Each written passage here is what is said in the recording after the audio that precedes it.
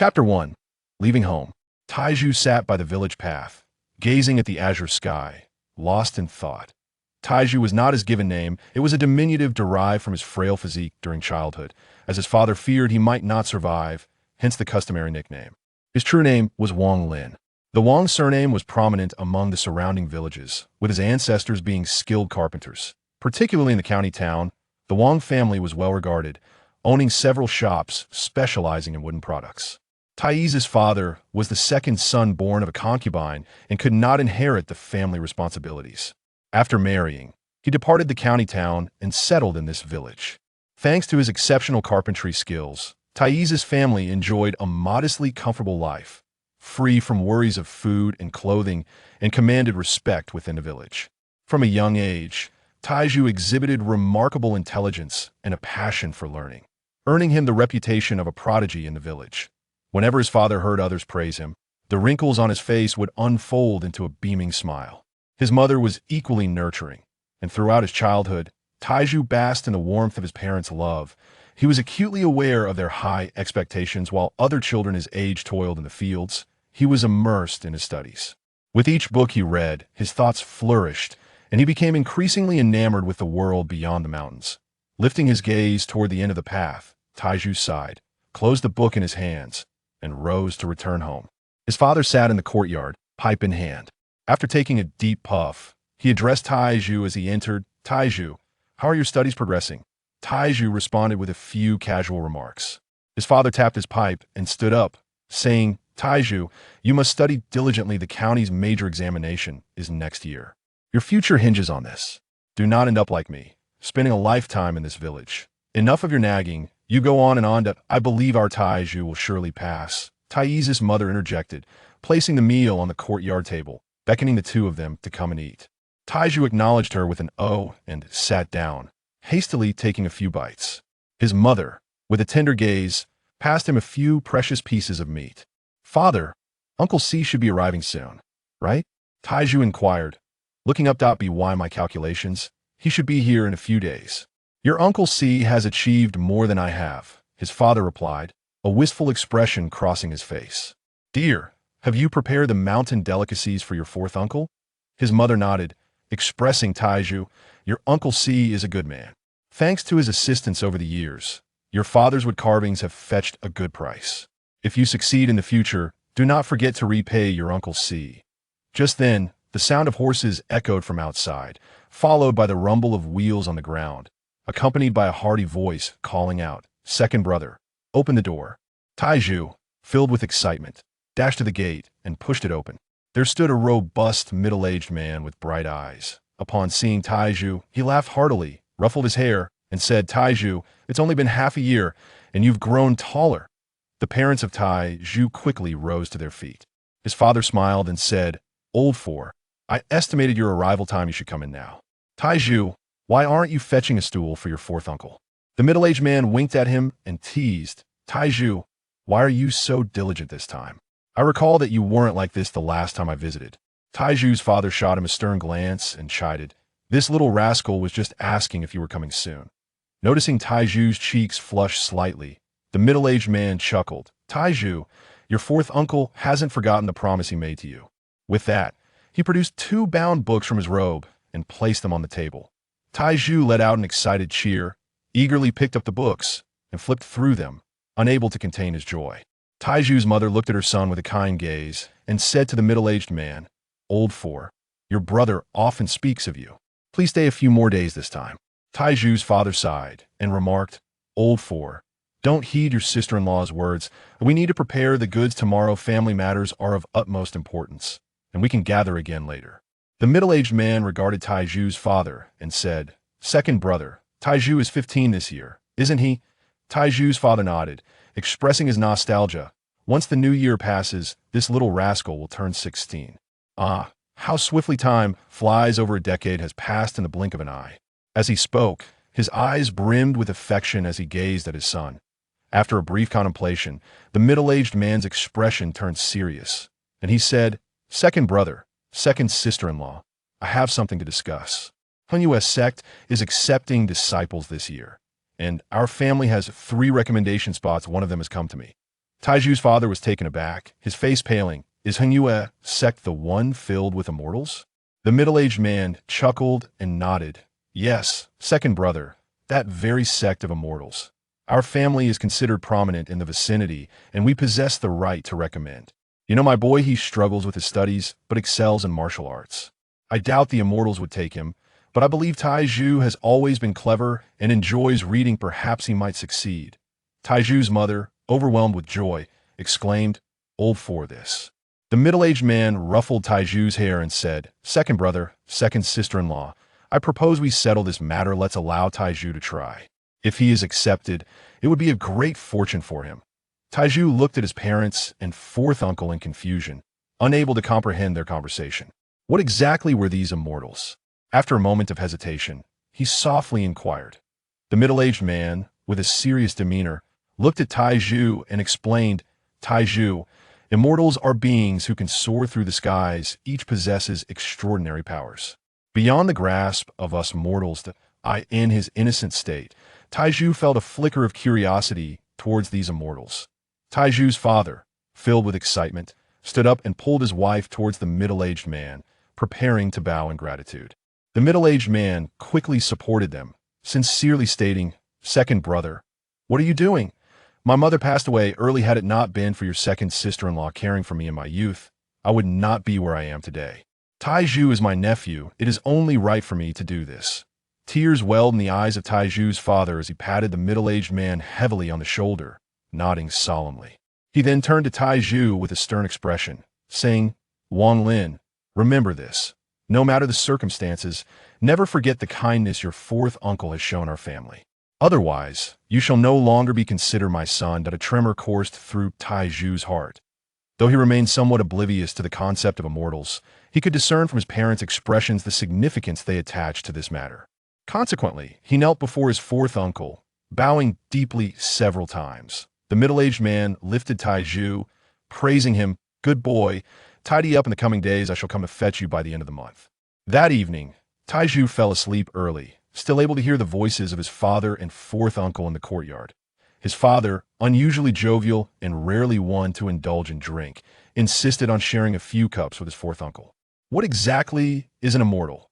Taiju pondered excitedly, his young heart sensing that this could be a pivotal opportunity, one that would allow him to venture into the broader world. The following morning, upon his fourth uncle's departure, Taiju's parents escorted him to the village entrance. On the way back, Taiju keenly observed that his father appeared significantly younger, his gaze towards him brimming with hope.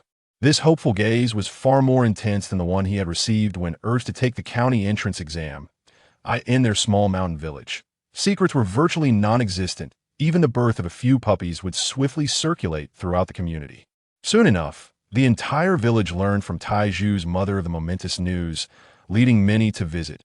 Each individual regarded Taiju differently, some with envy, others with jealousy. The Wang family has welcomed a fine child. He has been accepted as a disciple of Henyue's sect. I have watched Taiju grow. Since he was little, he has always been clever. Now, as a disciple of Henyue's sect, he is destined for greatness. Such remarks flooded Taiju's ears, gradually morphing into the notion that he had already become a disciple of Henyue's sect. Each time his parents heard this, they would beam with delight, their facial wrinkles seemingly diminished. Whenever Taiju strolled alone through the village, every villager who saw him warmly engaged him in conversation. Some even used him as a paragon in front of their children, offering them guidance. In the blink of an eye, half a month had passed. The news of Taiju becoming a disciple of Henyue's sect spread swiftly, attracting villagers from the surrounding 10-mile radius to extend their congratulations, primarily to catch a glimpse of him. Meanwhile, members of the Wang clan began to learn of how the fourth uncle had relinquished his child's quota for Taiju, prompting them to come forth with their felicitations.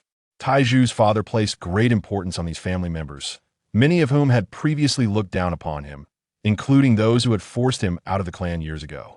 Now, these individuals came to his home, and he felt a wave of long-held grievances wash away. He and Taiju's mother conferred and decided to host a grand reception. Thus, they spent a considerable sum to enlist the village teacher to craft invitations for their clan. The teacher, however, refused any payment, insisting that Taiju must acknowledge having studied under him since childhood. Taiju had no objection to this after all. It was the truth. Upon the arrival of the invitations, the majority of the Wang family relatives gathered to celebrate.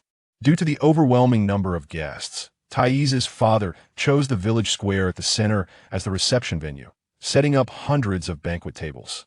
The villagers assisted in hosting, engaging in conversations that were filled with praise for Taiju, commending him extensively to AS for Tai's father. He personally welcomed guests at the village entrance, introducing relatives to Taiju one by one. This is your great uncle. When your father left the family, he secretly provided considerable support. Taiju, you must remember to repay him in the future, Tai's father said, helping a white-haired elder. Taiju promptly acknowledged with a nod, and the elder gazed at him, reminiscing, "Ah, time flies. Your child has grown so much he is truly remarkable, surpassing you." Tai's father beamed with pride, replying, "Great uncle, Taiju has been clever since childhood. He is certainly more capable than I. Please, take your time walking. My wife will assist you to the banquet." Tai's mother hurried forward to help the elder toward the feast. After the elder departed, Tai's father snorted and remarked to Taiju, "This old fellow once looked down on your father and forced me to leave. Now that you have succeeded, he comes to congratulate us." Such are the ways of relatives. Taiju, in a state of confusion, nodded and inquired, "Father, is fourth uncle coming today?" At that moment, another carriage approached, stopping at the village entrance. An elderly man in his 50s emerged, glancing at Tai's father with a sigh, saying, "Second, congratulations." Tai's father wore a complex expression and, after a long pause, replied, "Elder brother." The elder swept his gaze over Taiju, smiling. "Second, is this your boy? Not bad, perhaps he will indeed be selected this time." Tai's father furrowed his brow, but then relaxed, stating, "This child of mine has no remarkable traits, just a cleverness since childhood and a desire to study. He is bound to be chosen this time. That may not be certain. The celestial sects have stringent requirements for discipleship, emphasizing fate and affinity. I see this lad as rather foolish. It would be a futile endeavor for him." A haughty voice interjected as a strikingly handsome youth, around 16 or 17, descended from the carriage, his expression laced with disdain. Tai's father glared at the boy, while Wang Lin regarded him with a penetrating gaze, remaining silent. The elder's countenance turned serious as he admonished, "Wang Zhua, how can you be so impolite? This is your second uncle, and this is your brother Wang Lin. You must pay your respects." Afterward, he turned to Tai's father, adding, "My son speaks without consideration. Please do not take offense." However, he continued, shifting his tone, "The matter of celestial discipleship is not so simple. It requires a certain destiny. This time, it is the esteemed Dao Su from Henyue sect who has taken an interest in my son, thus extending the opportunity to our Wang family, granting 3 slots, including 4. My son." Tai's father scoffed, asserting, "If your child is capable, then mine will surely be chosen as well." The young boy scoffed, utterly indifferent to the elder's admonition, and disdainfully declared, "You must be my second uncle. That I advise you not to harbor any illusions. The path of cultivation is exceedingly rare. This foolish lad cannot possibly compare to me. I am the chosen disciple of the Immortal Master. How could he measure up?" A fleeting expression of pride crossed the elder's face before he chastised the boy a few more times. He then clasped his hands in respect to the father of Taiju and led the youth towards the banquet. "Taiju, do not feel pressured. Even if you're not selected, it is not the end of the world. You can still take the county's major examination next year," Taiju's father finally managed to say after a long pause, his tone earnest and heartfelt. Wang Lin, with unwavering resolve, whispered, "Father, rest assured, I will be chosen." Taiju's father gently patted his son's shoulder, his eyes betraying a glimmer of hope. "Esteemed relatives and fellow villagers, I, Wang Tianshui, may lack education and eloquence, but today I am filled with joy. My child has the chance to be selected as a disciple of the Henyue sect, which is the greatest delight of my life. I shall say no more. I sincerely thank you all for coming to share in our joy," Taiju's father proclaimed loudly before downing his cup in one go. "Second brother, your child has always been clever and astute. He will surely be chosen, just like Wang Zhua's son, destined to become an immortal. Brother, with Taiju as your son, your life has not been in vain now. You can simply await your well-deserved blessings. Taiju, make your father proud. You must enter the Henyue sect this time, no matter what." The atmosphere became jubilant, filled with celebratory voices. However, there were those who observed with a sense of schadenfreude, such as Wang Zhu's father. While he feigned congratulations, he secretly held disdain for his younger brother and looked down upon Taizhu. He glanced at his own son and then at Taizhu, feeling quite unconvinced.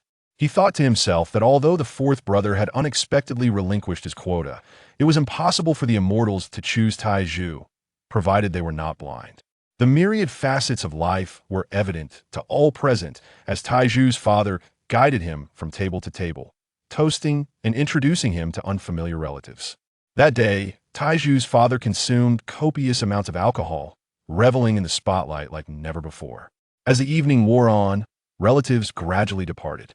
As they left, the young Wang Zhu maintained his disdainful expression and, seizing a moment of distraction, whispered contemptuously in Taizhu's ear, "Foolish boy, you will not be chosen. You lack the necessary qualities." With a derisive smile, he departed alongside his father. Back at home, Taizhu lay in bed, silently vowing that he would, by all means, be selected. Half a month swiftly passed, and on this day, Taizhu's fourth uncle arrived with a horse-drawn carriage. Taizhu's parents hurriedly welcomed him inside. The middle-aged man washed his face and quickly stated, "Second brother, second sister-in-law, I cannot linger. I must take Taizhu away. Immediately the Henyue sect will come to collect disciples early tomorrow morning." Having never ventured beyond the village, this was Taizhu's first opportunity to leave. Uncle Si, standing nearby, sighed and remarked, "Taizhu, strive to bring honor to your parents. You must be chosen. Second brother, second sister-in-law, our family will host a grand celebration in a few days. I am in a hurry today. I shall come to fetch you both tomorrow to join us. By then, we will know the outcome for the 3 children from our family who have been recommended." With that, he hurriedly pulled Taizhu onto the carriage, cracking the whip to urge the horses onward, and they departed swiftly. Taizhu's parents stood by, watching the carriage disappear into the distance, tears streaming down their faces. "Dear, Taizhu has never been away from us. Will he be mistreated out there?" Taizhu's mother bit her lip, her eyes betraying her reluctance. "Our child is grown. They will find their own fortune," Taizhu's father replied, lifting his pipe and taking a deep drag, the lines on his face deepening noticeably. The carriage sped along the narrow path, jostling Wang Lin as he held his bundle close. His heart was tumultuous, laden with the expectations of his parents, as he departed the mountain village where he had lived for 15 years. The journey to the county seat was considerable, and as Wang Lin gradually fell asleep, he lost track of time. Eventually, he felt a gentle nudge, and upon opening his eyes, he saw Uncle Si smiling down at him, teasing, "Taizhu, what are your thoughts on leaving home for the first time?" Wang Lin noticed the carriage had come to a halt and replied with a sheepish grin, "Not much, just a bit scared, unsure if I will be accepted by the Immortal." Uncle Si chuckled heartily, patting Taizhu on the shoulder. "Enough of that, don't overthink it. We've arrived. This is Uncle Si's home. Rest for now, and in the morning, I shall take you to your family." Upon disembarking, Wang Lin was greeted by a cluster of tiled houses. Following Uncle Si to a room, he sat on the bed but found sleep elusive.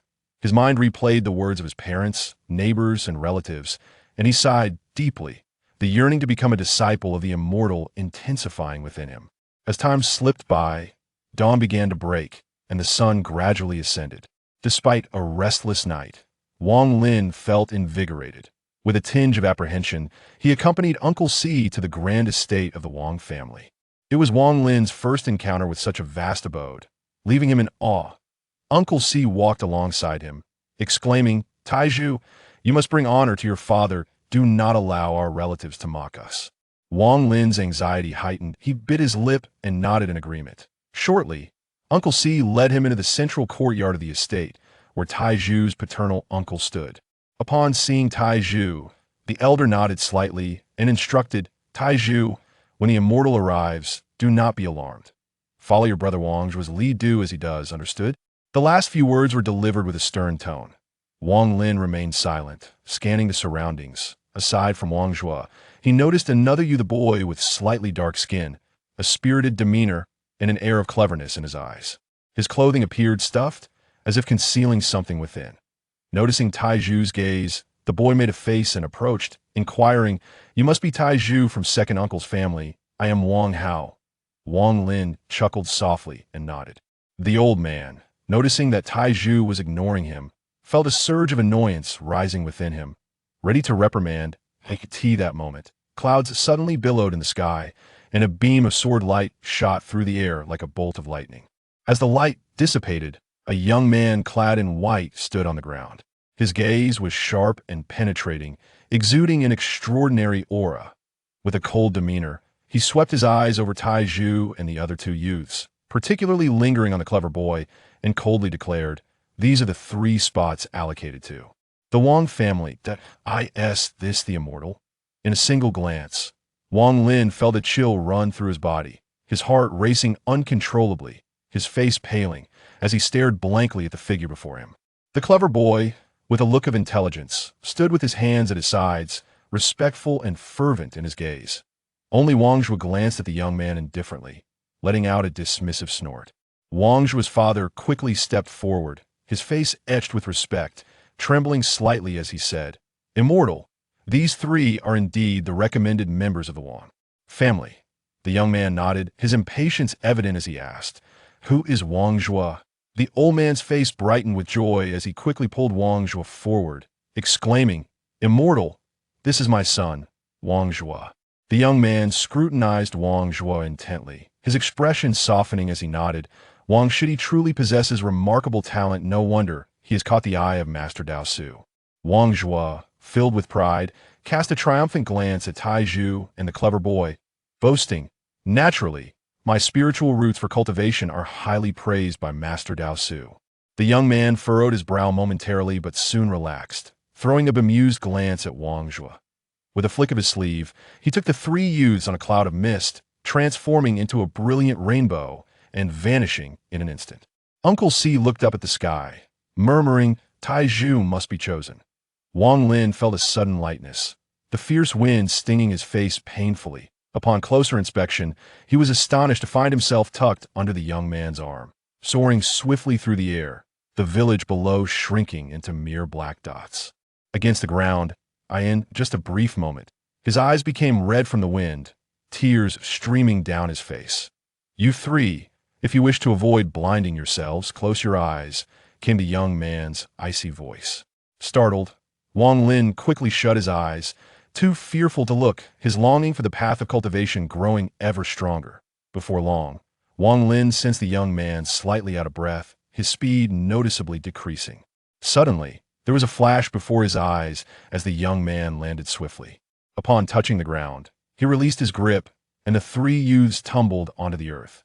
Fortunately, the fall was not too harsh, and they quickly sprang to their feet, revealing before Wang Lin a scene akin to a paradise beyond the world or realm of azure mountains and verdant waters, filled with the songs of birds and the fragrance of flowers. Directly ahead, a towering peak reached into the clouds, its myriad cliffs competing in splendor, shrouded in mist, obscuring its detailed features, while the occasional echo of beastly roars resonated through the air.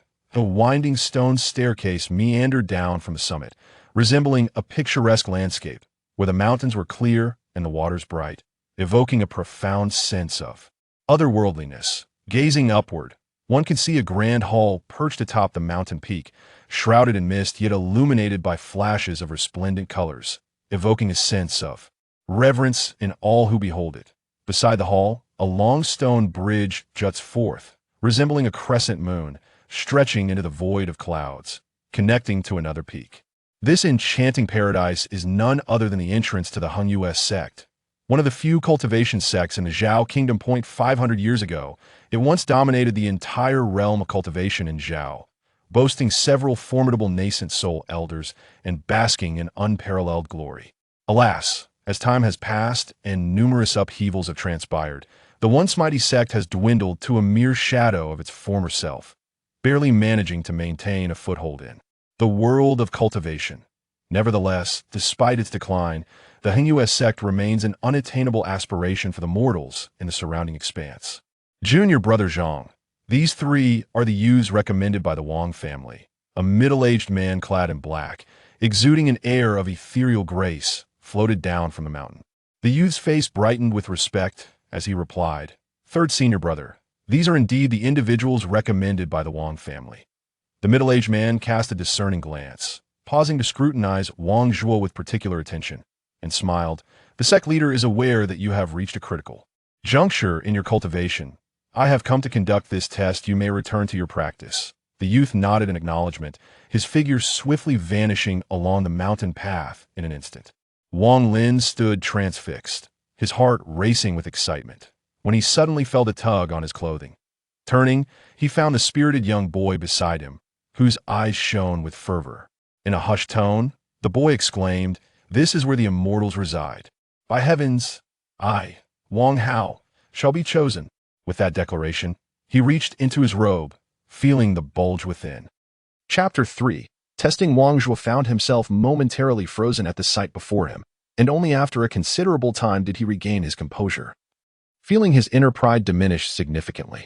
At that moment, several radiant beams of sword light descended, each dissipating to reveal disciples of the Henyue sect, invariably accompanied by a few adolescents aged around 15 or 16. These individuals, both male and female, upon their arrival, stood in a daze much like Wang Lin and his companions, their expressions varying. The Henyue disciples who had brought them here stood scattered nearby, exchanging observations and discussions about the youths. After a brief wait, all the recommended youths had gathered. The middle-aged man in black attire scanned the group and, devoid of any emotion, announced, "Among you, only a select few will be chosen to become disciples of the Henyue sect." The young ones shivered in trepidation. Wang Lin, in particular, felt a wave of anxiety wash over him as he counted. There were a total of 48 individuals present. In the realm of cultivation, innate talent is of utmost importance. The first test will determine the adequacy of your spiritual roots. Now, I shall call upon each of you. Step forward as your name is mentioned. The middle-aged man, his expression impassive, casually pointed to one of the youths. The boy's legs quivered slightly as he cautiously approached. The man placed his hand atop the boy's head and, with a detached tone, declared, "Not qualified. Stand to the left." The boy seemed to lose all his strength in an instant, his expression dimming as he walked to the left in a daze, remaining silent. Another youth was then called forth, trembling with apprehension. "Not qualified. Not qualified. Not qualified." One after another, more than 10 individuals were deemed unqualified, and thus far, not a single person had succeeded on the right side of the middle-aged man. Wang Zhuo was struck by the words, and the pride on his face vanished, leaving him somewhat pallid as he stepped forward. After the middle-aged man placed his hand upon Wang Zhuo's head, a sudden look of delight appeared on his countenance. In a gentle tone, he inquired, "What is your name?" Nodding with a smile, the middle-aged man continued, "Ah, so you are the Wang Zhuo mentioned by Master Daoxiu. Very well, please stand on the right." Wang Zhuo, filled with immense joy, strode to the right amidst the envious gazes of all around him. His eyes gleamed with arrogance as he cast a disdainful glance at the crowd, his demeanor exuding an air of superiority. "Damn it, he has struck gold," Wang Hao scoffed, whispering to Wang Lin. Wang Lin felt an increasing sense of anxiety within him as the expectant gazes of his parents loomed in his mind, causing him to clench his fists tightly. "Indeed, you should also stand to the right," came the delighted voice of the middle-aged man. Before him stood a young girl. Not much time had passed, and most of the boys had completed their assessments. Yet, standing to the right of the middle-aged man were only 2 individuals. Next, Wang Hao was called upon. Wang Hao dashed forward, kneeling before the middle-aged man and bowing his head several times with a resounding thud. He exclaimed, "Oh, esteemed immortal, may your blessings be everlasting and your life span equal to that of the heavens. I am Wang Hao. You have tested so many individuals. It must be quite exhausting for you. Please, do take a moment to rest. I am in no hurry, truly." The middle-aged man chuckled softly, bemused by the boy's audacity. While others displayed tension and anxiety during their assessments, this young lad was remarkably clever and unabashedly flattering. He placed a hand on Wang Hao's head and shook his own, saying, "Your aptitude is somewhat lacking." Upon hearing that his aptitude was deemed lacking, Wang Hao's heart immediately plummeted to the depths of despair. Before the other party could finish speaking, he swiftly produced a jade box from his bosom, presenting it with both hands and cleverly stating, "Esteemed immortal, this was fortuitously acquired by my father in the mountains. Despite numerous attempts, he was unable to open it. So I specially brought it from home as a humble offering to you." The middle-aged man chuckled softly and shook his head, preparing to decline the gift. However, upon glancing at the jade box, his pupils suddenly contracted with surprise. He grasped it for a closer inspection, and a look of delight illuminated his face as he exclaimed, "Indeed, this is a 300-year-old Lingji mushroom. Judging by the appearance of this box, it must have been sealed within by a practitioner of the mystical arts. No wonder your father could not open it." After a brief pause for contemplation, he smiled and added, "I find myself in need of an assistant for alchemy. And you seem rather astute. Would you be willing to serve as my apprentice?" Wang Hao was immediately filled with delight. The dramatic fluctuation stirred his excitement as he exclaimed, "Yes, esteemed Immortal, I am willing." The middle-aged man nodded with a smile and replied, "As my apprentice, you shall not be treated unjustly. You will have the opportunity to cultivate the sect's celestial arts, so please stand on my right." Wang Hao's heart surged with excitement as he dashed to the right, casting a triumphant glare at Wang Zhua. The faces of all the defeated were etched with despair. Each one appeared disheartened, and some even wept openly, tears streaming down their faces. A middle-aged man furrowed his brow and bellowed, "Those who cry shall be swiftly dispatched." Several disciples of the Hengyue sect, standing not far away, stepped forward, seizing the weeping individuals and vanishing into the air with a nonchalant stride upon their swords. The middle-aged man casually pointed, singling out Wang Lin. "I must be chosen," Wang Lin resolutely thought to himself. However, the man pressed a hand down, his expression impassive as he uttered 3 chilling words that plunged Wang Lin into despair, "Not qualified." Before long, the testing concluded for all, leaving only 3 individuals standing on the right. To the eyes of the defeated, these 3 appeared as if they were the favored children of destiny, towering above the rest. Wang Zhua cast a scornful glance at Wang Lin, his eyes unmistakably revealing a sense of derision. After speaking, the middle-aged man smiled at the 3 individuals on his right and said, "You shall accompany me to meet the sect master. Arrangements will be made for your master. Wang Hao, you need not attend. Instead, follow me to the alchemy chamber to familiarize yourself with the operations." Having given his orders, the middle-aged man led the 3 prodigies up the mountain, where they soon vanished from sight.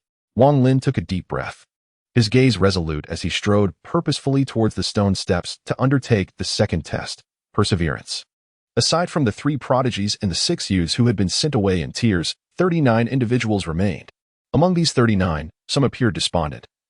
Others bore expressions of unwavering determination, while a few hesitated, gripped by fear. Gradually, they ascended the steps, each embarking on a distinctly different future. Chapter 4. Ruthlessness. The stone steps were steep and uneven, flanked by treacherous perils, where a moment's inattention could lead to a fatal misstep. After less than half a day's climb, Wang Lin felt as though his legs were weighed down by lead, drenched in sweat and struggling to catch his breath. From his vantage point at the foot of the mountain, the path seemed brief, yet now, traversing it, he found it stretched endlessly before him, evoking a profound sense of despair from deep within. Ahead of him were a dozen robust youths, each gasping for air, slowly making their ascent. Thus far, none had chosen to abandon their quest. Wang Lin gritted his teeth, resolute, for he understood this was his final opportunity. The gaze of his parents' expectations lingered in his heart. At that moment, behind him, a young boy suddenly stumbled, losing his footing, and his body plummeted to the side, a terrified scream echoing through the air. "I give up. Help!" Everyone halted in their tracks, collectively looking down, only to witness a flash of dark light. A disciple of the Hengyue sect emerged from an unknown place, seizing the boy suspended in midair and gently lowering him to the foot of the mountain. Wang Lin's complexion was ashen, and he remained silent, cautiously continuing his ascent. Time swiftly passed, and 2 days later, the more than 10 youths ahead of him had vanished from sight. Wang Lin was unaware of how many companions had surrendered. He only knew that he could never give in. Despite his legs and feet being covered in blisters, with excruciating pain radiating from the ruptured sores, he persisted in climbing forward with his hands. The resolve of a youthful heart was unwavering, yet the path was merciless, rendering his efforts seemingly futile. A long, melancholic sigh echoed down from the mountain's peak. A middle-aged man, with a sallow complexion, floated down the stone steps, swiftly passing by each of the youths, wearing a look of poignant reflection. As he approached Wang Lin, he paused momentarily. This boy was the 6th youth he had encountered, yet he appeared the most disheveled, his body drenched in blood, his clothing soaked through, and his knees and toes a gruesome sight. He was climbing painstakingly with his hands. The middle-aged man sighed softly and inquired, "Child, what is your name?" Wang Lin's expression had become blurred, consumed by a singular thought. He would crawl to the summit. Even in death, he paid no heed to the inquiries of the middle-aged man, In his eyes, there existed nothing but the stone path before him. The middle-aged man gazed into Wang Lin's eyes, profoundly moved by the tenacity of his spirit, placing a hand upon Wang Lin's head. He subsequently shook his head and murmured to himself, "Remarkable perseverance. Yet alas, his innate talent is all too ordinary. Fate is unkind, indeed." He cast a lingering glance at Wang Lin before continuing his descent down the stone steps. On the following night, Wang Lin's hands were a gruesome mess of blood and flesh, the steps he had traversed marked by a deep trail of crimson. Yet, he was oblivious to all of this. His body was driven solely by a fierce determination, his breath hanging by a thread. At the moment of dawn on the third day, he vaguely perceived the end of the stone path, but alas, a merciless voice thundered forth, reverberating within his heart. "The time has come. Only 3 have succeeded, the rest have failed." Wang Lin let out a pained smile. His body swaying before collapsing onto the stone steps, lost to unconsciousness. 3 days prior, the middle-aged man clad in black, who had assessed their talents, stood atop the mountains, casting a cold gaze upon Wang Lin, who lay less than 10 paces away. At that moment, several disciples of the Henyue sect swiftly descended from the peak, gathering all the remaining youths and ushering them to the summit, where they were uniformly administered medicinal concoctions. Having spoken, the middle-aged man did not spare a glance at the youths and departed with a flick of his sleeve. 3 days later, within the Sword Spirit Pavilion, 11 youths, including Wang Lin, stood pallidly to one side. Although Wang Lin's physical injuries had healed, the wounds of his spirit had deepened, an unrelenting pain gnawing at his very essence. This sword spirit assessment was not presided over by the middle-aged man in black, but rather by an unfamiliar young man clad in white. Yet, without exception, the expressions remained icy, their gazes towards the youths as if they were mere insects, devoid of compassion. This was the final evaluation. Only those who could enter this chamber would be deemed worthy. The young man spoke tersely, his face betraying unmistakable impatience. Wang Lin's gaze fell upon a dwelling that was exceedingly ordinary. The central door stood ajar, and peering inside, one could discern an array of ancient swords, varying in length, meticulously arranged within. One by one, the youths approached the room in an orderly fashion. As the first youth drew near, merely 5 paces from the house, a look of struggle crossed his face, for he was repelled several paces back by an unseen force. "Not qualified," remarked the next young man with a tone of indifference. Wang Lin was the 7th. The previous 6 had all been unable to progress beyond 5 zhang. He forced a bitter smile, gathering the remnants of hope deep within him as he advanced. Upon reaching 5 zhang, he traversed it effortlessly, and a sense of astonishment washed over him as his hopes soared. His throat became parched, and his heart raced as he took another step forward, still feeling no discomfort. The young man exclaimed in surprise, his gaze flickering with interest, his expression softening slightly as he urged, "Do not hesitate, continue onward. If you can enter the room and gain the sword spirit's approval, even if you have failed the previous 2 tests, you will be accepted as a true disciple." The other 10 youths looked on with expressions of envy, their admiration laced with a profound jealousy. Wang Lin felt a surge of anxiety as the expectant gazes of his parents once again flooded his mind. He took a step forward, yet the distance to the grand entrance still loomed 3 paces away. With a heart full of trepidation, he advanced once more. At that moment, an immense force suddenly surged toward him, propelling his body backward uncontrollably until he came to a halt more than 10 paces away. The other youths standing nearby wore expressions of mockery. To them, it was inconceivable for Wang Lin to possess any chance of success, just as they had failed. With a bitter smile, Wang Lin felt the wound in his heart deepen as the hopeful glances of his parents gradually faded from his consciousness. The young man's demeanor remained as frigid as before as he stated coolly, "Unqualified." Next, Chapter 5, The Return in the End. None of the 11 participants proved worthy, save for Wang Lin and one young girl who also managed to step within 2 paces, yet their outcome was no different. Disciple Wang Zhua. Congratulations on becoming a disciple of the esteemed Daosu master. Your future holds boundless potential, the young man remarked with a smile, clasping his hands in salute. Wang Hao, with a disdainful sneer, remarked, "I've never thought much of your smug expression since childhood. So what if you have a master? It hardly amounts to anything significant. I, too, possess the ability to concoct elixirs."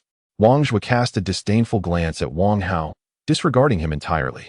Instead, he turned his gaze towards the silent Wang Lin beside him and chuckled softly. "Taizhu, what do you think? I told you before that you lacked the aptitude for this.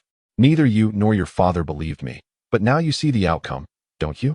Wang Zhua, witnessing Wang Lin's indifference, scoffed once more. A country bumpkin like you will remain in the village, just like your father, toiling as a carpenter."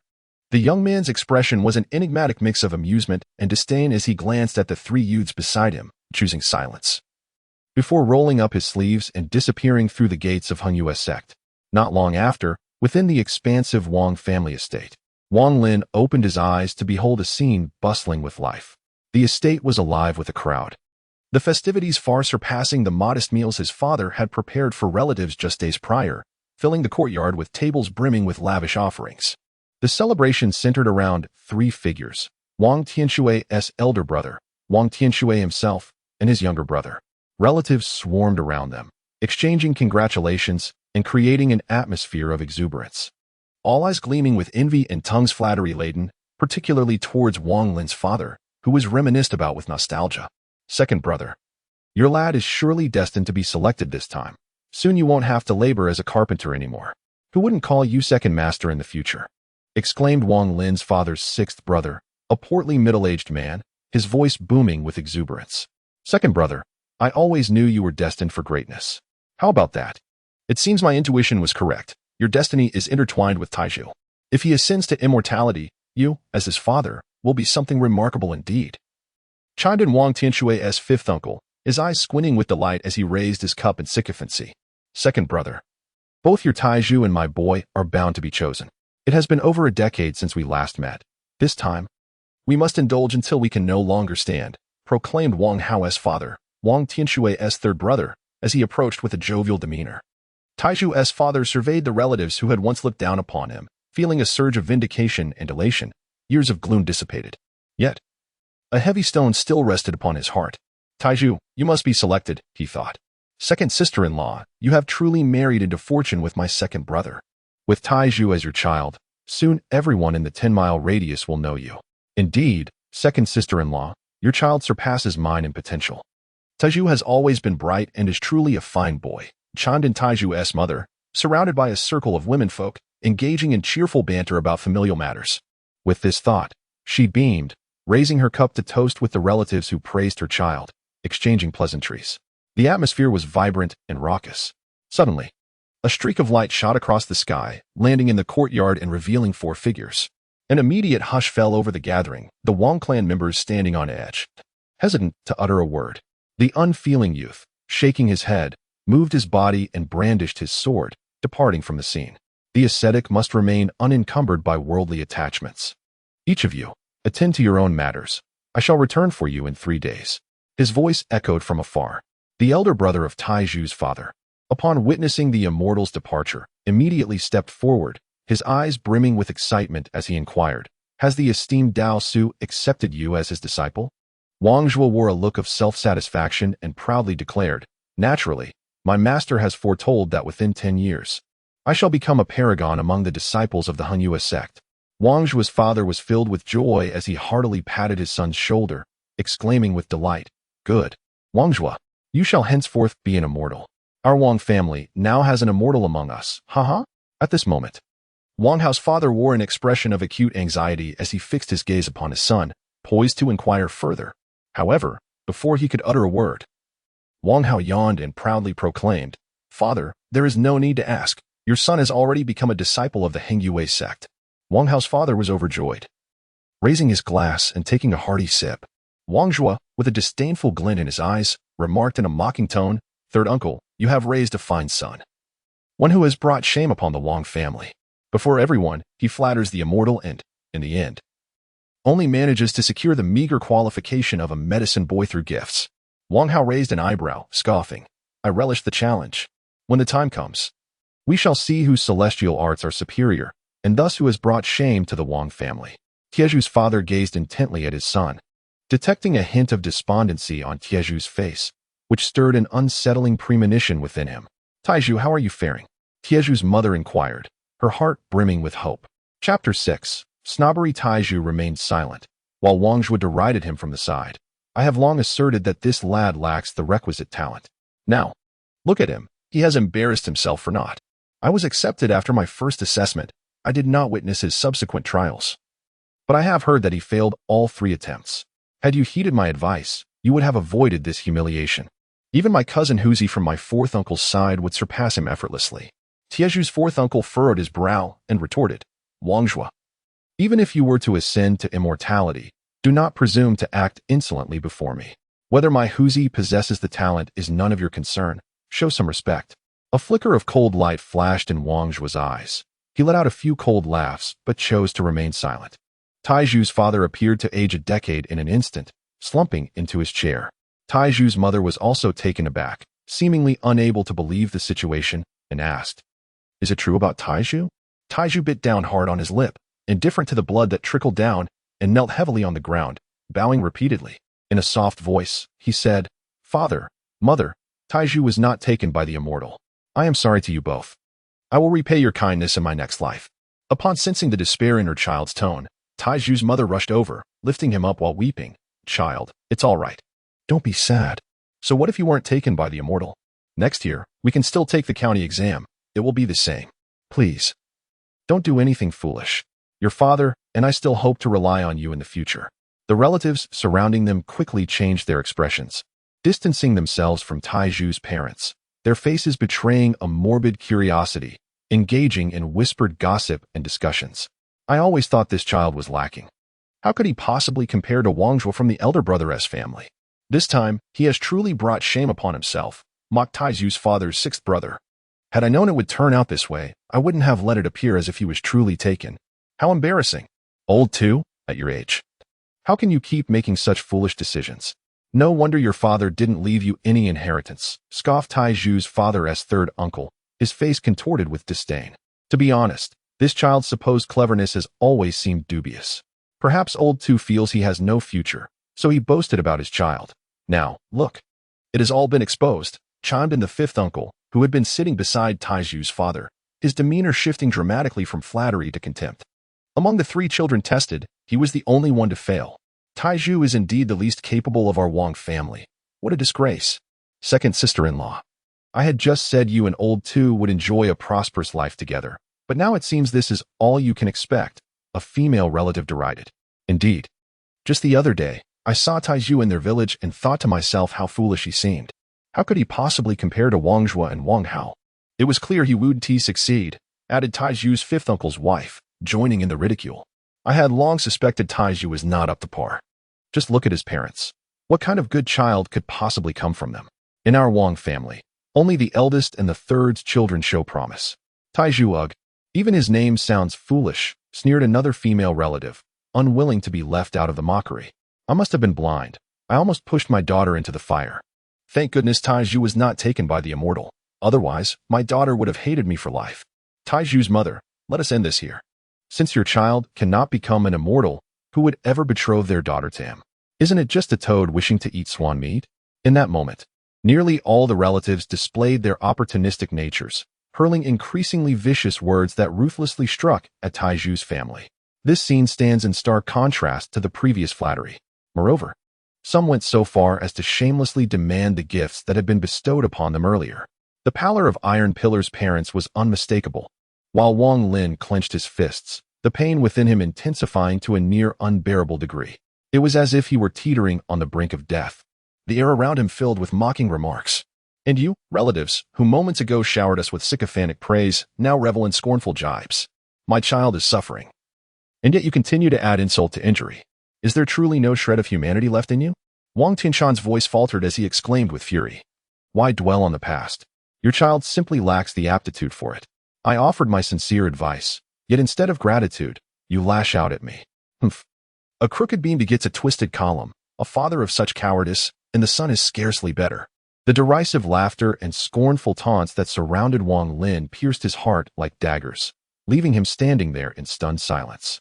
He endured the agonizing rift within, observing everything with a cold gaze, imprinting the countenances of each relative in his memory.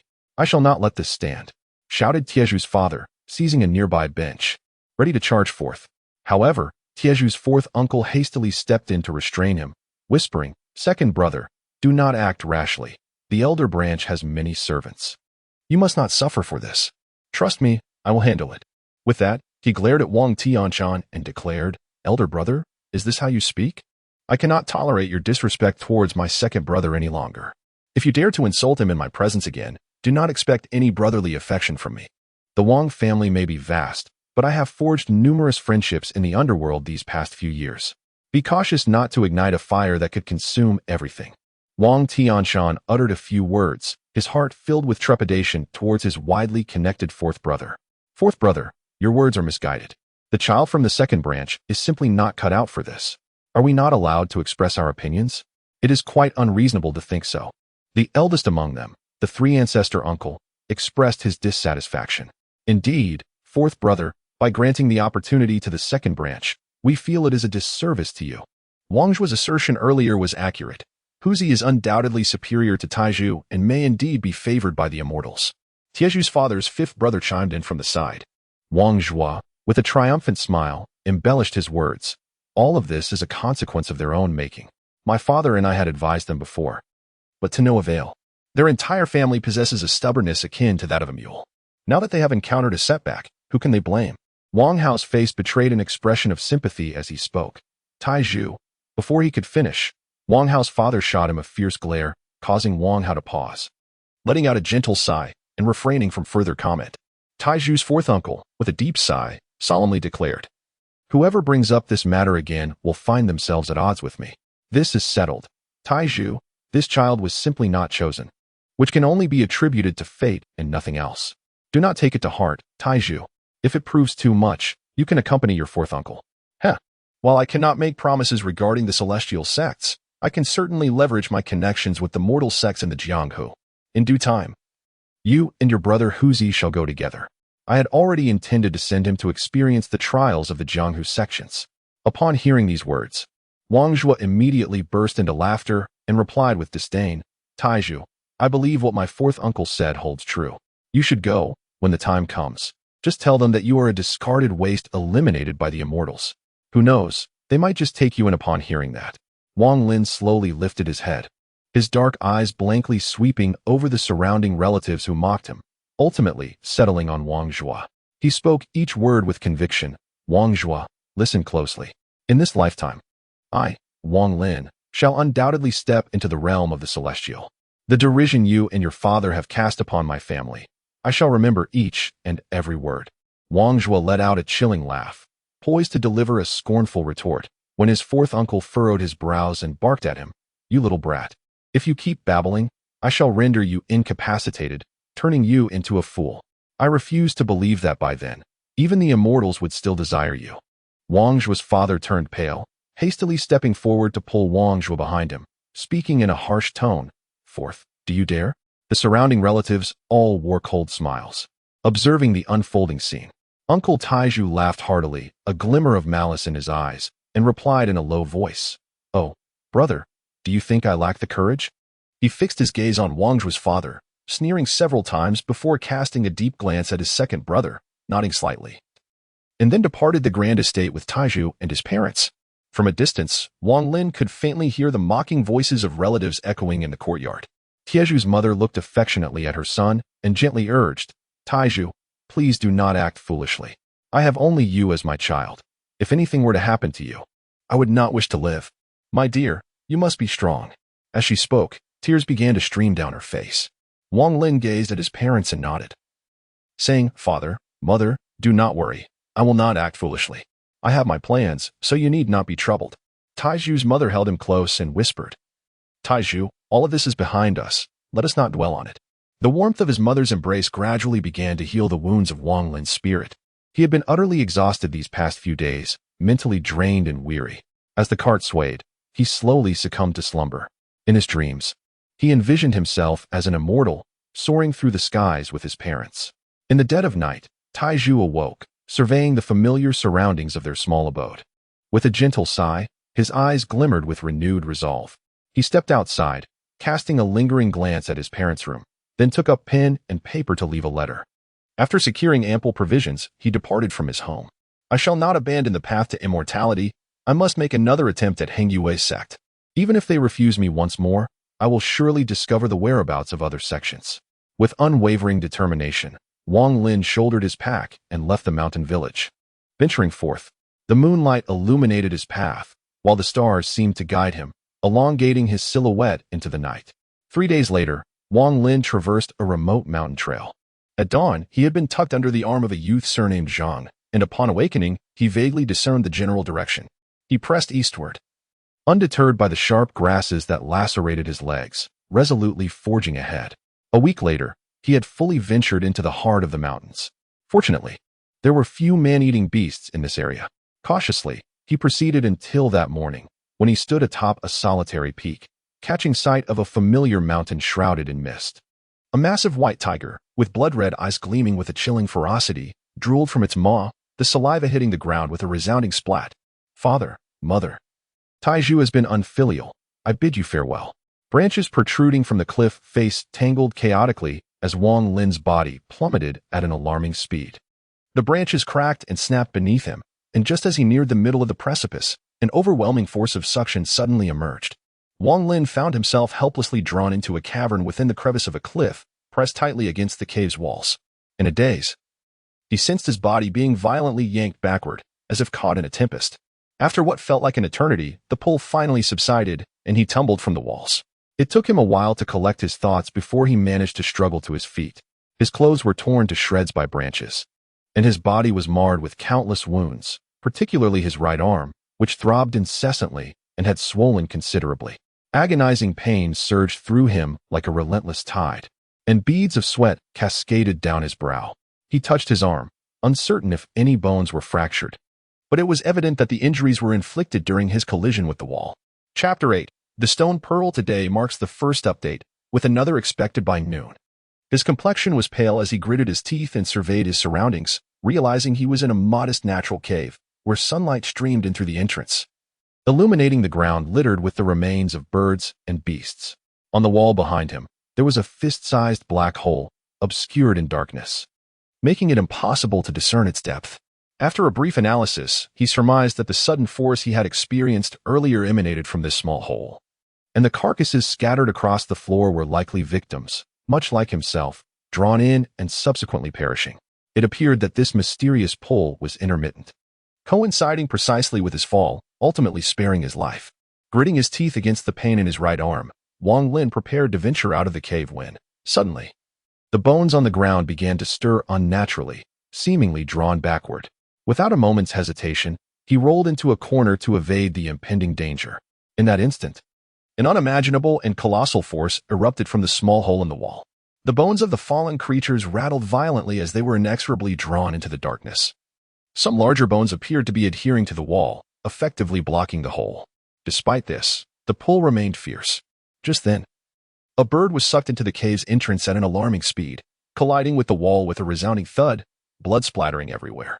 Approximately an hour later, the force dissipated, and Wang Lin, horrified, stared at the lifeless bird on the ground, remaining motionless as he calculated the time. Half an hour later, the pull returned, and this peculiar cycle repeated multiple times. Wang Lin discerned the pattern. The strange force lasted for an hour, ceasing for half an hour before re-emerging. Seizing an opportunity during one of the lulls, he endured the pain and made his way to the cave's mouth. Peering down, he couldn't help but chuckle bitterly. The ground below was a tangle of jungle, strewn with jagged rocks, and the cliff face was exceedingly steep. With his arm injured, climbing was out of the question. The drop to the bottom of the cliff was several dozen yards, and leaping would surely result in his demise. As the day swiftly passed and darkness descended, Wang Lin acutely felt his strength waning. His arm had gone completely numb, devoid of sensation. After much contemplation, he sighed, muttering to himself, "Being trapped here is a dead end, but jumping off the cliff offers no hope for survival either." His gaze fell upon the gruesome remains of the bird in the corner, and after a moment's hesitation, he steeled himself, walking over to retrieve the carcass. Bringing it to his lips, he was assaulted by a pungent odor. With a resigned sigh, he wasted no time in sinking his teeth into the raw flesh, devouring it voraciously. He scarcely chewed, swallowing directly, as waves of warmth surged within his stomach, contracting and churning. In a ravenous frenzy, he devoured half of the bird in no time, yet an overwhelming wave of nausea rose uncontrollably. Wang Lin hastily stood up, gasping for air, managing to suppress the urge. Casually discarding the remnants of the bird, he leaned against the wall, his mind a tempest of thoughts, one moment reflecting on his parents, the next on his fourth uncle, then on the mocking faces of relatives, and finally on the cold gaze of the middle-aged man from Heng Yue's sect. In a daze, He suddenly found himself fixated on the half-eaten bird beside him, his eyes unwavering as he reached out to examine it closely. To his astonishment, nestled within the remains was a red orb, roughly the size of an infant's fist. Wang Lin extracted the orb, his heart racing with surprise. How could there be a gem within the body of this bird? His mind raced back to a time when he had read a book titled Shan Hai Jing at the village schoolmasters, which spoke of various animals that, upon living for many years, would form a treasure known as an inner elixir within their bodies. This elixir, it was said, could grant immense strength, prolong life, and even regenerate lost limbs. At that time, he had been quite skeptical, privately mocking the notion. Yet now, having encountered a celestial being, he found himself inexplicably inclined to believe in some of the mythical tales within Shan Hai Jing. Wang Lin's heart raced with excitement. If this orb truly was the inner elixir described in the Shan Hai Jing, consuming it could instantly heal his injuries, allowing him to depart from this place with ease. Perhaps even securing a place within a celestial sect would not be beyond his reach, especially regarding the trials of perseverance, where he would undoubtedly excel. However, the orb felt hard and unyielding, unlike anything edible. Furrowing his brow, he wiped it clean with a strip of cloth from his garment, revealing its true appearance. It was a gray stone orb, intricately engraved with 5 white clouds, exuding an air of antiquity. Disappointed, Wang Lin stubbornly bit down on it. Then, while caressing the stone, he murmured to himself, "Taiju, you are foolishly deluded. How could such coincidences exist?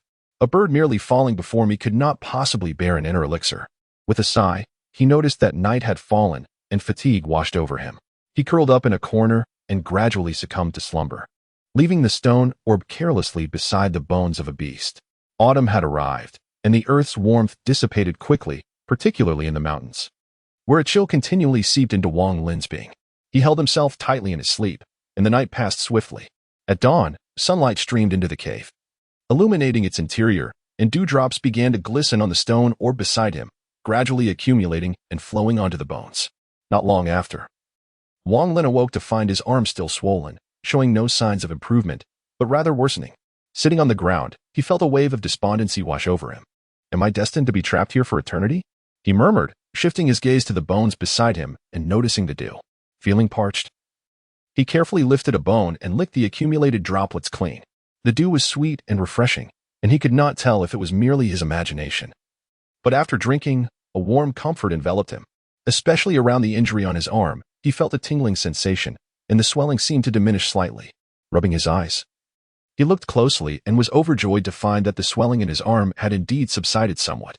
With newfound determination, he sought other bones nearby, yet none bore dew. A gentle coolness emanated from his arm, and Wang Lin remained transfixed, staring intently at it. After a while, joy flickered in his eyes as the swelling miraculously vanished. He moved his arm slightly. Although there was still a hint of pain, it was no longer a significant concern. This stone orb must be a treasure, Wang Lin thought, brimming with excitement. In the days that followed, he subsisted on the birds that had perished upon being drawn into this place. Most of his time was devoted to scrutinizing the stone orb, diligently using the dew that appeared upon it to cleanse his arm. Gradually, his arm returned to its former state, and he became increasingly attentive to the dew, amassing quite a collection in a bird skull. On this day, he evenly sprinkled the dew he had accumulated over many days onto a strip of cloth, carefully enveloping the stone beads within it. After suspending it around his neck and tugging a few times to ensure its security, he seized a moment of respite from the suction and approached the cave's entrance.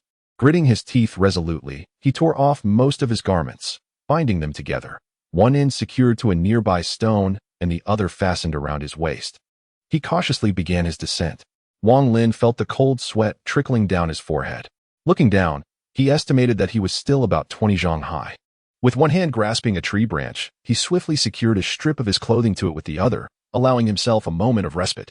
Cautiously shifting his body, he eventually drew closer to the cliff face once more, continuing his descent. As he approached within mere zhangs of the cliff's bottom, the strip of fabric had reached its limit. Without a moment's hesitation, Wang Lin leaped down. The fabric could not withstand the weight and tore apart again. Yet it slightly mitigated the speed of his fall. The fierce wind struck his face, accompanied by the sound of branches snapping in succession.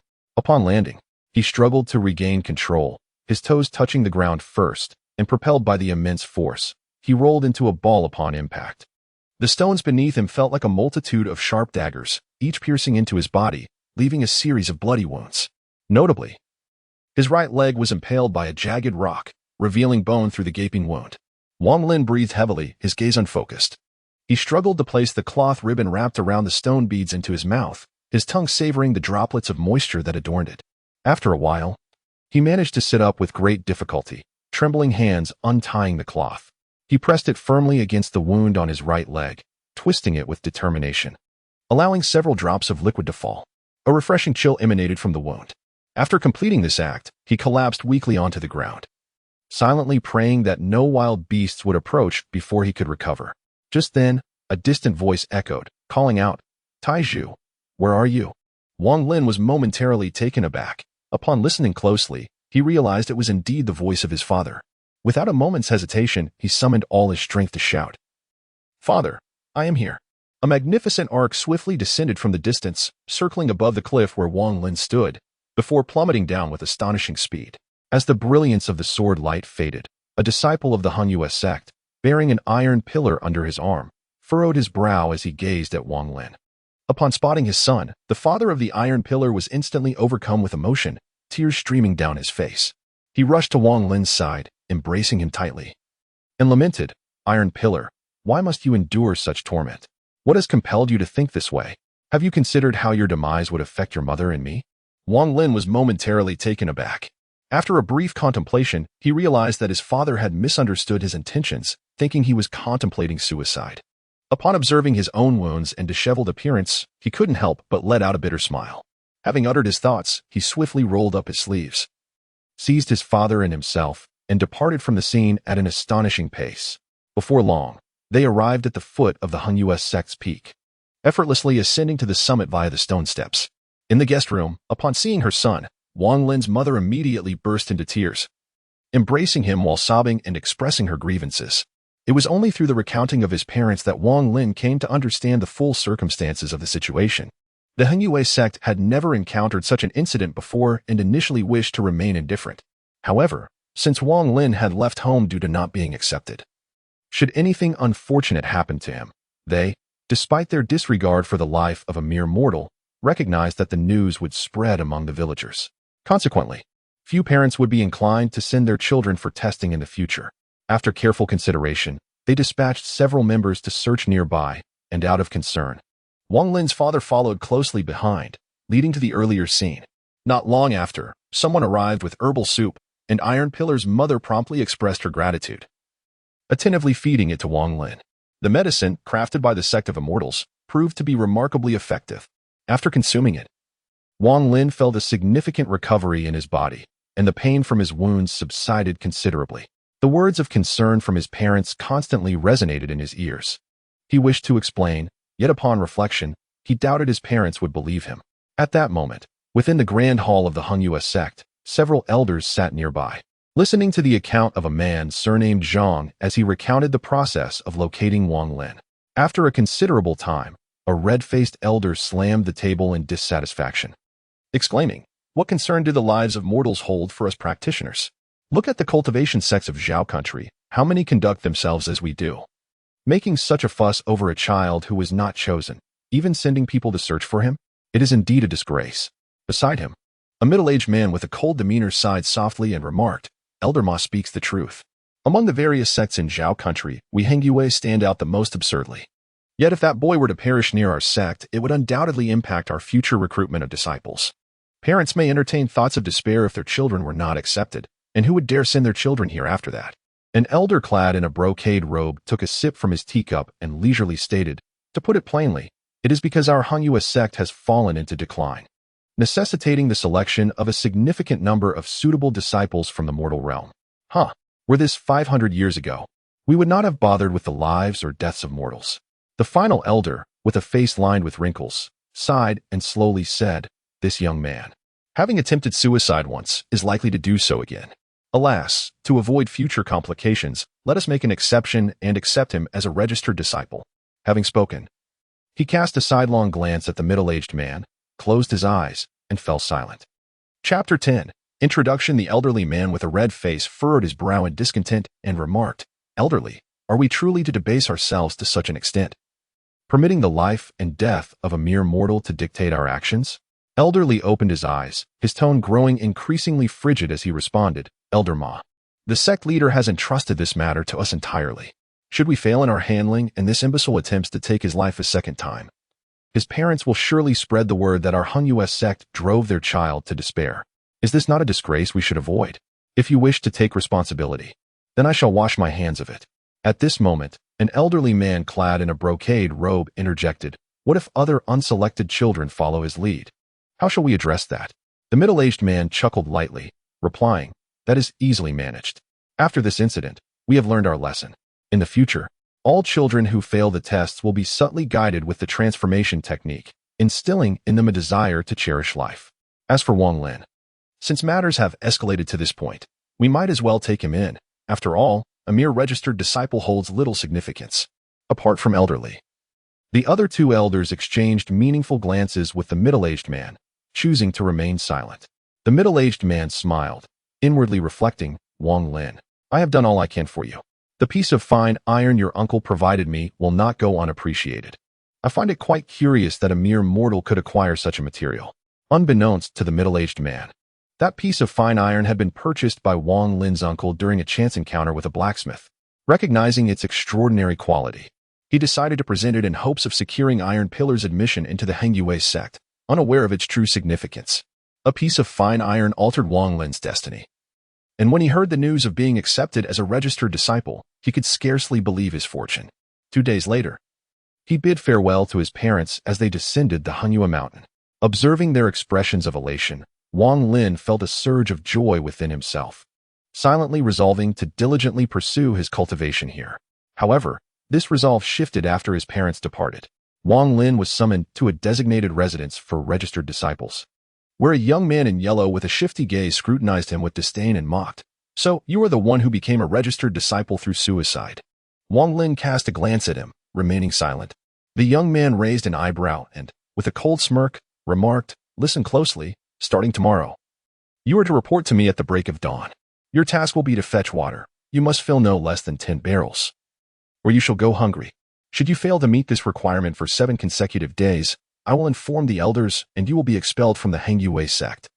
This is your attire. Bear in mind that only named disciples are permitted to wear gray robes. Only upon becoming a true disciple will you be bestowed with garments of other colors. With that, he impatiently tossed a set of clothes and a waist token aside, closing his eyes to meditate, disregarding the other completely. Wang Lin picked up his clothes and inquired, where do I reside? The young man, without even raising his eyes, nonchalantly replied, head north, and you shall naturally come upon a row of flat-roofed houses. Present your waist token to the disciple there, and they will arrange lodging for you. Wang Lin etched the moment into his memory and turned to head northward. Once he had departed, the young man opened his eyes and contemptuously muttered to himself, to think one must resort to suicide to gain entry here, what a pitiable creature. As he traversed the grounds of the Han-US sect, Wang Lin observed that the majority of disciples were clad in gray robes, each bustling about with an air of urgency and bearing expressions that were rather aloof. Some even wielded tools of labor, their demeanor betraying a hint of fatigue. After a considerable time walking northward, he finally beheld a row of modest dwellings. Here, the number of gray-robed disciples was noticeably greater than elsewhere, yet they remained engrossed in their respective tasks, seldom engaging in conversation. Upon presenting his waist token to the yellow-robed disciple in charge of the area, the latter uttered not a single word, displaying impatience as he pointed towards a particular dwelling. Wang Lin had grown accustomed to the indifferent expressions of those around him. Upon arriving at the dwelling, he pushed open the door and entered to find a modest room, furnished with 2 wooden beds and a table, all meticulously cleaned, bearing a similar state of wear as his own home. He chose a seemingly unoccupied wooden bed, placed his belongings down, and then reclined upon the bed, his mind a tempest of thoughts. Though he had finally entered the Han-US sect, it was not the idyllic realm of cultivation he had envisioned. According to the earlier words of the youth in yellow attire, his task was to fetch water. With this realization, he sighed softly, his fingers brushing against the stone bead bound to his chest with a cord, a treasure of great significance to him. Well-read and knowledgeable of numerous historical anecdotes, he recalled the tale of the man who suffered for possessing a precious gem. Resolutely, he vowed to keep his treasured possession a secret from all. Before long, night fell, and a frail boy clad in gray, bearing a weary countenance, pushed open the door and stepped inside. Upon seeing Wang Lin, he paused momentarily, scrutinizing him closely before disregarding him entirely and collapsing onto the bed in a deep slumber. Wang Lin remained unconcerned, aware that he must rise early the following day. He gently patted his stomach and retrieved some sweet potatoes from his pack. These provisions had been brought by his parents, intended for sustenance during their journey to find him. Upon discovering Wang Lin had been accepted into the Hengyue sect, they left behind the remaining sweet potatoes for him. The sweet potatoes were quite delectable. As Wang Lin took a few bites, he noticed the youth lying opposite him stir. The boy sat up, fixating intently on the sweet potatoes, swallowing a few times before whispering, "Could you spare me a piece?" Wang Lin promptly took out several pieces and tossed them onto the other person's bed, smiling as he said, "I have plenty here. Feel free to indulge." The youth immediately grabbed some and devoured them ravenously. Soon after, he hurried to the table, poured himself a glass of water, and gulped it down. With a sigh, he exclaimed, "Damn, I haven't eaten anything for 2 days. Thanks, my friend. By the way, what is your name?" Wang Lin announced his name, and upon hearing it, the young man was instantly taken aback, exclaiming, "So you are Wang Lin, the one who only managed to join the Hengyue sect through such a desperate act." Realizing his own audacity, he chuckled softly and continued, "My name is Zhang Hu. To speak candidly, nearly everyone within the sect knows of you. Please do not take offense at my earlier words. In truth, I admire your unconventional approach to gaining entry." Wang Lin offered a bitter smile, choosing not to argue, and handed over a few pieces of sweet potato. Zhang Hu quickly accepted them and, after taking a few bites, awkwardly remarked, "Wang Lin, you should keep some for yourself. Being new here, you are unaware of the cunning nature of the stoat in the miscellaneous affairs department. You'll understand tomorrow when you start working. Damn it. He treats us named disciples as if we are nothing." Chapter 11. Zhang Hu and the stoat. Wang Lin was taken aback. The first person that came to his mind was the young man in yellow who had mocked him earlier, and he felt that he fit the description rather well, though he was uncertain if Zhang Hu was indeed referring to him. "Ah, didn't you see him? He is the one responsible for assigning tasks to the named disciples. He is also a named disciple, but is already qualified for cultivating the celestial arts. Dressed in yellow, he exudes an air that suggests he is not a good person, resembling a wolf cub. We privately refer to him by that name," Zhang Hu explained through gritted teeth after taking a sip of water. Wang Lin took a bite of sweet potato and remarked, "I now know whom you are referring to. I saw him today, and he told me that starting tomorrow, I must fill 10 jars of water each day, or I shall have no food to eat." Zhang Hu stared at Wang Lin in astonishment for a long while before suddenly asking, "My friend, did you perhaps have a grudge against him in the past?" Wang Lin shook his head and inquired, "What is the matter?" Zhang Hu cast a pitiful glance at Wang Lin and replied, "Wang Lin, do you believe that the water tank is akin to the one we use at home, merely of such size?" As he spoke, he gestured with his hands for emphasis. A sense of foreboding arose within Wang Lin as he nodded slightly. Zhang Hu, with a wry smile, remarked, "You must have offended the weasel." When he spoke of the large vat, he meant one comparable in size to our room, a full 10 vats of water, Wang Lin. As for these sweet potatoes, I shall forego them. You may keep them. I estimate you might manage a meal every 4 or 5 days at best. Being new here, you'll find that the few areas in the mountains where wild fruits can be gathered are already claimed by others. Only the elders are permitted to pick a few. I shall content myself with my wild fruits tomorrow." With that, he placed the remaining pieces of sweet potato on the table, sighed deeply, and lay back down on his bed to sleep once more. A flicker of sinister fire ignited within Wang Lin's heart. He gritted his teeth, contemplating the hopeful gazes of his parents, and forcefully suppressed his anger, ultimately surrendering to slumber with a belly full of frustration. Before the break of dawn on the following day, he rose from his bed. Zhang Hu continued to snore, undisturbed. Wang Lin donned his gray attire and hastily made his way to the storage area. As he arrived, the sun began to ascend from the eastern horizon. The young man in yellow, pushing open the door, cast a sidelong glance at Wang Lin and remarked in a peculiar tone, "You are quite punctual. Go inside and fetch a water bucket. Exit through the eastern gate. There is a spring in the mountains where you can draw water." With that, he disregarded Wang Lin, settling into a cross-legged position on the ground, slowly inhaling and exhaling as he faced the rising sun. A delicate mist of white vapor emanated from his nostrils, swirling like 2 ethereal white dragons. Wang Lin's eyes glimmered with envy as he stepped into the room and surveyed his surroundings. At last, he spotted 10 enormous water tanks concealed behind a door. With a bitter smile, he picked up 2 buckets and made his way toward the eastern gate. After a considerable journey, he finally arrived at the spring the other had mentioned. The scenery here was exceptionally picturesque, with the sound of water cascading melodiously, akin to the celestial music that resonates within the soul. Wang Lin, with no time to admire the beautiful scenery, filled his bucket with water and hurriedly made his way up the mountain. It was not until dusk that he finally filled a barrel. Had he not consumed sweet potatoes at noon to satiate his hunger, he would have lacked the strength to complete the remaining tasks. Despite this, his limbs were now sore and fatigued, and any exertion brought him unbearable pain.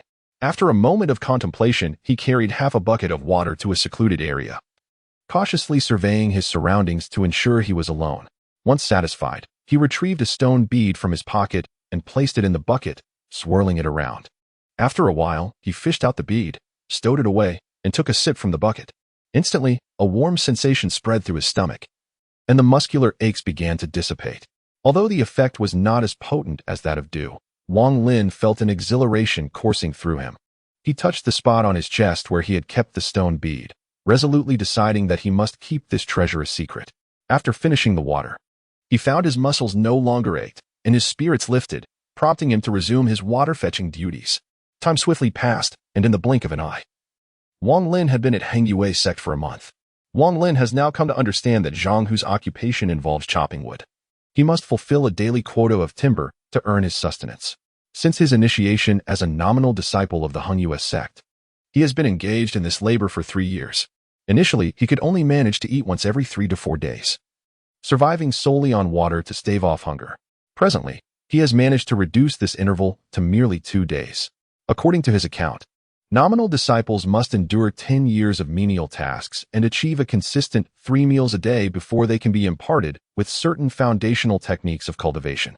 In contrast, inner disciples enjoy a different status, having their own masters, exempt from any menial duties, and possessing private chambers dedicated to their training.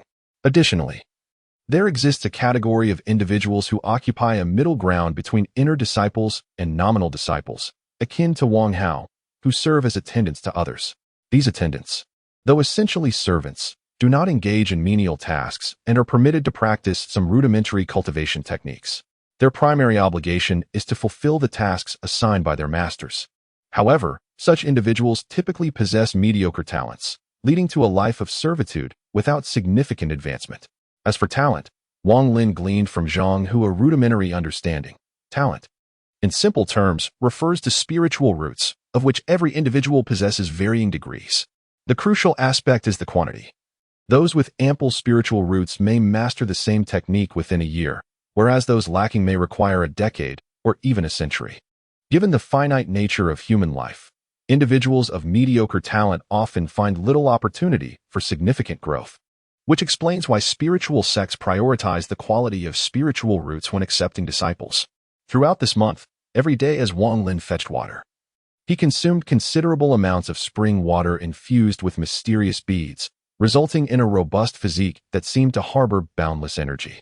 He progressed from filling 10 barrels of water over 6 days to accomplishing the task in just 3 days. However, to avoid arousing suspicion, he would rise before dawn each day, leisurely carrying his bucket along the mountain paths. Thus, while others marveled at his ability to complete the task in 3 days, they attributed it to his diligence and early rising. Chapter 12. Celestial Talismans. Over the course of this month, nearly all nominal disciples have come to recognize Wang Lin, each displaying an air of superiority and hurling venomous mockery upon encountering him. Wang Lin remained indifferent to it all, aware that the named disciples harbored twisted and perverse thoughts. Before his arrival, these individuals languished at the lowest rungs of their sect, burdened with unexpressed grievances. Now that he had joined, having entered the sect through suicide, his status was undoubtedly lower than that of the named disciples, rendering him a target for bullying. He scoffed internally, recognizing that such matters could not be resolved through rebellion. In a sect where strength reigned supreme, those who had entered before him were robust, with some even having learned rudimentary celestial techniques. Should he resist, he would inevitably suffer the consequences. With this mindset, he adopted an almost deaf and blind demeanor, ignoring the words of others, and continued his solitary pursuits. Spending his days fetching water and secretly studying the mysterious pearl, he experimented with various liquids to soak the pearl, spring water, dew, sweat, and even blood, ultimately discovering that dew yielded the best results. However, there were distinctions. The dew collected in the early morning proved most effective, followed by that of the night. While dew gathered from other objects was significantly less potent. The same pattern applied to spring water, with blood and sweat being utterly ineffective, offering virtually no benefits. To avoid drawing attention, he sought out several wild gourds in the mountains, hollowing them out to store different types of dew. He carried a gourd filled with spring water, which invigorated him with just a few sips when fatigue set in. Furthermore, Wang Lin noticed a peculiar phenomenon. Whenever dew appeared on the pearl during the night or early morning, it seemed to be comprised entirely of water droplets, yet upon collection, a substantial portion mysteriously vanished, often leaving less than 1/10 behind. He could only conclude that the pearl absorbed the dew. While this explanation seemed somewhat absurd, he could conceive of no other rationale. A young man with the surname Liu rolled his eyes and glanced at Wang Lin, grunting dismissively. The Han sect was divided into 5 auxiliary and 1 principal courtyard, each corresponding to the elements of metal, wood, water, fire, and earth, housing various named disciples. The inner disciples and elders predominantly resided in the principal courtyard. He had often observed from afar, while fetching water, filled with envy. After arriving at this location, he scrutinized it closely and called out from outside the main courtyard, named disciple Wang Lin requests an audience with Elder Sunday. A young man clad in white staggered out from the main courtyard, casting a glance at Wang Lin with an air of arrogance. "So you are Wang Lin," he remarked, his tone dripping with disdain. Wang Lin, noticing the white attire, felt a jolt of realization. He now understood that the disciples of Heaven-Defying sect were distinguished by the colors of their garments. Named disciples donned gray or yellow, the latter signifying the qualification to learn celestial techniques. Inner disciples, categorized by their strength, wore robes of purple, black, white, or red, ranked from highest to lowest. The young man in white curled his lip, giving Wang Lin a cold, dismissive look before turning back toward the courtyard. Wang Lin maintained a stoic expression and followed suit. As he strolled within the main courtyard, it was not long before he was led to a garden adorned with various flowers and plants. A languid young man clad in white remarked, "Master Son, a named disciple has come to seek you." With that, he carelessly stood to the side. An aged voice resonated from the garden, "You may leave now. Allow the named disciple to enter." The young man chuckled softly and took his leave. "What are you lingering for? State your name." The voice, tinged with discontent, came from a corner of the garden. "So you are Wang Lin," it continued. "Humph. Cultivators strive to sever ties with the mundane. With such attachments to the mortal realm, do not even dream of entering the immortal gates," the elderly voice admonished. Wang Lin furrowed his brow and could not help but exclaim, "I have not studied any celestial techniques. How can I be considered a practitioner of immortality? The celestial talismans, to be frank, are quite inferior, possessing only one merit, their ease of use. By simply applying one to his leg, it enhances speed for a mortal. Nonetheless, many inner disciples are keen on accumulating them, as it is said they can be exchanged for various items at external trade fairs. These named disciples treasure them dearly, with some even reluctant to use them, hoarding them under the pretense of visiting relatives." Upon exiting the main courtyard, Wang Lin pondered for a moment before heading to his residence. He tidied his belongings in his room, bid farewell to Zhang Hu, and descended the mountain. At that moment, the sky shimmered with brilliant stars. Wang Lin originally planned to depart the next day, but uncertain of the speed conferred by the talisman and fearing it would delay his father's birthday celebration, he resolved to travel through the night. Not long after Wang Lin's departure, Elder Sun pushed open the door to the main courtyard, preparing to collect some herbs. Suddenly, his expression froze as he gazed at the entrance to the garden. The several stalks of blue-line grass planted there had completely withered. Chapter 13, The Elder Perplexed. He approached for a closer inspection and discovered that not only the blue-line grass but also the purple night flowers across the way exhibited varying degrees of wilting. Though not as severely as the former, he distinctly remembered these herbs being lush and vibrant just this afternoon. How could they have deteriorated so drastically in merely a few hours? Grasping the withered blue-line grass, he focused intently. It was evident that it had lost all moisture, resulting in its desiccation. A contemplative expression crossed his face as he touched the damp soil beneath, which was perfectly suited for the herb's growth, causing him to feel a sense of unease. After a prolonged moment, a glimmer of realization sparked in his eyes as he murmured, "This afternoon, only one person came here. But how could a mere named disciple cause these herbs to wither?" With this thought, he resolved to investigate further. Without hesitation, he waved his sleeve, and his body floated upward, a rainbow-hued cloud forming beneath his feet as he swiftly departed the main courtyard. Before long, he arrived at the chores station for named disciples. "Which disciple is responsible here?" Elder Sun commanded, his voice resonating like thunder. Lu, the disciple clad in yellow, rushed out of his quarters, his face drained of color.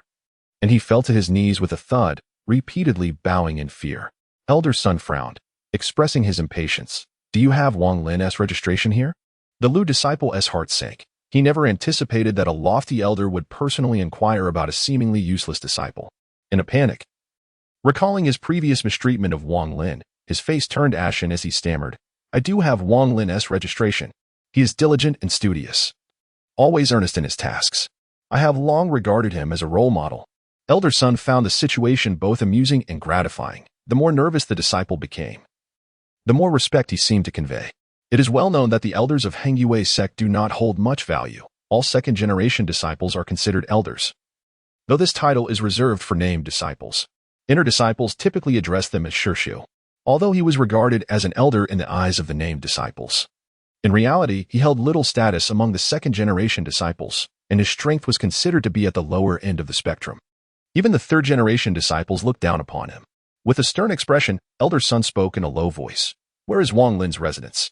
In the earthen courtyard at the northern corner, the disciple began to respond, but before he could finish, Elder Sun moved with a swift grace, transforming into a streak of light as he darted northward, disappearing from sight in the blink of an eye.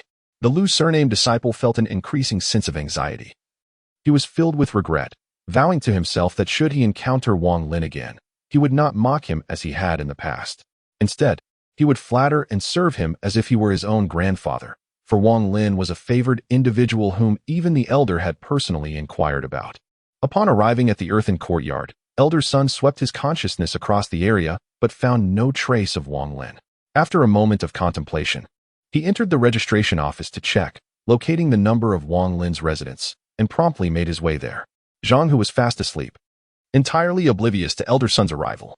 Wang Lin traversed the mountainous terrain, adorned with mystical talismans upon his legs. Indeed, these talismans possessed an extraordinary power. Once affixed to his body, a warm stream of energy surged within, coalescing in his feet and radiating a blinding white light, reminiscent of a celestial being from afar. The wild beast of the forest, upon witnessing this luminous spectacle, quickly retreated, unwilling to approach. A gentle breeze caressed his face, and the mountain air was invigorating. Wang Lin's spirit soared as he hastened forward, following the path etched in his memory. Without pause, he strode purposefully, and as dawn broke, he entered the county town, coinciding perfectly with the bustling market. The streets were alive with a throng of people, vibrant and animated. After meandering through the crowd and purchasing gifts for his parents, he departed in haste. Outside, a multitude of carriages filled the thoroughfare, and the lively exchange of people added to the bustling atmosphere. Wang Lin was momentarily taken aback, swiftly approaching and halting just outside his home. The sight of his sudden appearance was astonishing. The relatives gathered to celebrate his birthday could scarcely believe their eyes as a flash of white light heralded his presence. Expressions of envy adorned every face, as praises poured forth. Indeed, it was true. The Immortal had once misjudged him, only to later regret that decision and subsequently take Wang Lin as a disciple. The future of the Wang family now rested upon the shoulders of these three children. How blind I was, failing to recognize this child's merits. Now, upon closer inspection, it is evident that Wang Lin stands unparalleled alongside Wang Zhuo and Wang Hao, clearly a dragon among men. Excellent, excellent, exclaimed the eldest uncle of the Wang clan, stroking his snowy beard, seemingly oblivious to his venomous demeanor from a month prior. Wang Lin has been exceptionally bright since childhood. I have always asserted that he would surely be sought after by an immortal. The previous incident was merely an unfortunate anomaly. If even the Immortal could err in judgment, how could we mere mortals be expected to discern? Wang Lin, do not hold a grudge against your fifth uncle. I am here to offer you my sincerest apologies. Amidst the cacophony of voices, all relatives transformed their expressions, each face now adorned with smiles, radiating warmth and affection. Wang Lin's mother was surrounded by a group of women, engaged in lively discussions about mundane matters. Upon hearing her husband's voice, she quickly looked up, her face lighting up with joy as she rushed over to grasp Wang Lin's hand, inquiring with genuine concern about his well-being. In Chapter 14, The Anomaly. The second sister-in-law remarked, when my daughter first heard that I had not arranged a betrothal for her, she immediately grew anxious, insisting that she must marry your Tiju. Shall we finalize this engagement? Second brother, with our fifth uncle aging, The Wang family will rely on you from now on. Throughout his life, fifth uncle has held your child in the highest regard. Frankly, I believe he has more potential than your elder brother's son. What is more, he no longer dwells on past grievances. His only desire is for his son to thrive, seeking nothing further. After a day filled with festivities as dusk settled, all the relatives gradually departed. Wang Lin gazed at the myriad gifts in his courtyard, feeling a profound sense of reflection. The adage, when one ascends, even the chickens and dogs rise, resonated deeply within him now. That night, Wang Lin's parents inquired about life in the sect, looking into their expectant eyes. He told his first lie, embellishing his experiences in the sect, describing how favored he was and how diligently he practiced, which delighted his parents immensely. For the sake of his parents, he resolved to endure the hardships of being a registered disciple, despite the mockery and derision from others. After all, his parents had never been as joyous as they were today. It is merely 10 years. I can bear it, Wang Lin silently vowed. Wang Lin spent 2 days at home with his parents. On the third morning, amidst the farewells from his family and all the villagers, he affixed a talisman to his leg and departed. The sky was overcast. Heavy clouds loomed as if an immense stone weighed upon the hearts of the people. Thunder rumbled intermittently. The humidity in the mountains increased, and mist began to rise. Taking a stone bead from his inner pocket, Wang Lin examined it under the flickering oil lamp. Suddenly, his expression shifted. He rubbed his eyes and focused intently on the cloud patterns etched upon the bead. Something was amiss. I distinctly remember seeing 5 clouds last time, but how has it changed to 6? He was astonished and sat up to count them carefully. Indeed, there were 6 white clouds. Outside, the winds howled fiercely, lightning flashed incessantly, and the thunder roared. Torrential raindrops pelted down from the heavens, while the windows of the room rattled violently. Wang Lin, still in a dreamlike state, was jolted awake by a chilling breath that enveloped him. As he opened his eyes, he was taken aback. A series of lightning strikes illuminated the surroundings, revealing a dense mist filling the room. The table, the floor, and even the bedding were soaked. Yet aside from a slight dampness on his chest, Wang Lin remained dry. He quickly turned to Zhang Hu, who was enveloped in a frosty aura, his clothes drenched, his body covered in frost, his eyes tightly shut, and his complexion a bluish hue, teeth chattering. Zhang Hu! Zhang Hu! Wang Lin exclaimed in alarm, scrambling to his feet. After pushing him for some time, Zhang Hu showed no signs of awakening, his breathing faint. In a state of urgency, Wang Lin was about to rush out to seek help from the other disciples when he paused, a wave of confusion washing over him. Why? Despite being in the same room, and with bedding so soaked that it could be wrung out, was his clothing, save for his chest, completely dry? A thought flickered through Wang Lin's mind as he lowered his gaze to his chest and swiftly retrieved the mysterious bead he had placed there. In that instant, every droplet of water in the room quivered and began to rise slowly. Even a wisp of white mist emanated from Zhang Hu, forming droplets suspended in midair. At that moment, another flash of lightning illuminated the scene, and to Wang Lin's astonishment, the water droplets sparkled with a crystalline sheen and suddenly transformed into points of light, swiftly converging towards the mysterious bead in his hand. Wang Lin hastily cast the mysterious bead away, crouching down to evade the onslaught of water droplets that came rushing towards him. The enigmatic orb traced a graceful arc through the air before finally landing and rolling to the side, where the relentless droplet swiftly struck its surface, merging into the bead and dissipating. In a short while, the water within the room entirely vanished, leaving even the damp bedding parched and dry. Zhang Hu's breath gradually returned to normal, his garments clinging to him in wrinkled disarray. After some time, although the thunderstorm continued to roar outside, the sky was no longer shrouded in darkness. The faint glow of moonlight illuminated the surroundings. Wang Lin rose, hesitating momentarily before cautiously approaching to retrieve the mysterious bead. Upon closer inspection, he discerned a notable transformation. The clouds upon its surface had morphed into 7 distinct formations. The scene he had just witnessed ignited a blend of curiosity and trepidation within him regarding this enigmatic orb.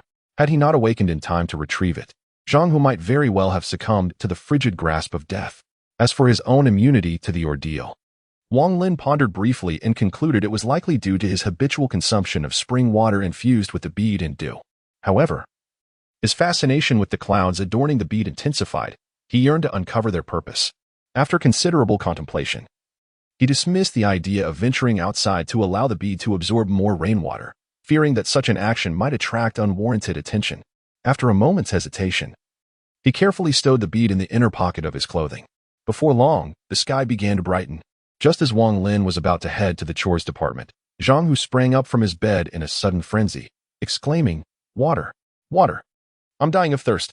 Chapter 15. Wang Lin paid no heed to him and stepped out of the room. Outside, a gentle rain continued to fall. After a brief contemplation, he hurriedly made his way out, anxious that the precious bead might provoke anomalous weather. He deliberately chose a series of winding paths, exiting through the eastern gate. Every droplet that landed upon him was mysteriously absorbed by the enchanted bead, heightening his anxiety lest someone should notice the peculiarities.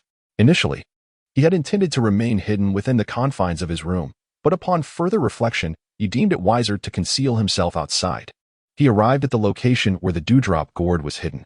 Fortunately, dawn had yet to break fully, and the early risers were few. Wang Lin treaded cautiously, ensuring that no one was around before swiftly concealing the bead in its designated spot. Once this task was accomplished, he exhaled in relief, planning to retrieve his treasure once the rain had ceased. After surveying his surroundings, he departed with care. Upon reaching the maintenance area, he was about to grasp a water bucket when the door of a fellow disciple, surnamed Lu, creaked open, revealing a face reminiscent of a weasel, sharp and angular. Upon seeing Wang Lin, Lu paused for a moment, his expression transforming into one of warmth as he stepped forward to snatch the bucket from Wang Lin's hands. With a smile, he remarked, "Ascent, this our esteemed junior brother Wang? How are your parents faring at home? I've been quite concerned since you left a few days ago." Wang Lin was taken aback. He was all too familiar with the expression on the other's face, reminiscent of his own relatives. However, he could not fathom the motives behind Lu's behavior today. "Senior Lu, my parents are in good health, so there's no need for your concern," Wang Lin said cautiously, unable to decipher the other's intentions. "Junior brother, there is no need for you to rise so early every day. It's not that I'm criticizing you, but when I jokingly suggested you draw 10 tubs of water in a day, I didn't expect you to take it to heart. From now on, just 1 tub will suffice, and it doesn't matter if it's filled to the brim. At mealtime, simply go and eat. If anyone gives you trouble, just mention my name," the Lu disciple declared enthusiastically, patting his chest. Wang Lin's eyes glimmered with a peculiar expression.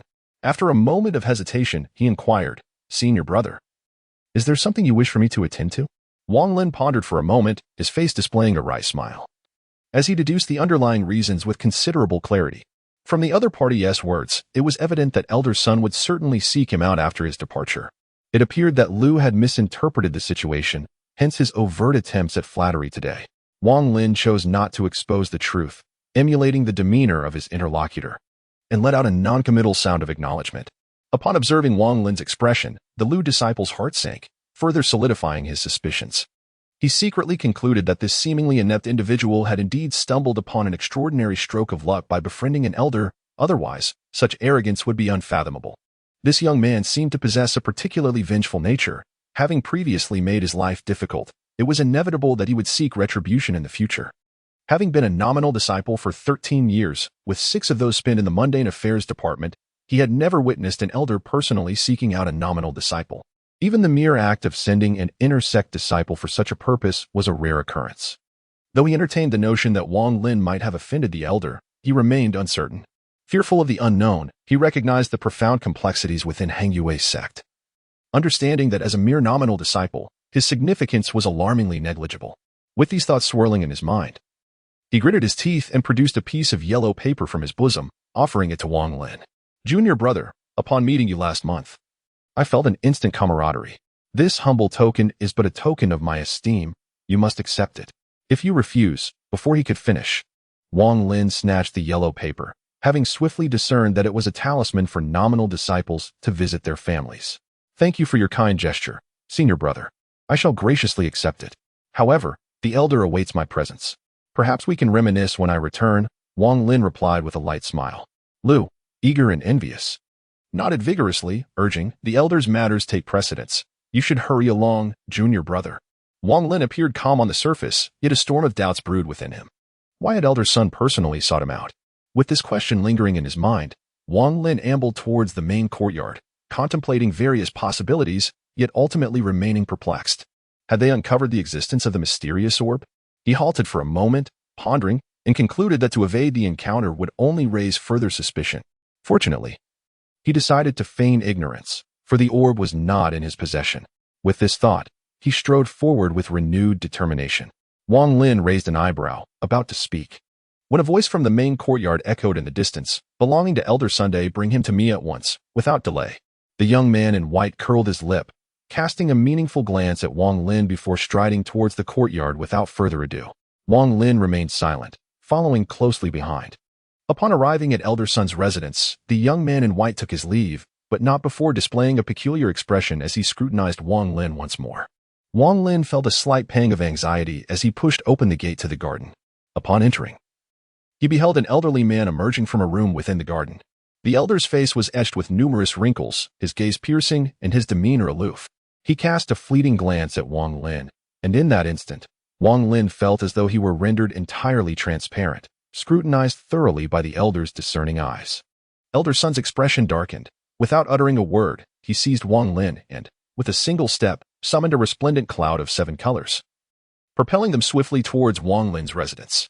The velocity was so overwhelming that Wang Lin experienced a sensation akin to suffocation. Fortunately, the journey was brief, and they soon arrived at his abode. After unceremoniously casting Wang Lin aside, Elder Sun's consciousness swept through the room. With a sudden movement, Elder Sun approached Wang Lin's bedside, his large hand reaching under the bed to retrieve a gourd filled with spring water. Wang Lin appeared composed on the surface, yet a sudden jolt surged through his heart, prompting a rapid search for words. Elder Sun scrutinized him for an extended period, his expression subtly shifting. After a brief moment, he fixed his gaze on Wang Lin and spoke in a low voice. Wang Lin, what lies within this gourd? Wang Lin hastily feigned ignorance and replied, Elder, this gourd contains the spring water from the mountains. This spring water is truly remarkable. Whenever I feel fatigued, a single sip revives my spirit instantly.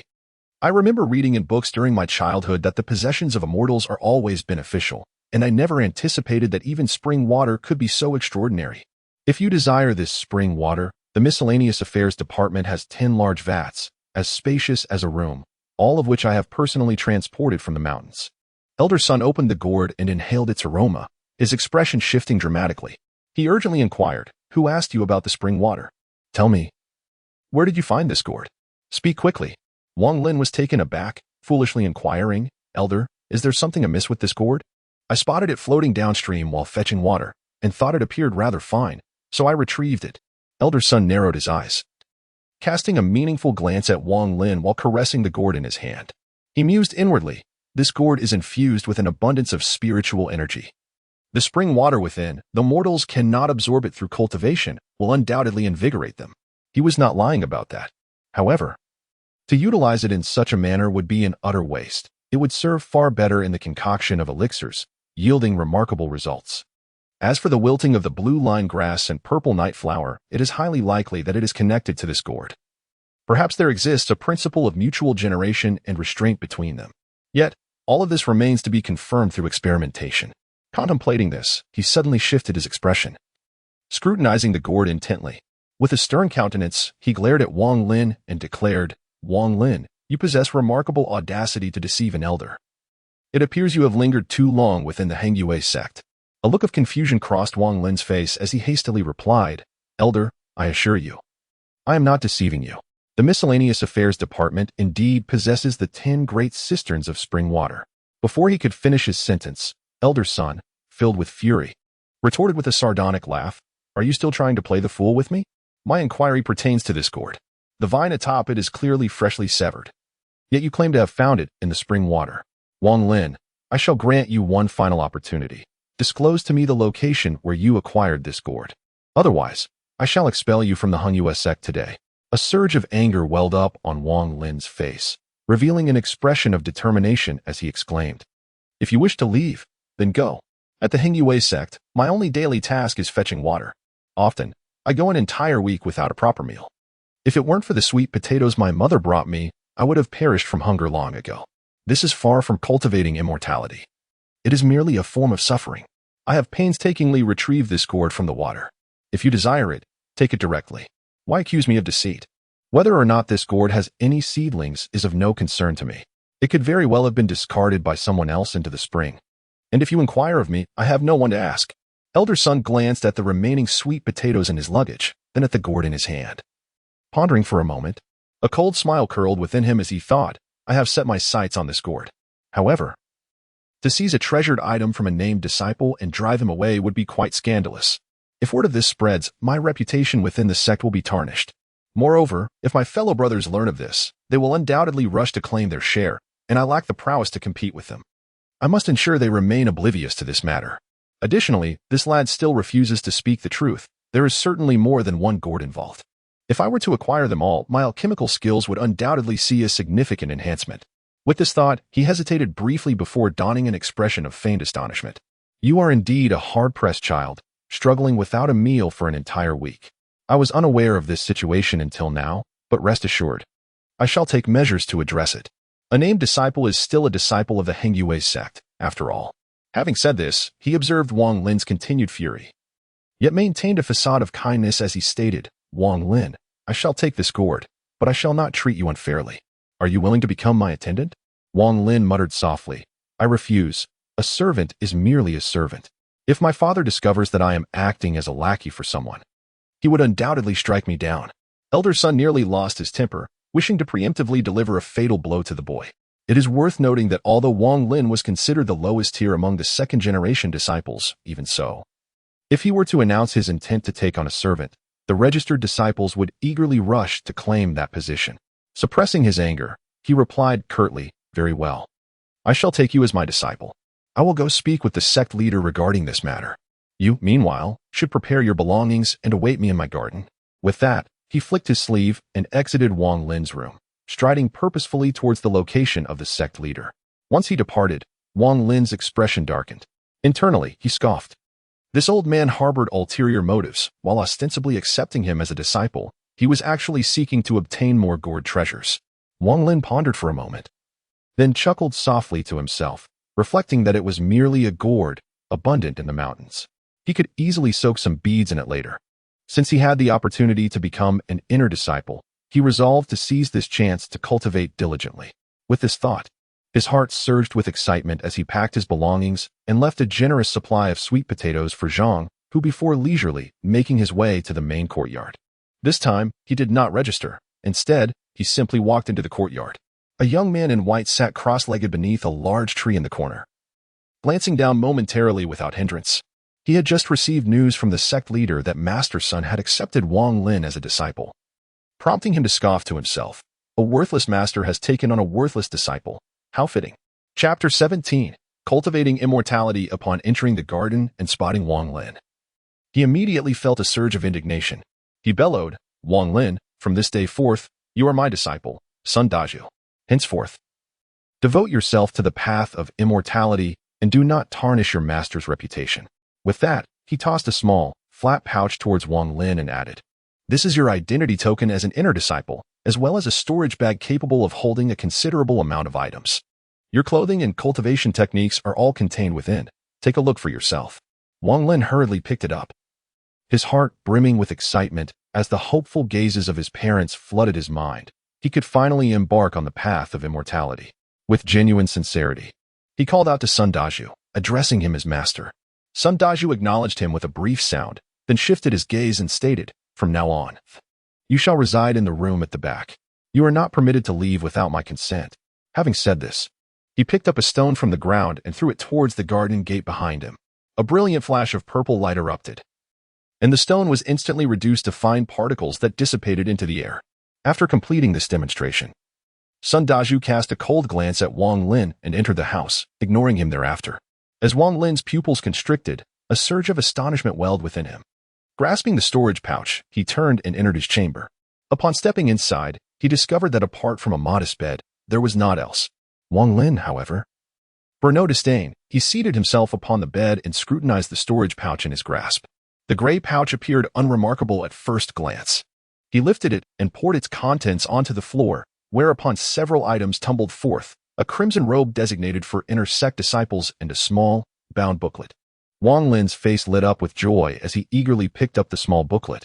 His heart raced with excitement. Upon opening it, he found the first page inscribed with the words, the 3 essays on qi condensation. He continued reading until deep into the night, lighting an oil lamp to illuminate his study. With the booklet closed, he felt he had gained a glimpse into the world of cultivation. For the 3 essays on qi condensation delineated 3 levels of the most fundamental techniques. It described that the qi condensation stage comprised a total of 15 layers, and only upon reaching the 3rd layer could one access the subsequent mental methods.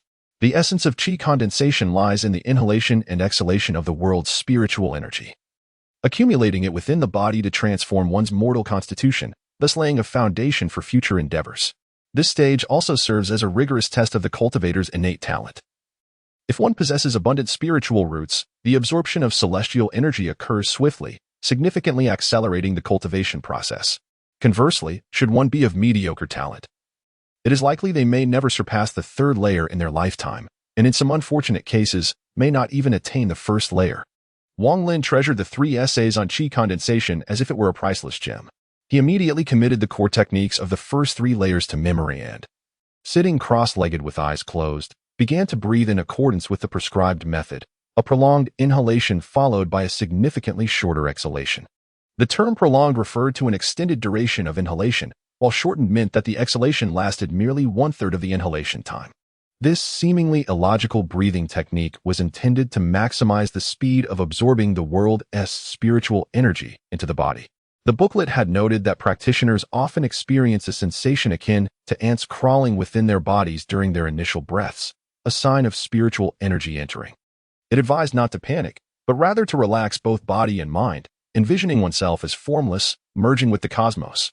However, after a considerable time, Wang Lin reluctantly realized that not only did he feel no sensation, but the peculiar breathing method left him somewhat breathless. Wang Lin sighed softly. Aware that the inner disciples were all endowed with exceptional spiritual roots, this booklet was intended for them. His own talents were rather mediocre, making it impossible for him to compare himself to them in cultivation. Nevertheless, he remained undeterred. After taking a few deep breaths, he resumed his meditative practice. As the night gradually passed, by the break of dawn, Wang Lin still felt no influx of spiritual energy. Having spent the night awake, his head felt heavy as he rose from his bed and stepped outside. The gentle breeze greeted him, carrying the fragrant aroma of herbs. He inhaled deeply a few times, feeling a slight alleviation of his fatigue, and reminisced about the spring water from the gourd, secretly thinking that had he been able to sip some spring water at that moment, he would not feel so weary. However, he understood that it was not the time for rash actions. He held great confidence in the secret location where he had concealed the mysterious pearl in the dew gourd. It was a secluded spot he had nearly scoured half the mountain to discover, and even if someone happened to pass by, they would certainly not uncover the treasures he had hidden there. Strolling through the herb garden, Wang Lin found a vacant patch of ground, seated himself cross-legged, and continued his breathing exercises. Before long, he sensed an almost imperceptible tingling sensation, akin to the movement of tiny ants. Startled, he felt a rush of excitement, eager to proceed further, when suddenly, a voice from his master rang out. "Wang Lin, what are you doing? Come out at once. I must tell you. You are not permitted to cultivate in the herb garden from now on." Wang Lin opened his eyes to find Sun Daju gazing at him with a sullen expression. He remained silent and rose to depart from the medicinal garden. Sun Daju let out a cold snort and remarked, "You ought to find another place. This medicinal garden is the richest in spiritual energy. If you drain all the vitality from it, and these precious herbs perish, your life will be utterly insufficient to compensate for the loss." Wang Lin cast a glance at Sun Daju, respectfully stating, "I was unaware, and I assure you that I shall never practice breathing exercises here again." Sun Daju's expression softened slightly, and as his gaze shifted, he suddenly remarked, "However, if you could procure another gourd for me, while I cannot permit you to cultivate in the medicinal garden, I would be willing to offer you a low-grade spirit stone. With such a treasure, your ability to condense energy will become considerably easier." Wang Lin lowered his head, a fleeting glimmer of derision flickering in his eyes, and remarked, "The disciple may venture to the mountain spring once more. If fortune smiles upon me, perhaps I might stumble upon another." Sun Daju, his face alight with joy, eagerly responded, "Indeed, as long as I lay eyes upon a gourd, I shall certainly offer you a low-grade spirit stone." Wang Lin harbored a covert smile of disdain, while outwardly maintaining a demeanor of utmost reverence, nodding in acquiescence. Chapter 18, The Gourd. Wang Lin stepped out of the courtyard without uttering a single word. Clad in the vibrant attire of an inner sect disciple, he captured the attention of all the registered disciples, who initially exhibited expressions of envy. However, upon recognizing him, their faces contorted into peculiar expressions that swiftly morphed into profound jealousy.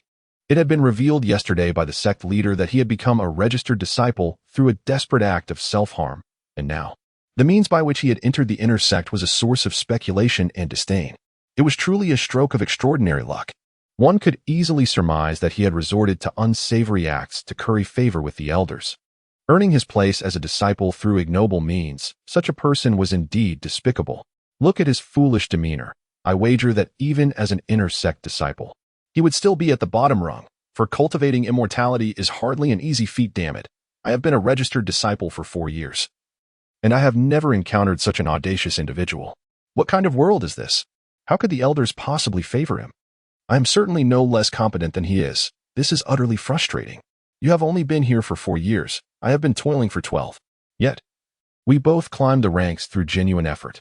Humph. Inner sect disciples often engage in rivalry. Let us await the spectacle that will unfold. As their chatter filled the air, Wang Lin cast a cold glance around, taking in the various expressions of disdain. Though his current strength was insufficient, he vowed to repay each of these individuals in kind once he attained greater power. Before long, he arrived at the eastern gate, following a narrow path that led directly to the mountain spring. He scooped the cool water with his hands, splashing it onto his face. The refreshing sensation invigorated him. After taking several hearty sips, he leisurely seated himself nearby to engage in meditation. Not far above, Elder Sun squatted on a large tree branch. His brow furrowed as he muttered, "This rascal claimed he was seeking gourds, yet here he is waiting for them to drift down from upstream." After Wang Lin departed, he had stealthily followed, curious to see where this disciple would search for gourds. To his surprise, he found Wang Lin simply sitting by the spring, absorbed in meditation. The spiritual energy in this location was slightly more abundant than that in his chamber. Although Wang Lin had yet to experience the same sensation he felt in the herb garden, he pondered that the condensation of energy during this phase merely reflected the quantity of spiritual energy within oneself. Despite his lack of innate talent and the meager amount of energy he could absorb, he believed that time could compensate for these deficiencies. He continued his meditative practice until noon, stretching his limbs as the sensation of crawling ants still eluded him. Standing by the spring, he scanned his surroundings, suspecting that Elder Sun would not have allowed him to leave without reason. Surely, he was lurking nearby, observing him. He patted his belly and wobbled back towards the sect, while Elder Sun fumed with rage. He had spent the entire morning perched in the tree, murmuring to himself, "This rascal, I shall remain here with you. If a day passes without success, then a month. If a month passes, then a year. I refuse to believe you possess only that singular gourd." Wang Lin sighed and shook his head, saying, "Master, I have spent the entire morning waiting by the spring, yet I have not seen any gourds. I shall return in the afternoon. Perhaps fortune will smile upon me, and I may yet retrieve one." Sun Daju thought to himself, "You have spent the morning with your eyes closed in meditation. Even if a gourd were to float by before you, it would be remarkable if you noticed it." However, he replied kindly, "Very well, Wang Lin. Please go and have your meal. You may return in the afternoon to search again." Wang Lin let out a soft exclamation as he entered his room, only to discover an additional table adorned with a sumptuous spread of 4 dishes and a soup. A delightful array that ignited his appetite. Without inquiring about the origin of this meal, he hastily indulged, savoring several bites before ultimately finishing the soup. Satisfied, he patted his belly and reclined on the bed for a brief afternoon slumber. Meanwhile, Sun Daju appeared like a specter, his countenance dark and his eyes gleaming with malice. He thought to himself, "Although I am constrained by the rules of the door and wary of detection, thus unable to poison your meal directly, I can certainly introduce substances that will impede your absorption of spiritual energy. Humph. Your innate talent is already mediocre, and with the addition of these substances, you shall never hope to cultivate beyond the 3rd layer of chi condensation in this lifetime. With this, I shall ensure my dominance over you for all eternity." An hour later, Wang Lin awoke, smoothing out the creases in his clothing before stepping out of the courtyard. He made his way to the mountain spring, continuing his breathing exercises as time slipped by. As the sun began its descent, Wang Lin rose and lingered by the spring for a moment before, without a word, venturing into the dense forest of the mountains. Perched upon a large tree, Sun Daju immediately perked up, stealthily following him into the shadows. Wang Lin meandered leisurely through the mountains, turning left and right, taking in the scenery around him. Suddenly, a look of delight crossed his face as he stumbled upon a vine adorned with wild gourds. He selected a particularly charming little gourd, plucked it from its perch, and hurriedly departed. After his departure, Sun Daju arrived, wearing an expression of perplexity. To him, the gourds appeared utterly ordinary. After pondering for a considerable time in confusion, he picked a few, memorized the location, and then vanished from sight. Wang Lin immediately stood respectfully to the side, extending the gourd in his hand and saying, "Master, fortune smiled upon me this afternoon. Although I did not find a gourd by the spring, I took a stroll around the mountain and came across several. What do you think of this one?" After careful consideration, it resembles the one I had before. Sun Daju nearly lost his temper. He suppressed his anger and forced a stiff smile.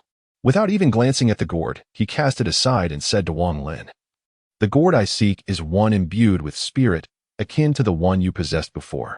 What use is this wild gourd you present to me?" Chapter 19. The pursuit of the door today marks the third update. I have finally endured until the recommendation from the starting point. What a surprise. The mere thought of those gourds ignited his fury, for he had spent considerable time studying them. All along the way, it was evident they were utterly ordinary. He had even taken the liberty of removing the seeds from inside and filling it with spring water, only to be met with ridicule from several senior brothers who chanced upon him on the path. Wang Lin secretly scoffed, yet on the surface, he feigned innocence, saying, "I am unsure of what spiritual energy is. I heard you mention that if I find the gourd, you shall provide me with spirit stones. Pray, enlighten me on the nature of spiritual energy." Sun Daju experienced a sensation of dizziness as he scrutinized Wang Lin intently for a considerable time, and for the first time, doubt crept into his heart. Was the gourd truly as abundant as he had surmised, or was there but a singular one, inadvertently discovered by this naive lad? After a moment of contemplation, he conceded that Wang Lin's words held a degree of reason. Only upon reaching the first layer of qi condensation could one perceive the spiritual energy of the universe. Reflecting on this, he felt a twinge of regret for having included substances in the meal that hindered the boy's cultivation. This foolish child evidently possessed poor aptitude. Mastering the first layer of qi condensation was already a formidable challenge, and with the addition of those substances, it seemed improbable that he would succeed without 3 to 5 decades of effort. With a heavy sigh, Sun Daju felt disheartened. Yet, he was unwilling to concede defeat. After a moment's hesitation, he retrieved a low-grade spirit stone from his storage pouch and tossed it to Wang Lin, saying, "This is the spirit stone I promised you. Use it for your cultivation and strive to reach the first layer of qi condensation swiftly." Sun Daju remained rooted in place, and after a prolonged silence, he let out a deep sigh, murmuring to himself, "One cannot catch a wolf without parting with its cub. I have no choice but to employ my final method to ascertain whether he speaks falsely." He resolved to expedite Wang Lin's attainment of the first layer. Once he succeeded in achieving that milestone, he would have entered the realm of cultivation. Sun Daju was willing to risk a regression in his own cultivation level to utilize the soul search technique on him, thus circumventing the celestial decree that forbade practitioners from employing such a technique on mortals until they reached the core formation stage. The soul search technique, while a rudimentary form of celestial art, was exceedingly sinister. Those subjected to it would likely perish instantly, their souls scattered. The best possible outcome would be a lifetime of madness. However, the technique was constrained by certain cosmic laws. It could not be wielded against mortals until one attained the core formation stage, or else the practitioner would suffer the same fate. If both parties were cultivators, the restrictions would not apply, yet one could only utilize it thrice in a lifetime, with each use resulting in a decline in one's cultivation. Wang Lin sat cross-legged in the room, scrutinizing the celestial stone in his hand. No matter how he looked at it, he could discern no extraordinary qualities. Yet, when he held it, his mind felt remarkably clear. He closed his eyes and began to regulate his breathing. As the night passed, Wang Lin sighed, for there remained no sign of spiritual energy entering his body. He forced a wry smile. Just then, the door creaked open, and Sun Daju, with a dark expression, entered, carrying a bowl of murky liquid. "Drink this," he urged. Wang Lin was taken aback, casting a cautious glance without accepting it. He inquired, "Master, what is this?" Upon witnessing Wang Lin's expression, Sun Daju's irritation flared, and he bellowed, "Do you think I would harm you? Drink it, just drink it. If it weren't for the purpose of swiftly helping you reach the first layer of qi condensation, do you think I would expend precious medicinal materials and stay up late to concoct this bowl of medicine?" Wang Lin hesitated, and upon observing Sun Daju's unfriendly expression, he lifted the stone bowl and, holding his breath, consumed its contents in one swift motion. As he finished, a wave of warmth surged from his stomach, coursing through his entire being. Instantly, he felt parched, as if a fire were blazing within him. His vision darkened, and the stone bowl slipped from his grasp, crashing to the ground as he teetered on the brink of unconsciousness. Focus your breath. I shall aid you in absorption. Sun Dazhu reluctantly placed his hand upon Wang Lin's chest. Before long, a sensation akin to ants crawling began to emerge, and Sun Dazhu could distinctly sense the spiritual essence of the herbs gradually coalescing within Wang Lin's body, a flicker of joy illuminating his countenance. However, at that moment, a foul energy erupted swiftly from Wang Lin's body, effortlessly dissipating the nascent spiritual essence that was on the verge of formation, rendering their efforts futile. Sun Dazhu's expression soured. He recognized the source of the noxious energy as the spirit-dissolving herb he had administered to Wang Lin the previous day. After multiple attempts, until the last vestiges of the herbal energy within Wang Lin had vanished, Sun Dazhu found himself unable to coax even a trace of spiritual essence into existence.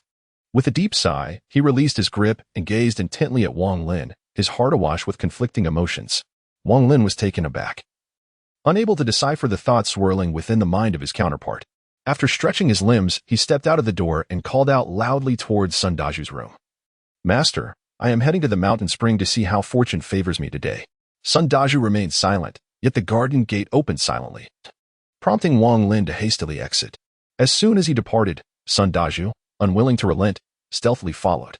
A month swiftly passed, and throughout this time, Wang Lin visited the mountain spring daily to meditate, while Sun Dazhu covertly monitored him. Day by day, disappointment gnawed at Sun Dazhu, gradually sapping his spirits.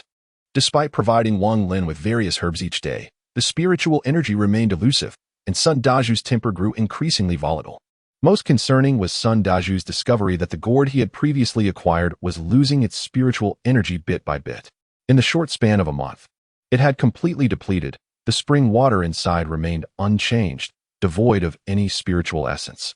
Ultimately, the gourd transformed into nothing more than an ordinary wild gourd, which left Sun Dazhu profoundly disheartened. Upon careful reflection, he formulated a hypothesis. The gourd was not inherently extraordinary. Rather, it had undergone a peculiar transformation that had imbued it with rich spiritual energy.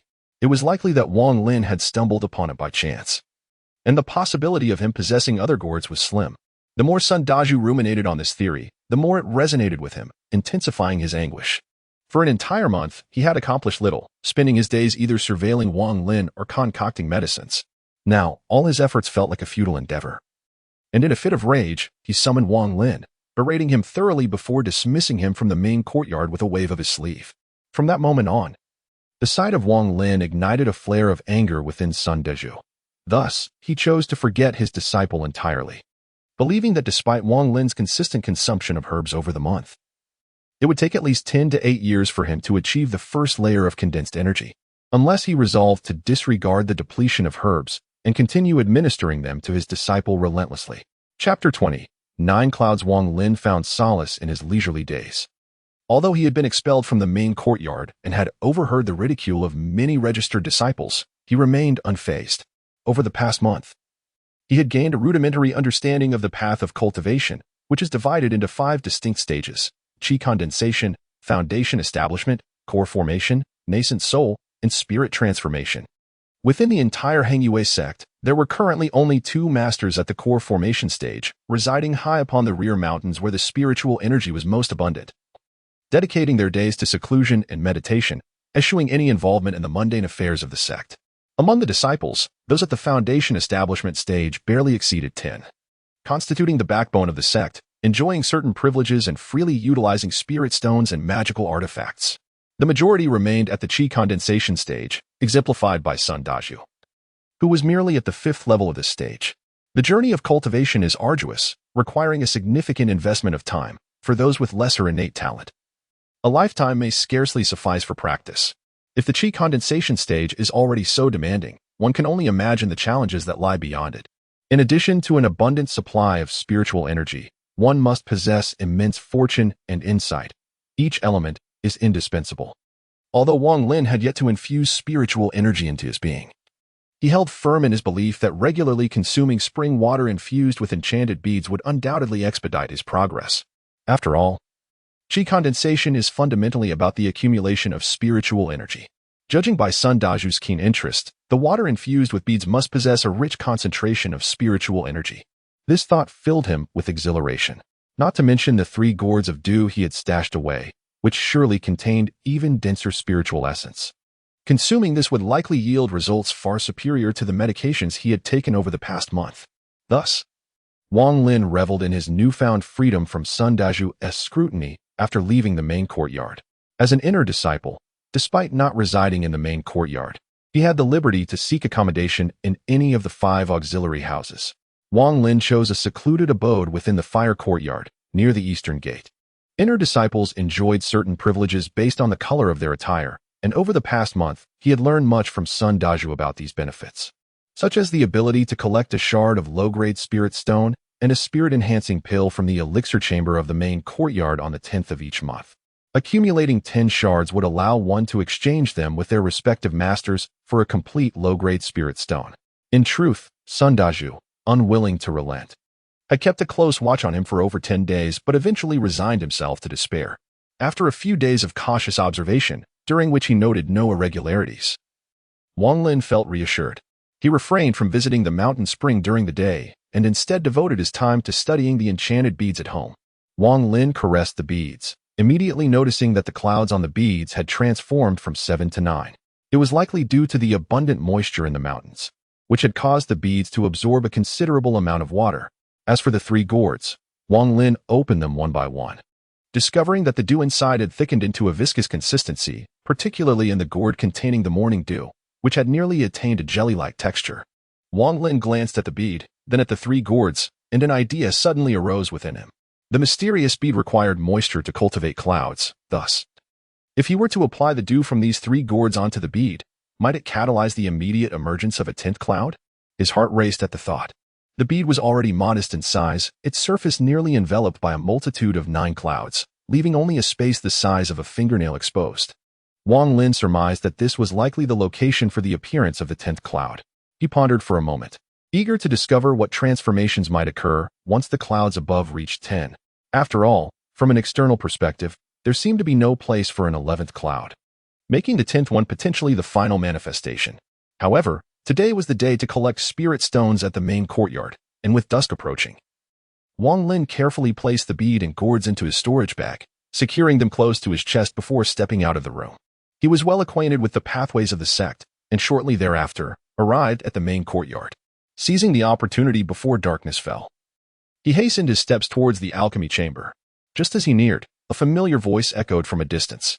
"Sister Zhou, my master has instructed me to meditate for 3 months to break through to the first layer of qi condensation, but I have been unable to calm my mind. Constantly thinking of you. I longed to improve quickly so that I could see you. Finally, last night, I succeeded in mastering the first layer and ventured into the mountains to gather this flower for you. Look how beautiful the petals are." At that moment, a large snake was guarding it. I struggled greatly to defeat the serpent, and as you can see, my arm is injured. Wang Lin paused momentarily, his brow furrowing slightly, a cold smirk forming within as he stepped forward with composure. At that moment, a melodious voice, as clear as a lark's song, rang out, "Senior Brother Wang, my family has practiced traditional Chinese medicine for generations. This flower is merely the common Minjuexiang. I noticed plenty of them on my way up the mountain. However, this is the first time I have heard of snakes being fond of guarding them. If that were true, our Han US sect would likely be overrun with snakes. Sister Zhou, you mustn't believe him." At this juncture, Wang Lin entered the alchemical chamber, casting a sweeping glance around. There were 4 individuals present, 2 men and 2 women, all clad in red attire. Among the men, one was strikingly handsome, his demeanor poised yet marked by embarrassment as he prepared to retort.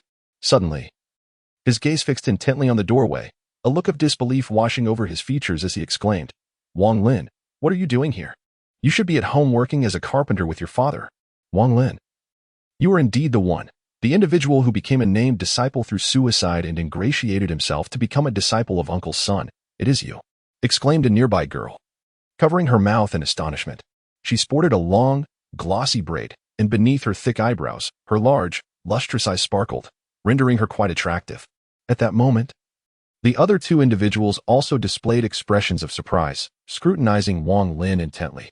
The girl among them possessed youthful, beautiful eyes adorned with long eyelashes, resembling 2 sparkling crystal grapes. Now twinkling with evident interest, Wang Lin, his expression devoid of emotion, cast a glance at a few individuals. The moment the girl spoke, He recognized her as the one who had earlier ridiculed Wang Zhuo.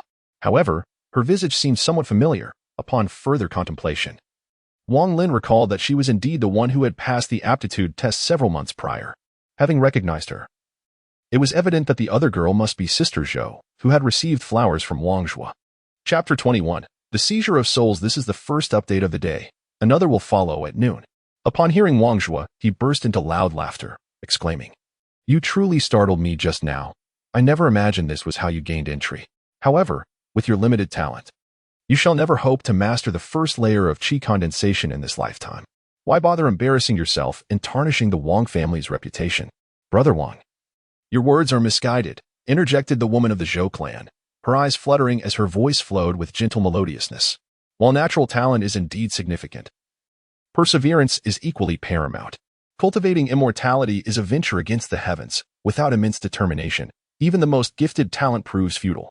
Brother Wang is not entirely incorrect, the girl of the Su clan remarked, inching closer to Wang Zhuo, seizing the opportunity to speak on his behalf. This Wang Lin appears quite daft and certainly does not embody the essence of a cultivator. Wang Lin chuckled softly, having discerned the intricate relationships among the individuals before him. It was evident that Wang Zhuo harbored affections for the woman surnamed Zhou, while the girl with the surname Su appeared to be particularly enamored with Wang Zhuo, which explained her previous attempts to interfere. His laughter, however, provoked Wang Zhuo's displeasure, who scoffed and remarked, "Wang Lin, I advise you to distance yourself from the Hangyue sect. Otherwise, during the inner disciples competition at the year's end, given your frail constitution, you will either meet with demise or sustain severe injuries." Wang Lin had heard from Sun Daju that the inner disciples partake in an examination-like competition at the end of each year, where the victors are awarded magical artifacts. This contest is divided into two tiers, one for all inner disciples vying for a place among the top 10, and another for newly inducted disciples competing for the title of Rookie King within the year. He casually curled his lips and remarked, "There is no need for your concern. Whether I am crippled or deceased, it matters not to you." Wang Zhuo chuckled coldly and remarked, "I am extending this courtesy due to our familial ties. Should you choose to disregard my goodwill, do not blame me for my lack of mercy during the competition." As he spoke, a glimmer of frost flashed in his eyes. Although he had grown to suspect that matters were not as straightforward as his father had depicted, his character had always been marked by arrogance and pride, to the extent that he often looked down upon even his father, let alone others. The girl with the surname Su was taken aback and whispered beside Wang Zhuo, "You are relatives?" The other two were equally astonished. It was the first time they had learned of the kinship between the two. Noticing Wang Zhuo's grim expression, the girl hastily interjected on his behalf, "Brother Wang Zhuo, he fails to appreciate your kindness. Please do not be angered. You are a good person and far more intelligent than he is. Do not expect him to grasp your intentions immediately. In time, when he encounters difficulties, he will naturally come to understand your goodwill. We have relatives like that in our family as well. It is a commonality in every household. Not everyone can be as outstanding as you, and I truly empathize with your feelings.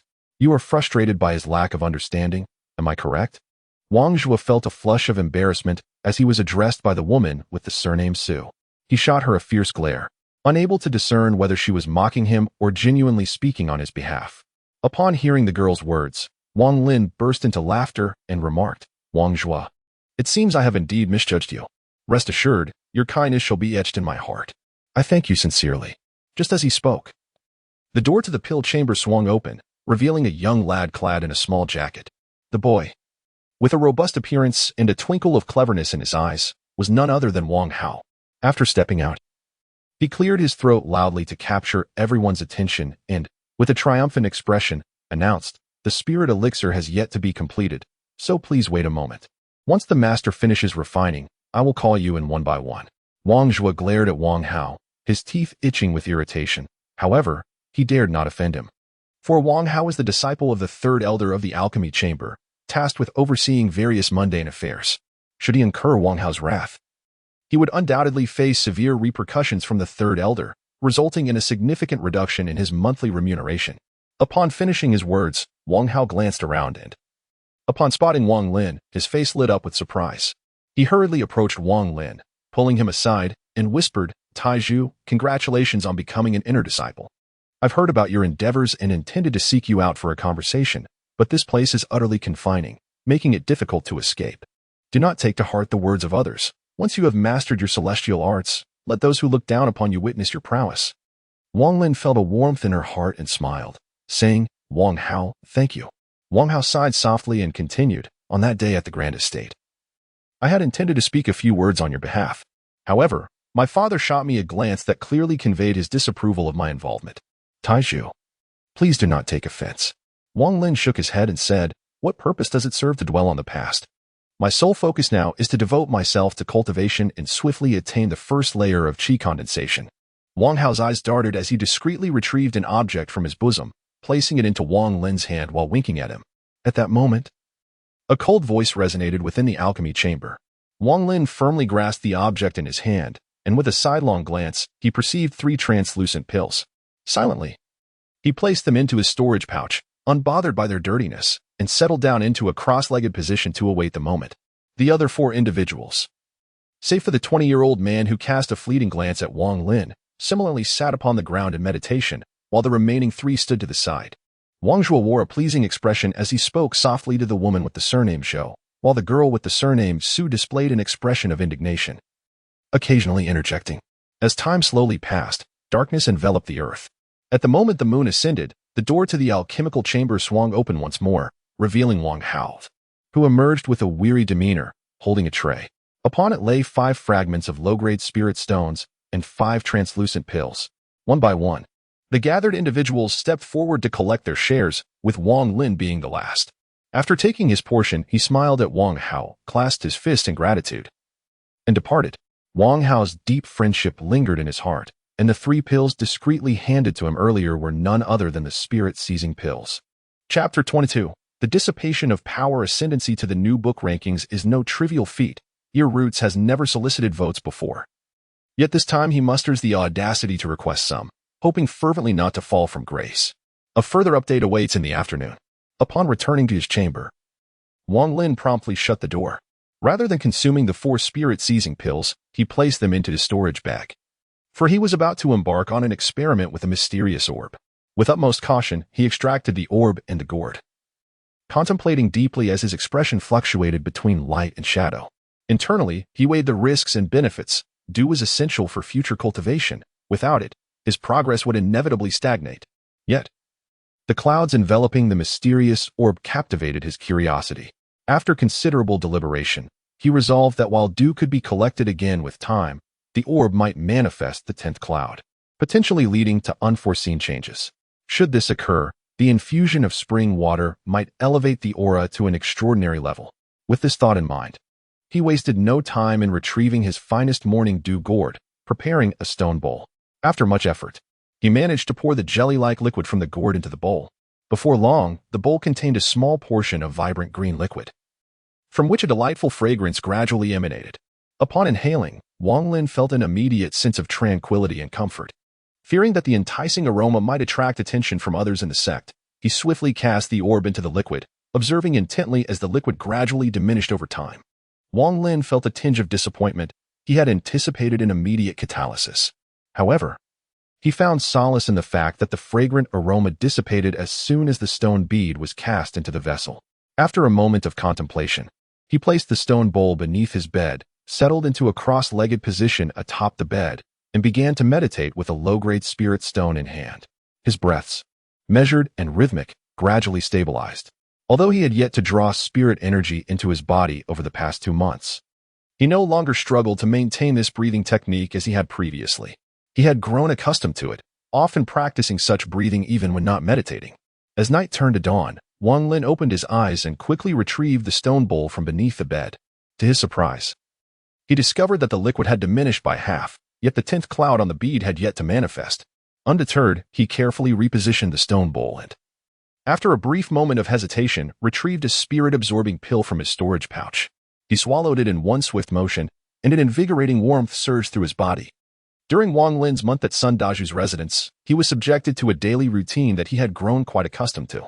As nightfall descended once more, he exhaled a long plume of white mist, his brow furrowed in a bitter smile as he murmured to himself, "This spirit-absorbing pill is, in essence, akin to Sun Daju's medicinal concoction, both composed of various herbs brimming with spiritual energy. Each time I consume it, I merely experience a sense of physical ease and mental vigor. Even the pangs of hunger dissipate, Alas, I still cannot condense even a hint of spiritual energy. With a soft sigh, Wang Lin reflected on how Wang Zhuo could attain the first layer of the qi condensation stage in merely 3 months. Although he appeared outwardly unfazed, inwardly he felt a profound sense of contemplation. Indeed, innate talent is the cornerstone of cultivation. However, Wang Lin's character forbade him from yielding easily. He reassured himself with the thought of possessing a mysterious orb, rich in spiritual energy. Though he was currently unable to condense it, he believed that with time, success would inevitably follow. Wang Lin bit his lip in determination, took a deep breath, and retrieved a stone bowl from under his bed. Upon inspection, only a small amount of liquid remained, yet the orb had yet to reveal the 10th cloud. He promptly took out a gourd filled with evening dew, pouring its contents into the bowl. This time, the liquid was slightly more abundant, and after filling the bowl, a bit remained. Wang Lin drank the remaining liquid in one swift motion and continued his breathing exercises. The wave of warmth that surged within him this time was more intense than any he had previously experienced, flowing through his body almost tangibly.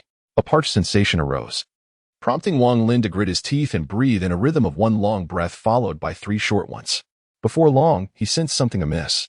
The internal heat did not dissipate as it had before, but instead intensified with each breath, a throbbing discomfort spreading throughout his body.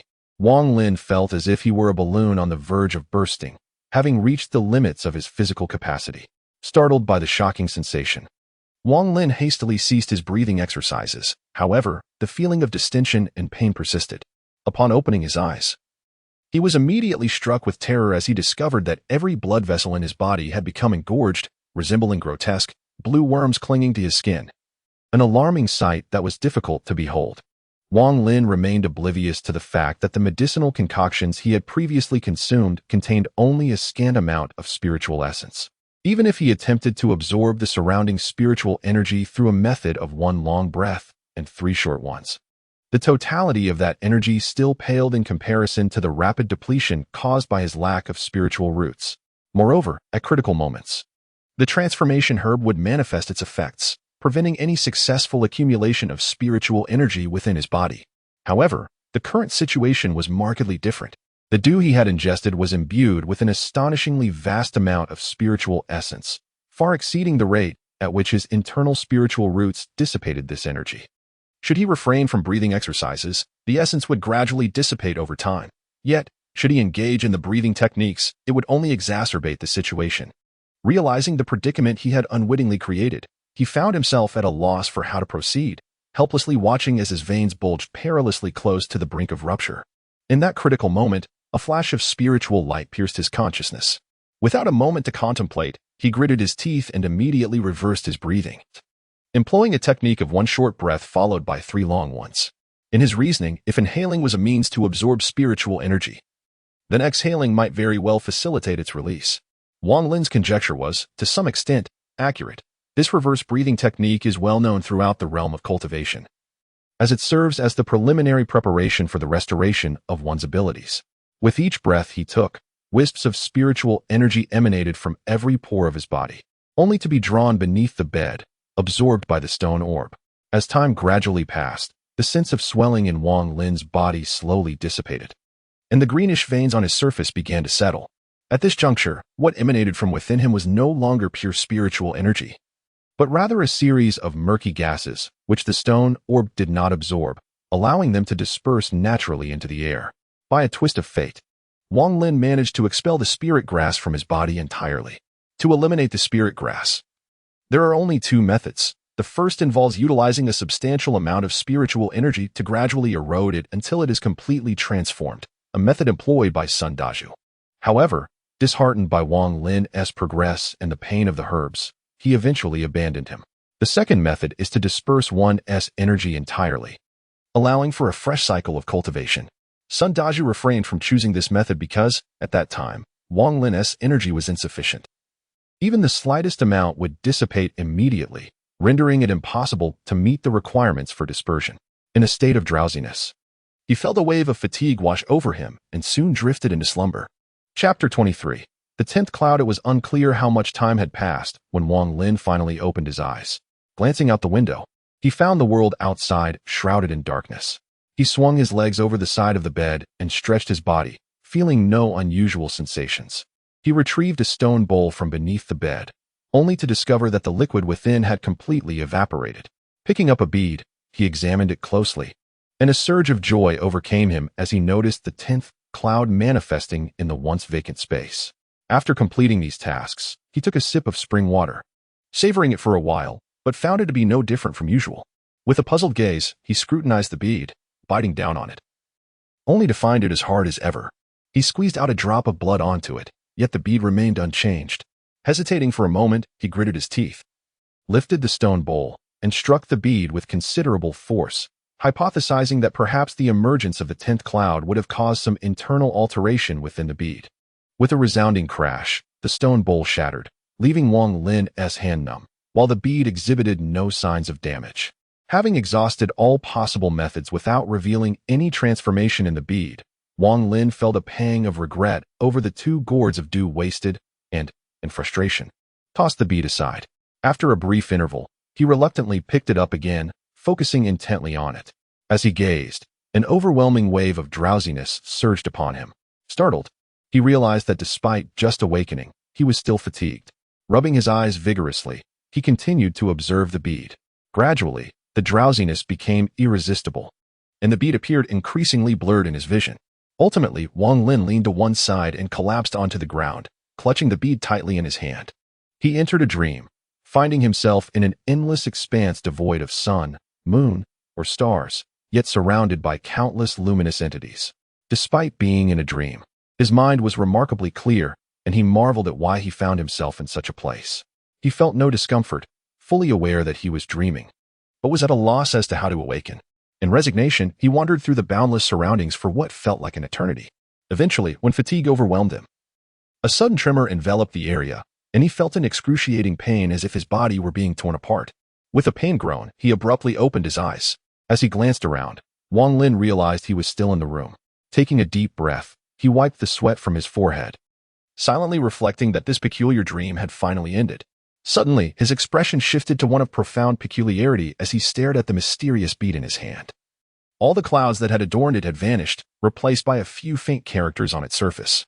Wang Lin was momentarily entranced, quickly picking it up for a closer look.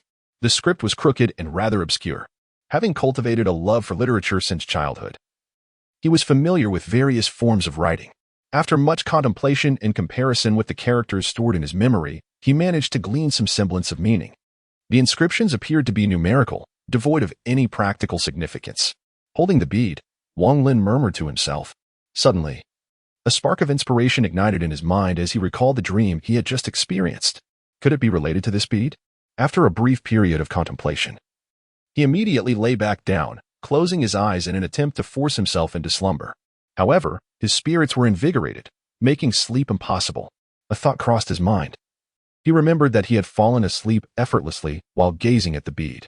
Thus, he focused intently on it, not daring to blink, and gradually, a wave of drowsiness overcame him, leading him to close his eyes unconsciously. The boundless expanse reemerged, and Wang Lin found himself standing there, a contemplative expression gracing his features.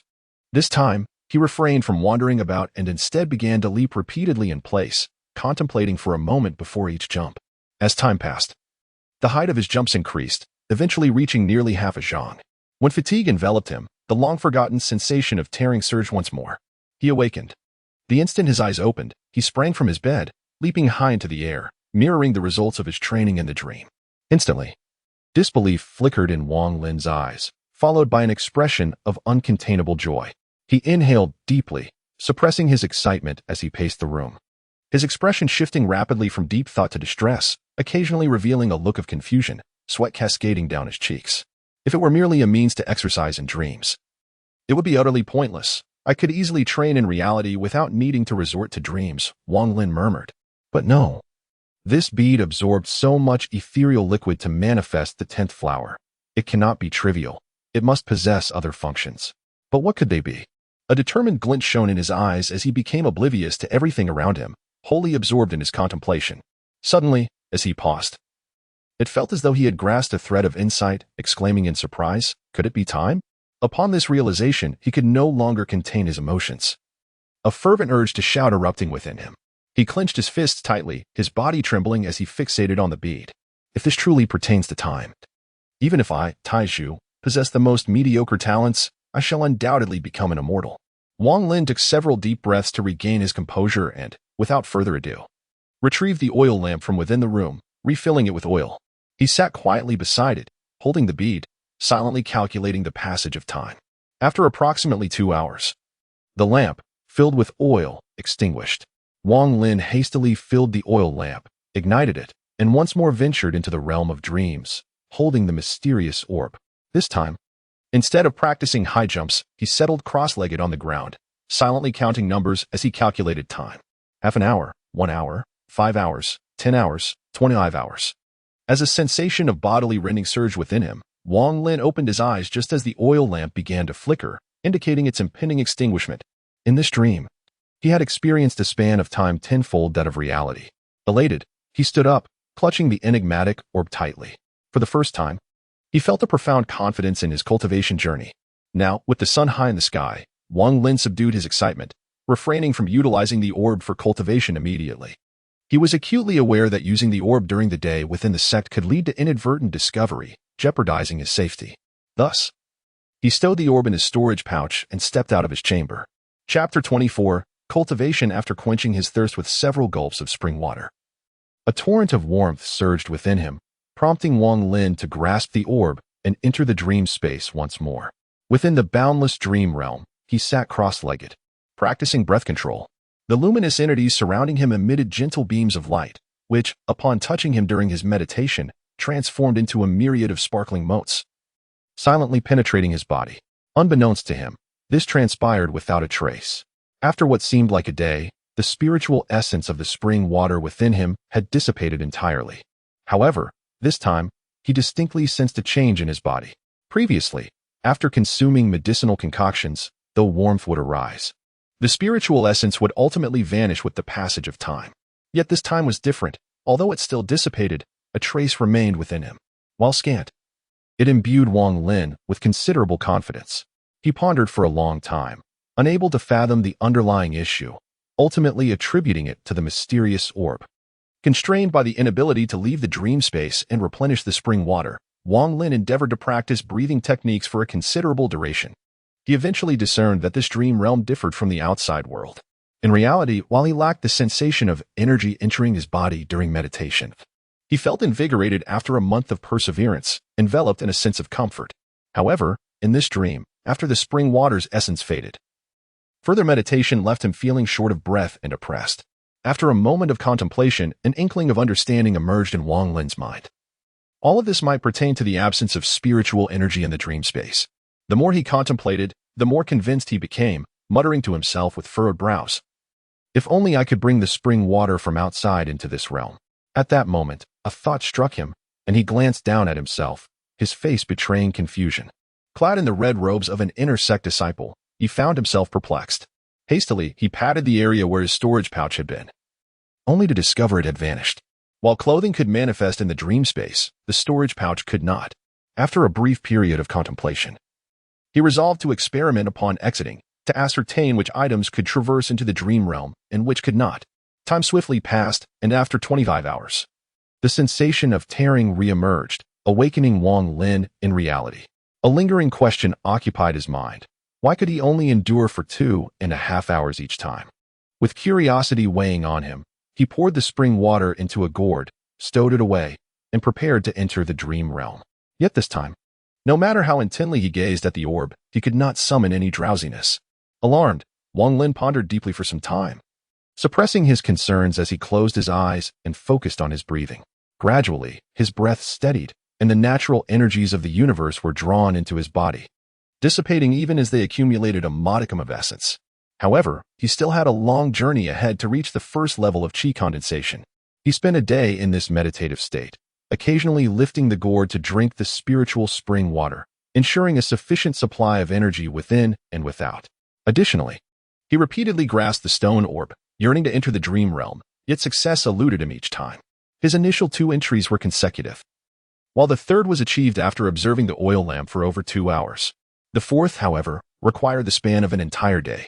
From this, he deduced that entering the dream realm had certain restrictions, A prudent approach would involve spacing the attempts by at least 2 hours to ensure entry. Having resolved this conundrum, Wang Lin began to prepare an experiment to ascertain what items could be brought into the dream realm. He gathered numerous objects for this trial, starting with 3 gourds, one containing the remaining dew, one empty, and the last filled with spring water. He also tucked fragments of a broken stone bowl into his clothing. Beyond these, he retrieved sweet potatoes, garments, and other items from his pack, wrapping them around himself before fixing his gaze on the orb and entering the dream realm. Upon entering the dreamscape, Wang Lin immediately checked his belongings. The sweet potatoes, clothing, and bowl fragments were present, yet the 3 gourds and storage bag were conspicuously absent. Pondering this perplexity, he suddenly realized that the dream space lacked any spiritual energy, leading to a revelation. Only mundane objects devoid of spiritual essence could be brought into the realm. The 3 gourds and the storage bag, somewhat infused with spiritual energy, could not be transported here. Sighing, Wang Lin felt disheartened. Without the gourds, merely sipping a few mouthfuls of spring water before each entry would be insufficient for his cultivation here. As he contemplated this, a flicker of insight ignited within him, as if he had grasped something significant yet simultaneously nothing at all. This ambiguous sensation prompted him to delve into deep contemplation, meticulously unraveling his previous train of thought. After a considerable period, his expression brightened as he pinpointed the crux of the issue. While the spring water brimmed with spiritual energy and could not be brought into the dream realm, it did not vanish once ingested.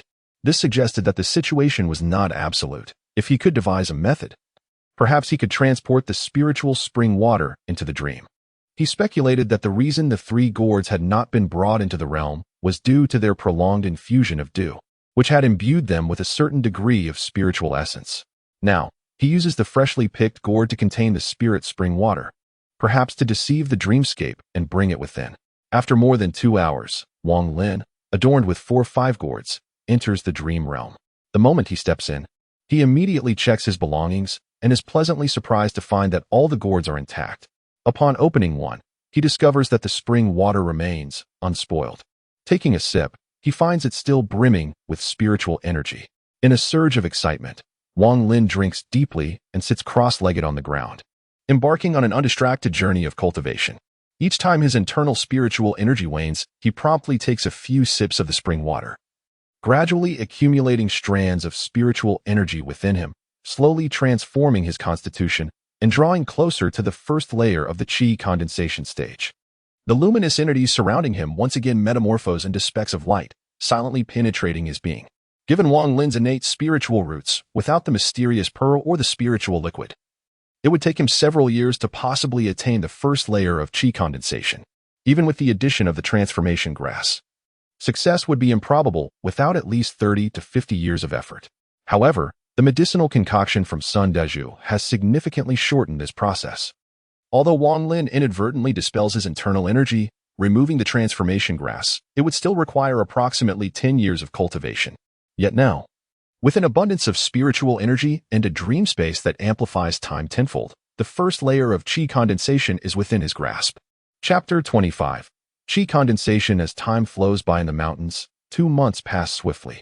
Within the dream space, Wang Lin has been meditating and absorbing energy with closed eyes. Over these 2 months, he has thoroughly researched the mysterious pearl.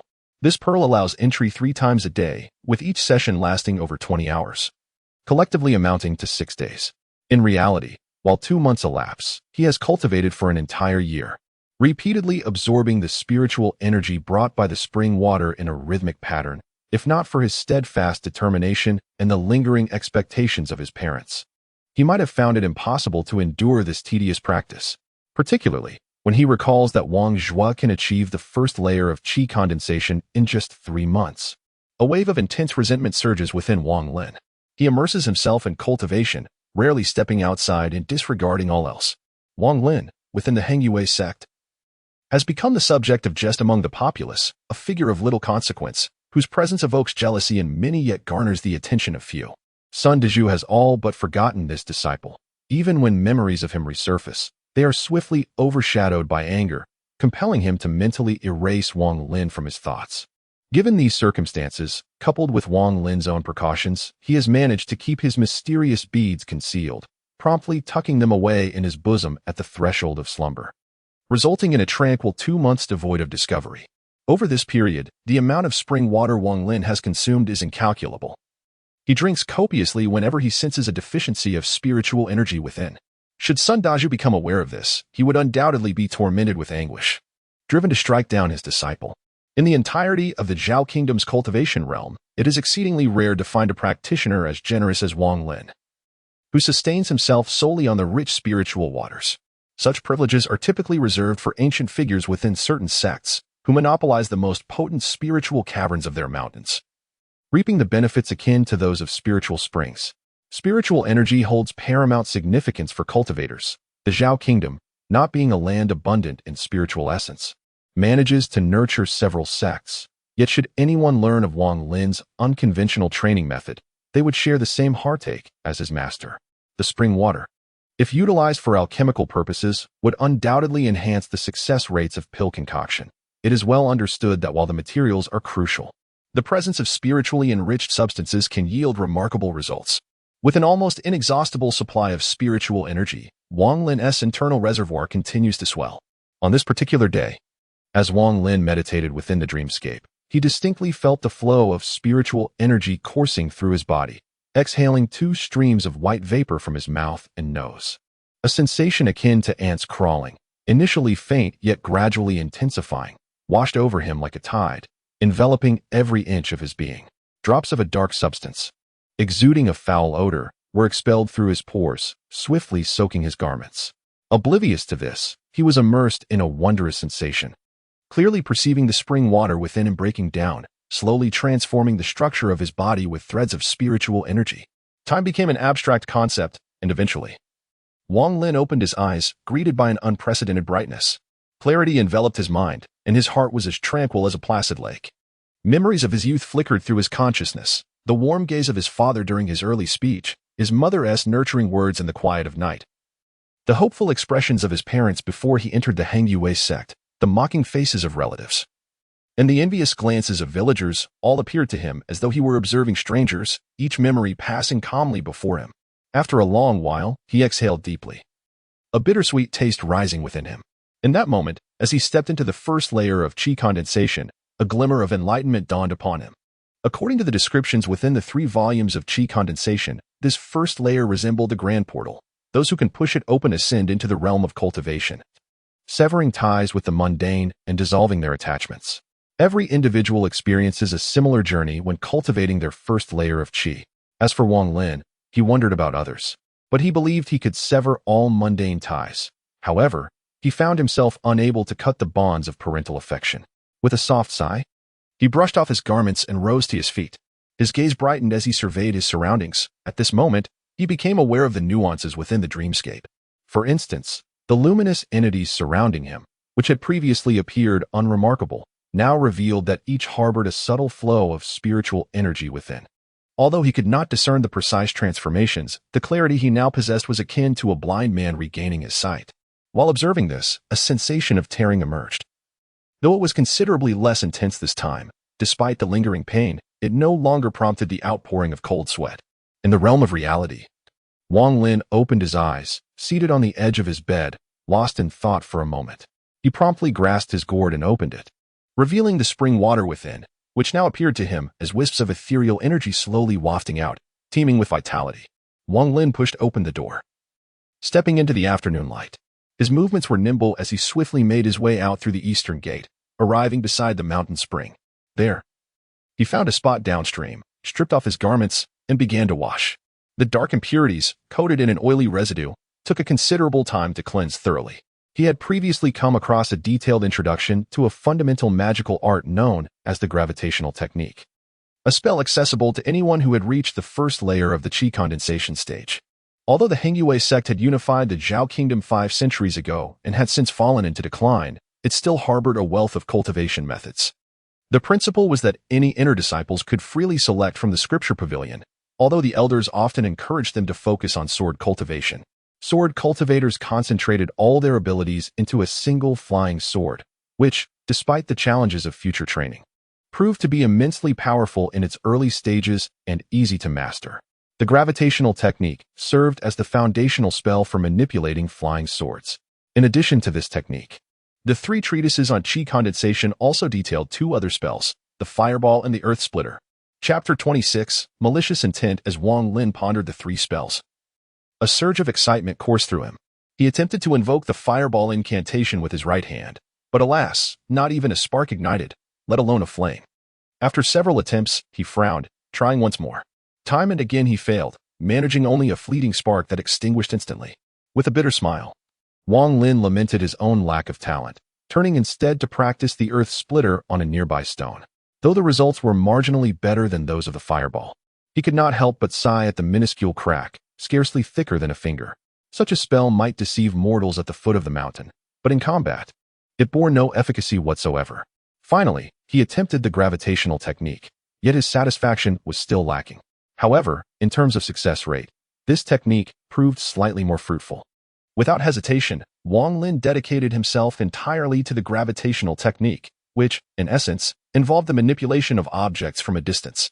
With greater agility, upon reaching the second layer of Qi condensation, one could practice object manipulation.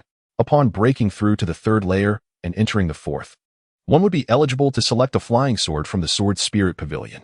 Lu, you initially assigned me the task of chopping wood, stating that completing 100 pounds would fulfill my duties. Why then have you suddenly increased it to 1,000 pounds? I, Zhang Hu, am no novice. I have shown you respect over the years. Are you truly trying to drive me away from Hengyu sect? This is absurd. You accuse me unjustly, all because you received a celestial talisman from Zhao Fugue a few days ago, seeking an easier task, which I happened to see. What a trivial matter. Every named disciple knows your character. Must you truly force me to leave Hengyu sect? You are utterly outrageous. I refuse to continue this. I will go speak to the elder. Zhang Hu exclaimed in a fit of rage. Zhang Hu, you have brought this upon yourself. Blame your ill fortune for witnessing what you should not have. If the elder learns of this, it could spell doom for your entire family. I will ensure you pay for your recklessness. A chilling voice emanated from the young man with the surname Lu in the room. In an instant, Zhang Hu gasped in alarm, and upon hearing this, Wang Lin's heart raced as he swiftly charged into the utility room, forcefully kicking open the door. There stood the young man Lu, his visage contorted with malice, brandishing a dagger that he lunged towards Zhang Hu, who pressed against the wall, his face awash with terror. With time running out, Wang Lin realized he could not reach Zhang Hu in time. Thus, he summoned his gravitational technique. Fortunately, this time it succeeded, transforming into an invisible hand that instantaneously restrained the assailant. However, the dagger had already grazed Zhang Hu's chest, causing blood to flow profusely. The young man Lu was taken aback, feeling as if an immense force was constricting him, rendering his dagger motionless. Zhang Hu's complexion turned pale, beads of sweat pouring from him, and he cast a grateful glance at Wang Lin before quickly scrambling to the side. Lu, stunned, began to struggle desperately. Wang Lin was sweating profusely, showing signs of faltering control. This was the first time he had used his gravitational technique to bind a living person, and he felt overwhelmed, especially as the assailant fought against his hold. His body trembled slightly, but upon seeing that Zhang Hu was relatively unharmed, he sighed in relief, inadvertently loosening his grip. Just as it seemed Lu would break free, Zhang Hu's expression shifted to one of determination. He glanced at Wang Lin and then at Lu, a fierce glint in his eyes. Without hesitation, he seized a chopping axe and approached Lu. The latter's eyes widened in fear, and his struggles intensified. Gritting his teeth, Zhang Hu muttered under his breath, "No man is without vice. Lu, you have forced my hand. You threatened my entire family. Wang Lin, what are you doing?" A pang of alarm struck Wang Lin as he realized his gravitational technique had lost its effect. In that fleeting moment, as Lu regained his mobility, Zhang Hu raised the axe and brought it crashing down towards Lu's head, the sound reminiscent of a watermelon shattering. Lu had no time to evade. His body convulsed violently a few times before falling still. The axe clattered to the ground, and Zhang Hu stood frozen, gazing at the blood-soaked corpse beneath him. His expression a complex tapestry of emotions. Wang Lin stood frozen in place, for it was his inaugural encounter with a bloodied corpse. After a prolonged silence, he bitterly inquired, "Zhang Hu, you?" Zhang Hu raised his gaze to meet Wang Lin's, his features contorted, revealing a hint of ferocity, and spoke slowly, "Wang Lin, you have witnessed it. It was not my desire to take his life. Had it not been for you today, I, Zhang Hu, would have been the one to perish at his hands. All of this was forced upon me. He compelled me." Wang Lin remained silent, taken aback by the unexpected turn of events. Zhang Hu took a deep breath. determination evident in his eyes. He approached the lifeless body, rummaging for a while before extracting a gray cloth bundle. Upon opening it, he discovered several hundred talismans designated for named disciples visiting relatives, along with a bound manuscript. After a brief glance, he tucked the manuscript into his bosom. Continuing his search within the room, he eventually unearthed a hidden compartment beneath the bed. Upon opening it, he found a piece of yellow paper.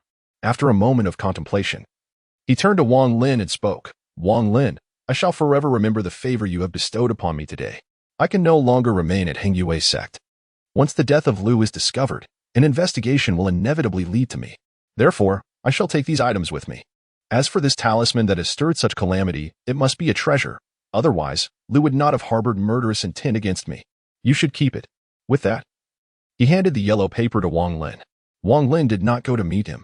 He sighed and said with a bitter smile, Why must you go through this? If you had not killed him just now. Zhang Hu furrowed his brow and replied, Wang Lin, let's not speak of this matter any further. I have endured enough over these past few years. If you still consider me a friend, then take this talisman. Wang Lin accepted the words with a heavy heart. Falling into silence, Wang Lin, I must take my leave. This matter does not concern you. If the sect conducts an investigation, they will ultimately trace it back to me. But by then, I will have long departed from Hengyue's sect. With a scoff, Zhang Hu declared, The Zhao kingdom is vast, and I refuse to believe that I will remain a mere nominal disciple for the entirety of my life. His expression was one of complexity. And after a prolonged moment of contemplation, he slowly turned and exited the room. Chapter 27. A visit. Wang Lin gazed at Zhang Hu's receding figure. And after a long moment, he sighed deeply, clutching the yellow paper in his hand, feeling a twinge of sorrow within. Zhang Hu had been his first friend at Hengyue's sect, yet now such a predicament had arisen. This talisman was indeed the root of the calamity. Wang Lin glanced at the yellow paper again, and his expression shifted. He immediately discerned a notable difference. Although the exterior of this yellow paper resembled that of a talisman used for familial visits, the spiritual energy it contained far surpassed that of any ordinary visiting talisman. Moreover, a palpable aura of danger emanated from it. Wang Lin was taken aback. Though he could not ascertain its true nature, he recognized it as a priceless treasure. After a brief hesitation, he tucked the yellow paper away and surveyed the corpse on the ground. He lamented inwardly that if this body remained unaddressed, Zhang Hu, given his speed, would likely fall prey to the sect's pursuit. After a moment of reflection, he shifted his focus away from Zhang Hu's plight and instead began to meticulously examine the talisman. At first glance, it appeared indistinguishable from the visiting talismans typically used by registered disciples. Yet upon closer inspection, Wang Lin noticed that both its material and the vivid crimson strokes upon it were of a far superior quality. Wang Lin grasped the celestial talisman, pondering for a moment, uncertain of its precise function, and having narrowly escaped death after recklessly consuming dew, he developed a profound wariness towards such artifacts of the immortals, refraining from their indiscriminate use. Moreover, the faint yet ominous aura emanating from the talisman heightened his caution. After a brief hesitation, he placed the talisman within his storage pouch for further study at a later time. Having completed this, he retrieved a mysterious orb and entered the realm of dreams. This time, he did not devote his entire focus to breathing exercises. Instead, he allocated some time to practice the art of gravity manipulation. Having found this technique quite practical after applying it on Brother Liu, he resolved to practice diligently. He initially used a gourd as his practice target, employing the gravity technique to levitate it from afar. The gourd was light, and after several attempts, he finally succeeded in lifting it. However, upon achieving this success, Wang Lin promptly interrupted the gravity manipulation and started anew. Wang Lin's thoughts were quite straightforward. He believed that the art of attraction must be executed with absolute intent and precision, achieving success in all 10 attempts. Otherwise, regardless of its formidable power, it would be of no avail in critical moments. He calculated that, in his current state, he could only manage to succeed 3 or 4 times out of 10, which fell far short of his own expectations. In the 3 treatises on energy condensation, aside from the mental techniques for each level, there were 2 vital incantations recorded. These incantations were the true essence of energy condensation. The condensation phase consists of 15 levels, while the first level can be naturally cultivated. The remaining 14 require their respective unlocking incantations. For instance, although he had completed the first level of energy condensation without the incantation to unlock the second level, he would be unable to advance, regardless of his mastery of the techniques for the second level, and would remain stagnant at the first level. In the depths of his mind, Wang Lin silently recited the incantation, and immediately, a transformation coursed through his entire being. Initially subtle, this change intensified over time, ultimately resembling the tumultuous boiling of water surging within him. Gradually, the flow of spiritual energy grew insufficient, dissipating intermittently throughout his body, evoking sensations of soreness, numbness, tingling, and pain. It was as if he were riddled with countless wounds, with the very essence of spiritual power being the root cause of this turmoil. The three treatises on concentrating qi poignantly emphasized a particular phrase. The incantation to unlock each layer does not guarantee success every time. Factors such as innate talent, spiritual energy, and opportunity play crucial roles. Some individuals may succeed on their first attempt, while others may require 10 or even 100 tries. As time passed, these myriad sensations gradually subsided. Wang Lin, drenched in sweat, felt the spiritual energy within him completely dissipate. Yet, he understood from the treatises that this dissipation was merely transient, and a single meditation session could restore his vigor. Despite not successfully unlocking the second layer, Wang Lin remained undeterred. This was merely an experiment. It became evident that his current reservoir of spiritual energy was insufficient for such an endeavor. After all, he had only just cultivated the first layer. He was patient, knowing he possessed the water gourd, and could continue to refine the first layer until he reached its utmost limits before attempting to unlock the second layer again, thereby significantly enhancing his chances of success. With this resolve in mind, Wang Lin resumed his relentless training day and night. His internal spiritual power gradually accumulated, and his mastery of the gravitational technique slowly increased. Throughout this period, he attempted the incantation for the second layer repeatedly, yet all his efforts ended in failure. In the span of half a month in reality and 3 months within the dreamscape, Wang Lin found himself engaged in meditation, awaiting the interval of the dream realm. Observing that time remained plentiful, he hesitated briefly before resolutely reciting the incantation for the second layer once more, preparing for yet another attempt. He had lost count of how many times he had tried. Each effort resulted in the complete dissipation of his internal spiritual energy without success. An hour later, Wang Lin wearily lifted his head, his spiritual energy entirely depleted. With a bitter smile, he murmured to himself, "Another failure. Unlocking this second layer is indeed exceedingly arduous."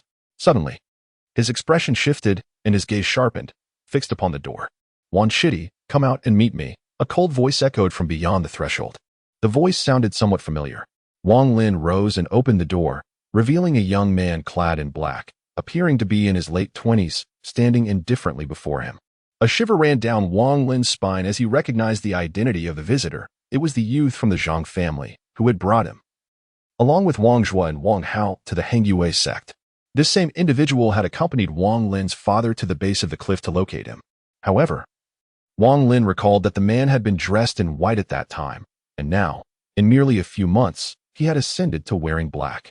Suddenly, he remembered that during the assessment at the foot of the mountain, the third senior brother, who had accepted Wang Hao as an apprentice, had mentioned that the visitor was at a critical juncture in his training. The sect leader, wishing to avoid any disruptions, had arranged for him to conduct the assessments on behalf of others. Chapter 28. Sundry affairs in the realm of purple, black, white, and red. Black garments signify extraordinary prowess. Unable to discern the depths of his opponent's cultivation, Wang Lin respectfully addressed him, "Brother Zhang, I pay my respects and extend my congratulations on your elevation to the rank of blackclad." The young man in black cast a glance at Wang Lin, his expression softening slightly as he replied, "A month ago, I successfully entered the 5th layer of the qi condensation stage. This accomplishment is somewhat intertwined with you. Had I not discovered that wind while seeking you, I would not have achieved this breakthrough so swiftly." Wang Lin was taken aback and inquired, "Brother Zhang, can the vortex of suction on the cliff aid in cultivation?" The young man in black nodded and replied, "When you reach the pinnacle of the 4th layer of qi condensation, you may venture thereafter unlocking the 5th layer's incantation. At that time, the results will become apparent." After speaking, he cast a glance at Wang Lin and continued, "Brother Wang, your innate talent is rather mediocre, which is an unavoidable circumstance. However, now that you have become an inner disciple, it is imperative that you devote yourself diligently to your cultivation.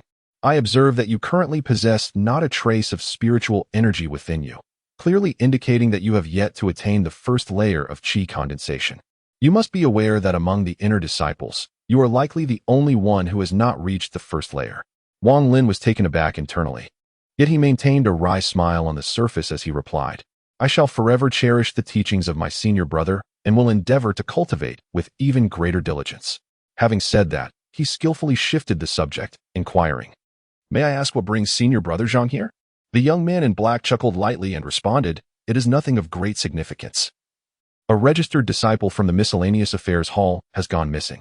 Someone reported seeing you there on the day in question, so I have come to inquire.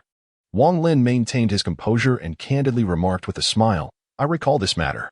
I typically do not frequent the affairs department, but about half a month ago, I happened to pass by there. That named disciple spoke to me with disrespect, and I gave him a slight reprimand. Perhaps he could not reconcile himself with the situation and, fearing I might cause him trouble, he chose to descend the mountain. Brother Zhang nodded slightly, casting a knowing glance at Wang Lin, and replied, An insufferable named disciple is of little consequence. However, I have come today with another matter. The sect leader, along with several senior disciples, has deliberated and concluded that the affairs department should not be under the control of named disciples. They wish to appoint an inner disciple to oversee it, yet all the inner disciples are reluctant to take on this responsibility as they are preoccupied with their cultivation. Wang Lin forced a smile and remarked, I understand. This task has been assigned to me. Brother Zhang, returning the smile with a nod, replied, Please tidy up a bit and head over today. The affairs in the miscellaneous office are in disarray. Once you arrive, you must organize things thoroughly. After speaking, he clasped his fist in salute to Wang Lin, and with a swift step, a translucent little sword materialized in his hand, transforming into a radiant arc before vanishing without a trace. Upon reaching his destination, Wang Lin had already resolved within himself that he must not linger in the miscellaneous office for too long. The only viable strategy was to utterly mishandle its affairs, compelling all the registered disciples to petition the sect leader for a change in personnel. With this intention firmly planted in his mind, Wang Lin set about tidying the room of the loose-named youth, discarding every unnecessary item into the courtyard, leaving only a bed and a table behind. As he undertook this task, several disciples arrived at the miscellaneous office, having heard the news of Wang Lin's takeover. Each one appeared uneasy, particularly those who had been most vocal in their derision of him, their faces now pale and their hearts racing. Some contemplated offering their assistance in the cleanup. Yet upon receiving a stern glance from Wang Lin, they obediently remained in the courtyard, trembling like startled cicadas. You, he called, casually pointing at one individual, from now on. You will chop firewood, 500 jin each day. He recalled that this person had previously mocked him in secret. The individual, taken aback, immediately wore a mournful expression and replied, Brother Wang, I used to work in the kitchen. I can only cook, not chop wood. Wang Lin rolled his eyes and let out a dismissive snort, exclaiming, It's increased. A daily quota of 1,000 pounds. The other party fell to the ground with a thud, wailing loudly, Brother Wang, have mercy. I realize my mistake. I should never have mocked you. However, please do not seek revenge. How could I possibly manage 1,000 pounds? Perhaps we could settle for 500 instead? The onlookers exchanged glances, having anticipated that Wang Lin might impose difficulties, yet they had never imagined that he was engaging in overt retaliation. A few named disciples in the crowd immediately protested, shouting, Everyone, do not heed his words. Let us seek out the elders to mediate. This Wang Lin is utterly insufferable. Indeed, let us approach the elders and request that another inner sect disciple take charge here. If they refuse to do so, we shall remain kneeling in protest. Exactly. Let us leave this place. Wang Lin is clearly reveling in his petty triumph. He ought to reflect on the fact that he only entered the sect through his own disgraceful actions. As the voices grew louder, a group of 10 departed from the courtyard, hurling insults and bearing expressions of grievance as they marched toward the main hall, clamoring for justice against Wang Lin's oppressive words. Wang Lin leisurely reclined in his chair, offering no hindrance. In his heart, he harbored a considerable hope that these individuals would succeed should the sect leader become enraged.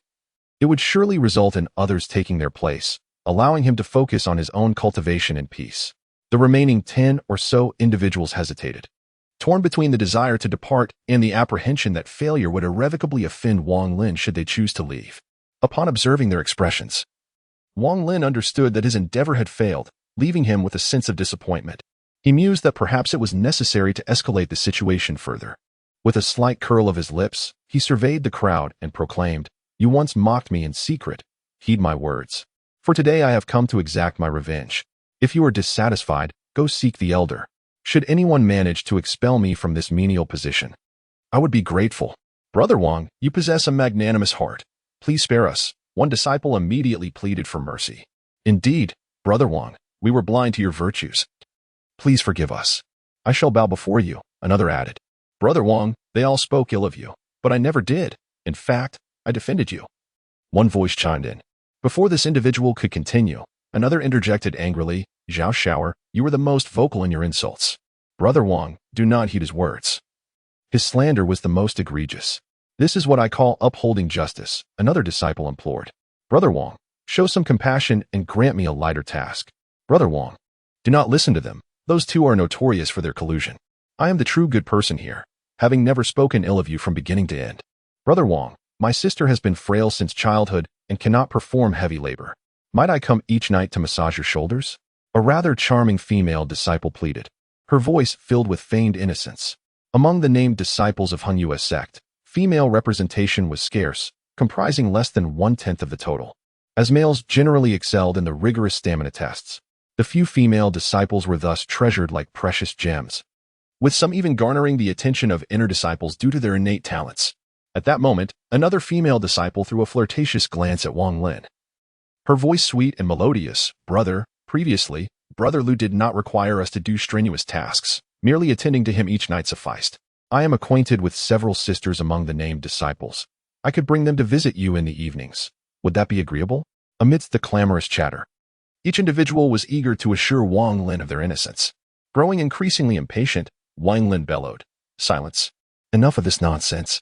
He then pointed at one person and commanded, "You, fetch water, 20 jars a day. If you find this unsatisfactory, go seek the elder." The individual trembled, stammering as he opened his mouth. But upon witnessing Wang Lin's impatience, he quickly donned a forced smile and nodded vigorously. "You, wash clothes, 500 pounds a day.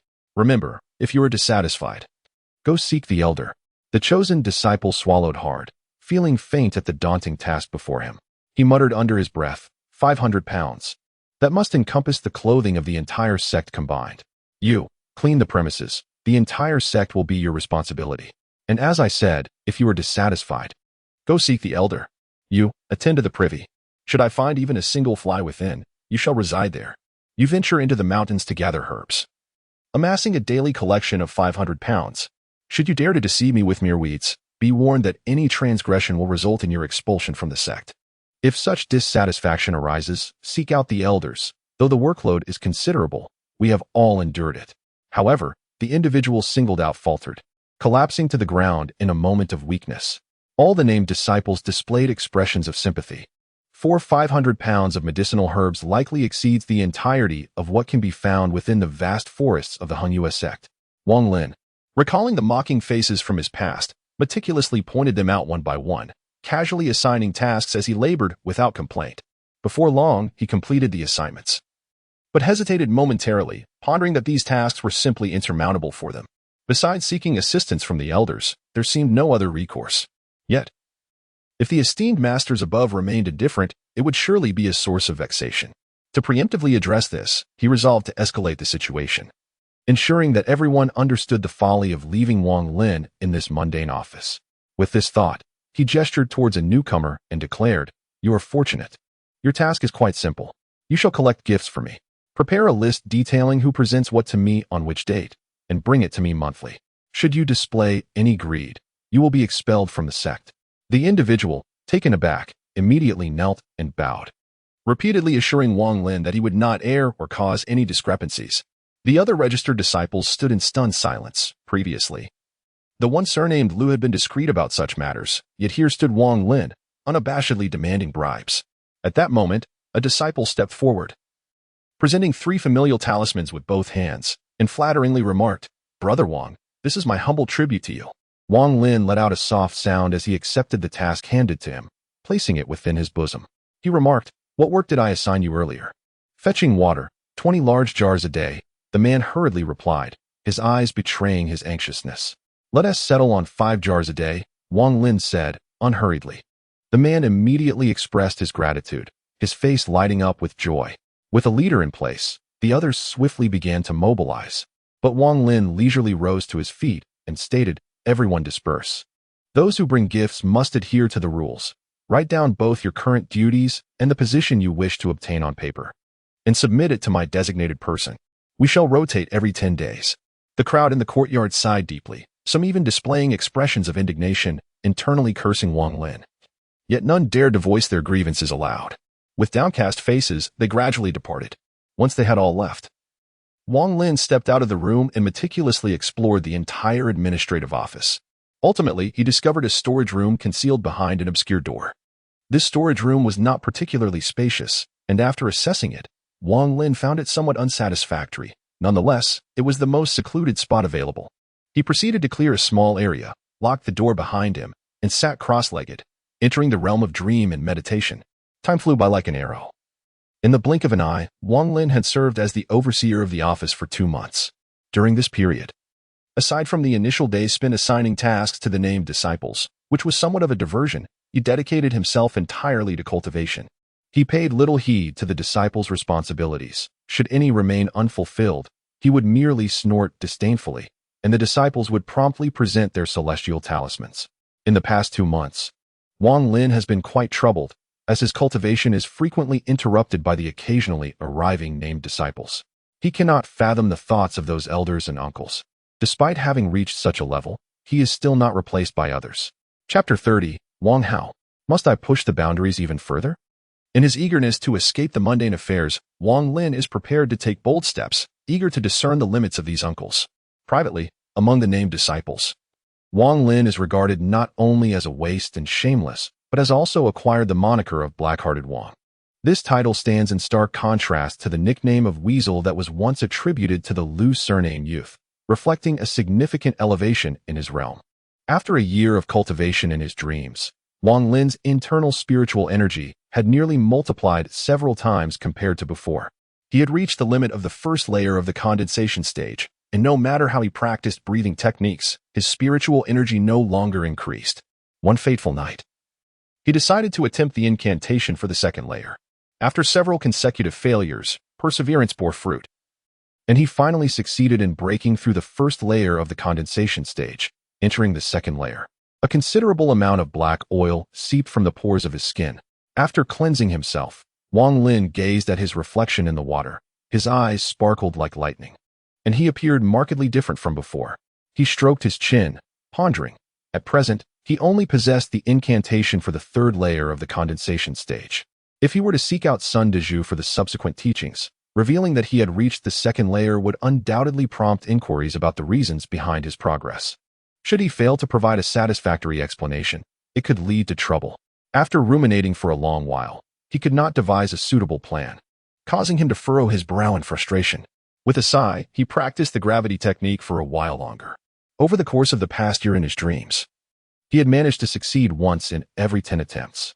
In light of this, Wang Lin resolved to intensify his training. He sought a large stone in the chores department to practice his gravity technique upon. Time passed swiftly, and after another month of his endeavors in the chores department, the named disciples began to voice their grievances. However, as winter descended, the sect began preparations for the year-end competition among inner disciples. Moreover, this year marked the decadal competition for named disciples of the Hung sect, where the top 3 would gain the opportunity to become inner disciples. All the named disciples were sharpening their skills, secretly plotting their strategies. Consequently, matters regarding the chores department were set aside, left unattended by anyone. Wang Lin was quite disheartened by this. He had no intention of participating in the competition among the inner disciples. He believed that the time spent on such matters would be better invested in cultivating within the realm of dreams. That day, the entire Hung sect was enveloped in heavy snowfall, with feathery snowflakes descending from the heavens. From a distance, it appeared as if the world was draped in silver. Truly a scene of 1,000 miles encased in ice and 10,000 miles of drifting snow. Wang Lin stood quietly in the courtyard, not engaging in cultivation.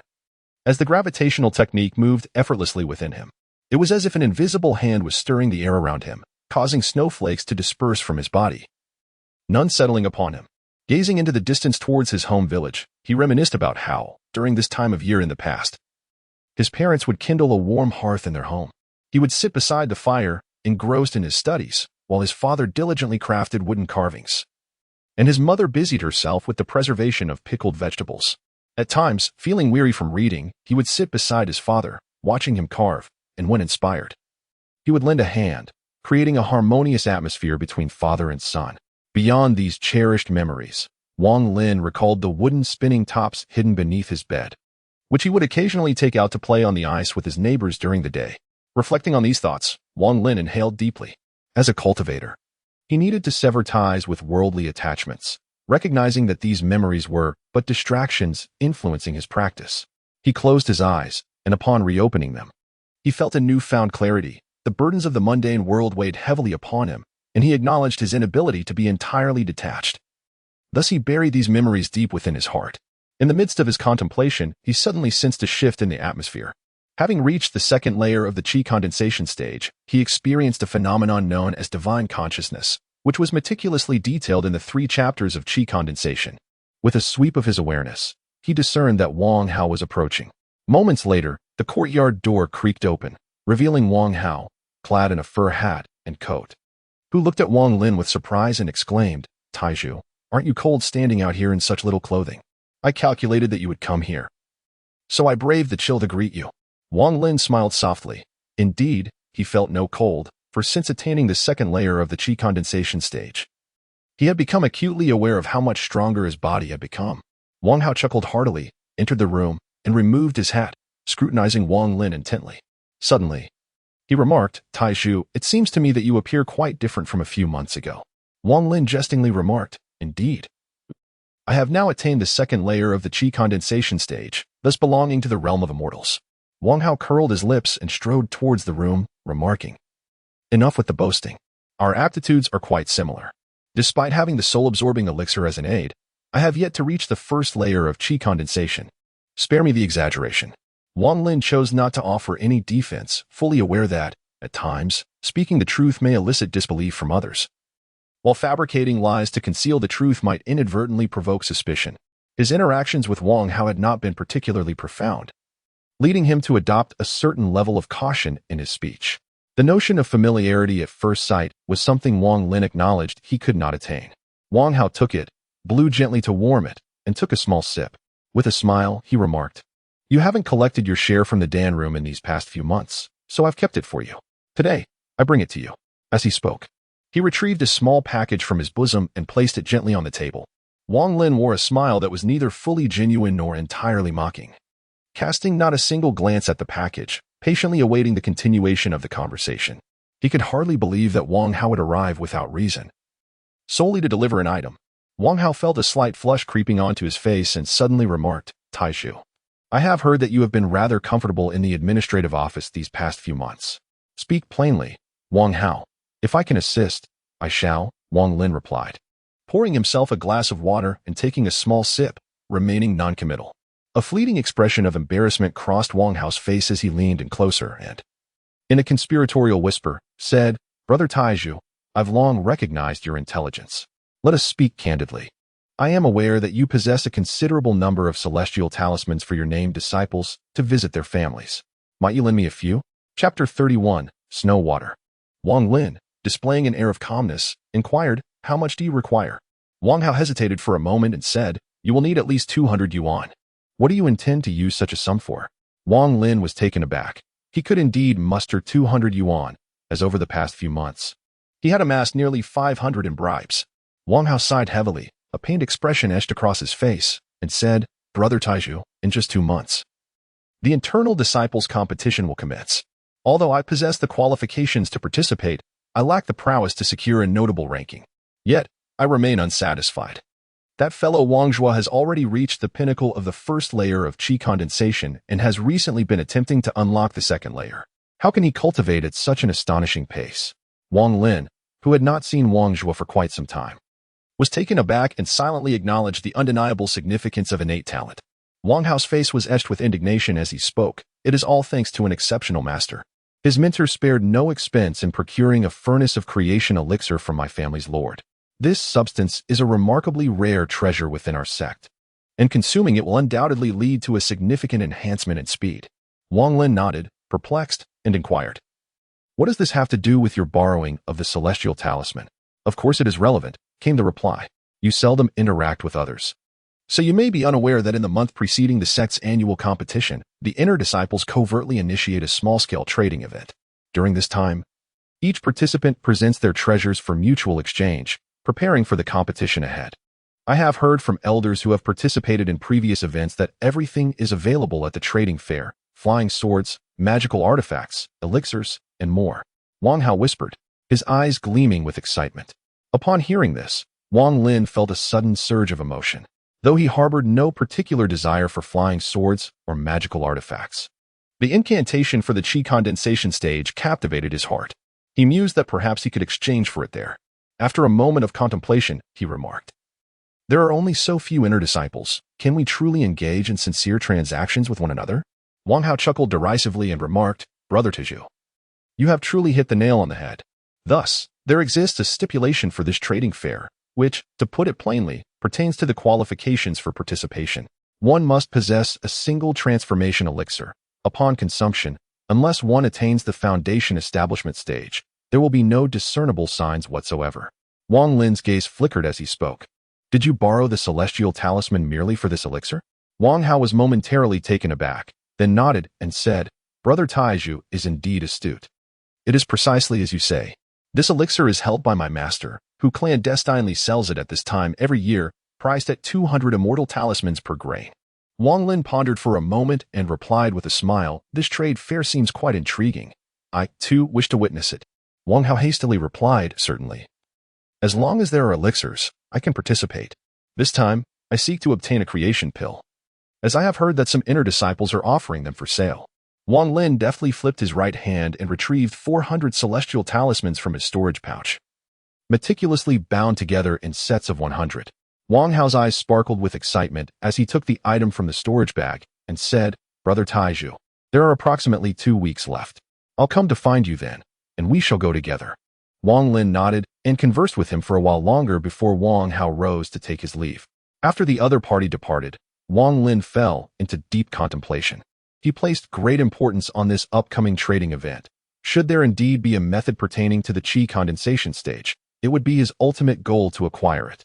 However, at present, he possessed no valuable items, having utilized all his celestial talismans to purchase medicinal pills. After much deliberation, he resolved to gather some spiritual spring water, as this substance would undoubtedly attract considerable interest. With the assistance of the medicinal pills, no one would be able to discern his true identity. Resolute in his decision, Wang Lin ceased further contemplation of the matter. At that moment, he could not enter the dream realm as the interval had yet to be reached. Instead, he returned to the miscellaneous affairs area and began practicing the gravity technique against a large stone. Yet, if the object was excessively massive, the success rate diminished. Nonetheless, as the spiritual energy within him burgeoned, particularly after entering the second layer of the chi condensation stage, the power of the gravity technique began to gradually unveil itself.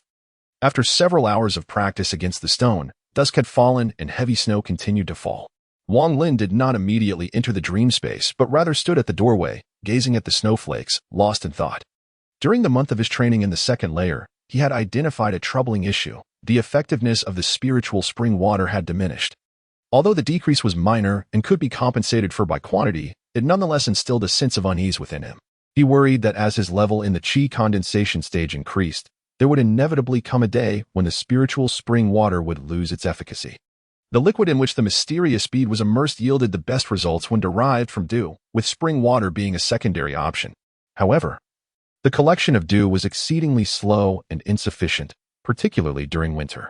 Only this spring water proved to be both simple and practical, easily obtainable and inexhaustible. Should the spring water indeed become ineffective one day, he must prepare alternative options in advance. Wang Lin muttered to himself, his gaze fixed upon the thick layer of snow blanketing the ground, his eyes shimmering with thought. With a subtle movement of his hands, he discreetly employed the gravity technique. And soon, large clumps of snow began to rise from the ground, swirling into the room like a snow dragon and diving into a large vat. In a short while, he had accumulated nearly half a vat of snow. Wang Lin ceased the gravity technique and approached the vat, forming a hand seal. After attempting it over a dozen times, he finally conjured a fireball the size of an infant's fist, radiating intense heat that swiftly melted the snow into water. Once the snow had entirely melted, he wiped the sweat from his brow, the use of 2 different spells had proven quite taxing. With only a small amount of snow water remaining in the vat, Wang Lin promptly retrieved the mysterious bead and tossed it inside, waiting for the duration of a half-incense stick before retrieving the bead. His understanding of the mysterious bead's properties was now quite profound. For instance, he had discovered that soaking it in spring water for a half-incense stick was the limit. He had previously experimented with longer soaking times, but ultimately concluded that regardless of the duration, as long as it exceeded a half-incense stick, the effects remained the same. He ladled some out and took a sip, his eyes closing as he meticulously assessed the concentration of spiritual energy within him.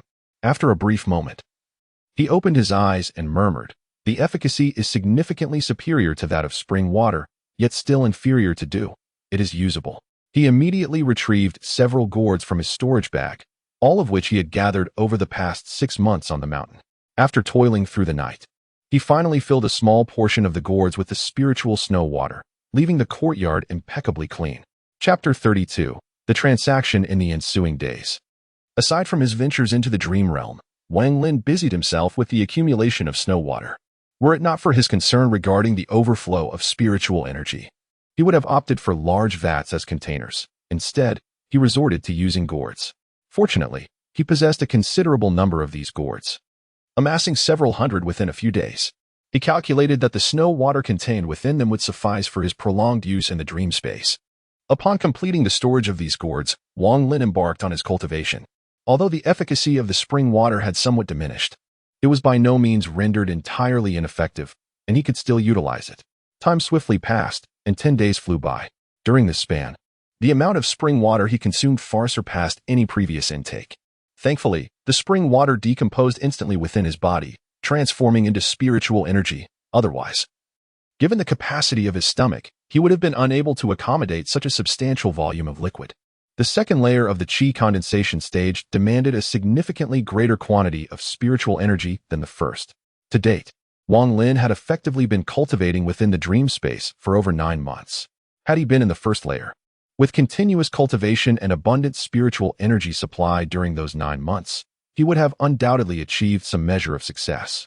Yet now, despite the noticeable increase of spiritual energy within him, he still felt far from satisfactory results.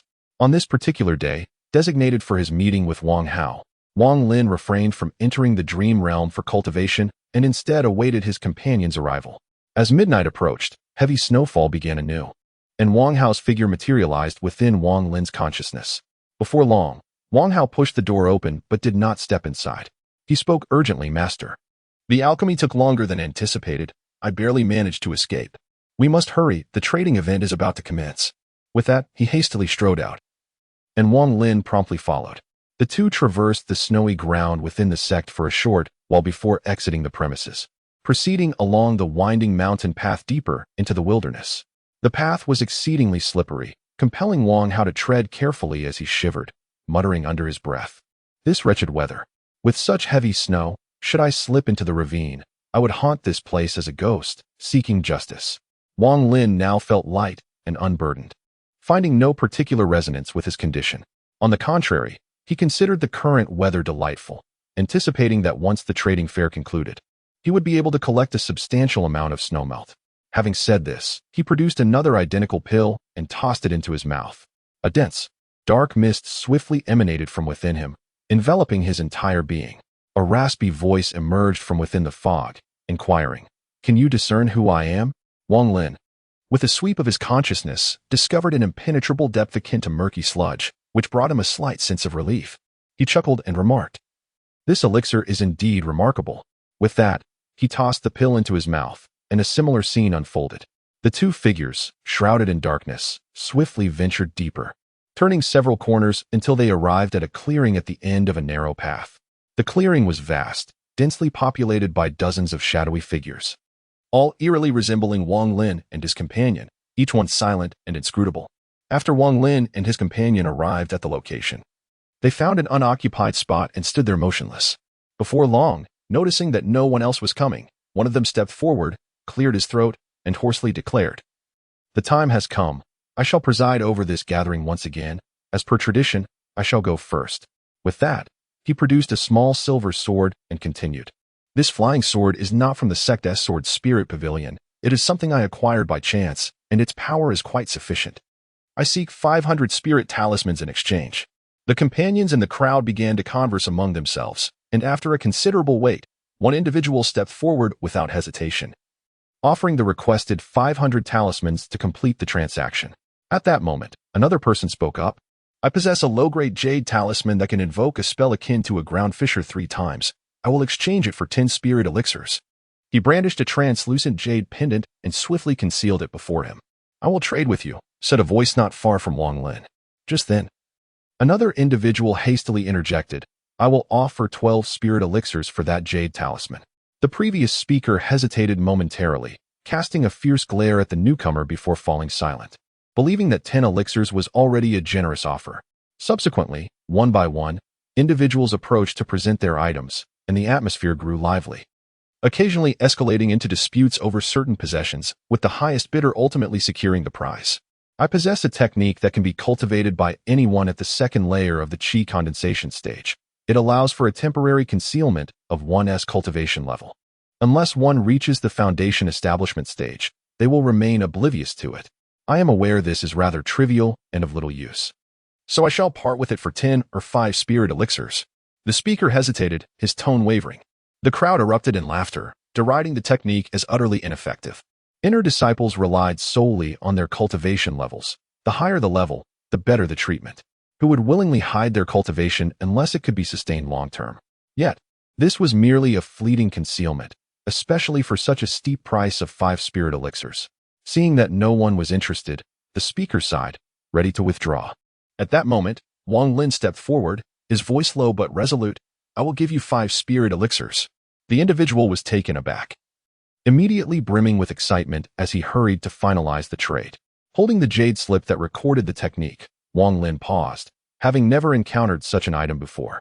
As he scanned it with his consciousness, the incantation associated with the technique surged into his mind. While this ability might not hold much value for others, it would prove immensely beneficial to him, albeit imperfect due to its brief duration of efficacy. Then, another person emerged, his voice hoarse yet carrying an air of arrogance, proclaiming, I have 1 creation elixir. Those who desire it, please state your offers. Wang Hao immediately expressed his excitement, speaking rapidly. 20 spirit recovery pills for 20 pieces. A flying sword for 1,000 pieces, 30 spirit recovery pills, along with 500 pieces for a talisman.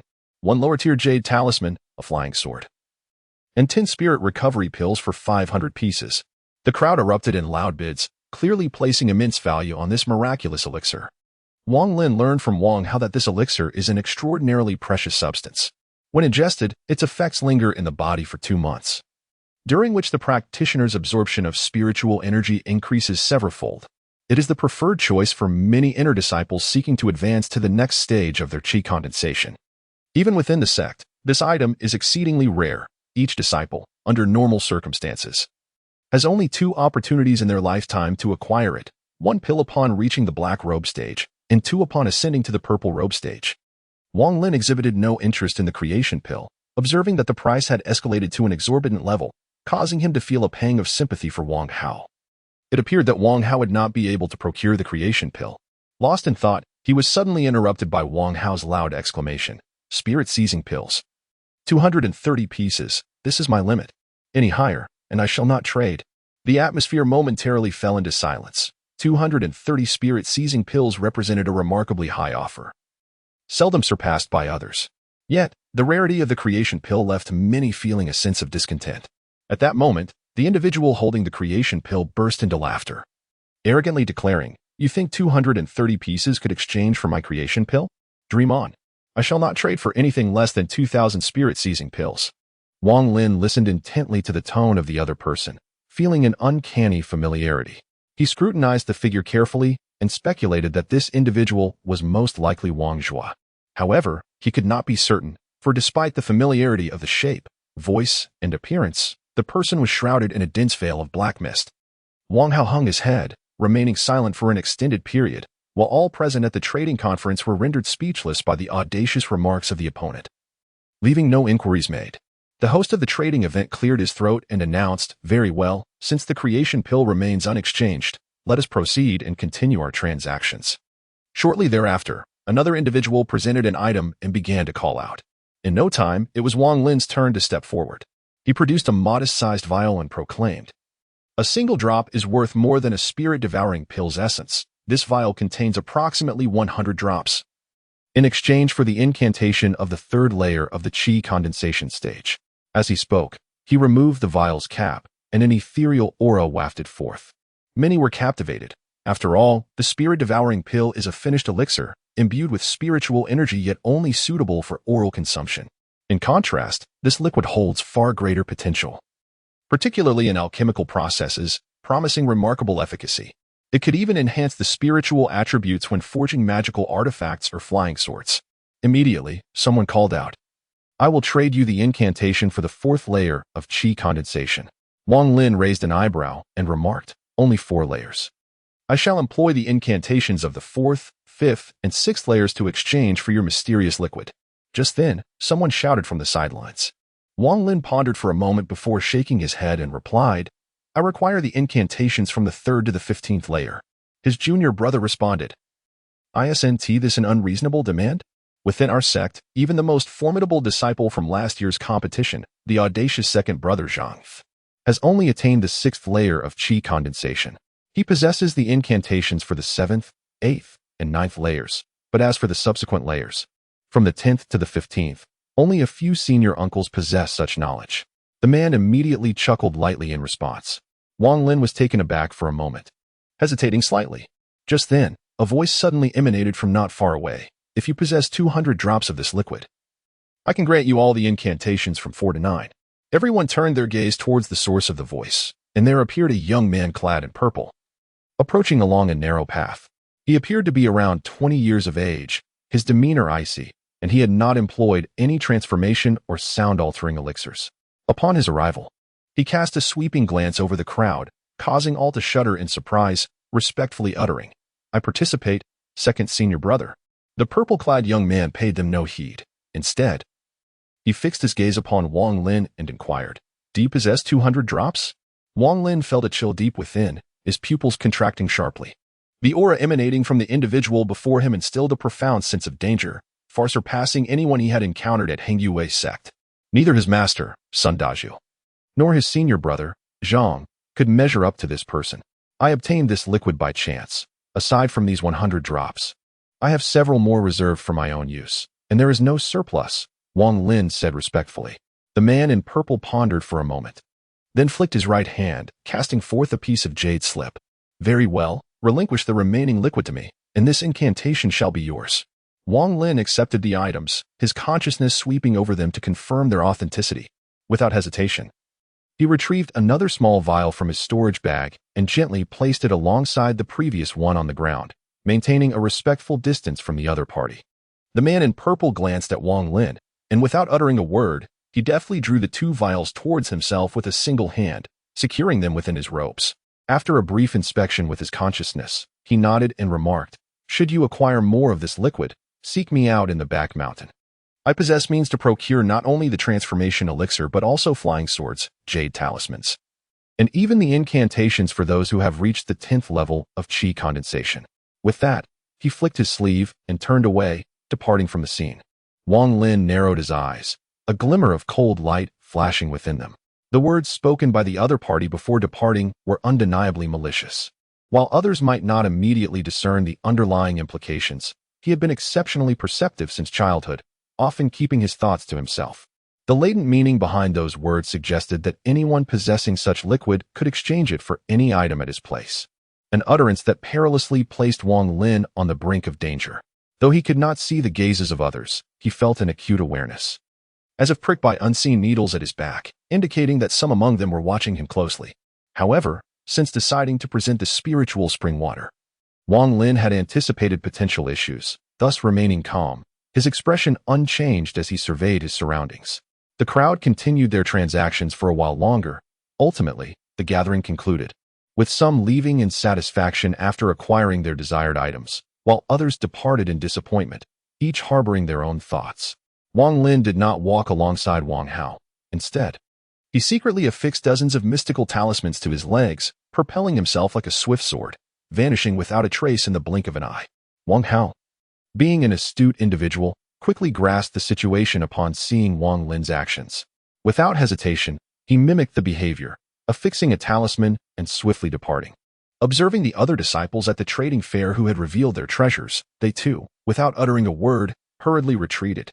Several inner disciples, who harbored ulterior motives regarding the mysterious liquid Wang Lin had displayed, were startled by his sudden and rapid departure. They attempted to pursue him, but found only emptiness where he once stood, cursing under their breath as they left. Some of the more accomplished disciples refrained from overtly giving chase, as this was a trading event among the inner disciples of the sect. Should any incident of violence or theft occur, the repercussions from their respective masters would be severe. Chapter 34. Intensive training with the method for reaching the 9th layer of the qi condensation stage in hand. Wang Lin felt a profound sense of relief and began to lead a reclusive life. As the days passed, a palpable tension enveloped the entire Hengyue sect. All inner disciples were diligently preparing for the year-end tournament. Those who entered the top 10 would be rewarded with treasures, elixirs, spirit stones, talismans, and more. What fueled their envy further was the sect leader's decision to offer the treasured twin moon ring as the grand prize. This ring, a relic from a predecessor of the sect 3 centuries ago, possessed considerable power and was a rare treasure that combined both offensive and defensive capabilities. Thus, the inner disciples privately sharpened their skills, brimming with enthusiasm. As for the newcomers, only a handful had joined the inner sect this year, and it was widely expected that Wang Zhuo would emerge as the champion among them. Meanwhile, the registered disciples harbored even greater animosity towards one another, as this tournament represented a pivotal turning point in their destinies. Secretly, each was making their final preparations. This atmosphere of tension bore no significance to Wang Lin. His days were consumed solely by cultivation and the practice of gravitational techniques. On the eve of the month's end, he exited the errands office and made his way directly to the main courtyard. Having mastered the technique for concealing his aura, he effortlessly masked his spiritual energy, creating the illusion of not having yet reached the first layer of the qi condensation stage. Realizing that the bustling errands office was not conducive to his practice, he sought a plausible excuse to descend the mountain in search of a tranquil place for secluded cultivation. Upon arriving at the main courtyard, he strode confidently forward and soon found himself outside Sun Daju's medicinal garden. With great respect, he called out, "Disciple Wang Lin requests an audience with Master." "What brings you here?" The gate to the medicinal garden remained closed, and from within came Sun Daju's impatient voice, clearly indicating his disdain for this particular disciple.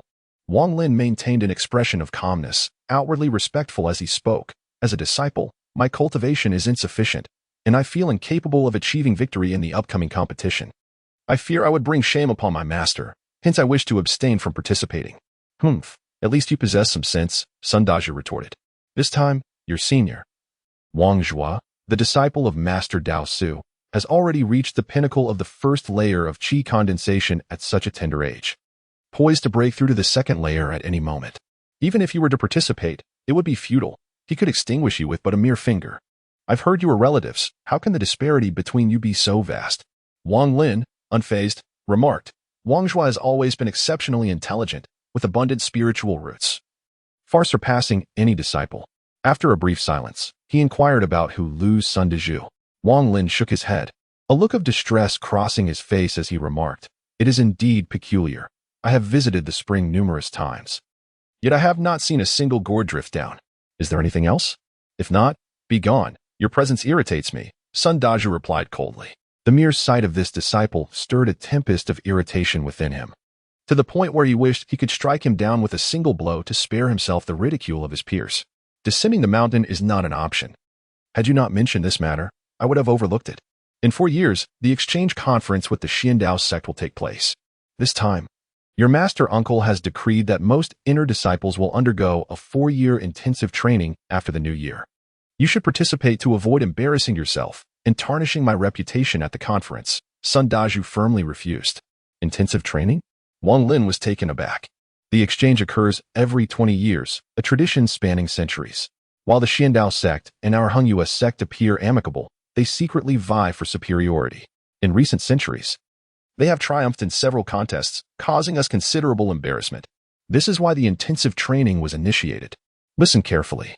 If you fail to achieve anything during this training and bring disgrace upon me at the conference in 4 years, I will have no choice but to expel you from Hengyue sect, Sun Daju said tersely, unwilling to elaborate further.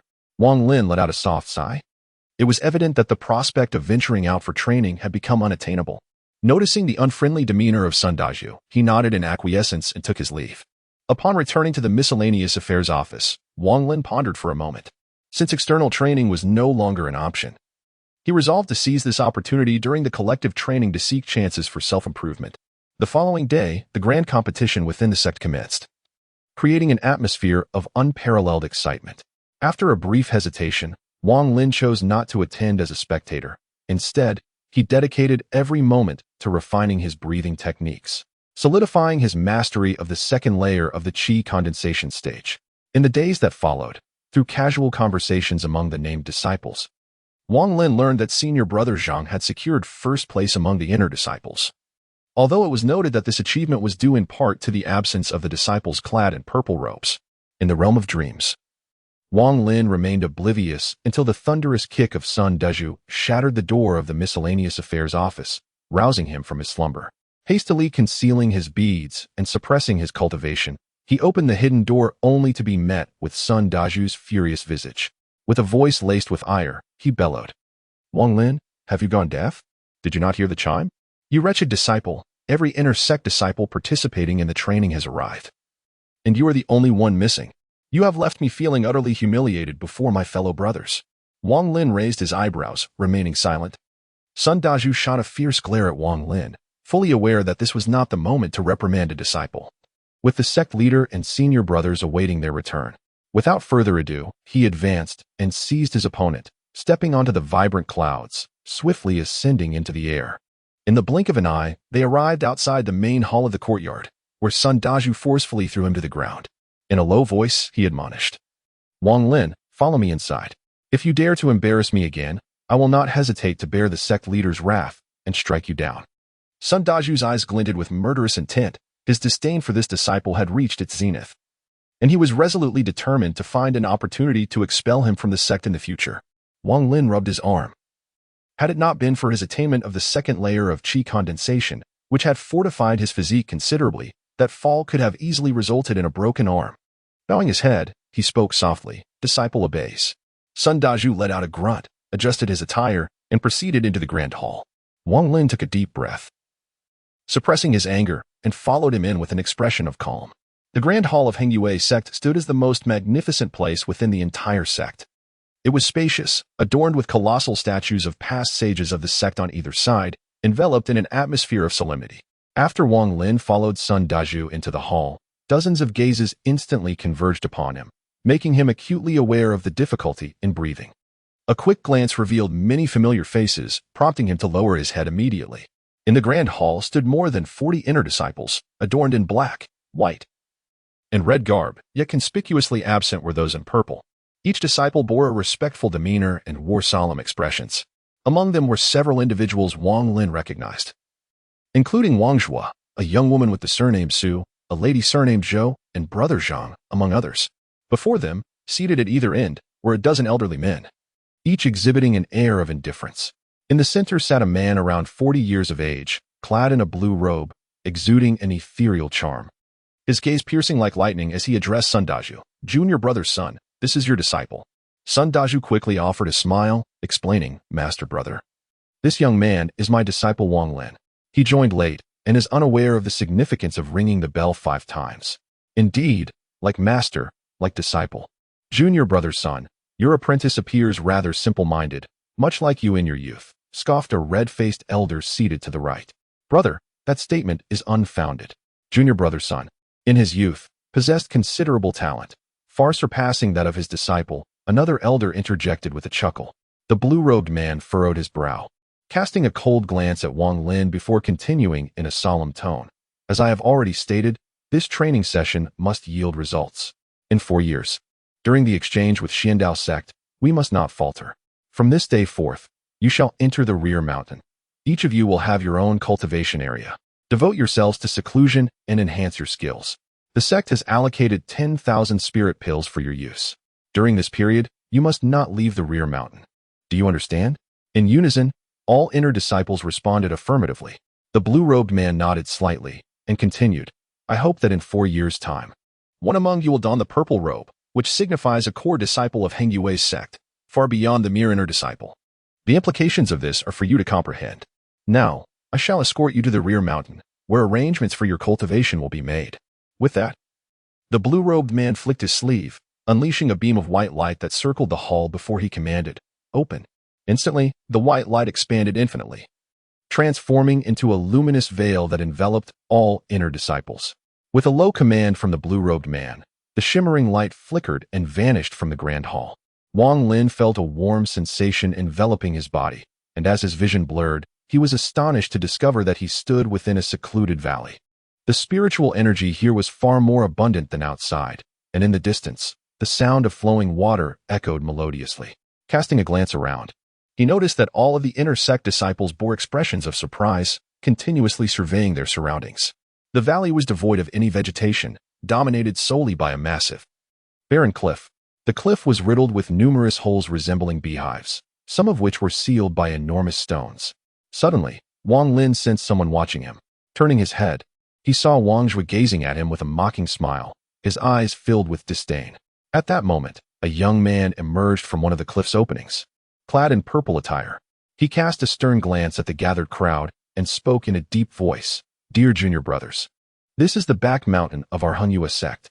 Although it is referred to as the back mountain, it is not truly located behind Heng Yue Mountain. In fact, this place was established 500 years ago by several founders in the nascent soul stage, specifically designed as a cultivation ground for inner sect disciples. The spiritual energy here far surpasses that of the outside world.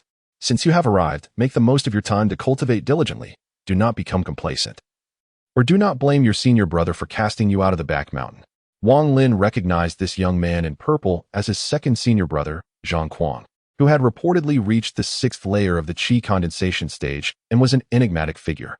Wang Lin lowered his head slightly, deeply attuned to this audacious scheme, which had ensnared him in crisis with just a few words. "I possess the incantations for all levels below the 7th layer of the qi condensation stage.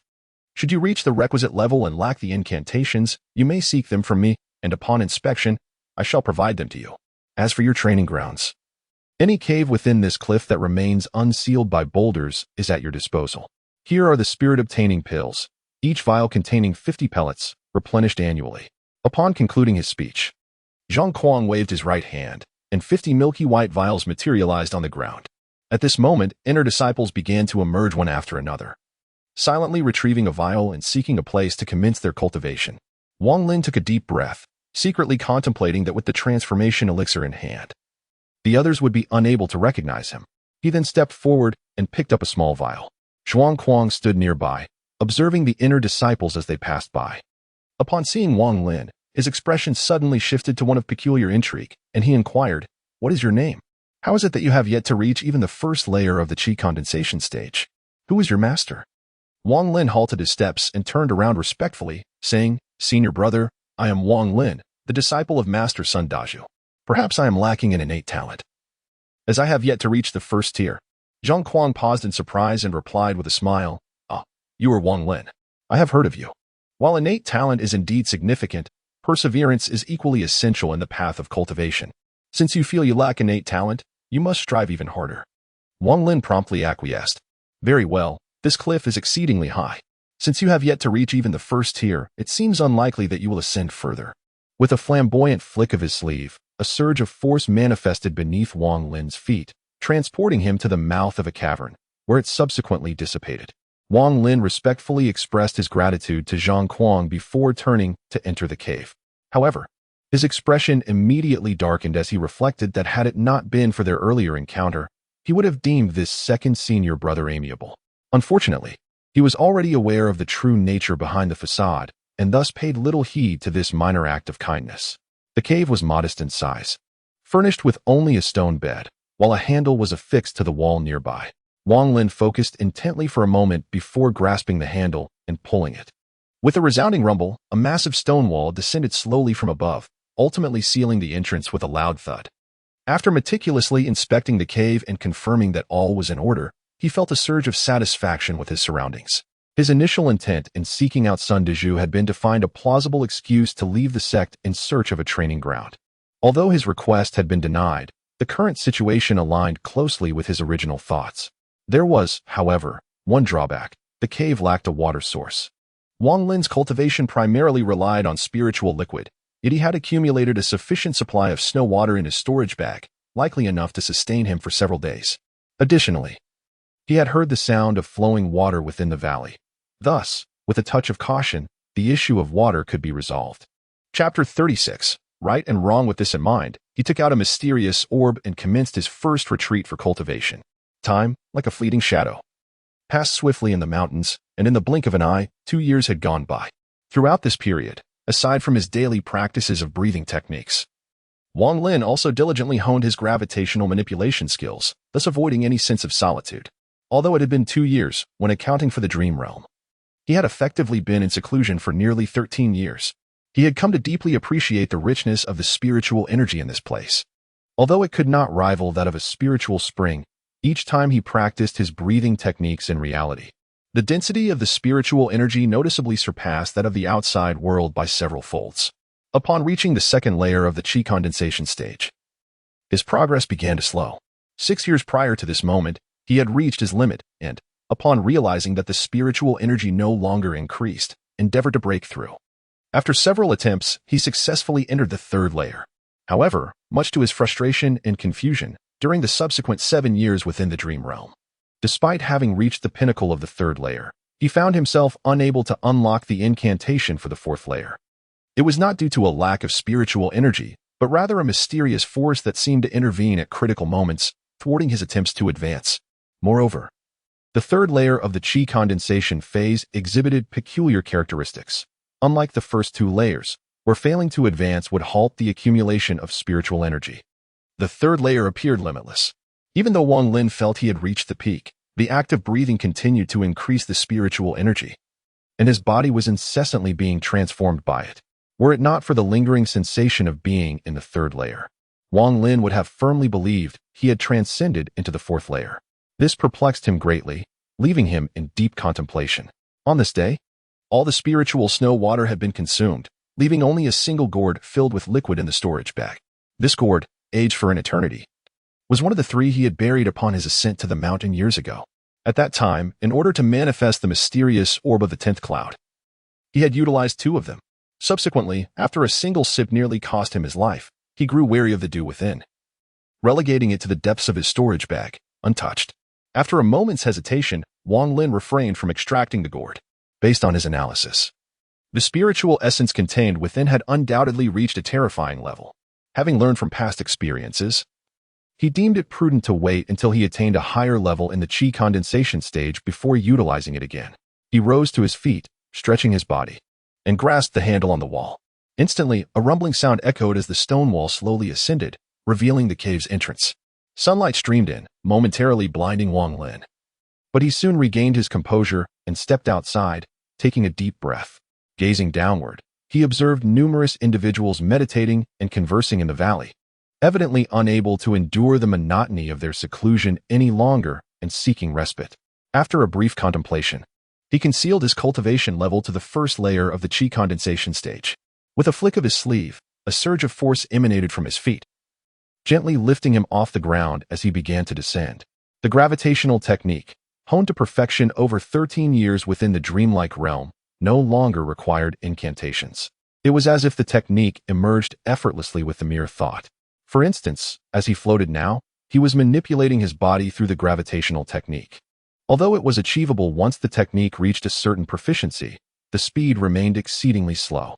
Any attempt to accelerate would inevitably result in a loss of control. However, Wang Lin was confident that even in rapid flight, he would maintain his control, an accomplishment that could only be attained through years of dedicated practice. Yet, who would willingly devote over a decade to mastering such a foundational celestial art? Cultivators are perpetually racing against time. Few would squander it in this manner. Instead, they would prefer to cultivate higher-level celestial techniques. To avoid drawing attention, Wang Lin descended gradually into the valley. As soon as he touched down, he was met with the piercing sound of derisive mockery. It truly is a sight to behold. The waste that is Wang Lin has actually managed to reach the first layer of the chi condensation stage. At last, he can descend from the cliff on his own without needing assistance. Wang Lin turned his head and cast a nonchalant glance at Wang Zhuo, who wore an expression of disdain. Beside Wang Zhuo sat several others, all disciples of the inner sect. Among them, a young man in white. Around 24 or 25 years of age, scoffed, Wang Lin, you truly ought not to be here. It would have been far better for you to linger in the administrative office with those nominal disciples, where you could bask in a sense of superiority. Yet now, you stand as the least among us. As Wang Lin swept his consciousness across the surroundings, he discerned that Wang Zhuo, like himself, had attained the third layer of qi condensation, while the young man in white had reached the pinnacle of the fourth layer, poised for imminent breakthrough. A sense of perplexity arose within him. He wondered why, despite being at the third layer of qi condensation, he could effortlessly perceive the cultivation of someone stronger than himself. Furthermore, it seemed that the spiritual energy within the young man in white was still somewhat inferior to his own. After a moment of contemplation, Wang Lin chose to withhold his inquiries, sensing that there was something amiss. Wang Lin, during the grand competition 2 years ago, you were astute enough to recognize that you were no match for me and chose to forfeit. However, let me make it clear, a worthless person will always remain worthless. In your lifetime, you will never surpass me, Wang Zhuo. I was the champion of 2 years ago. Can you measure up? Wang Zhuo said with disdain. The young man in white, standing beside him, mocked, Junior apprentice brother, go fetch some water from the river for me. If my senior brother is in a good mood, who knows, he might even acknowledge you. As he spoke, he tossed a bottle that landed at Wang Lin's feet. Wang Lin remained silent, casting a glance at his opponent. What does it mean to provoke a fight? As second senior brother stated, the inner disciples on the back mountain are permitted to engage in combat amongst themselves. If you fail to recognize the situation, do not blame me for imparting a lesson. The young man in white displayed a look of disdain. Enough. Silence. A cold reprimand echoed from the cliff, followed by the swift appearance of senior brother Xian. With a furrowed brow, he surveyed the crowd and exclaimed, Wang Zhuo, Sun Hao, why do you not engage in your training, but instead bully a junior brother who has just reached the first level of qi condensation? Is it amusing to you?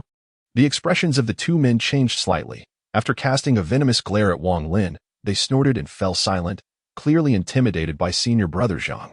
Zhang's gaze shifted to Wang Lin, and he sternly remarked, Wang Lin, you should not have come here. However, since you are here, focus on your cultivation. In the realm of cultivation, strength determines everything. Wang Lin nodded in agreement, hesitating for a moment before inquiring, Senior Brother Zhang, I have a question I wish to consult you about. After reaching the pinnacle of the first layer of the qi condensation stage, why am I unable to succeed in my attempts to break through, regardless of the methods I employ? Wang Zhuo scoffed and remarked, with your talent, don't even think about reaching the second level in this lifetime. Chapter 37. For years, Senior Brother Zhang cast a cold glance at Wang Zhuo and said, the key to this breakthrough is indeed significantly related to innate talent. Some may succeed on their first attempt, while others may require hundreds or even thousands of tries. And there are those who might never achieve a breakthrough in their entire lives. Wang Lin displayed a trace of melancholy and suddenly inquired, Elder Brother Zhang, is it true that every level of breakthrough is this arduous? Is the transition from the second to the third, and from the third to the fourth, equally challenging? Elder Brother Zhang nodded and replied, indeed, the further one progresses, the more formidable the challenges become, particularly when transitioning from the third to the fourth and from the fifth to the sixth. The speaker, Wang Lin, recognized the individual before him as the woman surnamed Shou, whom Wang Zhuo tirelessly pursued.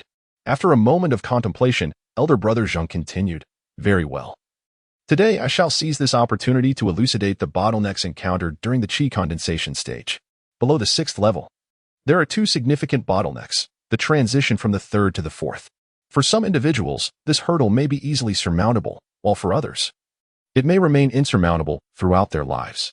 The crux of this challenge does not pertain to innate talent. It lies instead in one's ability to comprehend the profound meaning of the phrase the Tao is devoid of sentiment.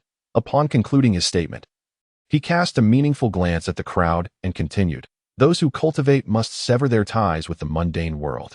If one can achieve this, the transition from the third to the fourth will not pose a significant challenge. However, if one cannot, it will be exceedingly difficult. As for the bottleneck from the fifth to the sixth, it represents a qualitative transformation during the qi condensation stage, where the body undergoes a modification through spiritual energy, leading to a series of deeper changes. The immense consumption of spiritual energy required renders this a bottleneck, hindering the progress of the majority. Upon hearing this, Wang Lin felt a jolt within, remaining silent.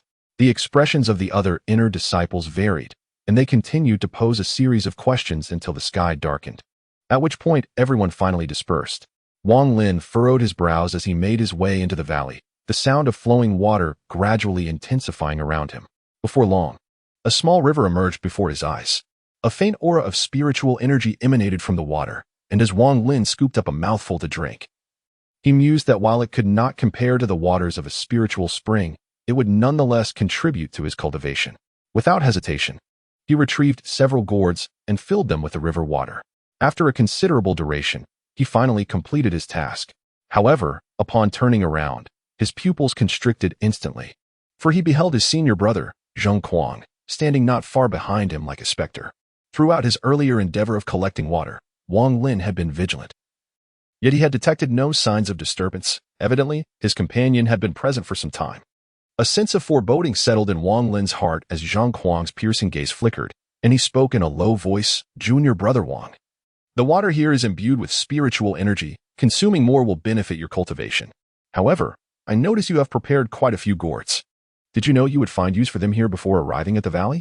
Wang Lin, maintaining an impassive demeanor, discreetly stowed away the gourd in his hand and respectfully remarked, "My master previously informed me that the river's waters in this location are beneficial for cultivation. Hence I have prepared an ample supply." Practitioners of cultivation, much like ordinary mortals, are beset by various desires, sometimes even more acutely than those in the mundane world. Therefore, I must not allow anyone to discover the existence of my mysterious orb, Wang Lin cautioned himself. After sealing the cave by pulling the wall, Wang Lin settled into a meditative posture on the ground, deep in contemplation. Logically, cultivators sever their ties to the mortal realm to eliminate desires that might hinder their progress. However, since joining the Henyue sect, he observed that most cultivators he encountered seemed incapable of truly attaining a state of desirelessness, exhibiting desires that were, paradoxically, far more intense than those of ordinary people. Thus, the concept of severing ties to the mortal world appeared to be merely an abstract notion. Yet, according to senior brother Zhang, one must indeed cut off such ties to progress to the third and fourth stages, which presented a contradiction. After considerable reflection, he remained perplexed. Wang Lin realized that he could not sever the bonds of affection, and fortunately, the third layer of the qi condensation stage differed from the previous two. Although he could not break through, his spiritual energy continued to accumulate. After much deliberation, he abandoned the notion of a short-term breakthrough and resolved to solidify his position in the third layer. Time passed swiftly, 1 year. Then two, until 2 more years had elapsed without his notice. Wang Lin had secluded himself on the back mountain for 4 years. During the latter 2 years, he had ventured out only once to replenish his supply of river water, utilizing the orb for soaking before resuming his cultivation. In reality, for years had passed. Yet in the realm of dreams, the passage of time equated to 25 years, if one includes the preceding duration. Wang Lin had effectively cultivated for nearly 27 or 28 years. Despite remaining stagnant at the third layer of the qi condensation stage, his internal spiritual energy continued to grow unabated. All the caves within the cliffs were now opened, and the inner disciples emerged one by one. Over 40 individuals, having gained insights during their 4 years of seclusion, stood within the valley, while Wang Lin swept his spiritual consciousness across the gathering. Wang Zhua has already attained the pinnacle of the 5th layer of qi condensation, on the verge of stepping into the 6th layer. Several others have reached similar levels of cultivation, demonstrating that each individual has made progress over the span of 4 years. The woman with the surname Su has also reached the 3rd layer of qi condensation. As for Brother Zhang, Wang Lin observed him closely and discerned that he is at the 6th layer of qi condensation. There was an elusive sensation within him, suggesting that his cultivation journey felt rather distinct from that of others. Primarily, it was his spiritual awareness, when he had been observing the others moments ago. It seemed that no one had sensed his presence. Furthermore, the woman with the surname Zhou had claimed 2 years prior to have reached the 3rd layer of qi condensation. Yet Wang Lin had just now realized that she remained stagnant at that same layer, with no discernible increase in the level of spiritual energy within her body. Wang Lin harbored a speculation within his heart. Others did not seem to share his experience of the 3rd layer without limits. Perhaps he had already transcended the 3rd layer. His heart raced at this thought, but he suppressed it. In Chapter 38, Light Spots, Wang Lin meticulously analyzed the reasons behind his conjecture. suspecting it might be linked to his cultivation in the dream realm. He had come to deeply appreciate the mystical nature of the enigmatic pearl over the past few years. Particularly during his dream meditations, he could sense the luminous entities surrounding him, emanating peculiar light spots that infiltrated his very being. Wang Lin had devoted considerable time to studying these light spots, yet their precise function remained elusive. He had ceased using the technique for concealing his cultivation, self-deprecatingly reflecting that reaching the third layer of qi condensation in 4 years, especially in the spiritually rich environment of the back mountain, could indeed be rationalized. No one knew that nearly 20 years prior, during his time in the dream realm, he had already attained the third layer. Additionally, he had diligently practiced the gravity technique daily for over 2 decades, unknowingly arriving at a terrifying level of mastery. In the entire realm of cultivation within the Zhao Kingdom, none could rival him in practicing such a fundamental celestial art for 20 years. At that moment, a silvery veil of light silently descended from the heavens, enveloping everyone in a warm embrace. However, this time, Wang Lin discerned a difference. Within the luminous veil, strange symbols flickered, coalescing into a swirling vortex that rapidly drew them in, leading all into the depths of the valley. As Wang Lin departed, he inhaled deeply, feeling an impulsive urge within him yearning to erupt. His right hand formed a seal within his sleeve, and suddenly, the gravity technique unfurled. The entire cliff face erupted with a thunderous roar as rocks began to fall in perfect unison. Zhang Kuang's expression shifted dramatically as he stood in stunned silence, bewildered by the unfolding scene. At that moment, Wang Lin wore a faint smile as he stepped into the veil of light. Upon reappearing, he found himself in the grand hall of Hunyua's sect. The sect leader, clad in a blue robe, sat majestically at the forefront, flanked by several elders. As they materialized, vast waves of divine consciousness swept over them. The sect leader smiled and nodded, remarking, "For years have swiftly passed. I am pleased to see that you all have made significant progress. Excellent. Those disciples who have reached the 5th layer or above, please remain. The rest may disperse and report your 4-year achievements to your respective masters.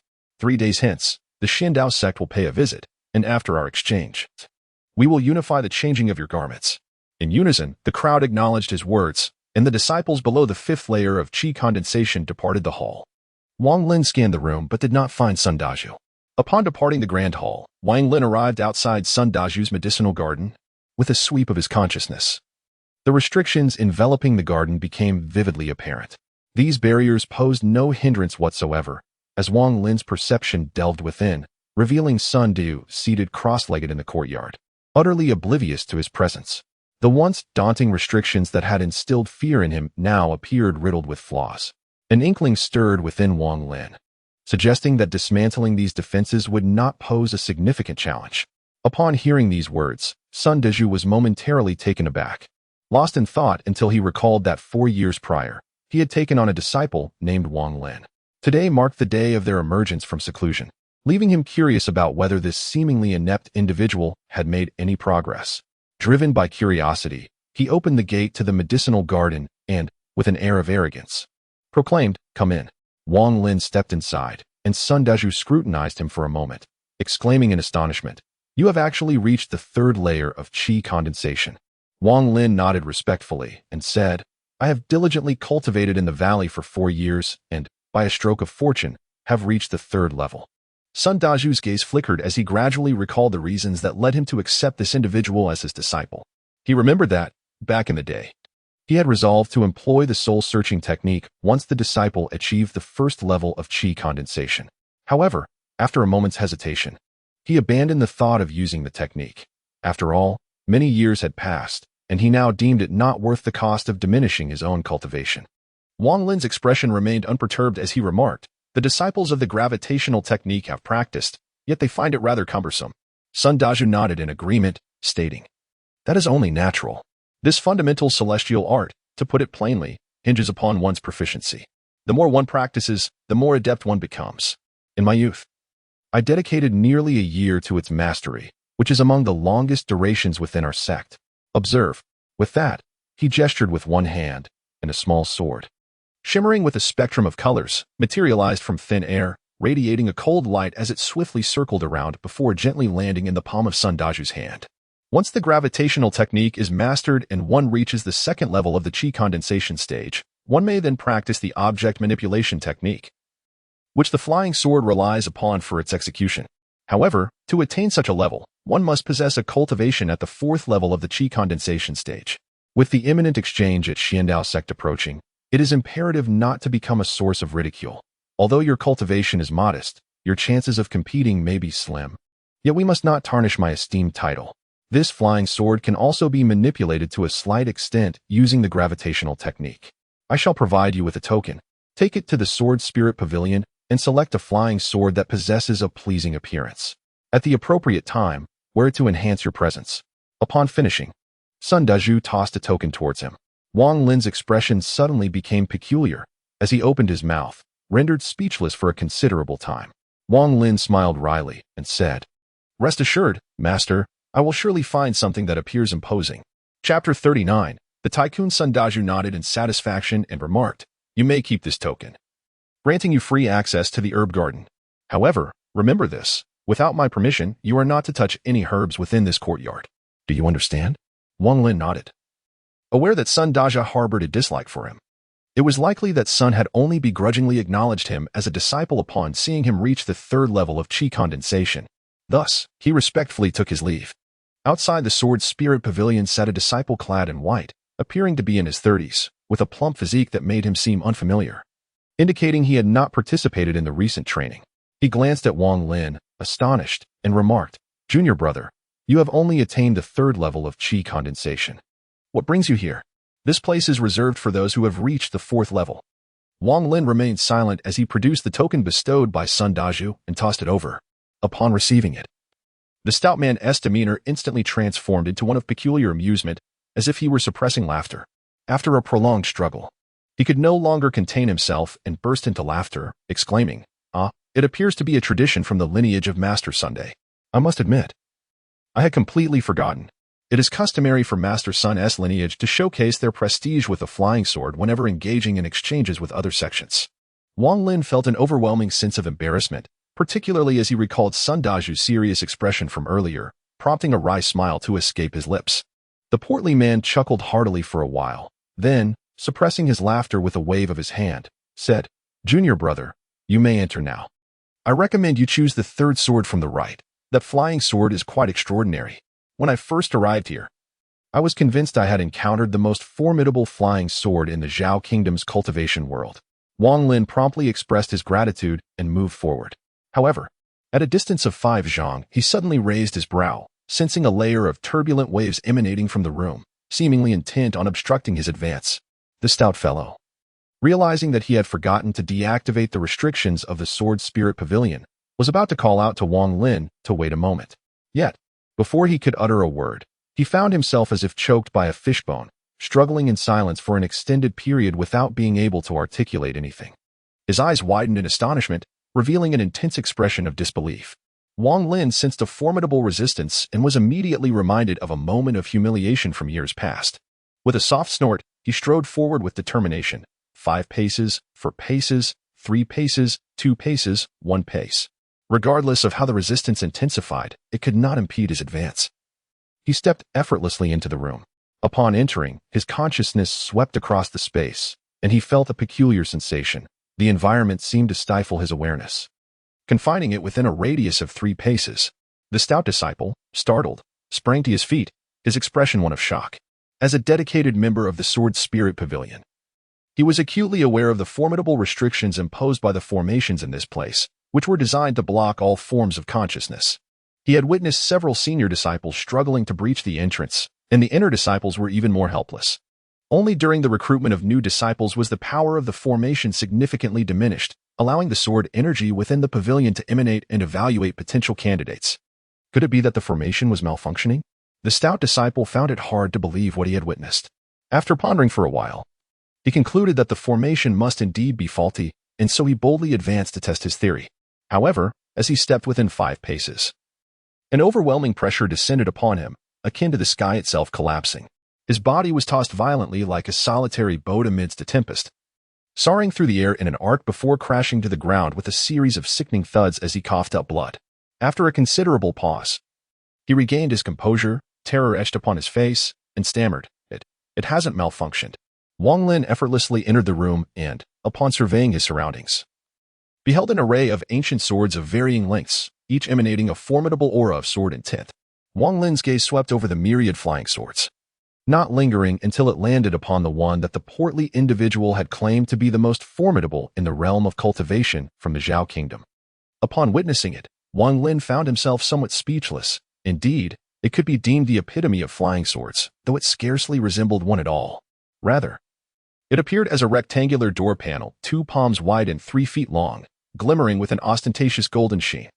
Do not be misled into thinking this golden radiance emanated from some celestial magic. It was merely a layer of gold plating. Furthermore, do not presume that this gold merely obscured an exquisite sword beneath, for beneath this gilding lay nothing more than the most ordinary cast iron, devoid of any remarkable qualities.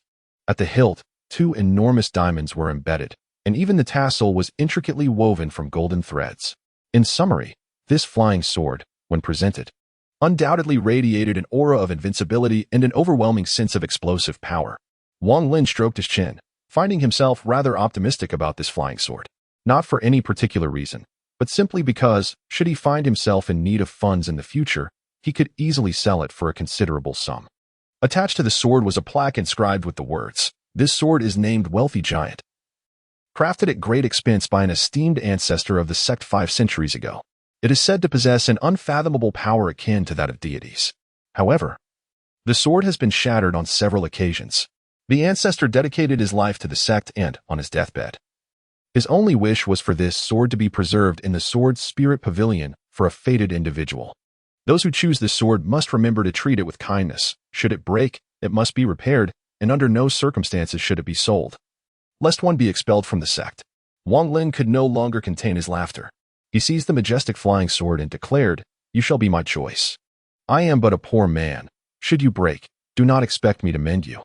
After stowing the flying sword within his storage pouch, Wang Lin exited the sword spirit pavilion. The plump man gazed at him anxiously, his earlier mockery replaced by trepidation, while the cicadas fell silent, bidding him farewell in hushed tones.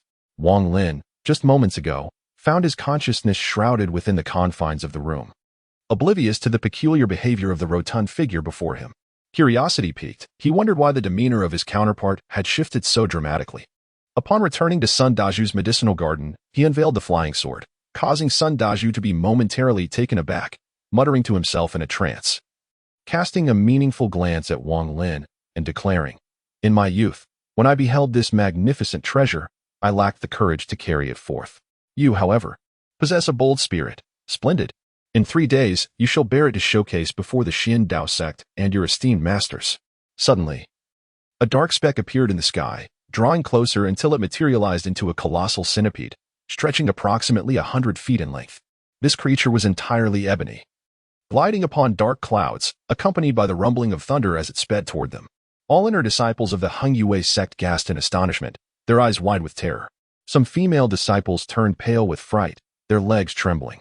"What a fuss over nothing," exclaimed an elder with a ruddy complexion beside the sect leader. "This centipede may seem fearsome, yet if each of you were to thrust a sword at it, it would undoubtedly perish." "Humph. The Xian Dao sect always puts on such airs, thinking they can bully the Heng Yue sect because we lack guardian spirit beasts," muttered an elder, his gaze fixed intently on the centipede.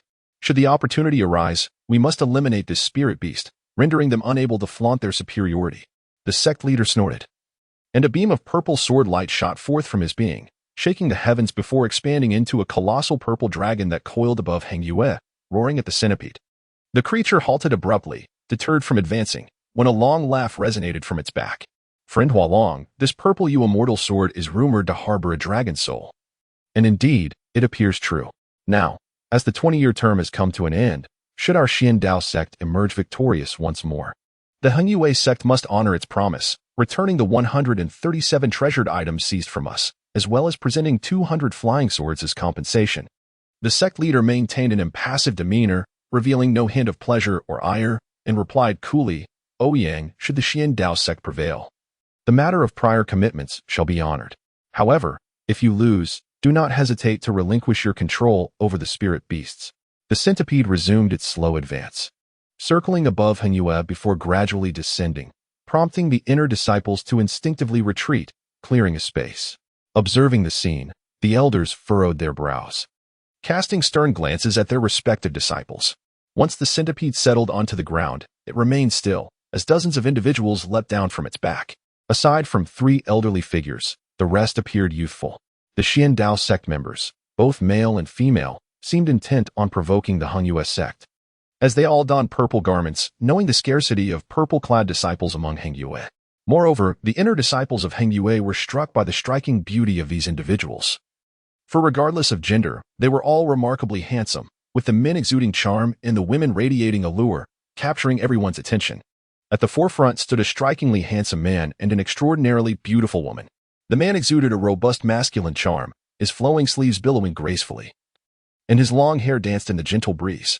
With a sword sheathed at his back, the tassel fluttered, enhancing his gallant demeanor, instantly captivating several female disciples among the inner sect. The woman, clad in elegant purple attire, possessed unparalleled beauty. Her hair cascaded like a waterfall. Her phoenix-like eyes and cherry-red lips revealed a mesmerizing allure.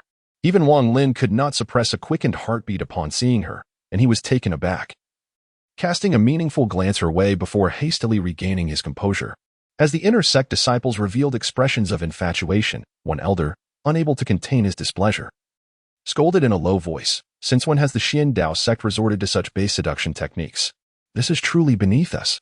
The reprimand jolted all the inner sect disciples back to reality, their faces reflecting surprise.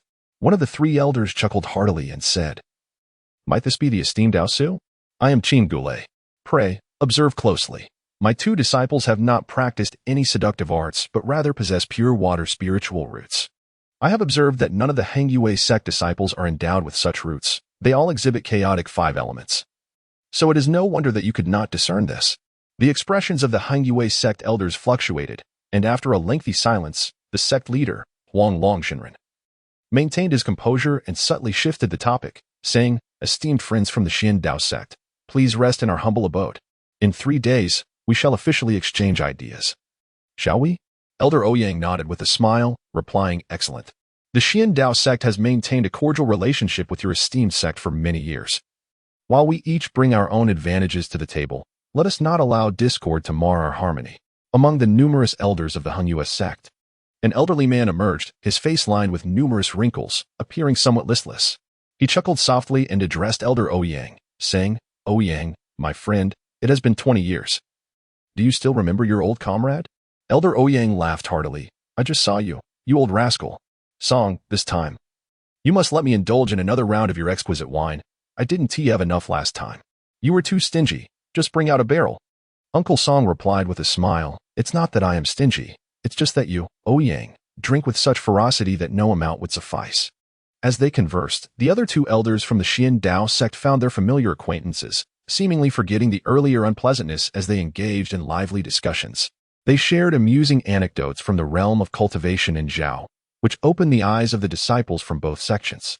For instance, there was the tale of a disciple from the Tian Dao sect who defected to the Hahuan sect, leading to some of the more favored disciples within the Tian Dao sect secretly enjoying the benefits of betrayal, prompting the elders to issue a hunt for the traitors.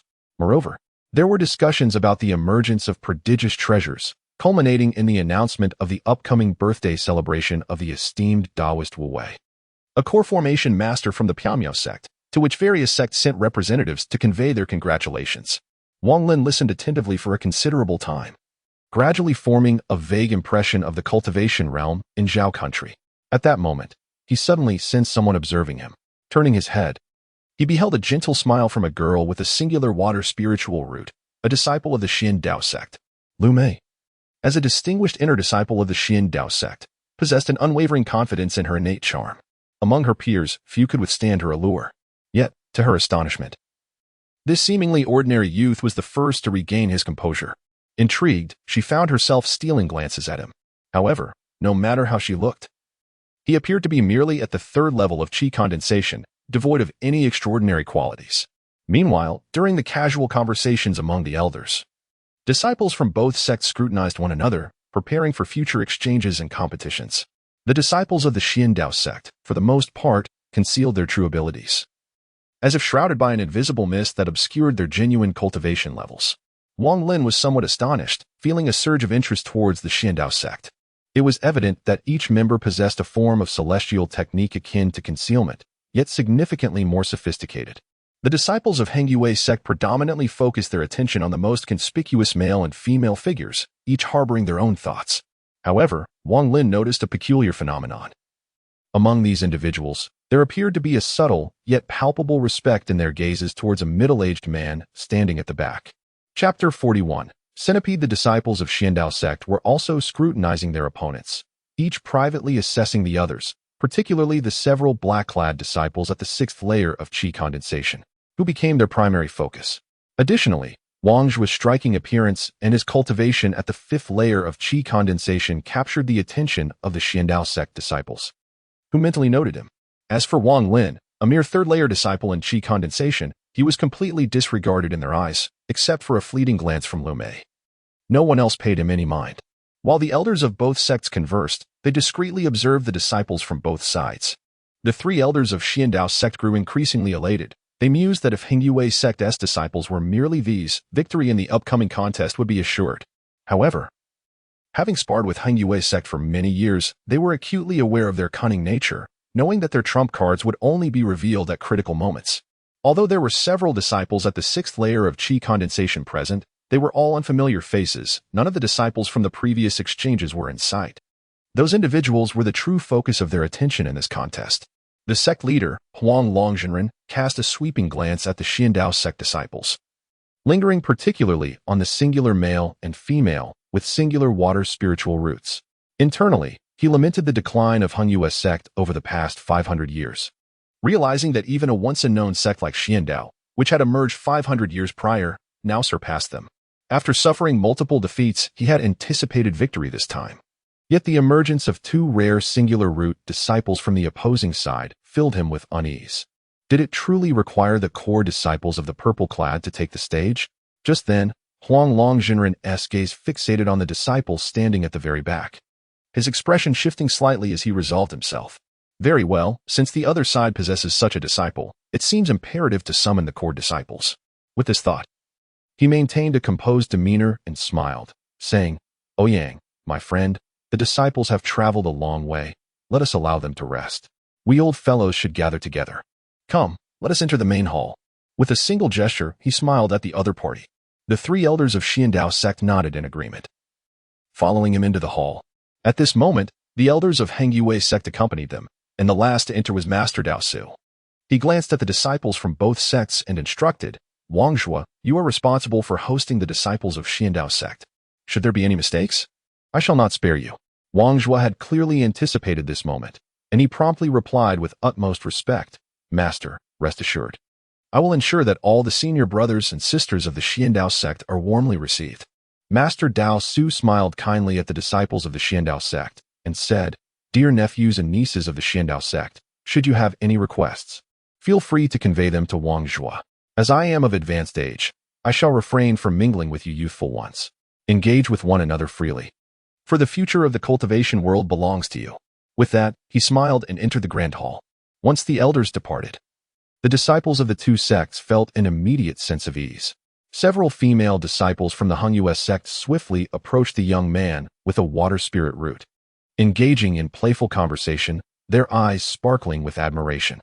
Likewise, among the 6th-layer qi condensation disciples of the Hengyue sect, numerous Xian sect disciples gathered around, eagerly exchanging insights.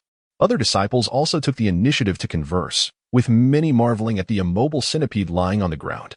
Wang Lin cast a glance around, disinterested in the commotion, and retreated to a secluded corner where he settled onto a step, gazing at the azure sky and fluffy clouds, basking in the warmth of the sun, finding a certain ease in his solitude. Among the inner disciples of the Hengyue sect, there were others like Wang Lin who preferred tranquility. One such individual was a woman surnamed Zhou. Noticing Wang Lin's relaxed demeanor from a distance, she approached him. "Brother Wang," she said with a gentle smile, "I have long sought an opportunity to congratulate you on reaching the 3rd level of qi condensation. Few among the inner disciples display such dedication to their cultivation." Without concern for the dirt, the woman seated herself on the step beside him. Wang Lin chuckled softly, shaking his head as he replied, "It is not as you say. I observe that most individuals are diligently engaged in their cultivation." The woman surnamed Zhou gazed at the white clouds in the sky, letting out a faint sigh before saying, "Junior brother Wang, do not underestimate yourself. During the 4 years of seclusion on the back mountain, nearly all our peers frequently emerged, yet I seldom witnessed your presence. Cultivation can be a rather monotonous endeavor, and to be candid, Junior brother Wang, I hold great admiration for you. Achieving the 3rd level in 4 years requires immense perseverance." Wang Lin touched his nose and chuckled. "Sister Zhou, have you not also attained the 3rd level?" The woman surnamed Zhou sighed softly, her voice tinged with melancholy. "I reached the 3rd level 3 years ago, yet now, those peers who were once beneath me have surpassed my achievements. Perhaps it is true that I cannot sever my ties to the mundane world." Wang Lin fell into a brief silence before speaking. "The path of enlightenment is devoid of sentiment. If Sister Zhou wishes to progress, she must sever her ties to this mundane world." The woman of the Zhou clan turned her gaze towards Wang Lin, her beautiful eyes sparkling as she smiled, revealing a radiant set of pearly teeth. "Junior brother Wang," she remarked, "I see that you have also reached the pinnacle of the 3rd level, poised for a breakthrough at any moment. It is likely that you will soon surpass me." Wang Lin cast a glance at the captivating beauty before him, a bitter smile crossing his lips as he shook his head. "In the near term, it is impossible for me to attain a breakthrough. In this mortal realm, one cannot simply sever ties at will. I am unable to do so." The woman of the Wang clan was taken aback, hesitating for a moment before inquiring, "Junior brother Wang, may I be so bold as to ask, what is it that you find unbreakable in this earthly existence?" As Wang Lin was about to speak, his expression suddenly shifted. He turned and saw Wang Zhuo in the distance, his eyes glinting with a fierce malice as he fixed his gaze upon Wang Lin and the woman of the Zhou clan. At that moment, Wang Zhuo's voice echoed from afar, "Esteemed brothers and sisters of the Xian Dao sect, regarding the matter of the centipede's penchant for feasting on live creatures, allow us to take charge of feeding them during your stay at our Hengyue sect. I have a junior disciple for whom cultivation is merely a waste of time. Capturing some wild beasts to feed them is perfectly suited to him. Brother Wang Zhuo, this plan seems ill-advised. The centipedes are wild and untamed. If a stranger were to feed them, it could pose a certain danger," hesitated a young man from the Xian Dao sect, who possessed a singular water spiritual root. "Fear not, Brother Liu. Can one truly retreat from danger in the path of immortality? You are esteemed guests. Such menial tasks naturally fall to us once you arrive at Hengyue's sect," Wang Zhuo replied with a gentle demeanor. "Indeed, esteemed friends of the Xian Dao sect, let us take care of this matter," echoed some inner disciples who also agreed with Wang Zhuo's assertion. The members of the Xian Dao sect were quite hesitant. The young man surnamed Liu contemplated using his seniority as a reason to decline, but just then, a seemingly casual cough from a middle-aged man at the back caught his attention. The young man's expression changed, and he nodded, saying, "In that case, we would be grateful for your assistance, brothers of Hengyue sect."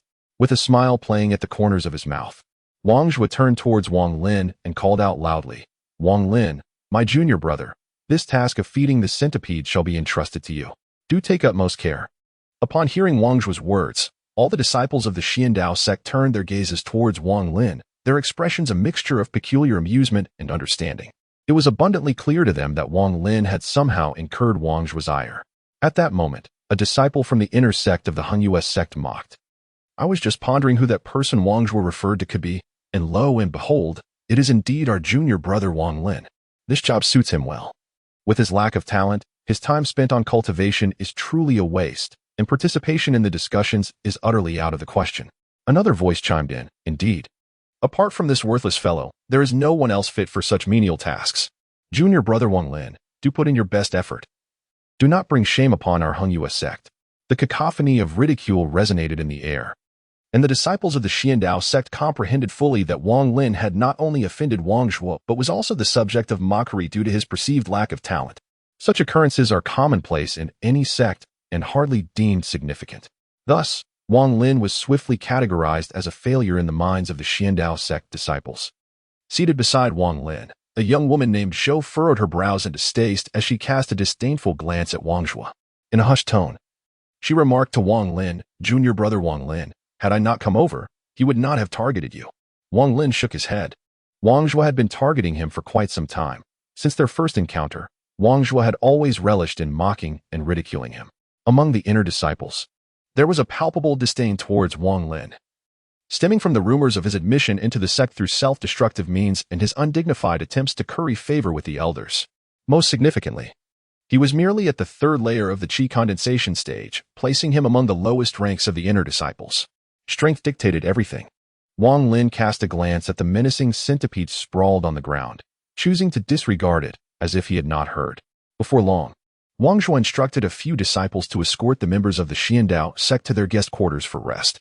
As the Lu clan man possessing a singular water spiritual root prepared to leave, he glanced at Wang Lin and said gently, "You must be Wang Lin, junior brother. This centipede from our Xian sect is wild and untamed. Exercise caution while feeding it. Do not approach too closely lest you be harmed."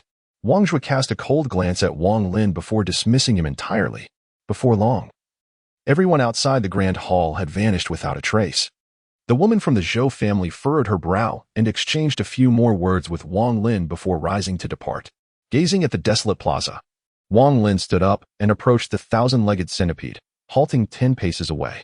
He scrutinized this spirit beast intently. Most striking were the two long, red antennae on its head, swaying as if stirred by an invisible breeze, twisting and undulating like serpents. As if aware of Wang Lin's gaze, it opened its previously closed eyes. Casting a chilling glance at him, a wave of icy dread swiftly enveloping the atmosphere, Wang Lin felt a chill run through his body. But soon the spiritual energy within him circulated effortlessly, dispelling the cold. The centipede, its eyes wide with astonishment, cast a deep gaze at Wang Lin before closing its eyes. Choosing to disregard him, Wang Lin exhibited a look of intrigue, secretly marveling at how this centipede, a spirit beast, displayed expressions akin to that of a human. Along the way, they encountered several disciples of the Xian sect, accompanied by a few senior brothers from the inner sect who were regaling tales of the sect's amusing anecdotes. Upon noticing the small beast in Wang Lin's hand, the senior brothers burst into laughter, drawing the attention of the Xian disciples. Among them was a delicate female disciple, her beauty ethereal as though sculpted from water. She giggled and remarked, "Junior brother, these small creatures you've caught are insufficient for the centipede. You would do well to procure a larger worm, for that is what the centipede truly relishes. Junior sister Ouyang, this foolish lad is as mute as a fish. You needn't bother with him. You see, he was never qualified for cultivation, failing all assessments back then." The elders, in their exasperation, reluctantly accepted him as a nominal disciple. Someone chimed in, eager to curry favor. Wang Lin recognized the speaker. It was Sun Hao, who had once mocked him at the back mountain alongside Wang Zhuo. A nominal disciple? Yet he wears red robes, suggesting he belongs to the inner sect of Hang Yue. A Xian disciple interjected in confusion. "I have yet to finish. This worthless fellow must have employed some underhanded means to win over a certain elder, for before long, he was accepted as a true disciple. Nevertheless, with his meager talent, he shall never progress beyond being a laughingstock." Sun Hao guffawed. The two small beasts, upon sighting the centipede, cowered in terror, trembling on the ground.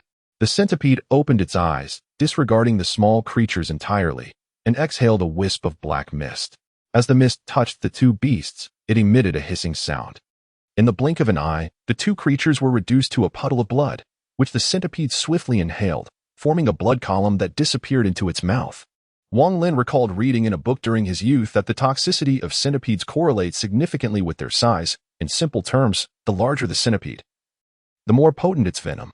The centipede before him measured 100 feet in length, likely containing a staggering level of toxicity. Wang Lin was no stranger to centipedes.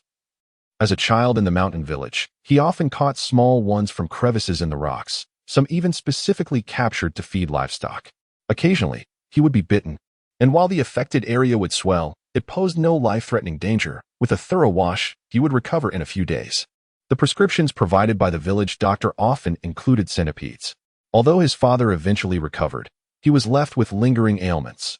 On rainy days, he would suffer excruciating pain. The doctor had mentioned that centipede venom could alleviate his condition, prompting Wang Lin to catch many centipedes for his father's treatment. To this day, the memories of those past events remain vivid in Wang Lin's mind. Gazing upon the formidable centipede stretching 100 feet before him, Wang Lin stroked his chin, pondering the notion that the venom of a small centipede could possess medicinal properties. Thus, the toxin of this colossal creature must surely be even more potent, perhaps capable of alleviating his father's chronic affliction in one fell swoop. Yet, the enormity of the centipede instilled apprehension within him. He felt insignificant in comparison and feared that in his attempt to extract its venom, he might instead incur harm. Suddenly, a flicker of inspiration crossed Wang Lin's mind as he recalled an old remedy practiced in his village for harvesting centipede venom. This remedy, purportedly passed down through generations, involved concocting a blend of herbs into granules to be fed to the centipede, prompting it to regurgitate its toxic essence, with this thought igniting a sense of determination. He fixed his gaze upon the thousand-legged creature and, without further ado, made his way towards the alchemical chamber. If one were to identify the location within the sect most abundant in herbal lore, it would undoubtedly be this chamber. It had been 4 years since he last saw Wang Hao, and this presented the perfect opportunity to reconnect.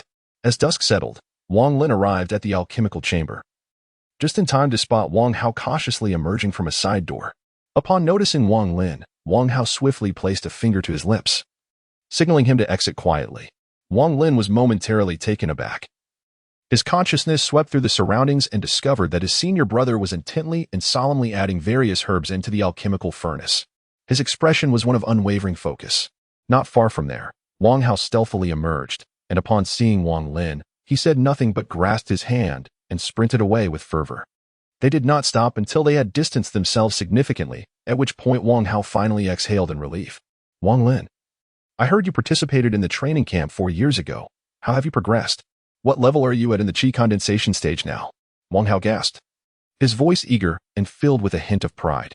3rd layer of the chi condensation stage, Wang Lin replied, his consciousness swiftly scanning Wang Hao, who appeared almost transparent before him. A sudden realization struck him. Wang Hao had already reached the 1st layer of the chi condensation stage.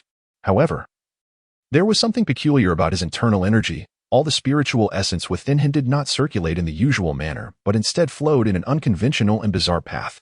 With each cycle of this flow, a trace of vital essence was siphoned from Wang Hao's organs, merging into the currents of energy.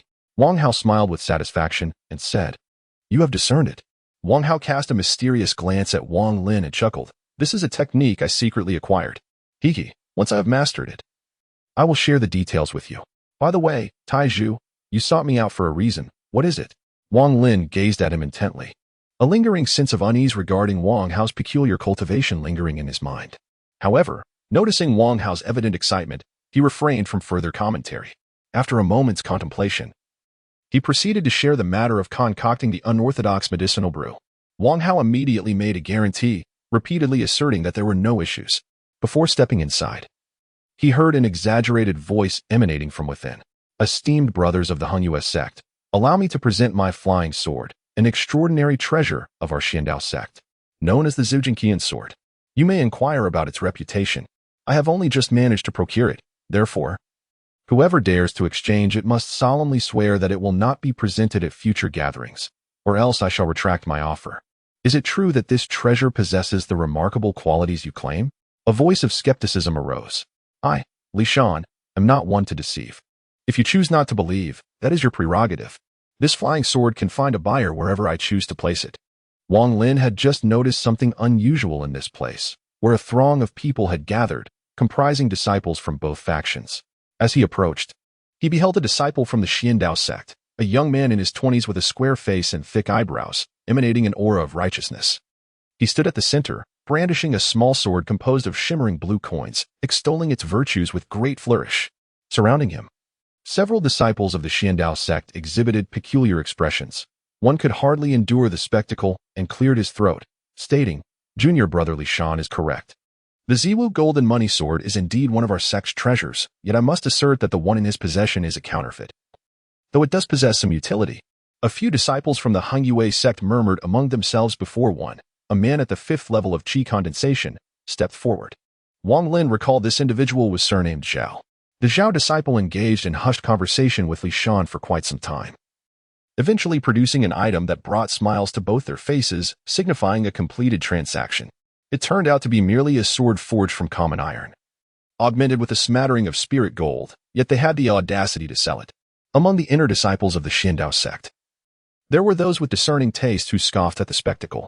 Xian remained unperturbed, grinning as he said, Regardless of your opinions, you have purchased it, and what you do with it is no concern of mine. Now, I have another treasure to present, known as the invincible black-gray stench bomb. This artifact is indeed remarkable, and I assure you, I do not deceive. Feel free to test it on the spot. With that, he produced a pitch-black orb and hurled it towards a nearby wall. A resounding explosion ensued, leaving the wall adorned with a spiderweb of cracks, enveloping the area in darkness and releasing a foul stench. Behold, This invincible black-gray stench bomb is my unique concealed weapon. Its power may be modest, but should it strike a person, even I would find it impossible to cleanse the black residue, particularly the odor, which I painstakingly concocted from the bodily fluids of various exotic beasts. It is undoubtedly a weapon designed to disgust, Xian proclaimed with a beaming smile, reveling in his explanation. The onlookers exchanged glances, dumbfounded. Some female disciples even recoiled, covering their noses. Wang Lin, too, found himself intrigued, and as he scanned the surroundings with his spiritual sense, his expression shifted to one of peculiarity. The disciples of the Xian sect felt a wave of embarrassment wash over them. However, Xian was renowned within the sect for crafting all manner of bizarre items, and few dared to provoke him, for no one wished to be struck by a stench bomb. The invincible black-gray stench bomb had gained considerable notoriety within the Xian sect, rivaling several of the sect's treasures in reputation. Chapter 44. Xian at this thought, his eyes sparkled, and he began to promote his wares. As my Hengyue brothers often say, killing is but a mere tap on the head. However, I tell you today, there is nothing quite as satisfying as disgusting someone.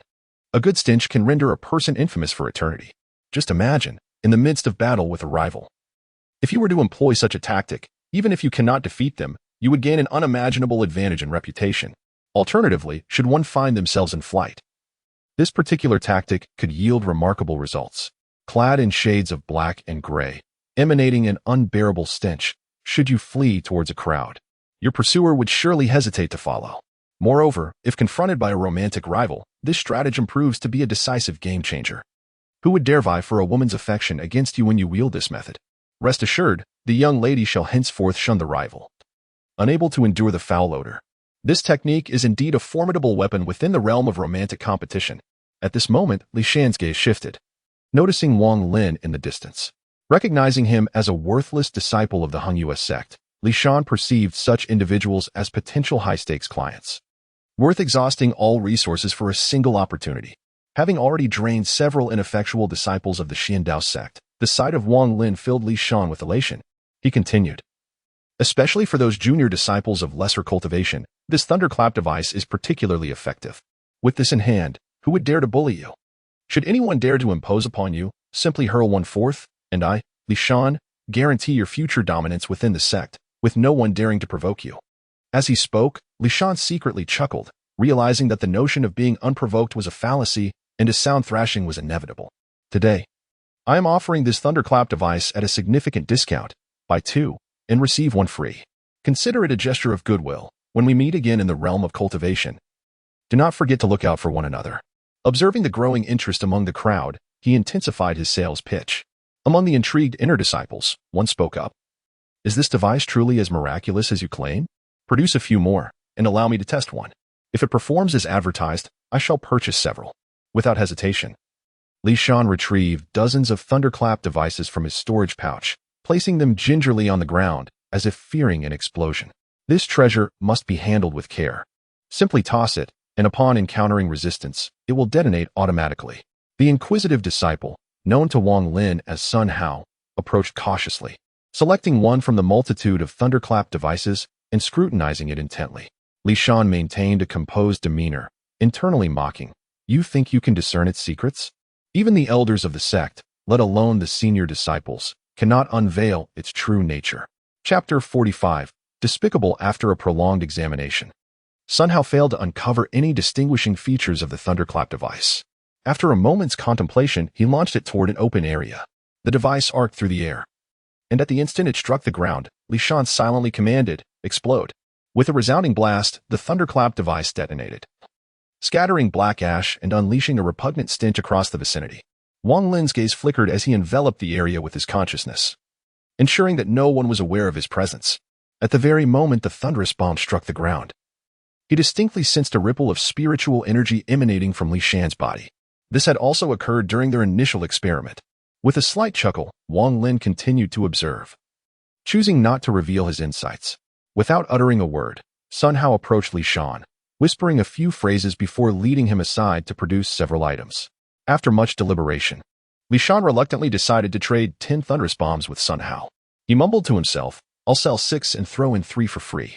Since you are the first to trade with me, I shall gift you 1 additional bomb. With the initiation of this exchange, several inner disciples emerged, engaging in hushed conversations with Xian and swapping goods. After each transaction, Xian would offer a few words of caution, advising that he could not guarantee success with every attempt. If one failed, he suggested practicing a few more times, and should any questions arise, they were welcome to seek his guidance on throwing techniques. As he spoke, Xian couldn't help but chuckle inwardly, thinking to himself that even if they failed multiple times, with his assistance they might succeed once or twice. After all, they would only have a few days at Hengyui's sect, and by then, even if they harbored doubts, he would have long departed. Nevertheless, some inner disciples remained cautious and chose not to make a purchase. Before long, only a handful of thunderous bombs remained. Xian, feeling triumphant, cast a glance at the Hengyui disciples and mused to himself, what a bunch of fools. Even if you don't use them, you've been duped. But once you do, that will be the real spectacle. These thunderous bombs are entirely under my control. Outsiders could hammer them with a spike without triggering them. I eagerly anticipate the competition in 3 days. His gaze swept across the room until it landed on Wang Lin, whose expression was one of bemusement. Instantly taken aback, he shifted his attention and approached, saying, "Junior brother, why haven't you acquired a few to experiment with? With your cultivation level, these thunderous bombs are perfectly suited for you. With one in hand, who would dare provoke you?" Wang Lin cast a fleeting glance at Xian, his expression tinged with a subtle hint of derision. Xian felt a jolt, as if that mere glance had laid bare the deepest secrets of his heart. He scrutinized Wang Lin closely, realizing that the latter was undeniably at the 3rd level of qi condensation, and the label of waste could not possibly be unfounded.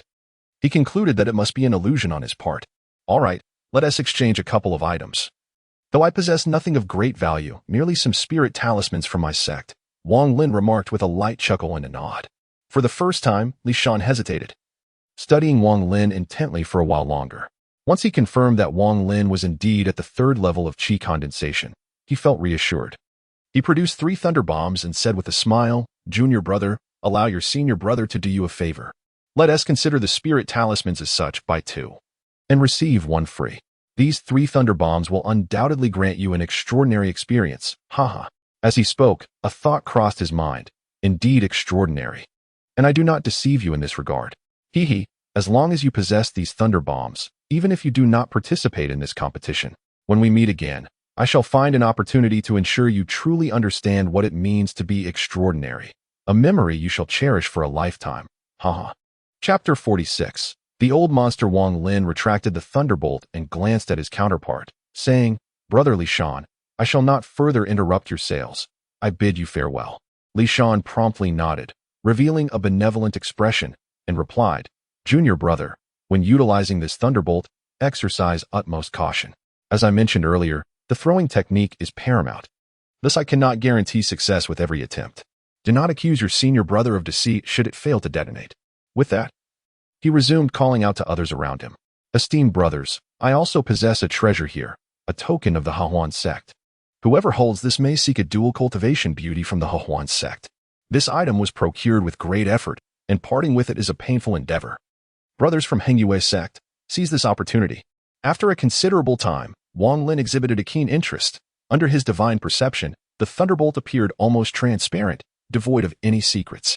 In truth, it contained a trace of Xian's divine sense, allowing him to exert control over the explosion. Wang Lin had never realized that one's consciousness could be utilized in such a manner. After careful imitation for a while, he effortlessly enveloped his own consciousness around the thunderous projectile. He did not dissipate the opponent's consciousness, rather, he encased it, and should he desire, he could dissolve it at any moment. This application of consciousness upon the thunderous projectile provided Wang Lin with profound inspiration. After a moment of contemplation, he retrieved the mysterious stone orb. Since consciousness could be wielded in this way, could it not also be condensed upon this orb? With a glimmer in his gaze, Wang Lin immediately focused his consciousness onto the mysterious stone orb. However, after a prolonged period, Wang Lin furrowed his brow. The orb showed no signs of change, and in his consciousness, it appeared as mundane as ever. After a moment's reflection, a flicker of determination crossed Wang Lin's face as he grasped the orb and swiftly departed the medicinal garden. He hastened to a secluded spot in the mountains, ensuring his safety before promptly entering the dream space. The instant he entered, Wang Lin was acutely aware of the urgency of time. He immediately expanded his entire consciousness. Half a stick of incense, a stick of incense, 2 sticks of incense passed with no change in his surroundings. Frustrated, Wang Lin scratched his chin and murmured, "Is it truly impossible to leave my consciousness within the stone orb?" Just then, a nearby elongated luminescent entity suddenly flickered with brilliance before gradually dimming. Wang Lin was taken aback, and immediately, as if triggered by a chain reaction, one luminescent body after another dimmed. Eventually, the entire dreamscape, with all its radiant entities, gradually faded into obscurity. Before long, the surroundings were engulfed in darkness, devoid of any glimmer of light. Wang Lin was astonished at the depths of his being. He observed with utmost caution for an extended period, yet he discerned no anomalies. There was no need for further scrutiny. Given your seemingly perfected realm of the spirit movement stage, attempting to perceive the irregularities of the celestial reverse pearl is nothing short of a futile endeavor. A weathered voice suddenly emerged, imbued with a sense of profound weariness. Wang Lin was suddenly taken aback, his pupils contracting sharply. After decades of cultivation in the dream realm, this was the first time he had heard another voice, stirring up a tempest of astonishment within him. "Junior Wang Lin greets you," he said, taking a deep breath to suppress the shock in his heart, and respectfully clasped his fist in salute. Wang Lin, a man of considerable intellect, found himself pondering the implications of his situation. It was evident that his adversary had not appeared by chance. Rather, they had been concealed within the stone orb all along. For nearly 3 decades, he had likely been under their vigilant watch. "Your ignorance of my name is fitting. You, a mere junior from a trifling 3rd-tier cultivation nation, possess no right to know it. After nearly 30 years of toil, aided by my covert assistance in the support of this celestial orb, you have only managed to reach the false pinnacle of the spirit movement stage. Such an outcome is profoundly disappointing, especially considering your lack of insight, as it has only just occurred to you to utilize your divine sense to examine the orb." Humph. Wang Lin remained silent.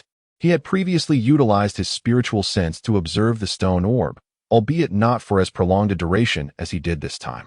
Wang Lin wore a peculiar expression and, with a bitter smile, said, "Senior, do not interrupt me. I have yet to finish speaking." "Humph. Your modest sect does have a few young women of pleasing appearance. You truly do not know how to relish such opportunities. Were it I in your position, I would have long since gathered them as furnace cauldrons, draining their essence completely. The sensation of that experience is something I yearn for. It has been over 30 years since I last savored such a delight." Wang Lin stood in stunned silence, unable to utter a word for quite some time. "My boy, can't you muster some resolve? Hurry up and cultivate your skills. Strive to reach the infant transformation stage soon, and then I shall be able to emerge as well." Alas. Wang Lin hesitated for a moment, feeling somewhat bewildered. He inquired, "Senior, what does it mean to be in the infant transformation period? Furthermore, you mentioned that I am currently in a state of pseudo-perfection within the spiritual movement phase. What do these terms signify? Why do you incessantly question everything? Never mind. You little brat from a 3rd-tier cultivation nation, even if you racked your brain, you would be unable to fathom the answers. Listen closely. Young one, the spiritual movement phase is a collective term used by 4th-tier and above cultivation nations to describe foundational practitioners, akin to your realm of chi condensation, albeit with a broader scope. To clarify, within your 3rd-tier cultivation nation, there are only 4 realms: chi condensation, foundation establishment, core formation, and nascent soul. As for the divine transformation phase, to you, it is a legendary realm. Should a figure of divine transformation arise in a 3rd-tier cultivation nation, that nation would elevate to a 4th-tier cultivation nation, thereby receiving various forms of support from the Cultivation Alliance and gaining the eligibility to contend for extraterritorial cultivation stars, while also bearing the responsibility of upholding the Alliance's mission. Similarly, if a 5th-tier cultivation nation were to produce an individual in the infant transformation phase, it would ascend to a 6th-tier cultivation nation, and so forth. Chapter 47. Communication 1. Wang Lin offered a bitter smile and remarked, "The infant transformation phase is indeed too elusive for the younger generation. Nonsense. With me, a peerless master of the 6th level of cultivation, aiding you. What is this mere infant transformation? Although I cannot venture out, for decades, I have been fortifying your foundation with the essence of my nascent soul every time you meditate. Otherwise, with your innate talent, even after 30 years, you would not have reached your current level. Furthermore, as you absorb my nascent soul essence, unless you encounter a master of comparable strength, no one can perceive your cultivation. Moreover, with the heavenly reversal pearl in your possession, what do you have to fear? Damn it, I once went to great lengths to seize this mysterious treasure that suddenly appeared in the Cultivation Alliance. In the end, I lost my physical form and nearly scattered my soul. After barely hiding within this heavenly reversal pearl, I initially intended to find a physical body to possess. However, this cursed pearl, once entered, does not allow for escape. I am not deceiving you, young one. Upon seeing you enter, I contemplated seizing your body, but ultimately realized it was utterly impossible. This heavenly reversal pearl resembles a prison, preventing my departure.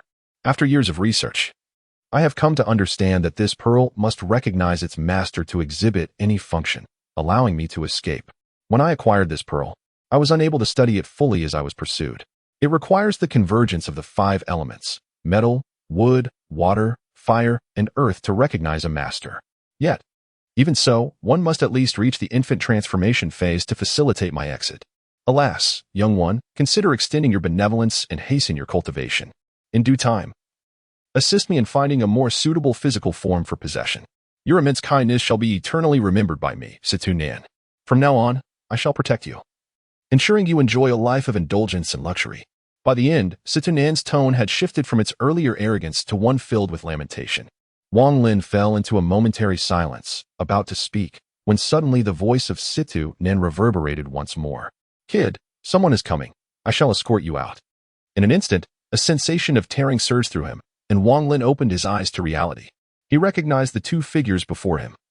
They were familiar faces from a prior training session, and he gazed at them with curiosity, particularly lingering on the female disciple, before reluctantly taking his leave. Upon returning to his quarters, Wang Lin pondered Situ-Nan's words from the dreamscape. He was skeptical of the other's claims. Yet the discourse concerning the hierarchical structure of the cultivation world had indeed broadened his horizons. It was improbable that the other would indulge in falsehoods regarding such matters. 3 days later, the exchange between Hengyue's sect and Xiandao's sect commenced. This event marked a long-standing tradition between the 2 factions, thus devoid of excessive formalities. The venue was set atop the secondary peak of Hengyue Mountain, Songsong Peak. An arched stone bridge spanned the chasm between the 2 peaks. Wang Lin had observed Songsong Peak from a distance on several occasions, yet each time it had been shrouded in swirling mists, obscuring its true visage. Songsong Peak is one of the pivotal locations for Hengyue's sect, with an abundance of spiritual energy rivaling that of the rear mountain, serving as a secluded retreat for the 2 ancestors in the core formation stage. At the summit of Songsong Peak, a stone stairway had been prepared specifically for the exchange. Surrounded by 8 towering slabs of white jade, intricately inscribed with the illustrious history of Hengyue's sect from 5 centuries past. Upon arrival, an overwhelming aura gradually emanated from the 8 jade slabs. The moment this presence manifested, it transmuted into an overwhelming intent to kill, sending a chill through the bones and capturing the very soul. Huang Long, my friend, every time I behold these 8 slabs of white jade, I feel a profound resonance. Truly, they are treasures of the Zhao Kingdom's cultivation realm, Elder Ouyang remarked with a sigh. His demeanor serious as he waved his sleeve to dissipate the oncoming pressure of the jade's murderous intent. Behind him, all disciples of Xiandao's sect displayed expressions of astonishment. The immense aura radiating from the jade had momentarily transported them to a battlefield, nearly overwhelming their senses, a sensation that only faded as Elder Ouyang dispelled it. Elder Ouyang. This treasure was crafted by the ancestors of Hengyue's sect. Anyone within 100 zhang of the jade will be influenced by its murderous aura. A fact you are likely aware of, so I seek your understanding for any abruptness, Huang Long replied. His expression calm as he changed his hand seals and silently recited incantations. Instantly, gentle beams of light surged forth from the 8 slabs, parting the clouds enveloping Songsong Peak as if by the hands of giants, swiftly revealing its true form. The overwhelming intent to kill dissipated entirely. Following him were all the inner disciples, each one poised and ready. No matter, we shall adhere to tradition. For this first exchange, Xiandao's sect will send forth a representative. Lu Feng, you shall go. Elder Ouyang turned to converse briefly with 2 fellow elders before issuing the directive. Lu Feng, a singular water spirit root male of the Xiandao sect, smiled gently, took a deep breath, and with a swift motion, propelled himself like a bolt of lightning to the central platform. There, he proclaimed with a resonant voice, I am Lu Feng of the Xiandao sect, seeking guidance from the Hengyue sect. Wang Lin trailed behind Sun Daju, bearing the dazzlingly radiant sword of wealth upon his back, clad in a crimson disciple's robe, exuding an air of formidable authority. Sun Daju was exceedingly pleased with his disciple's appearance, ever since Wang Lin ascended to the third layer of the qi condensation stage. His perception of this apprentice had shifted from disdain to a tentative acceptance. While he could not claim to harbor any affection for him, he had, to some extent, begun to regard him as a true disciple. Of course, this perception hinged upon Wang Lin's continued progress. Should he remain stagnant at the third layer for another decade or so, Sun Daju would likely revert to his previous aversion. During the past 3 days, Wang Lin had scarcely ventured outside, spending the majority of his time immersed in dreams, engaging in discourse with Situ Nan. Through their numerous conversations, he gleaned insights into Situ Nan, the foremost cultivator of the 6th-level cultivation nation, Zhuke Kingdom, whose profound abilities were shrouded in mystery. Known for his rebellious spirit, Situ Nan was infamous for his propensity to kill and seize treasures, exhibiting an arrogant demeanor. The atmosphere shifted dramatically with the arrival of Lu Feng, plunging the scene into an uneasy silence. The sect leader, Huang Longzhenren, cast a glance at Lu Feng and intoned, "Zhao Long, you shall take this." Zhao Long, among the inner disciples, was typically reticent and one of the few who had attained the 6th layer during their training. In this first match, Hongyue's sect had dispatched a disciple at the 6th layer of qi condensation, a rarity in previous exchanges. Elder Ouyang remained unfazed, smiling as he remarked, "Lu Feng, for this initial contest, I permit you to utilize 50% of your cultivation." Upon hearing this, the expressions of the Hongyue sect members shifted dramatically. The elder generation of Hongyue's masters wore grim visages, their silence betraying an undercurrent of hostility as they cast sharp glances at the Xiandao sect. Sun Daju chuckled softly, leaning towards Wang Lin and whispering, "Disciple, observe closely. This exchange promises to be far more intense than any prior. For it is the first time the Xiandao sect has displayed such arrogance." Wang Lin surveyed the furious expressions of his fellow disciples, carefully scrutinizing Lu Feng.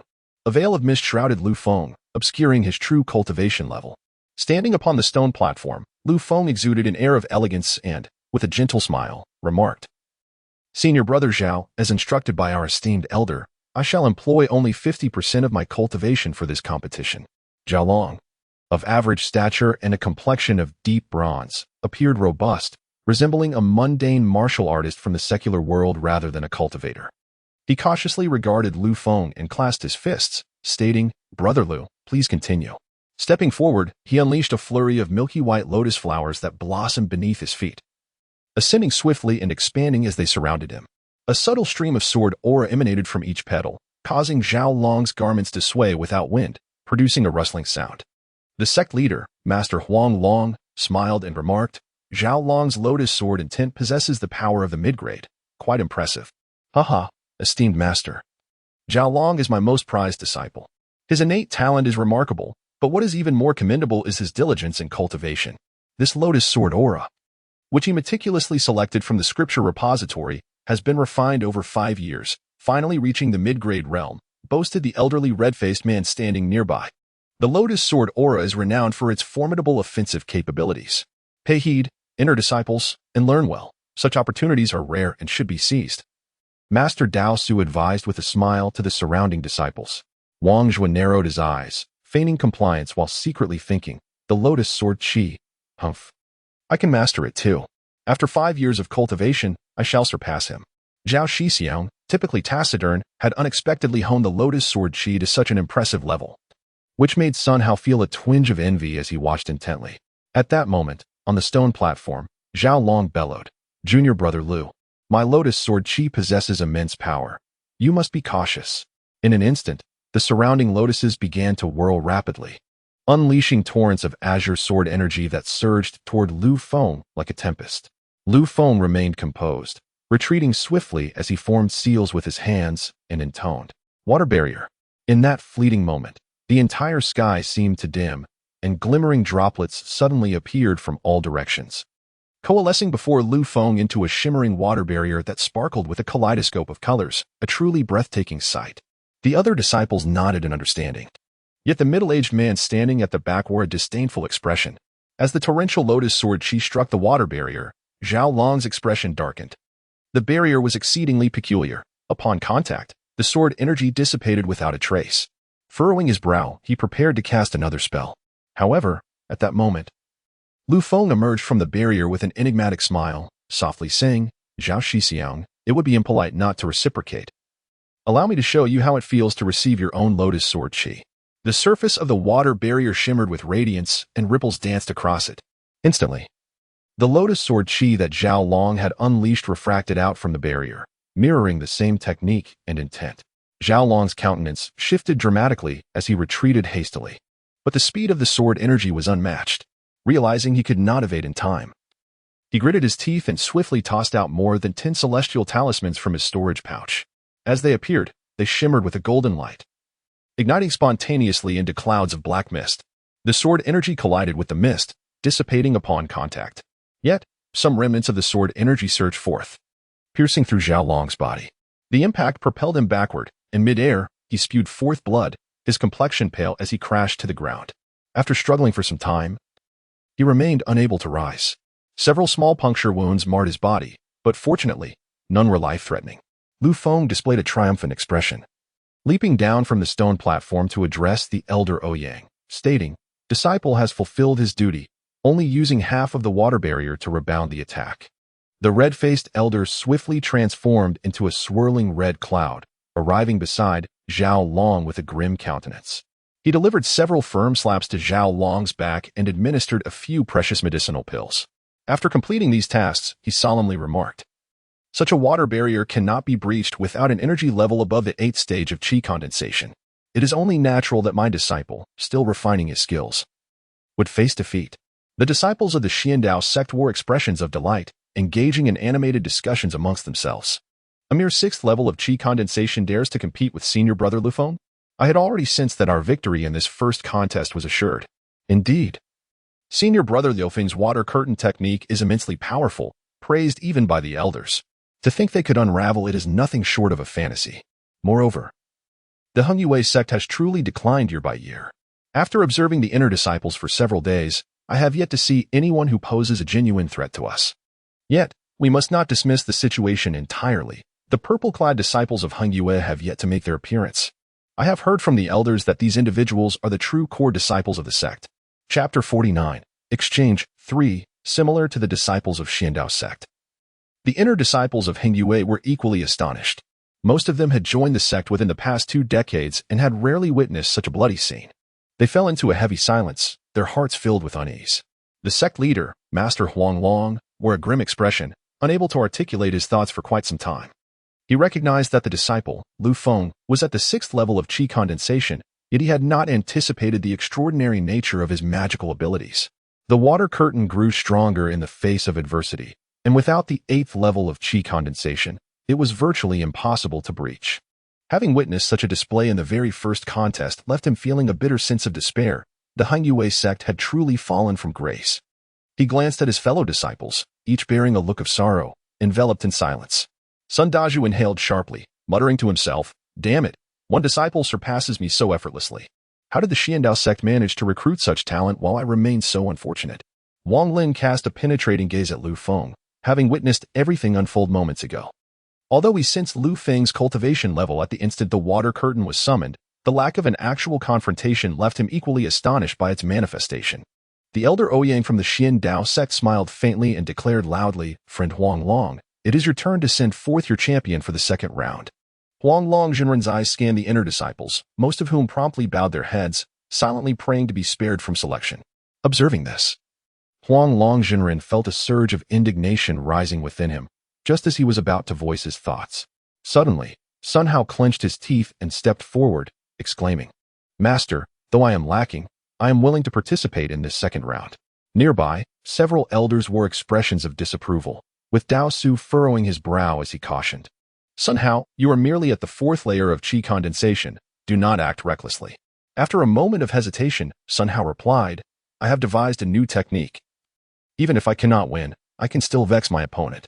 He mused to himself, "Since no one else wishes to take the stage, if I volunteer, I shall surely earn the favor of the master. Even if I fail, wielding the thunderbolt pellet will allow me to save face.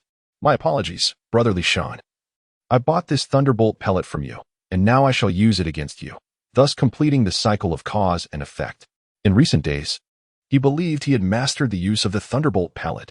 Though his initial attempts had all ended in failure, he had succeeded several times with Li Shan's assistance. Time was short, and he had not practiced further, yet he was confident that with a little more experience, he would succeed. Huang Longjinren let out a quiet sigh, contemplated for a moment, and nodded. Very well, you may proceed. I wish to see your new technique. Sun Hao, invigorated, leaped onto the stone platform and proclaimed. Disciple Sun Hao, the Hangyue sect seeks to learn from the Xian Dao sect. Upon seeing Sun Hao, Xian felt a wave of amusement wash over him. Noticing Elder Ouyang preparing to call forth participants, he quickly stepped forward, saying, Master, I, Xian, am willing to take the stage and engage with the opponent. He punctuated his words with a playful wink. Elder Ouyang found himself somewhat exasperated by Xian. Yet he understood that Xian was cunning and would not easily find himself at a disadvantage.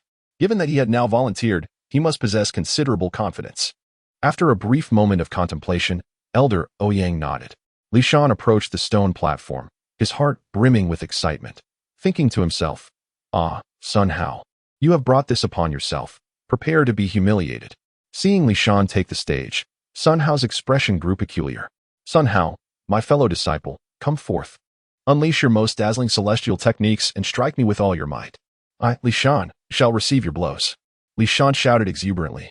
After a moment of hesitation, Sun Hao, now adept at wielding the flying sword, formed a hand seal. A crimson flying sword swiftly shot forth from behind him, encircling his body in a dazzling display of cold light. The flying sword swiftly darted towards Xian. Seizing this opportunity, Sun Hao promptly produced 4 or 5 thunderbombs. Exclaiming, Behold my celestial technique. Xian chuckled heartily, effortlessly evading the flying sword, secretly contemplating. Explosive. Before Sun Hao could hurl the thunderbombs, they erupted with a thunderous roar, releasing a foul stench that permeated the surroundings. Observing Sun Hao, he stood there, covered in black soot, rendered speechless for quite some time. He could not fathom how the thunderbombs detonated before he even threw them. Had he perhaps exerted too much force? Xian sighed, exclaiming loudly, Brother Sun Hao, this technique is remarkably powerful. What is this move? Self-detonation? I had previously advised you to handle the thunderbombs with care. Yet you gripped them so forcefully that they naturally exploded prematurely. The disciples of Xian Dao sect erupted in laughter, their mocking voices resounding. Even the inner disciples of Hangyue sect struggled to suppress their mirth, fearful of incurring the displeasure of their elders. Elder Ouyang chuckled, addressing Huang Long. That Sun Hao mishandled his celestial technique, failing to demonstrate his true prowess. I believe this match should be considered a draw. After saying this, he cast an appreciative glance at Xian. Huang Long's expression darkened as he retorted, A loss is a loss. There is no talk of a draw. Let us continue. Elder Ouyang laughed heartily, remarking, as expected of a great sect from 500 years ago. Very well, Su Mu, you shall take the stage. A disciple of Xian Dao sect. Approximately 24 or 25 years old, with a fair complexion and handsome features, stepped forward to the stone platform. He clasped his fists in greeting and fell silent. This time, Huang Long did not summon an inner disciple to compete but instead produced a jade slip. With a gentle squeeze, the slip shattered, and a shimmering blue array materialized on the stone platform, from which 3 figures emerged amidst a brilliant radiance.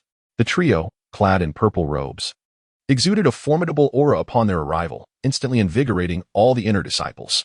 Elder Ouyang's expression also shifted as he scrutinized the 3 individuals. The middle-aged man at the rear of the Xian Dao sect disciples suddenly flickered with intense battle intent. After their appearance, the trio surveyed the crowd with cold gazes. One of the middle-aged men, appearing to be around 40, spoke in a grave tone, Xian Dao sect, humph. 20 years ago, I, Lu, faced defeat, but this time, I shall not.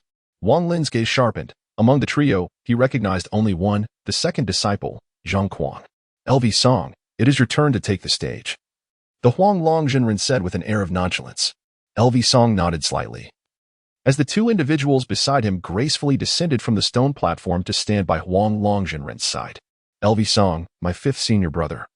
I have heard that he reached the 6th level of the Qi condensation stage 2 decades ago. With his appearance this time, our Hangyue sect is bound to triumph. He is indeed LV Song. I have heard my master speak of him on numerous occasions, declaring him the greatest talent of our Hangyue sect in a century. The Xian Dao sect is destined to lose this time.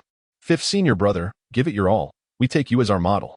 Huang Longjinren also wore a smile, secretly believing that LV Song's participation would surely lead to victory. Wang Zhua cast a jealous glance at L Song and let out a soft snort. The disciples of the Xian Dao sect, one and all, displayed expressions of astonishment. Elsong's reputation was resounding to them, having dazzled everyone 2 decades ago during an exchange, although he ultimately faced defeat, nonetheless. He left a profound impression on the elders of the Xian sect. Elder Ouyang's countenance darkened slightly as he said, Sumu, I permit you to unseal the ancestral seal and reveal your true capabilities. Sumu's expression turned grave as he loosened his garments, revealing a dark yellow talisman affixed to his chest.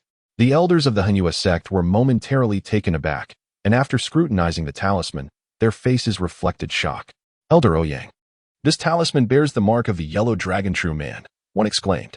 Ouyang's gaze flickered, and he replied nonchalantly, as for the yellow dragon true man, I wish to clarify a matter. Should our Xian sect emerge victorious in today's exchange, in addition to the previously stated conditions, I must insist on one more. The Henyue Peak shall be entrusted to our Xian sect for 500 years. Everyone's expression shifted dramatically, and the yellow dragon true man squinted his eyes, saying, Elder Ouyang, are you jesting? The yellow dragon true man's countenance fluctuated, and after a prolonged silence, he solemnly declared, Elder Ouyang, refrain from such absurdities, lest you provoke the Henyue sect's wrath. Elder Ouyang offered a slight smile and responded, It is precisely because of our past camaraderie that our Xian sect has shown restraint and granted the Henyue sect some leniency. Should the Henyue sect triumph in this contest, this matter will be considered settled. I have conveyed my message. Now, Yellow Dragon, let us continue with the competition. The inner disciples of the Henyue sect listened in bewilderment. Yet a sense of heavy foreboding settled upon their hearts, as if the very sky had dimmed at that moment. Wang Lin was taken aback. Realizing that Situ Nan's words were indeed true, the cultivation world was indeed stratified according to the nations. Sun Daju's face turned ashen, his eyes devoid of life. Muttering to himself, It's over, it's over. The ancestor is dead. The Henyue sect could previously rely on the ancestor's presence to intimidate other sects and barely maintain its standing. But now it is finished. If it were not for the 4th-level cultivation nation, the Qinglong Empire, withdrawing all the nascent soul ancestors of the Zhao Kingdom 5 centuries ago in the struggle for the Outer Stars, the Henyue sect would not have met such a fate. Realizing the panic among his fellow disciples and the sect members around him, Huang Longjin suppressed his unease and shouted, Henyue sect disciples, do not panic. The authenticity of this matter will be discerned by the elders at the core formation stage. Why are you all in such a frenzy? Meanwhile, on the stone platform, Elsong, startled by the words of the elder Ouyang, tightened his focus and unleashed a burst of purple light. The light expanded instantly, transforming into a large hand of flickering dark light, reaching out towards Sumu. Sumu's expression shifted slightly. Without hesitation, he clutched his storage bag and 6 golden, glimmering orbs flew forth to meet the attack. Elsong sneered, his right hand forming a secret gesture. With a flick of his hand, a fierce wind arose, causing the 6 golden orbs to tremble and veer off course. The turbulent wind disrupted the flow of spiritual energy within Sumu, his expression changing dramatically as he shouted, Explode! The 6 golden orbs detonated simultaneously, unleashing a circular shockwave that forced the onlookers to retreat. Elsong snorted derisively, mocking, a mere trick. With a grasp of his hand, the massive hand morphed into a fist, disregarding the explosion of the golden orbs, and descended with unrelenting speed. Sumu's face drained of color as he saw the monstrous hand descending upon him. Gritting his teeth, he suddenly summoned an object from his storage bag, a seemingly unremarkable piece of yellow paper. Biting the tip of his tongue, he spat out a mouthful of blood mist. The blood transformed mid-air from mist to liquid, coalescing into a blood dragon. Sumu did not blink as he formed a hand sign, muttering incantations. The blood dragon twisted, curling its tail to connect, forming a strange pattern that was abruptly imprinted onto the yellow paper. In an instant, the yellow paper emitted a blinding radiance, resembling a miniature sun, causing the descending fist to visibly dissipate at an astonishing speed. Wang Lin felt a stir within as he recognized the paper talisman. He too possessed one in his storage bag. Unexpectedly, the spiritual treasure was invoked by Elsong, who furrowed his brow and with a flourish of his sleeve, summoned 2 ethereal white dragons. They spiraled swiftly in the air and, with an astonishing speed, lunged towards Sumu. With a grim smile, Sumu concentrated all his efforts on resisting the enormous, monstrous fist that loomed above him, leaving him utterly defenseless against the twin white dragons transformed from flying swords. As the dragons bared their fearsome jaws, a sudden cold snort resonated among the disciples of the Xian sect. In an instant, a black long rainbow shot forth from their ranks, effortlessly ensnaring the two white dragons, which emitted a distressing creak under the strain.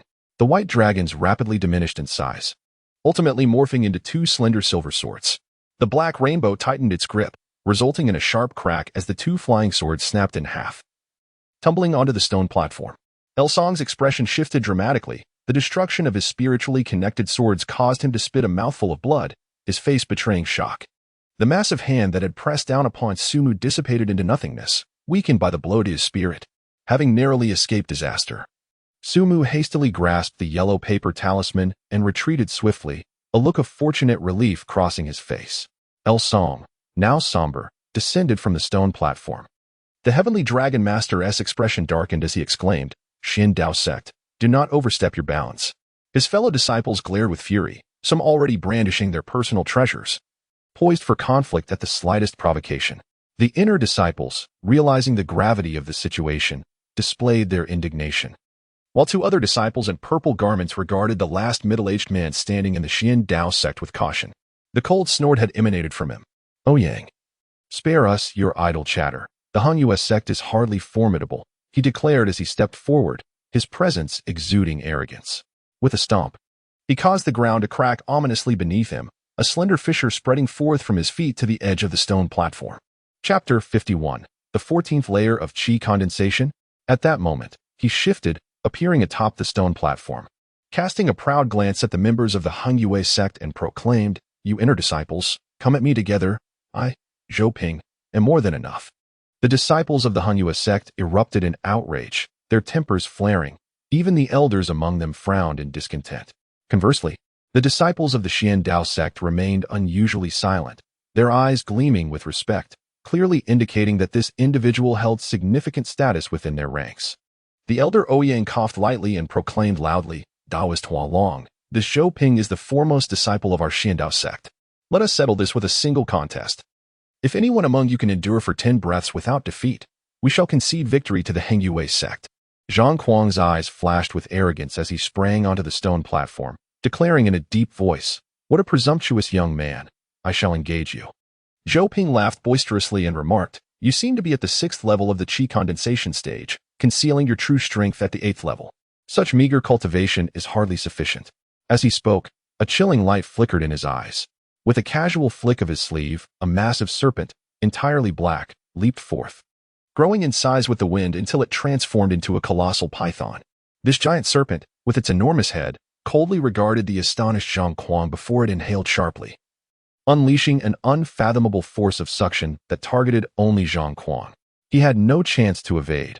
Before he could even employ his techniques, his body was drawn towards the serpent like a kite severed from its string. The remaining disciple clad in purple immediately leaped forward to catch Zhang Kuang. Yet they could not withstand the serpent's tremendous force, sliding across the ground for a considerable distance before finally coming to a halt. Zhang Kuang's face drained of color, his eyes tightly shut, his body trembling incessantly. A dark handprint marked his neck, resembling a vice, firmly constricting him. The purple-clad disciple who caught him wore a face of horror, rendered speechless. Inside, Daoist Huanglong felt a bittersweet pang. He recognized that the opponent's foremost disciple was exceedingly powerful. He could discern that the strength displayed was already at the 10th level of the Qi condensation stage, and it was likely that he possessed concealed talismans to mask his true cultivation level. Gazing around at the inner disciples, Huanglong sighed inwardly. Not a single one seemed capable of securing victory. Even the foremost disciple currently cultivating in the core formation stage barely reached the 10th level of Qi condensation. He could perhaps engage in battle, but should he falter, the Han-Yue sect would face utter defeat. Alas, the prospects for Han-Yue sect appear bleak. Ouyang's words weigh heavily. It is advisable to inform the two ancestors swiftly to make a decision. If all that has been said is true, the Han-Yue peak may not be preserved. Huanglong forced a bitter smile. Zhou Ping arrogantly surveyed the crowd and exclaimed, "Who will be next?" All disciples of the Han-Yue sect stood in stunned silence, unable to utter a word. Under Zhou Ping's gaze, they lowered their heads in submission, unwilling to step forward. Zhou Ping scoffed, inwardly disdainful of these individuals. Just then, he was taken aback. One disciple at the 3rd level of the Qi condensation stage boldly met his gaze without fear. Wang Lin maintained a calm demeanor as he gazed at Zhou Ping. Zhou Ping, with a frigid tone, asked, "Are you keen on stepping up?" His words captured the attention of everyone present, who turned to look. Upon realizing that Zhou Peng was referring to Wang Lin, their expressions became peculiar. Master Huang Long let out a sigh. Wang Lin, merely at the third level of the qi condensation stage, had previously gone unnoticed. However, in contrast to the other disciples, despite his low cultivation, the boy exhibited commendable courage. Elder Ouyang, wearing an air of pride, released a long whistle, and in an instant, a dark cloud surged forth from Mount Hengyue, swiftly arriving at the scene. Wang Lin focused his gaze and recognized the creature before him as the thousand-legged centipede. Without uttering a word, the elder Ouyang leaped onto it, followed by the disciples of the Xian sect, who ascended one after another. Finally, Zhou Peng sprang forth, landing upon the head of the centipede, casting a disdainful glance at the disciples of the Hengyue sect. As the thousand-legged centipede surged into motion, a deep voice resonated from afar. Esteemed friends of the Hengyue sect, I assure you that every word I have spoken is the unvarnished truth. All of your Yuanying ancestors have perished. Since the Xian sect has emerged victorious, I must inform you that our founding ancestor, Pu Nanzi, shall soon arrive. It would be prudent for you to depart swiftly. The expressions of Huang Long Jinren and his companions became grave, shrouded in a cloud of foreboding. After hastily dispersing their disciples, they made their way to the inner mountain to report this matter to the Golden Core ancestor. Wang Lin stood alone, gazing in the direction from which the Xian sect had departed, his heart filled with unspoken lament. Even now, Wang Hao had yet to deliver the medicine, and he could only watch helplessly as the centipede flew away, leaving him with no chance to retrieve the poison. This dwelling was a privilege bestowed upon every inner sect disciple. As long as one's name graced the sect's registry, the abode would never be given to another. Thus, after all these years, this residence still belonged to Wang Lin. Seated cross-legged upon his bed within the confines of the room, he pondered for a moment before producing a stone bead. Gritting his teeth, he immersed himself in its essence once more. As he entered the dreamlike realm, the booming voice of Situ Nan resonated immediately. Why did you not take the stage during the previous competition? With your current cultivation, once you step up, that so-called prodigy of the Xian sect could be easily dispatched with a single strike. Wang Lin offered a wry smile and respectfully remarked, Senior, I am merely at the third level of qi condensation. How could I possibly contend with the opponent? Situ Nan snorted lightly and replied, What do you mean by the third level of qi condensation? Did I not inform you previously that you have already reached the perfected realm of the spiritual movement stage? This is equivalent to the 14th level of the foundation establishment stage, as it is referred to here. Do you think that the essence of my years spent in nurturing my nascent soul has been in vain? To say nothing more. If you were truly at the third level of qi condensation, how could you possibly perceive the cultivation levels of all the disciples? Wang Lin was taken aback, his heart suddenly tightening with anxiety. After a moment of hesitation, he spoke. I have indeed reached the 14th layer of qi condensation. Wang Lin inhaled deeply, just about to speak, when Situ Nin suddenly interjected with urgency. Your master has come to see you. Hurry outside. Wang Lin felt a fleeting blur before he found himself in a room. Almost immediately upon his arrival, the door swung open, and Sun Dezhu, with a flicker of uncertainty in his gaze, fixed his eyes on Wang Lin. After a few scrutinizing glances, he spoke in a low voice, Come with me. With that, he turned and departed. Wang Lin hesitated for a moment, reflecting on Situ Nan's assertion that he had reached the 14th level of the qi condensation stage. This thought instilled a sense of calm within him, compelling him to follow along. He was curious to discover what Sun Dazhu truly intended. He observed that Sun Dazhu did not head elsewhere, but instead made his way towards the medicinal courtyard. Before long, he arrived at the courtyard and pushed the door open to enter. Wang Lin maintained an expression of calm, his gaze steady. After a brief moment of contemplation, he stepped inside. Upon entering the courtyard, Sun Dazhu gestured towards a cup of tea resting on the stone table and spoke slowly. Disciple, consume this. It is a spiritual remedy prepared by your master for you. Once you have partaken, gather your belongings and accompany me as we depart from the Hengyue sect. Wang Lin cast a glance at the teacup, remaining silent. Sun Dazhu furrowed his brow, lifted the teacup, and personally handed it to Wang Lin, stating, This Hengyue sect is no longer bearable. Humph. When the founder of the Xian sect descends, I assure you, everyone will be scrambling for their lives. Wang Lin did not take the teacup. With a sweep of his consciousness, he discerned that it indeed contained spiritual energy. He then remarked, Disciple is not thirsty. I shall forego the tea. Sun Dazhu's gaze revealed a hint of coldness as he replied, Drink it. Do not compel your master to take action. Wang Lin remained silent, his left hand gracefully accepting the teacup, casting a fleeting glance at Sun Dezhu. He recalled that Situ Nin had mentioned he had already reached the 14th level of qi condensation. Consequently, his right hand discreetly formed a series of hand seals within his sleeve, and suddenly, a force of attraction surged forth, manifesting as a colossal hand that swiftly descended from the heavens, seizing Sun Dezhu with unyielding strength. Sun Dezhu's expression turned momentarily blank, yet he immediately began to struggle.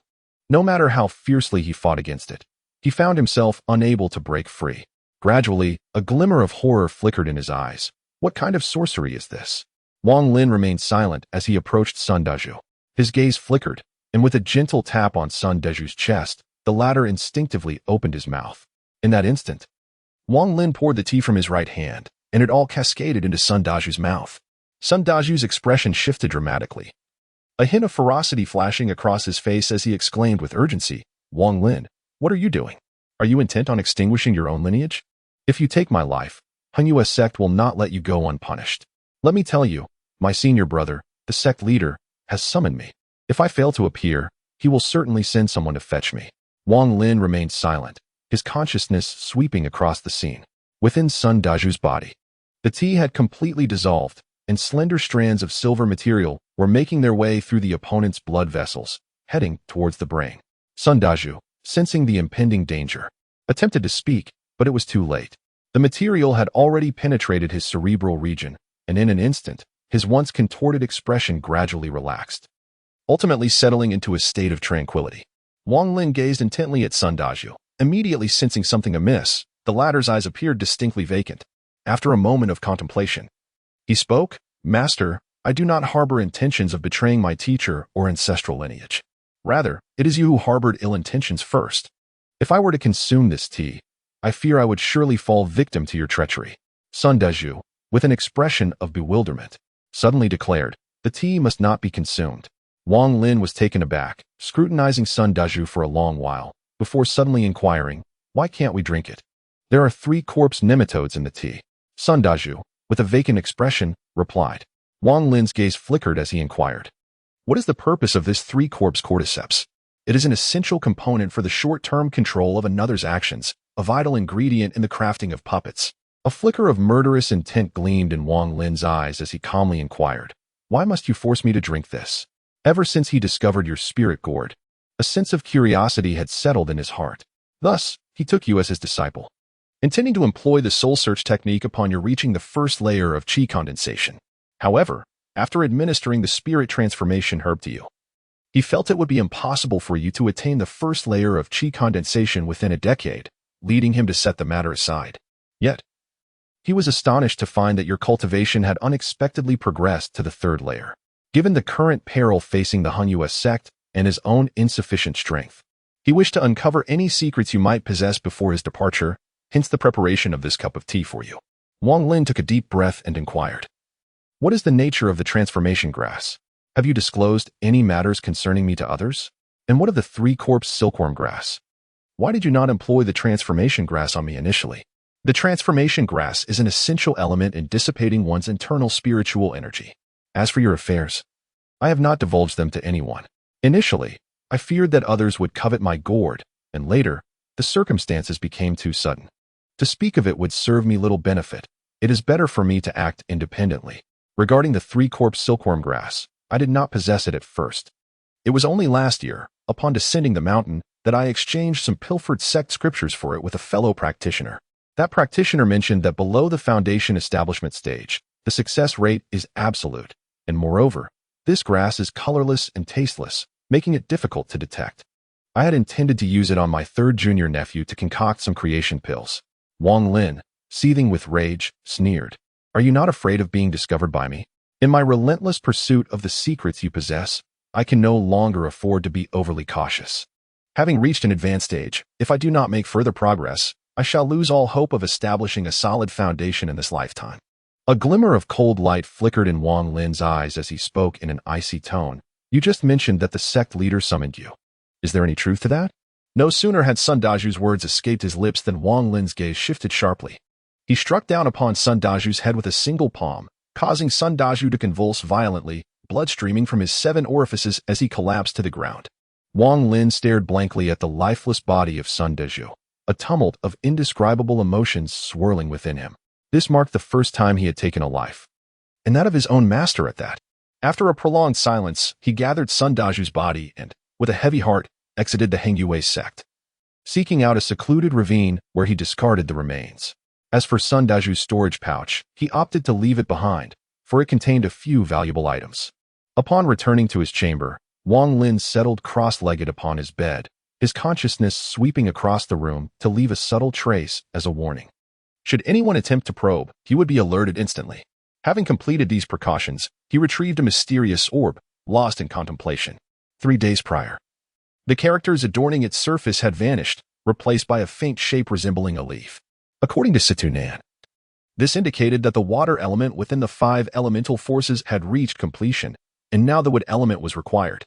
This matter had prompted Situ Nan to urge Wang Lin repeatedly to depart from the Hengyue sect in pursuit of materials related to the wood element, hastening the replenishment of the orb's wood attribute. Wang Lin has come to a profound understanding of his cultivation. Recognizing that he has attained the 14th layer of the Qi condensation stage, clutching the pearl, he entered the realm of dreams, swiftly stowing the pearl away in his storage bag at the very moment of his transition. Upon his arrival in the dreamscape, the voice of Situ Nen resonated immediately. Indeed, you possess the bearing of my youth. Wang Lin, remember this. The realm of cultivation is a merciless domain, a place where the weak are devoured by the strong. If you maintain your previous naive disposition, you may not survive for long. Wang Lin remained silent for a considerable time before speaking. Senior, should I not prepare for the foundation establishment in my upcoming cultivation? I possess no knowledge of the mantras related to it. Situ Nen snorted softly and replied, as long as I am aware, that suffices. However, foundation establishment marks a genuine entry into the realm of cultivation, which is quite challenging. It would be wise for you to seek out a secluded place to enter seclusion. This will significantly enhance your chances of success. Furthermore, the spirit water and snow water you currently have are no longer suitable. At the moment of foundation establishment, a substantial amount of spiritual energy is required, so you must gather more dew.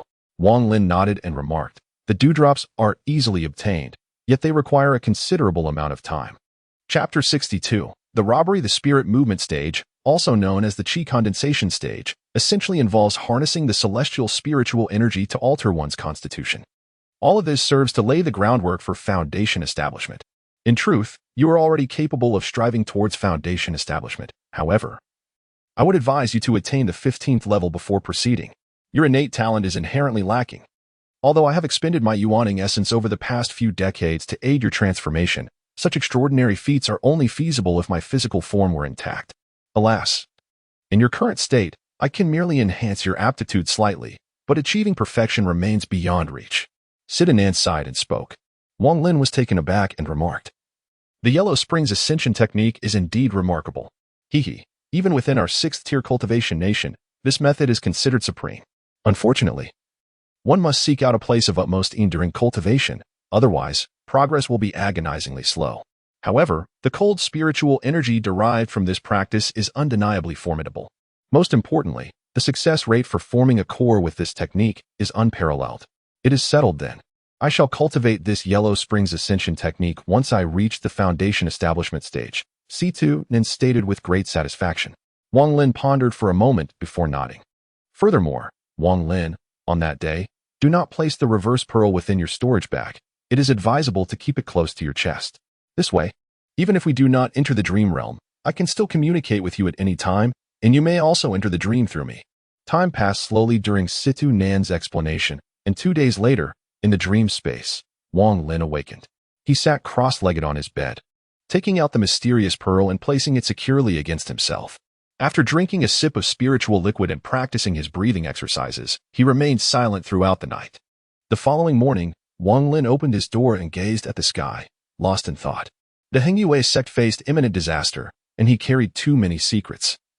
Perhaps this was an opportunity to leave this place. Just as he was deep in contemplation, the entire Hengyue peak trembled as if shaken by an earthquake. A voice, as imposing as that of the heavens, suddenly descended, reverberating like rolling thunder. I, the old man Xiandao sect Pu Nanzi, command the juniors of Hengyue sect to leave this place swiftly, having already conceded. In the grand hall, the expression of Master Huanglong changed dramatically. At that moment, over a dozen figures swiftly emerged from the depths of the Hung sect, with two individuals standing out notably at the forefront. One was an elderly man with white hair yet a youthful countenance, his gaze sharp and penetrating. Beside him stood an elderly woman, her face lined with wrinkles and her expression somber, as she silently stared at the sky. Following behind these two were 10 other elderly men, all bearing expressions of bitterness. The white-haired elder spoke loudly. "Senior Pu Nanzi, may I inquire about the purpose of your visit to our Hung sect?" A towering figure appeared in the sky, broad-faced and imposing, who responded in a deep voice. "It is a matter of common knowledge regarding the protective array of Hung sect. If this were 500 years ago, I might have had reservations. But now, it appears to be nothing extraordinary. Allow me to dismantle it first, and then we shall converse, you juniors." With that, he waved his hand, and a dark, small mountain materialized, rapidly growing into a colossal peak that reached the heavens. He formed intricate seals with his hands and uttered a series of complex phrases. The immense mountain came crashing down with a thunderous roar. And a luminous barrier materialized above Songsong Peak and Hung Peak, resembling an inverted bowl that shielded the Hung sect from the giant peak's descent. Truly, as a grand sect from 500 years ago, this intangible array possessed some merit, effectively dispersing all assaults. Yet, I shall see how well this formation can endure under my repeated onslaught, Pu Nanzi scoffed, pointing at the giant peak and swiftly altering his incantation. Instantly, the mountain began to spin violently and crash down once more. The white-haired elder and the elderly woman's expressions changed drastically as they swiftly moved to the stone platform atop Songsong Peak. There, the white-haired elder and the elderly woman each sat cross-legged upon 8 slabs of white jade, their hands rapidly changing their incantations. As the giant peak descended, the barrier emitted a deafening roar, and vibrant colors flickered furiously, barely holding its ground. On the other 6 slabs of white jade, 6 foundation-building elders sat, each displaying anxious and troubled expressions. Huang Long swiftly summoned all the inner disciples to this place. "Today marks the greatest catastrophe that our Hung sect has faced in the past 5 centuries, the elderly woman commanded sternly. Once she finished speaking, she hurriedly expelled a breath of Danqi towards the white jade stone, her hand gestures transforming with increasing rapidity. Huang Long's body trembled. Without uttering a word, he darted out, racing along the stone bridge directly to Hung Peak. How dare he withstand 2 assaults? For this 3rd strike, I shall obliterate Pu Nanzi in the skies." With a cold snort, she released a surge of yuaning energy from her mouth, causing the mountain to shudder violently, expanding tenfold, almost blotting out the heavens as it descended with immense force. With a thunderous crash, one of the 8 white jade blocks shattered, sending a foundational elder, bleeding from all 7 orifices, crashing to the ground. Chapter 63. Overwhelming Force Break. Break. Pu Nanzi's visage twisted in fury as he swung his massive hand, causing the colossal peak to descend relentlessly, the resounding booms echoing through the sky. The surrounding villagers, townsfolk, and county residents were all paralyzed with fear, cowering in their homes, while the boldest dared to peek through their windows, witnessing a gigantic peak suspended in mid-air, plummeting relentlessly. Another white jade block shattered, and a foundational elder fell, spitting blood. Pu Nanzi hurled a violet-red gourd, murmuring incantations as his hands danced in complex patterns. The gourd trembled slightly, releasing a dark red liquid that flickered with flames, enveloping the giant peak. With a low roar, Pu Nanzi commanded the fiery peak to descend. With a resounding crash, a network of fissures erupted across the light barrier, rapidly extending outward. 2 more white jade blocks shattered, and 2 more elders collapsed. At this moment, only 4 of the 8 white jade blocks remained. Aside from the 2 golden core ancestors, the remaining foundational elders appeared ashen, drenched in sweat, their bodies trembling uncontrollably, clearly having reached their breaking point. By now, Huang Long had arrived with all the inner disciples, each bearing expressions of shock and trepidation. Among them was Wang Lin, who stood transfixed, staring at Pu Nanzi in the sky, his heart gripped by terror. Wang Hao was among them, yet at that moment, his countenance was devoid of color, and he appeared exceedingly weak. Upon seeing Wang Lin, he sighed softly and moved closer. Above, Park Namji's expression was grim. The resilience of the intangible Great Formation had surpassed his expectations. He understood well that this formation was not limited to the power it currently displayed. If controlled by a nascent soul stage cultivator, it could unleash its maximum potential.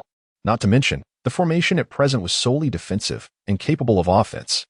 And should the opposing side have a nascent soul sitting in command, the formation's terrifying offensive capabilities could be fully realized. At this moment, the elderly man with white hair and youthful features witnessed one after another of his Foundation establishment juniors falling, and his heart bled. He called out loudly, "Senior Park Namji. The Xian Dao sect and my Hangyue sect have always been on good terms. Do you truly intend to annihilate us?" Park Namji scoffed, coldly replying, "Lu Wenju. It has been 500 years since we last met. You, once a mere junior, have now become the backbone of the Hangyue sect, having reached the core formation stage. You are indeed a remnant of the past. It would be a pity to destroy this protective mountain formation. If you were to open it willingly, everything could be discussed." Lu Wenju, a master at the core formation stage, displayed a countenance of hesitation. At that moment, the elderly woman beside him spoke angrily, "Senior Park Namji. It is impossible for us to comply." Park Namji let out a wild laugh, his expression darkening as he commanded, "Enough. This protective mountain formation shall be shattered." As he spoke, he waved his right hand, causing the colossal peak to slowly rise. He then took a deep breath, his face slightly reddening, and opened his mouth to expel a great breath of nascent soul energy, instantaneously causing the giant peak to swell several times in size. With a change of his hand seals, Park Namji pointed at the giant peak, slowly pressing it downwards. The peak emitted a low hum, gradually descending by an inch. The protective mountain formation cracked with a resounding snap, and more net-like fissures appeared, causing a white jade piece to shatter, resulting in another Foundation establishment elder collapsing. As the giant peak pressed down another inch, the last remaining Foundation establishment elder coughed up blood, their spirit waning as they fell. Park Namji bellowed. And with a forceful press, the peak descended 3 inches. The Song peak trembled, and amidst the booming sounds, stones tumbled down, dust swirling. The massive mountain was forcibly compressed by dozens of feet. The stone bridge connecting to Hangyue Peak cracked in the middle, plummeting into the ravine. Simultaneously, the Hangyue sect's invisible protective formation could no longer withstand the assault, emitting a sound akin to shattering glass, as the entire light curtain instantly fragmented, dissipating into nothingness. The remaining 2 pieces of white jade exploded, and Lu Wenju along with the elderly woman fell to the ground, their expressions bitter and speechless. Park Namji coldly snorted, gracefully descending from the sky while the giant peak remained suspended, releasing waves of oppressive force. He descended with an icy demeanor, addressing Lu Wenju and the elderly woman of the core formation stage. "You from the Hangyue sect, with several ancestors in the nascent soul stage, have already." Lu Wenju exchanged a bitter glance with the elderly woman and whispered, "Senior, please, in light of the past amicable relations between our sects, do not." Before Lu Wenju could finish, Pu Nanzi interrupted impatiently, stating, "Leave. Nothing can be taken away. If you continue to prattle, I shall not hesitate to annihilate your Hangyue sect entirely." The elderly woman, her face aflame with fury, opened her mouth to retort, but Lu Wenju quickly restrained her. Taking a deep breath and respectfully replying, "Junior obeys your command. However, Hangyue Peak has been the mountain gate of my Hangyue sect for a millennium. I am not authorized to bestow it upon you. I can only propose a temporary borrowing." Hunanzi scoffed, interrupting once more, arrogantly declaring, "Borrow? Let me borrow the Xian Dao sect for 100,000 years then." The inner disciples, filled with indignation yet unable to voice their anger, displayed sorrow upon their faces. Enveloped in a heavy silence, some disciples exchanged furtive glances, beginning to contemplate their own paths. Hunanzi's gaze swept across the assembly, landing on Huang Long. "You relinquish the ZUS sword. This blade has caught the eye of my nephew Ouyang." Huang Long, feeling the weight of humiliation, clenched his fists and, noticing the silence from both the elderly woman and Lu Wenju, let out a resigned sigh, retrieving the ZUS sword and casting it aside. Hunanzi grasped the air, and the ZUS sword levitated into his hand, exuding a purple aura that coalesced into the form of a massive purple dragon. Chapters 64-70, abridged. The dragon roared at Pu Nanzi, retaliating fiercely. Pu Nanzi chuckled coldly, flicking his finger against the sword and commanding, "Begone, beast." Lu Wenju and the elderly woman exchanged glances, both sighing deeply.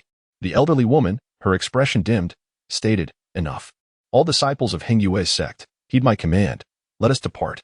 After a lingering glance at their surroundings, she sighed once more and ascended into the air. Pu Nanzi narrowed his eyes, suddenly proclaiming, "My Xiandao sect is recruiting disciples here. If any wish to join, you may remain."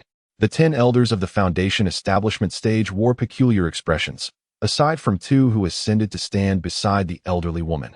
The remaining 8 exchanged glances, hesitating to follow. Lu Wenjiu, taken aback, felt a shift in his countenance, wanting to speak, but ultimately falling silent. Sighing inwardly as he shook his head and descended to join the elderly woman. Each harbors their own aspirations, and none were compelled to follow. The elderly woman suppressed her simmering rage, stating solemnly. The older members of Huang Long's generation hesitated momentarily, and in the end, aside from Huang Long, Dao Su, and the red-faced elder, the rest remained rooted, with only these three ascending to stand behind the two core formation elders. Among the dozens of inner disciples, aside from a handful who took flight, most remained in place. Wang Zhua hesitated for a long while, unable to meet Dao Su's gaze, lifting his foot only to lower it again, ultimately deciding not to follow. A woman from the Zhou clan hesitated slightly but also chose not to follow. As for the girl from the Su clan, seeing that Wang Zhua did not go, she remained silent for a moment and then withdrew her foot as well. Wang Lin then noticed Wang Hao. Just as he was about to speak, he suddenly gasped softly, grasping Wang Lin's arm. After a brief inspection, he inquired, Wang Hao, what has become of your cultivation? Wang Hao smiled bitterly and shook his head, saying, Brother Taizhu, do not inquire further. It is a tale too complex to convey. Wang Lin cast a glance at Wang Hao, refraining from further inquiries. After a moment's hesitation, he pondered the multitude of secrets he harbored. Should he venture to the Xian Dao sect, he would undoubtedly encounter myriad unforeseen dangers. After a brief contemplation, he resolved his course of action. Lu Wenjiu and the elderly woman waited a while longer, observing as the disciples of the Hengyue sect bowed their heads, showing no inclination to follow. With a sigh, the elderly woman declared, Enough, let us depart. With that, she soared into the distance, followed by the remaining 10 or so individuals, each bearing a countenance of bitterness. The disciples of the Hengyue sect, under the leadership of two golden core ancestors, departed like forlorn dogs, silently transforming into streaks of light as they distanced themselves from the Hengyue sect. The disciples were divided into three groups. One followed Lu Wenjiu and the others in their departure, another chose to remain. And the final group opted to withdraw from the sect entirely, descending the mountain alone. Wang Zhua chose to remain and became a disciple of the Xiandao sect. Wang Hao did not accompany Wang Lin on the journey. Instead, he silently descended the mountain, shrouded in a lingering twilight that clung to him. Although Wang Lin was unaware of what had transpired with him, it was evident that it was related to the cultivation method. However, since Wang Hao had chosen to remain silent, he would respect Wang Hao's decision. Perhaps, being an ordinary person suited Wang Hao better. Wang Lin's status within the Hengyu sect has always been humble, and at this moment, his decision to descend the mountain was met with no opposition. As for Park Nancy, she merely cast a fleeting glance in his direction before dismissing him entirely. Upon reaching the base of the mountain, Wang Lin did not linger. He moved with purpose, attempting to circulate his gravitational technique externally, soaring into the air like a vibrant rainbow, vanishing into the horizon. As he flew amidst the clouds, a wave of nostalgia for his parents washed over him, and soon he beheld his hometown from afar. The mountain village remained unchanged, a steadfast reflection of the past. Except for his family's courtyard, which had transformed from a modest tile-roofed house into a traditional three-compound residence, adorned with a large character for fortune at its entrance. Although dawn had barely broken, the distant sounds of barking dogs and crowing roosters filled the air. In the early morning village, wisps of smoke rose gently, as households rose early to prepare their meals. Wang Lin stood at the entrance of the village, gazing longingly at his family's courtyard. A tumult of emotion surged within him as 5 fleeting years drifted by. In this moment, memories of the past remained vivid, and the gaze of his parents' expectations lingered in his heart. After a moment of hesitation, he felt an overwhelming sense of trepidation as he approached his home. Just before crossing the threshold, familiar voices reached his ears. You little rascal, what kind of carpentering is this? Just look at what you've made. It barely measures up to half of what my son accomplishes. Master, Taizhu is a true craftsman. How can I possibly compare to him? If I could just reach half of his skill, I would be content. Upon hearing this, Wang Lin was momentarily taken aback. With a swift sweep of his consciousness, a smile graced his lips. He recognized the speaker as a childhood companion from his village, who had often pestered Wang Lin to persuade his father to teach him the craft of carpentry. Taizhu, Wang Lin's father, rubbed his eyes vigorously, tears streaming down his cheeks unbeknownst to him. Taizhu had grown taller, almost reaching his father's height, and had become quite sturdy. This was indeed the son he had hoped for, filling his heart with joy. At that moment, a woman with a somewhat aged visage emerged from the room, gazing blankly at Wang Lin, tears cascading down her face.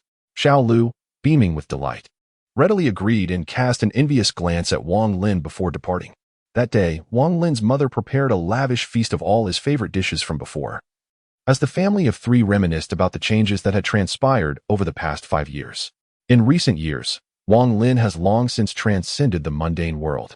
Yet he finds a certain allure in the dishes crafted by his mother's hands. His father, having largely ceased his wood-carving endeavors, has taken on a few apprentices to pass down his skills. Among them, Xiaolu stands out as the most astute, having mastered about 50 to 60% of the craft. Wang Lin, upon hearing this, chuckled and said, "Father, I just observed the wooden carving made by Xiaolu. It is quite remarkable, far from the poor quality you mentioned." Wang Lin's father snorted disdainfully and remarked, "They pale in comparison to you. When you were merely 8 years old, I began instructing you in the art of wood carving. Even then, your craftsmanship far surpassed theirs." Wang Lin was momentarily taken aback, then forced a wry smile, saying, "Mother, I am still quite young. Please do not worry about such matters." The old woman replied with a hint of displeasure, glaring at him. After dinner, his parents seemed to have an endless stream of inquiries, pulling him into conversations until the late hours of the night before finally retiring to bed. Lying on his small bed, sleep eluded Wang Lin due to his current cultivation level. He sat up and gazed out at the moonlit night, flipping his right hand to reveal a gourd from which he took a generous sip. To break through from the qi condensation stage to the foundation establishment stage requires an immense amount of spiritual energy. "I must begin preparing for dew gathering," he murmured to himself. "Indeed, young man, when do you plan to seek out materials of the wood attribute to complete the heavenly reversal pearl?" asked Situnan. "I will first find a nearby place to enter seclusion and cultivate, striving to reach the foundation establishment stage. At that time, I shall search for the materials." Wang Lin pondered for a moment before responding. With no further conversation, the following days were spent in the company of his parents. After residing at home for half a month, he bid farewell to them amidst their reluctant goodbyes, his figure transforming into a long rainbow as he vanished into the horizon. Initially, he had intended to choose the Wind-Eye Cave within the cliff as his place of seclusion. However, upon further reflection, he decided against it. His cultivation methods differed from others. He required a water source. Without it, even the most favorable of locations would not suffice for him. Moreover, the proximity to Hongyue Peak posed a significant danger. After an extensive search in the surrounding area, Wang Lin discovered a cave beneath a barren peak. Inside, he found a spring of underground water, and the presence of animal droppings indicated that wild beasts frequently visited this location. After meticulously examining the cave and confirming the absence of any other exits, he wasted no time in employing gravitational techniques to manipulate some stones and seal the cave completely. Thus, the place was thoroughly enclosed, and Wang Lin commenced his second period of secluded cultivation. Time, fleeting as it is, passed swiftly in the mountains. 1 year, 2 years, 3 years, and 4 years slipped by unnoticed. Outside the cave, where Wang Lin was in seclusion, the once haphazardly piled stones were now completely enveloped by a dense growth of climbing plants, making it exceedingly difficult to discern any signs of life upon closer inspection. Over the course of 4 years, this place had transformed into a haven for wild beasts, frequented by some rare and exotic creatures that often lingered, inhaling the cave's aura. On this particular day, 2 rainbows arched across the sky, and 3 figures, a man and a woman, glided down on beams of sword light. The foremost individual, a middle-aged man clad in black, possessed a gaze as sharp as lightning. Suspended in midair, he emanated an ethereal presence, reminiscent of a celestial being. Beneath him, a small green sword glimmered ominously, instilling a sense of trepidation. "Third senior brother," called out the woman beside him. "You must help me select a with a stronger spiritual essence. The competition for the opportunity to enter the back mountain is next month. With as my sword spirit, victory will surely be mine." The woman was strikingly beautiful, with bright eyes and a captivating voice akin to that of a lark. If Wang Lin were to catch a glimpse of her, he would certainly find her familiar. She was the Sioux girl who had harbored feelings for Wang Zhuo 4 years prior. Time had transformed the once youthful girl into a graceful figure, her allure far surpassing that of her earlier self. The middle-aged man appeared momentarily lost in thought, but soon regained his composure, nodding in encouragement. "Junior sister, do your best to secure a place in the back mountain. After assisting you in capturing I too shall retreat for a period of cultivation." Standing beside the woman was a young boy, around 8 or 9 years old, who clung tightly to her, his pale face betraying his fear as he exclaimed, "Senior brother.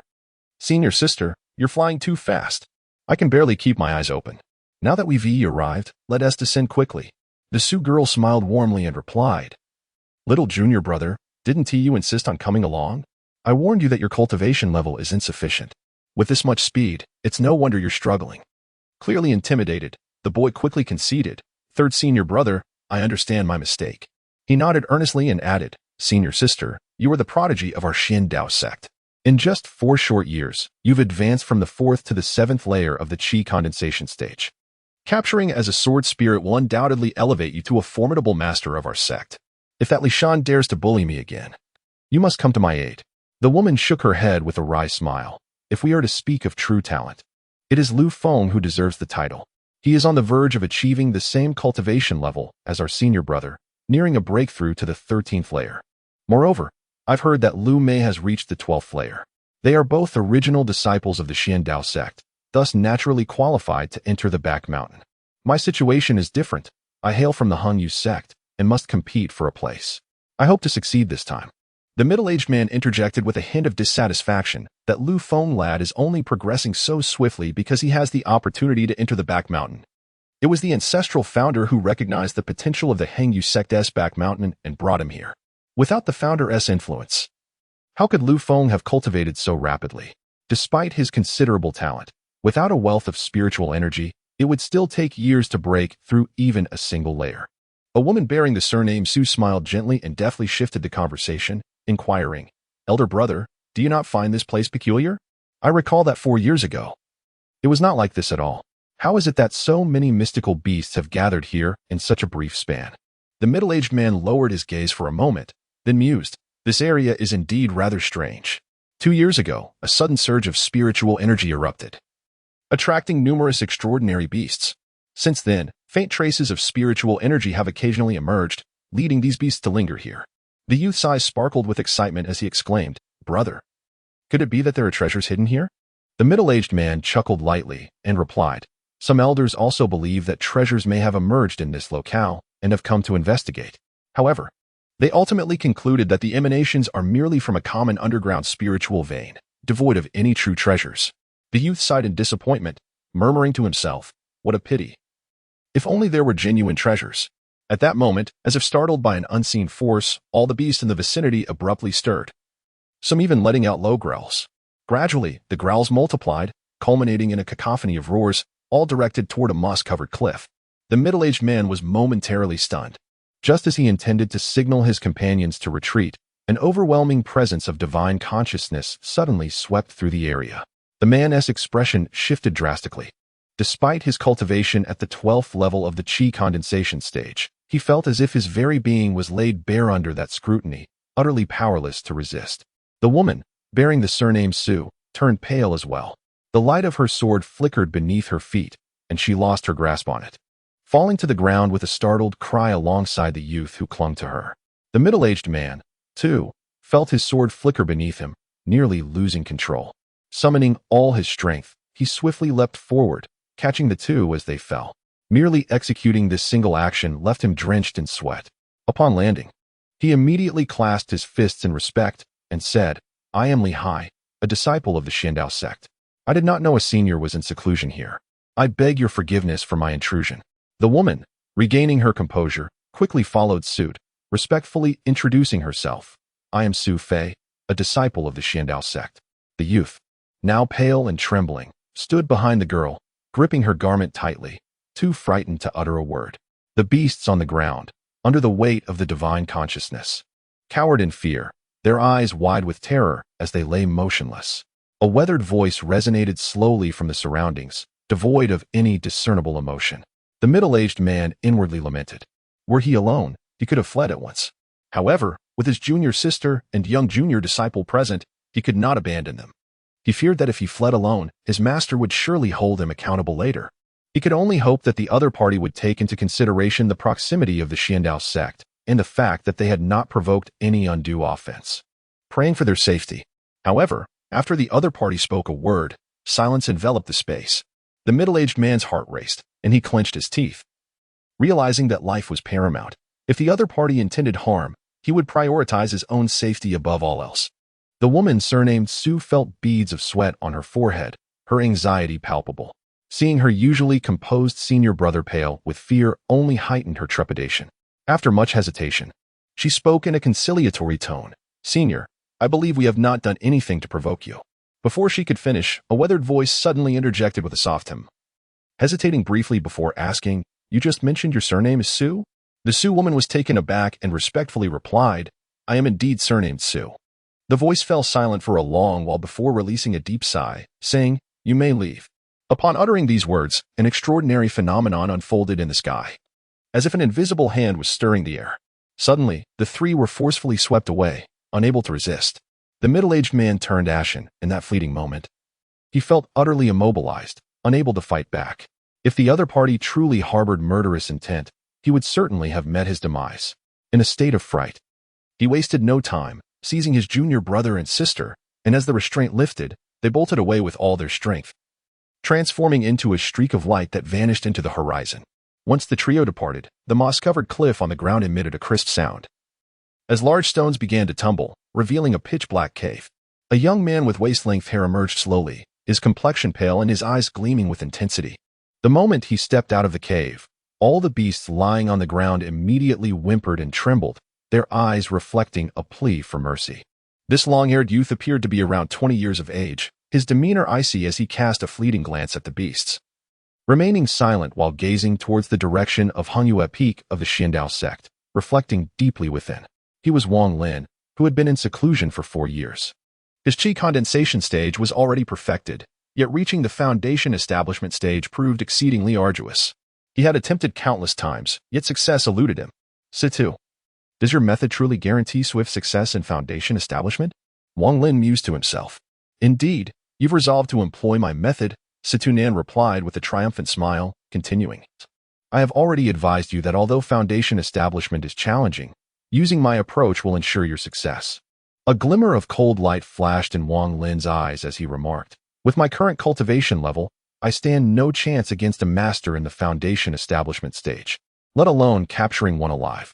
Situ Nan chuckled heartily and replied, rest assured, with me by your side, I am more than willing to take another risk for your successful foundation establishment. Just provide me with an opportunity, and I shall assist you in subduing your opponent. However, it would be prudent for you to seek out someone who has only recently established their foundation, thus sparing me the excessive expenditure of primordial essence.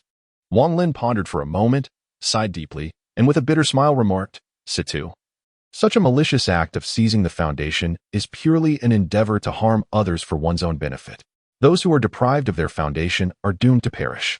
Perhaps we should observe the situation further. I have advised you countless times, in the realm of cultivation, the strong prey upon the weak, and it is only natural to exploit others for one's gain. With your current mindset, when do you expect to reach the infant transformation stage? If you are unwilling to adopt my methods, that is acceptable. However, if you can procure exceptional wooden materials to upgrade to Heavenly Reversal Pearl, then cultivating with the essence of wood might suffice for foundation establishment. Alternatively, having a Yuanying stage expert assist you could be beneficial. Otherwise, do not even entertain the thought. Situ Nan retorted with dissatisfaction. Wang Lin fell silent for a moment before speaking. I am curious as to how others succeed in their foundation establishment. It is quite simple. Generally, those affiliated with a sect have access to a nascent soul expert who can assist their disciples in this process through their own cultivation. If I were still in possession of my physical form, I too could offer my assistance. In our country, the status of a nascent soul cultivator is akin to that of a foundation establishment cultivator here.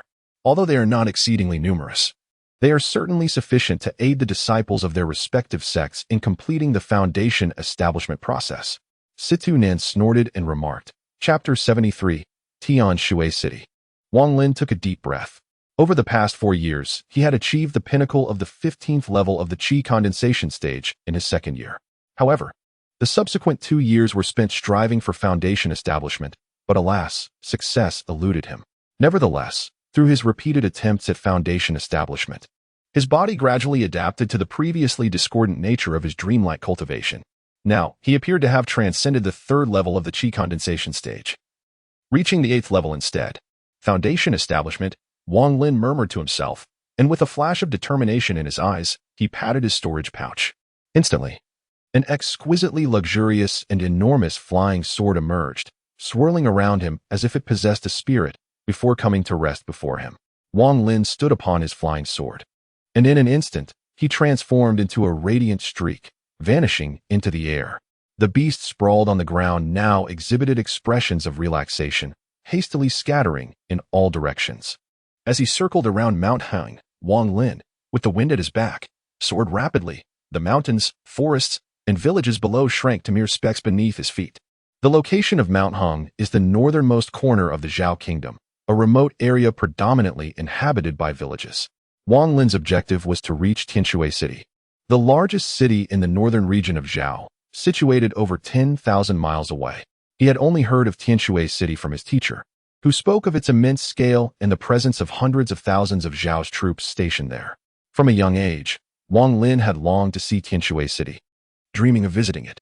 Before he ventured into the realm of cultivation, his greatest aspiration was to excel in the county examination, ascend to a high official position in the capital, and bring his parents along with him. 10 days later, feeling somewhat disoriented, Wang Lin stood on a main road, furrowing his brow as the mocking voice of Situ Nin echoed in his ears. I see you have been flying for several days, yet I thought you knew the way.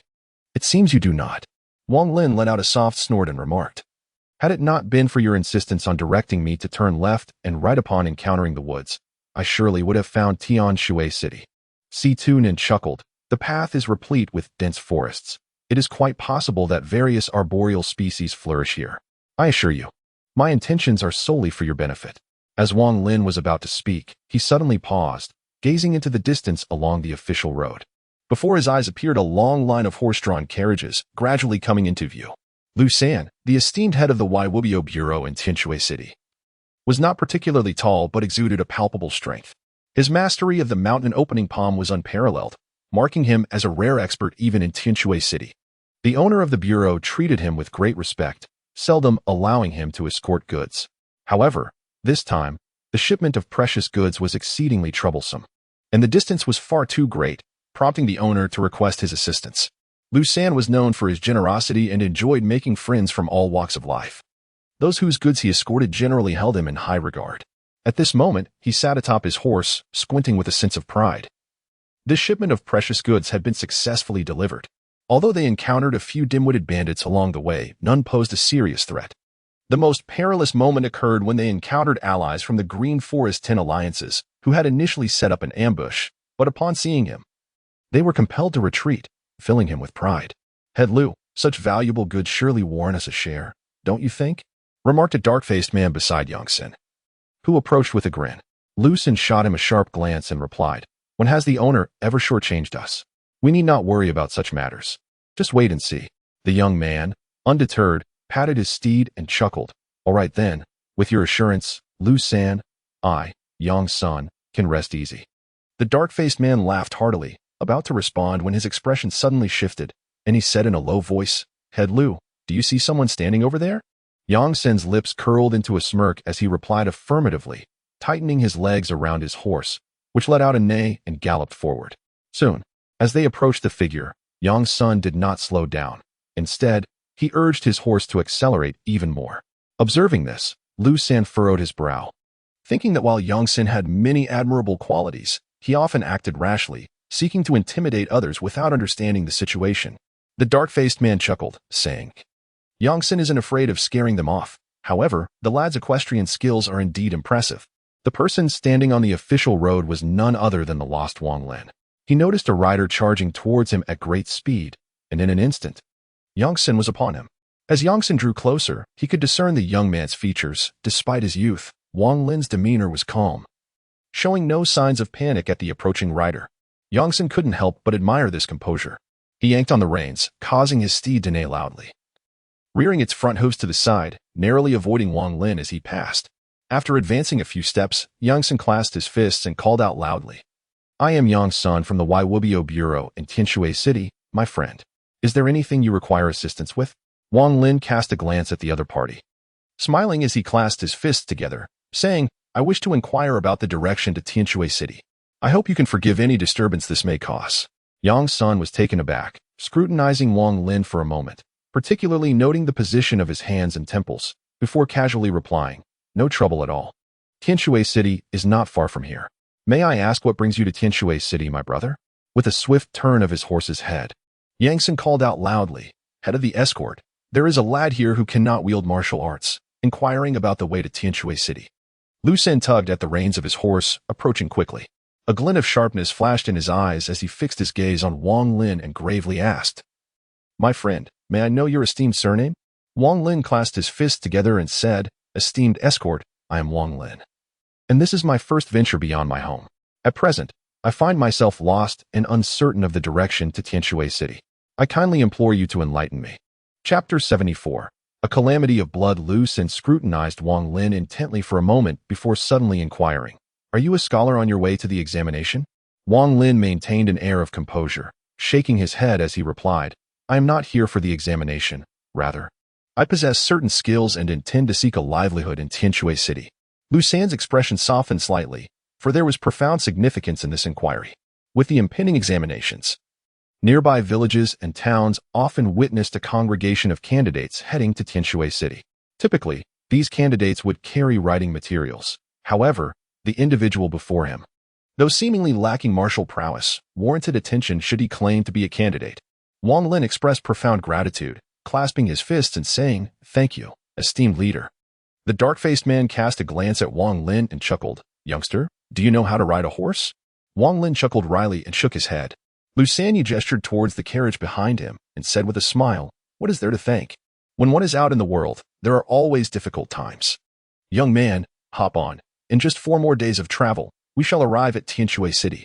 Wang Lin clasped his fists and, without uttering a word, ascended the carriage. Casting a glance behind him, he observed a throng of approximately 10 similar carriages closely packed together. A sweep of his consciousness revealed that the interiors of the carriages were entirely vacant, prompting no further concern from him as he settled into a cross-legged position.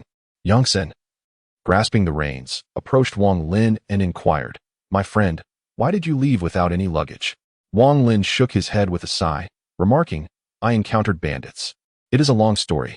Yang San, taken aback, gazed at Wang Lin for a while before reassuring him, "As long as you preserve your life, that is what matters. These times are truly unstable." While they were conversing, Wang Lin's expression suddenly shifted as he lifted his gaze towards the nearby thicket. Upon extending his spiritual awareness, he discerned 2 individuals concealed within, watching the convoy intently. The 2 remained motionless as the convoy passed through the thicket, prompting Wang Lin to ponder for a moment before dismissing it from his mind. The group of men erupted into laughter, removing the horse gear and tethering the steeds together, subsequently encircling the wagons. Once these tasks were completed, they began to set up tents. Some settled down to sleep, others tended to the fire, and a few indulged in drinking, creating a lively atmosphere. Additionally, 3 or 5 individuals took turns patrolling the vicinity. Upon dismounting from the carriage, Wang Lin was promptly pulled aside by Yang San to a nearby bonfire. Throughout the day's interactions, Yang San felt a remarkable rapport with Wang Lin, frequently regaling him with amusing anecdotes from his experiences as a courier. Wang Lin listened with rapt attention, and the more engrossed he became, the more animated Yang San's storytelling became. As the caravan took a respite, he promptly beckoned Wang Lin over. By the fire sat 3 individuals, aside from the formidable leader Lu San and a man with a dark complexion. There was also a middle-aged scholar clad in a blue robe. This gentleman had a fair complexion, a broad forehead, and his piercing gaze radiated a hint of wisdom. Upon Wang Lin's arrival, Lu San remarked with a smile, "Sir, this is the young man I mentioned to you, seeking his fortune in Tianshui City." He then turned to Wang Lin, saying, "Young brother, this esteemed gentleman is Mr. Wang from our illustrious escort agency. It seems you share the same surname. So do engage in a meaningful conversation. Mr. Wang is remarkably erudite and well-traveled." The middle-aged scholar offered a gentle smile and replied, "Oh, Lu, please refrain from embellishing my abilities. My modest skills hardly warrant such praise." Lu San rolled his eyes and countered, "Who claims your talents are minor? If Mr. Wang's abilities are deemed insignificant, then I, Lu San, must be nothing at all. Young brother, this Mr. Wang is akin to a living sage, knowledgeable in both celestial phenomena and earthly matters, particularly in the art of physiognomy, which is truly remarkable." Wang Lin scrutinized the middle-aged scholar with a discerning gaze, a smile gracing his lips as he clasped his fist in salutation. "Sir, your countenance is resplendent, and your eyes radiate wisdom. It is evident that you are an exceptionally astute individual. As the ancients have said, one can discern character by observing the spirit, and this statement holds true indeed." The middle-aged scholar, taken aback, regarded Wang Lin with surprise and replied with a chuckle, "Young brother, you too are of the same ilk. I perceive that you exude the essence of a scholar, yet there lies a latent dragon-like momentum within you. Your future knows no bounds." Wang Lin smiled and said, "The teachers from my hometown have delved into the art of face reading. After observing for a long time, I have naturally acquired a few insights myself." The middle-aged scholar chuckled heartily, when suddenly the dark-faced man interjected, "Mr. Wang, why not read my fortune as well? I am not getting any younger. Do you foresee any prospects for my romantic endeavors?" Lu Xan scolded him. "How many times have you asked along this journey? Every time Mr. Wang reads someone's face, it demands considerable effort. You should show some restraint." Ignoring Lu Xan's remarks, the dark-faced man gazed eagerly at the middle-aged scholar. After a moment's contemplation, the scholar nodded with a smile and said, "Very well, I shall read your fortune today. Young son, you have also requested my insights multiple times. I will examine both of you together." With that, he slightly closed his eyes, and upon reopening them, a glimmer of brilliance shone within. Wang Lin maintained his composure, yet internally stirred as his perception swept over the scene. He noticed a surge of spiritual energy suddenly manifest at the scholar's chest, flowing in a peculiar manner before coalescing in the scholar's eyes. The middle-aged scholar fixated on the dark-faced man, murmuring incantations as if calculating something, while swiftly gesturing with his right hand. After a considerable pause, a flush appeared on his face, and he furrowed his brow, stating, "Lu Laowu, dark clouds shroud your celestial palace, hinting at impending calamity. A tribulation is approaching, but if you survive, you shall encounter a romantic fate within 3 months." The dark-faced man was taken aback but soon laughed. "A tribulation is nothing. We are in the escorting business, and danger is part and parcel of our lives. Bloodshed is inevitable." The middle-aged scholar then shifted his gaze to young senator after a lengthy silence. His expression altered, and he remarked, "Strange. You two are marked by a calamity." He cast a glance at Lu Xan, his countenance darkening immediately. "Something is amiss. My family's face-reading techniques have never faltered. Old Lu, you two bear a sign of impending doom." With that, he grew serious, rising to scan the crowd, his expression increasingly somber. "Old Lu, this does not bode well. I observe that all present are marked by signs of bloodshed. This cannot be mere coincidence." Lu Xan squinted, surveying his surroundings, and solemnly inquired, "Are you suggesting that we all face a blood-related calamity soon?" The middle-aged scholar nodded and turned his gaze toward Wang Lin, suddenly taken aback. He rubbed his eyes vigorously, and, upon focusing intently, his expression shifted dramatically, a strange crimson hue washing over his face. He turned aside and spat out a mouthful of blood, his face betraying horror as he pointed at Wang Lin, exclaiming, "You." Chapter 75. A Reunion with an Old Friend. Lu Xan and the others were stunned. They had never witnessed such a reaction from the middle-aged scholar.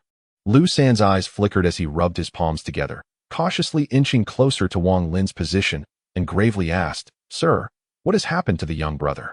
Is he affected by our calamity as well?"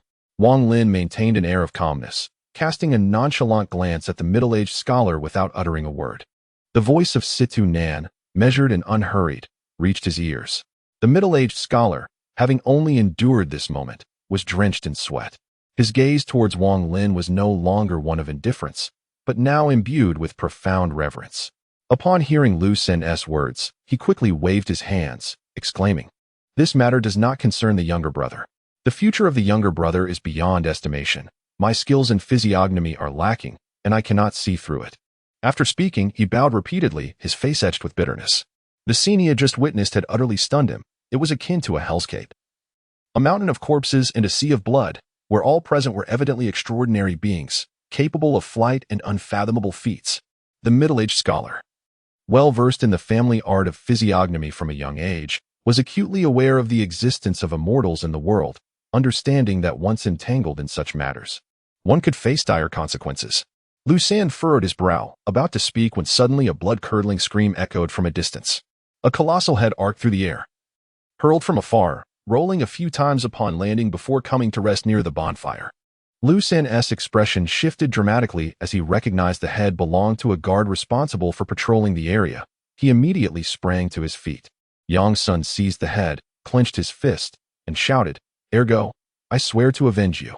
At that moment, all the guards of the escort agency drew their weapons, their murderous intent palpable as they scanned their surroundings.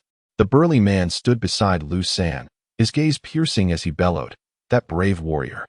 Your presence here shows a grave disregard for the rules."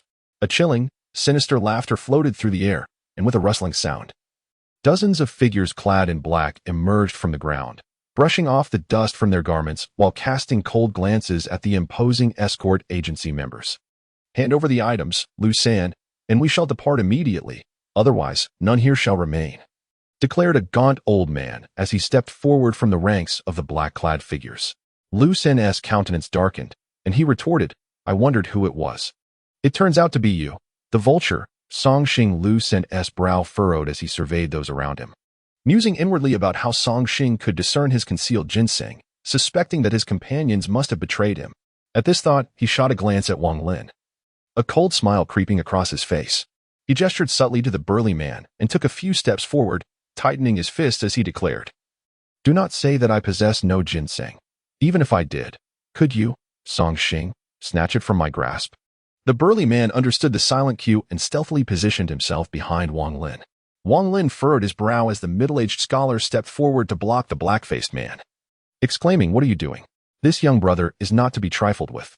The black-faced man was taken aback, just about to speak, when suddenly, the hawk-nosed Songxing laughed heartily and declared, "Liu, I may not be able to defeat you, but today, our great master shall personally intervene. You are doomed." After this proclamation, he stepped back a few paces and called out loudly, "We welcome the arrival of our esteemed master." With that, he immediately prostrated himself on the ground, his demeanor exceedingly respectful. Observing the surrounding figures clad in black, one could see their fervent expressions as they too fell to the ground, chanting in unison, "We welcome the arrival of our esteemed master."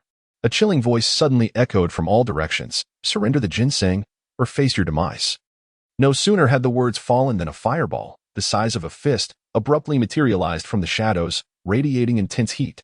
It struck one of the escort's guards, who was rendered unable to scream, instantly turning into a pile of charred remains along with his weapon.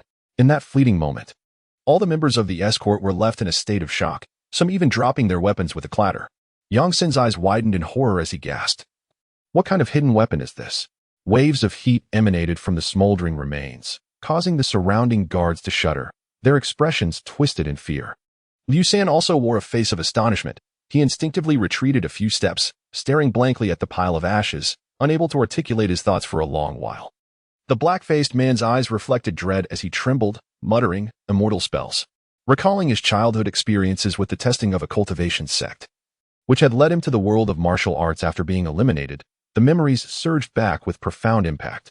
Upon witnessing that fireball technique, he immediately made the connection. Songxing, brimming with pride, proclaimed, "Indeed, our esteemed master is an immortal. You should promptly present the ginseng." All the members of the escort turned their pleading gazes towards Xian. If they were dealing with mere mortals, they might have mustered the courage to fight. However, facing an immortal, they found their resolve crumbling in an instant. With a bitter expression, Xian was about to speak when suddenly, 3 more fireballs appeared silently, hovering motionless in the air. Wang Lin's gaze flickered with interest. Judging by the potency of the fireball technique, the practitioner could not possibly exceed the 3rd layer of the qi condensation stage.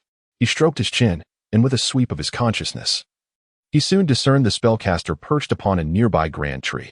To his surprise, the practitioner appeared to be around 20 years of age, at the pinnacle of the 2nd layer of qi condensation, evidently on the verge of breaking through to the 3rd.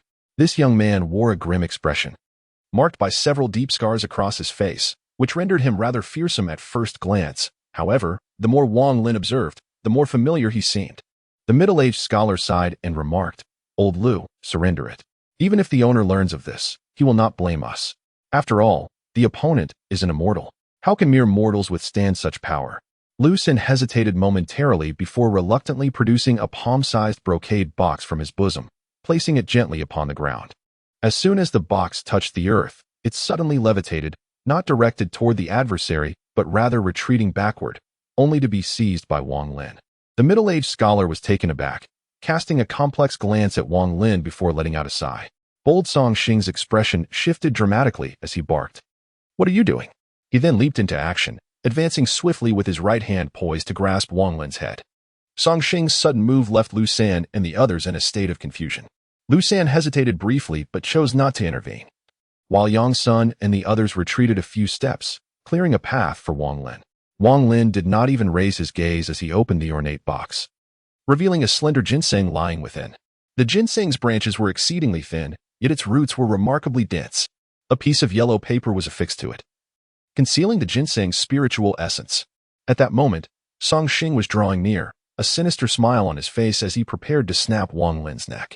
Suddenly, his body trembled, as if ensnared by an invisible hand, and he was violently thrown backwards, crashing to the ground and remaining there, unable to rise for quite some time.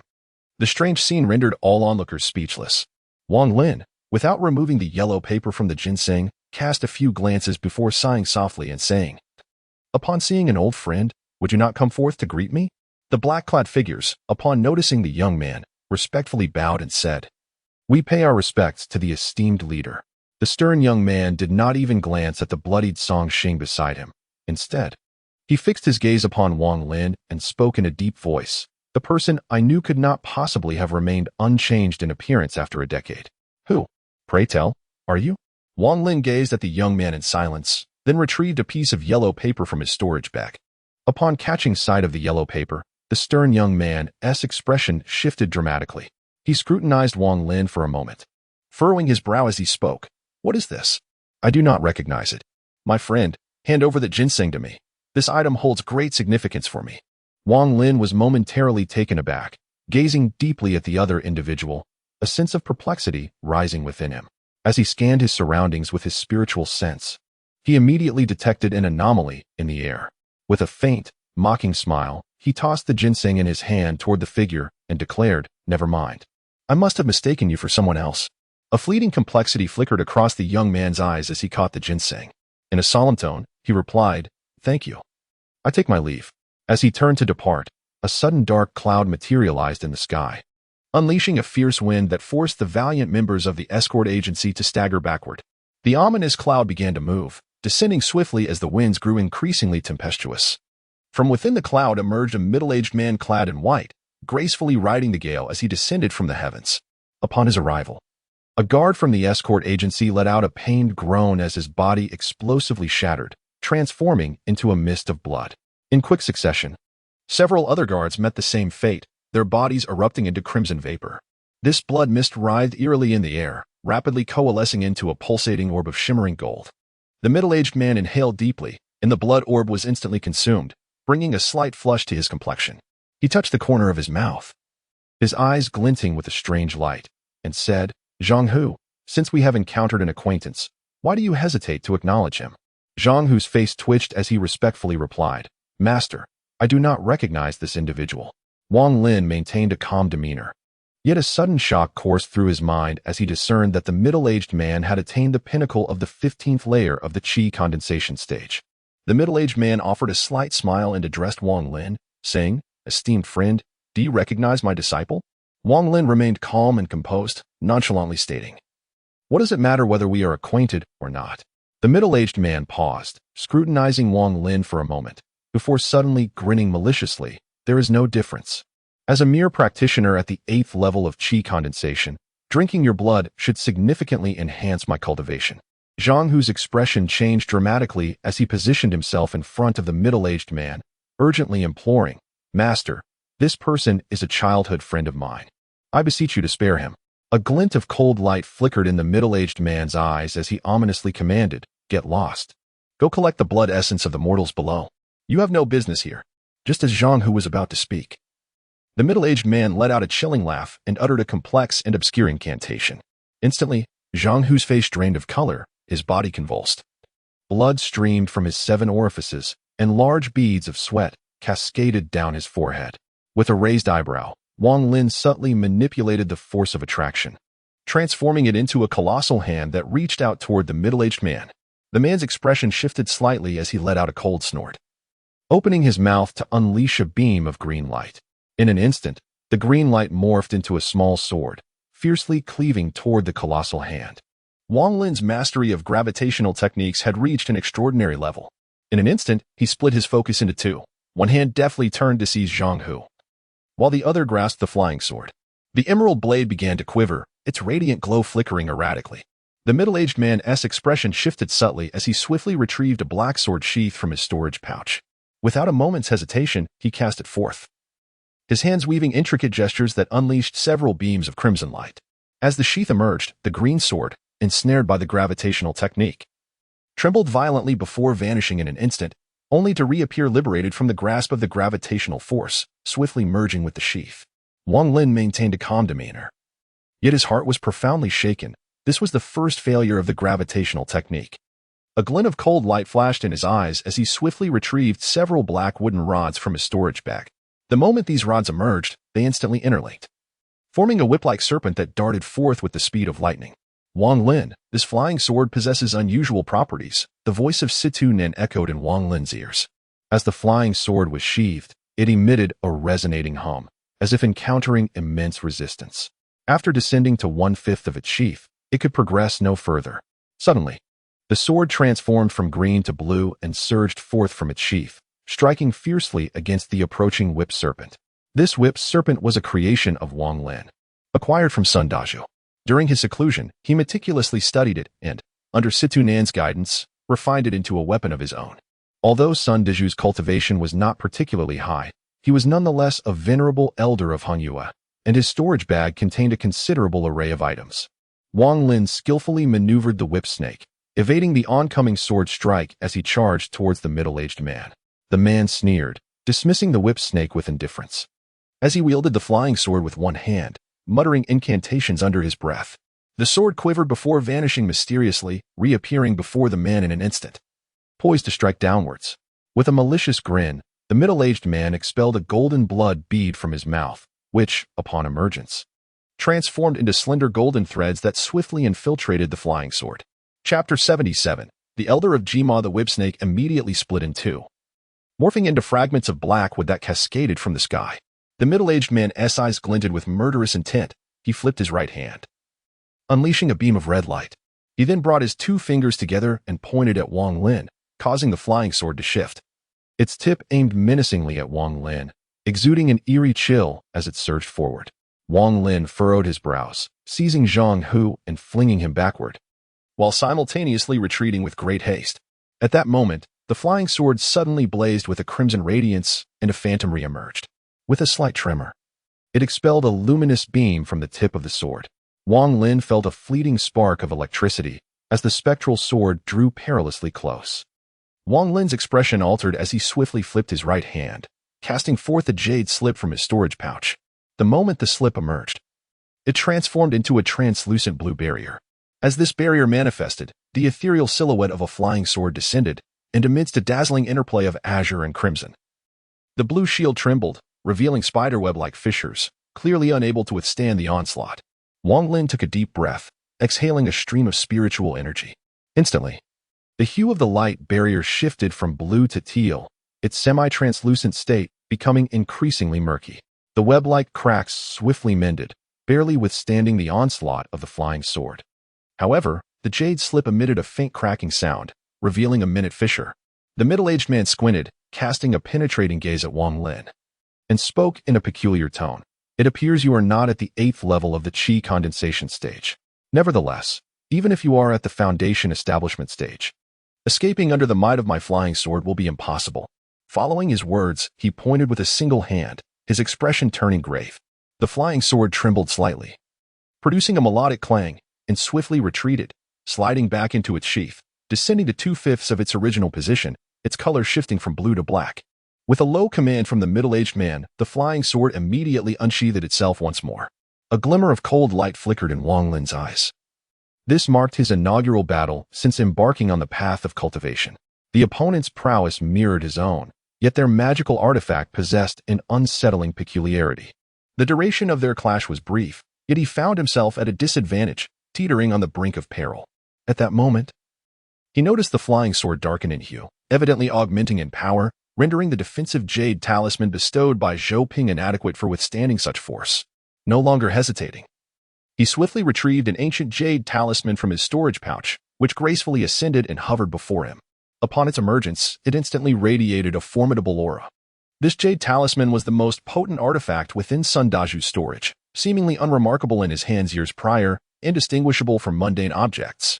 However, under the tutelage of Situ Nan, Wang Lin had successfully refined it and learned that this object possessed the striking force equivalent to that of a core formation cultivator. Without a flicker of his eyes, Wang Lin opened his mouth and expelled a breath of spiritual energy. With his hands forming intricate seals, he swiftly pointed forward. In an instant, numerous tiny golden symbols began to emerge rapidly from the jade talisman. Wang Lin's expression remained unchanged as he coldly fixed his gaze upon the middle-aged man, a glint of murderous intent flickering in his eyes. The middle-aged man's pupils constricted sharply. After a moment's hesitation, he gritted his teeth and spat out 2 golden orbs. In an instant, these orbs transformed into threads, weaving into the flying sword. At that moment, the black flying sword shimmered with hints of gold, swirling in the air before it surged towards Wang Lin with a deafening whistle, surrounded by swirling black vortices that seemed to materialize around the sword. In Wang Lin's eyes, a chilling glimmer intensified as he disregarded the oncoming black flying sword. With a single hand, he pointed to the jade talisman before him, which suddenly erupted with a dazzling display of golden symbols. One by one, the symbols emanated from the jade slip, aligning into a sequence of 9. At that moment, the black flying sword pierced through the air. Wang Lin formed a series of hand seals, and 3 symbols swiftly flickered, manifesting in a triangular formation around the sword. A visible golden lightning bolt connected the 3 symbols, creating a barrier that thwarted the sword's assault. The flying sword, ensnared like a trapped beast, emitted a resonant shriek as it thrashed within, each impact causing the 3 symbols to shimmer with golden light. The middle-aged man's expression turned grave, and he exclaimed in disbelief, "Is this a Dan treasure?" The term Dan treasure referred to artifacts crafted by experts at the Dan formation stage. As Wang Lin had learned from Situ Nan, instantly the middle-aged man's eyes filled with fear. He grasped the sword sheath with a swift motion and retreated hastily. Wang Lin let out a cold laugh, his hand shifting through intricate gestures, causing the remaining 6 golden symbols to align and surge towards his opponent. The middle-aged man's eyes widened with terror as he hastily retreated, frantically tossing several jade talismans from his storage bag in a desperate bid to secure a fleeting chance to escape. However, the moment these talismans manifested, they were met with the onslaught of the golden characters and erupted into a flurry of fragments before they could exert any protective effect. Despair etched across his face. The middle-aged man exclaimed, "Friend, I'm a disciple of the elder from Jima." Yet before he could finish, the golden characters closed in. The first character struck his chest like a bolt of lightning, causing his complexion to flush crimson as his chest caved in, and he coughed up a mouthful of blood. The second character followed swiftly, piercing through him silently as blood streamed from his 7 orifices. The third character relentlessly imprinted upon him, resulting in his body shattering into countless pieces, along with his storage bag, reduced to mere ashes. Remarkably, only the sword sheath remained unscathed, descending gently from the air. Wang Lin took a deep breath and pointed with one hand at the jade talisman before him. The remaining 3 golden characters hesitated momentarily before swiftly retreating and reintegrating into the talisman. Meanwhile, the black flying sword ensnared within the 3 characters experienced a significant reduction in its frequency of strikes following the demise of the middle-aged man, eventually coming to a gradual halt. Having completed these actions, he exhaled deeply, beads of sweat still visible on his forehead. This fierce battle had proven to be the most arduous he had faced since embarking on his path of cultivation.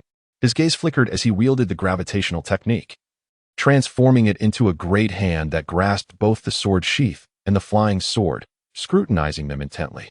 "Wang Lin, it was not that I refrained from intervening, but rather that my essence of the primordial infant is limited and cannot be squandered indiscriminately.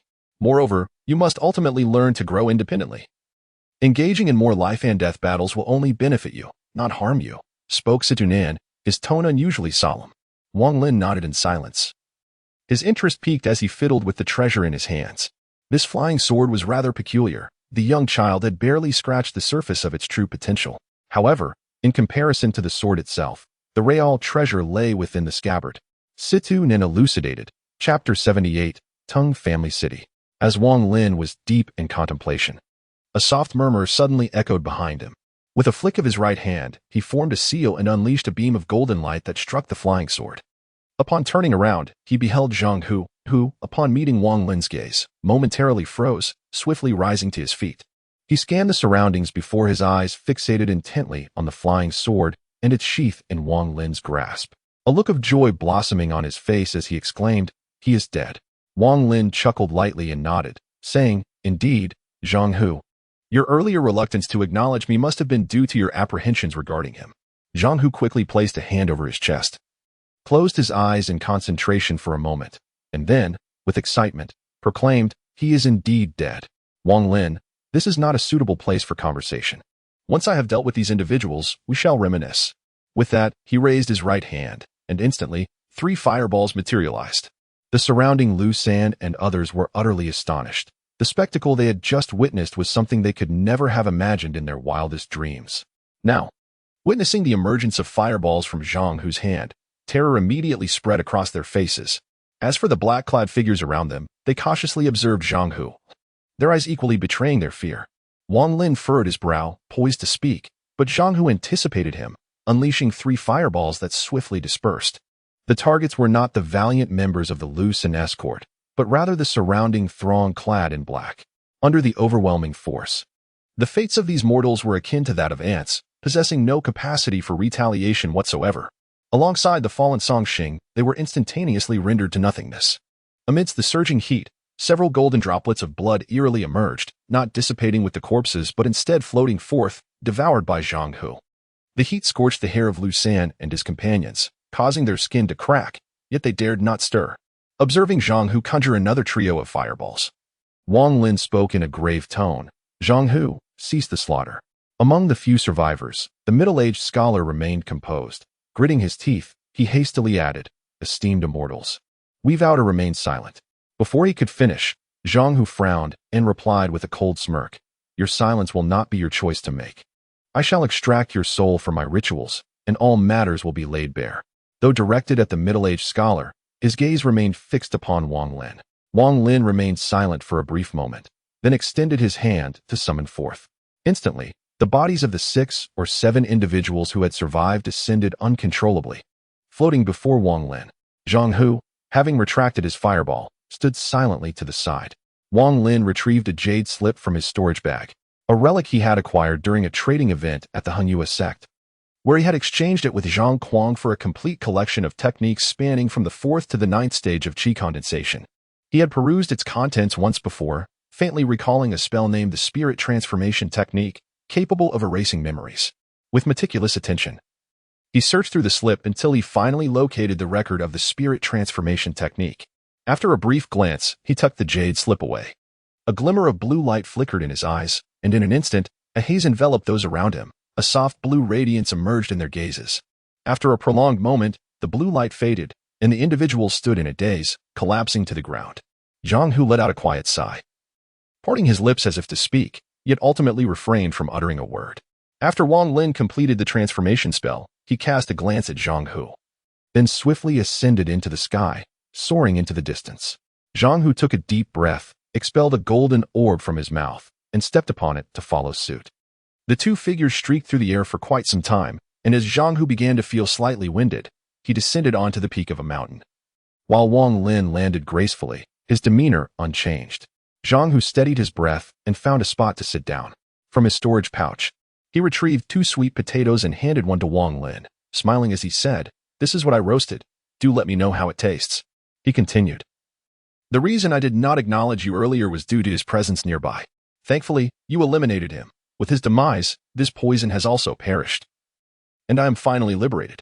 Zhang Hu took a bite of the sweet potato and succinctly recounted his experiences over the past decade. Wang Lin, filled with deep sentiment, noted that although Zhang Hu's words were succinct and seemingly casual, his expression betrayed a hint of melancholy, revealing the hardships of the past decade. Zhang Hu, with a glimmer of envy in his eyes, remarked, "Wang Lin, it has been almost 10 years since we last met. The fact that you were able to vanquish my master suggests that you have indeed reached a foundational level. My master's flying sword is exceptionally formidable. He once mentioned that it can currently only unleash 2/5 of its potential. Yet even so, it remains unparalleled for those below the foundational stage." Wang Lin shook his head and replied, "I have yet to establish a foundation. Do you know the origin of this flying sword?" Zhang Hu, taken aback, glanced at Wang Lin but refrained from further inquiries. Instead, he pondered for a moment and said, "It seems I have heard it mentioned once." that it was acquired in a cave through an extraordinary stroke of fortune. He regards it as a treasured possession. Moreover, there is the sword sheath, which is also a precious item. My master values the sheath far more than the flying sword itself. I have heard my master speak of these two items. And aside from him, unless one reaches the core formation stage, no one can reforge them. Wang Lin found a stone to sit upon, pondering for a moment, and then said, "Tell me about the matters concerning the elderly man from Jima, so that we may take precautions." Wang Lin chuckled bitterly and remarked, "The Hung sect has become a mere shadow of its former self." Zhang Hu was taken aback for a moment, then replied with a smile, "I have heard about this. For years ago, the Xian sect seized the gates of Hung. However, did not the disciples of Hung relocate? Why were you not among those who migrated?" Wang Lin was reluctant to discuss the topic and inquired, "What is Tingjiaking?" Chapter 79. The Ritual of Forging Flying Swords. Zhang Hu stuffed all the sweet potatoes in his hand into his mouth, and after swallowing, he replied, "Tingjiaking is a prominent cultivation family in the north. It is said that there are masters at the nascent soul stage residing there. If a cultivator wishes to enter the city, they must pay a low-grade spirit stone. For those who intend to stay, a medium-grade spirit stone is required each month. Over the years, I have secretly amassed a certain number of spirit stones, which should suffice for half a year's stay." Wang Lin stroked his chin and remarked, "Zhang Hu, is there a trading fair within Tingxia City?" Zhang Hu nodded and replied, "Indeed, there is a grand trading fair held once a month, attracting nearby cultivators. You should consider attending to exchange some items." Wang Lin nodded and smiled, saying, "What? Am I not welcome to accompany you? My spiritual stones are rather limited, so I shall rely on you." Tingxia City is a renowned cultivation family in the northern region of Xiao, with its ancestral founder, Tang Xingsan, achieving the coveted infant transformation nearly 5 centuries ago. Consequently, they have refrained from participating in the interdomain conflicts of cultivation nations above the 4th level. Moreover, he holds the esteemed position of a guest elder at Wufeng Valley, enjoying a status of great respect and transcendence. Tingxia City has garnered a reputation due to such a founder, and although it is not a major sect, few dare to provoke it. The trading fair held in Tingxia City provides a significant platform for numerous cultivators, bustling with activity during the initial days of each month. With the influx of people, inevitable frictions arise. Encounters between individuals with long-standing grievances often escalate into conflicts. In light of this, the ancestral founder, Tang Xingsan, issued a prohibition against fighting in Tingxia City. All who enter the city must strictly adhere to this decree. Following its announcement, a solemn atmosphere enveloped Tingxia City. Furthermore, after Tang Xingsan decisively eliminated 2 golden core experts, all visitors have complied with this prohibition. On one such day, 2 beams of light descended from the sky, halting outside Tingxia City. One of them remarked, "Wang Lin, flying and fighting are prohibited within Tingxia City, so we may comfortably linger here." These 2 individuals were none other than Wang Lin and Zhang Hu. Wang Lin cast a sweeping glance over the town of Tingxia. This place, Tingxia City, was hardly deserving of the title of city. It was more akin to a modest town. At the entrance stood 2 amiable disciples of the Tang family, welcoming travelers and distributing passage tokens. With a mere flick of his consciousness, Wang Lin discerned their cultivation levels. Both were at the 3rd layer of the qi condensation stage, akin to Zhang Hu. Observing the lengthy line of individuals awaiting entry, Wang Lin remained unperturbed, standing at the rear alongside Zhang Hu. In the lull, he probed with his consciousness, noting that the crowd consisted of various levels of cultivation, the highest barely reaching the 13th layer. After a considerable wait, just as it was about to be their turn to enter, a figure suddenly soared from the distant horizon. This individual emanated a formidable aura. Wang Lin, upon scanning with his consciousness, was taken aback. The person appeared relatively youthful, perhaps around 30 years old, yet had already attained the foundation establishment stage. In an instant, the figure approached the city gate, sweeping his sleeve, which conjured a strange wind that sent most people scattering in disarray. Those of lower cultivation were even sent tumbling to the ground. Zhang Hu too was affected, and had it not been for Wang Lin's firm grasp, he would have been pushed far away. Wang Lin also took a few steps back, maintaining an expression of calmness as he regarded the individual before him with a cold gaze. The man let out a light snort and strode toward the city gate, tossing aside a waste token. Immediately, 2 disciples of the Tang family exhibited an air of utmost respect, with one of them personally accompanying him into the city. What level of cultivation does this person possess to wield such influence with a mere flick of his sleeve? Zhang Hu inquired, his eyes revealing a hint of envy. Foundation establishment, Wang Lin replied nonchalantly. At that moment, it was their turn to enter. Zhang Hu hurriedly stepped forward to pay 2 low-grade spirit stones. And together with Wang Lin, they crossed through the city gate. Evidently, Zhang Hu was well acquainted with the place. He skillfully led Wang Lin to an inn within the city. After paying 2 mid-grade spirit stones, they secured 2 rooms. Spirit stones are running low. I hope this time the 500-year-old ginseng can fetch a good price. Then we can split the profits evenly, Zhang Hu said with a smile directed at Wang Lin. Wang Lin sat cross-legged in his chamber, retrieving the flying sword and its sheath bestowed upon him by Master Zhang Hu. After gazing at them for an extended period, his eyes flickered with intensity. He tossed the flying sword into the air, his right hand forming a seal, and a stream of golden light surged forth from the sword, dissipating into nothingness. In an instant, the sword appeared to regain its vitality, emitting a resonant hum, as if possessed by a spirit, eager to burst forth from the confines of the room. Wang Lin maintained his composure, unhurriedly tapping his storage pouch. After summoning a life-preserving talisman, he swiftly formed a series of hand seals. In an instant, the talisman radiated a brilliant light, unleashing a beam of golden radiance. The flying sword, seemingly terrified of this golden glow, hastily retreated. With a flick of his right hand, Wang Lin summoned forth a radiant golden light that ceased its pursuit, now swirling around his form in a mesmerizing dance. The flying sword, deterred from advancing, pivoted and began to strike against its surroundings, its tempo escalating with each passing moment. Without a flicker of hesitation, Wang Lin exhaled a breath of spiritual energy, swiftly enveloping the flying sword. In an instant, the sword emitted a brilliant flash and vanished from its original position, reappearing at the doorway, poised to surge forth. At that moment, its hue shifted rapidly from black to blue, its radiance dimming slightly, and even the humming sound emanating from it grew notably weaker. Without uttering a word, Wang Lin pointed his right hand, and the golden light that lingered around his body immediately surged forth, swiftly catching up to the flying sword. The sword emitted a sharp hum, retreating slowly under the pressure of the golden light. However, in an instant, it vanished from its position, reappearing at the window. Its hue transforming from blue to green, reminiscent of the moment before Wang Lin's earlier battle with Bai Zhan, just before the sword was sheathed. Wang Lin's gaze flickered, as if he had come to a profound realization. The instantaneous movement of the flying sword was evidently linked to its color, without the controlling spiritual energy of its master. Each teleportation would incur substantial consumption. The more spiritual the treasure, the more arduous the process of refining it. Even if one were to slay its master, considerable effort would still be required to transform it into a personal possession.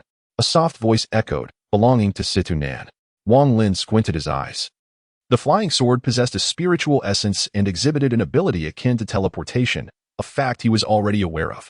The more he realized this, the stronger his desire to refine this treasure became. Just as the flying sword was about to dart out of the window, Wang Lin pointed his right hand towards the jade talisman above his head without uttering a word, immediately unleashing a beam of golden light.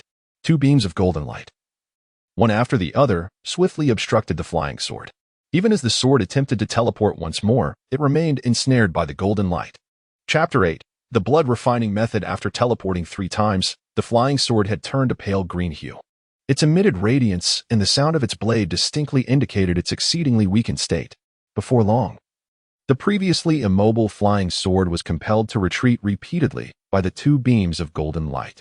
Wang Lin's gaze sharpened as he once again exhaled a breath of spiritual energy. The flying sword, unable to evade in time, was instantly enveloped by this energy, while the 2 beams of golden light coiled around it like 2 dragon serpents. Should the sword attempt to break free, the golden lights would promptly close in, preventing any escape. As time passed, the sword's struggles intensified rather than diminished, and the spiritual energy enveloping it gradually dissipated. Gritting his teeth, Wang Lin expelled another breath of spiritual energy, forming hand seals to continue the refinement process. The night slipped by silently. At last, the flying sword exhibited a slight sign of calmness. Wang Lin's complexion turned pale. Throughout the night, he had expelled numerous breaths of spiritual energy. Even with his cultivation at the 15th level of the Qi condensation stage, aided by the spiritual liquid, he felt utterly exhausted, barely managing to sustain himself. As the morning sun streamed through the window, Wang Lin's refinement continued. The flying sword no longer struggled, coming to a gentle halt in midair. As wisps of spiritual energy infused with Wang Lin's consciousness gradually permeated the sword. Just then, A flicker of movement crossed Wang Lin's expression shortly after. A knock echoed at the door, and Zhang Hu's voice resonated from outside. Wang Lin, would you like to accompany me to the tool shop in Tingjia City? Wang Lin took a deep breath and proclaimed loudly, Zhang Hu, I am at a crucial moment in my training. You may proceed on your own. Zhang Hu, standing at the threshold, paused in surprise. After a moment of contemplation, he refrained from further conversation and chose to sit cross-legged outside Wang Lin's room. Wang Lin disregarded Zhang Hu and continued his ritual of refinement. As time gradually slipped away, nightfall once again enveloped the surroundings. He had consumed 3 gourds of spiritual liquid. Yet the flying sword remained unfinished in its ascension. In his predicament, Wang Lin had no choice but to seek the counsel of Situ Nan. Oh, so you've come to find me, have you? I've been waiting, Situ Nan remarked with a hint of amusement. If you are willing to seclude yourself for a decade and expend a considerable amount of spiritual liquid, perhaps you might truly refine this flying sword. I am not speaking of the heavenly reversal space, but of reality itself. Wang Lin's brow furrowed at this revelation. Indeed, this is a treasured pill, and an extraordinary one at that. It must have been crafted by some madman in the late stage of core formation, who, at the moment of birthing their infant, disregarded their own safety, even risking the failure of the process, to harness the fleeting moment of fusion with the heavens and earth, exerting immense effort in its creation. Truly a lunatic. In my youth, I too contemplated such a feat, yet after much deliberation, I dared not proceed. One must understand that while failure in birthing the infant may be inconsequential, the period leading up to it is fraught with peril. A single misstep could lead to the collapse of one's consciousness, leaving no trace behind. It is evident that Bai Zhan received assistance from the creator of this flying sword during that time, which enabled him to refine it into his possession. Had I still possessed my physical form, I could have effortlessly accomplished this task.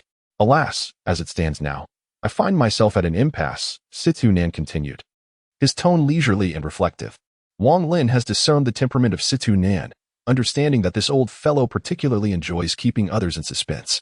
He remains patient, awaiting further words from him. After a while, Situ Nan sighed and murmured, well, I shall tell you. Employing conventional methods for refining this item is far too time-consuming. I will teach you a technique known as blood refinement. The advantage is that it allows you to claim this flying sword as your own instantaneously. However, the drawback is that if the flying sword sustains damage, you will suffer the consequences as well. And such repercussions are significantly more severe than those incurred through other refining methods. Wang Lin pondered for a moment and then said, speak. How is this blood refining technique to be executed? Situ Nan, initially tempted to tease Wang Lin, quickly realized that the young man would likely disregard his jest. Thus, he straightforwardly divulged the method, yet concluded with a stipulation. It has been many years since I last encountered a woman. No matter what, you must allow me some indulgence. Even if it is merely to behold. Wang Lin remained noncommittal, following Situ Nan's method. He intertwined his hands, executing an enigmatic incantation. And with a sharp bite of his tongue, he expelled a mist of blood infused with spiritual energy, swiftly altering the gesture of his right hand. He conjured an unusual symbol in the air. As soon as the symbol was completed, it was immediately infused into the blood mist, which began to churn and rapidly contract into the symbol. Gradually, the crimson hue of the symbol intensified, with a fleeting glimmer in his eyes. Wang Lin clapped his left hand in the air, instantly imprinting the blood-red symbol onto the flying sword. The sword quivered and promptly emitted wisps of white vapor. Wang Lin immediately expelled a mouthful of blood mist, his demeanor somewhat wan, yet his gaze grew increasingly resolute.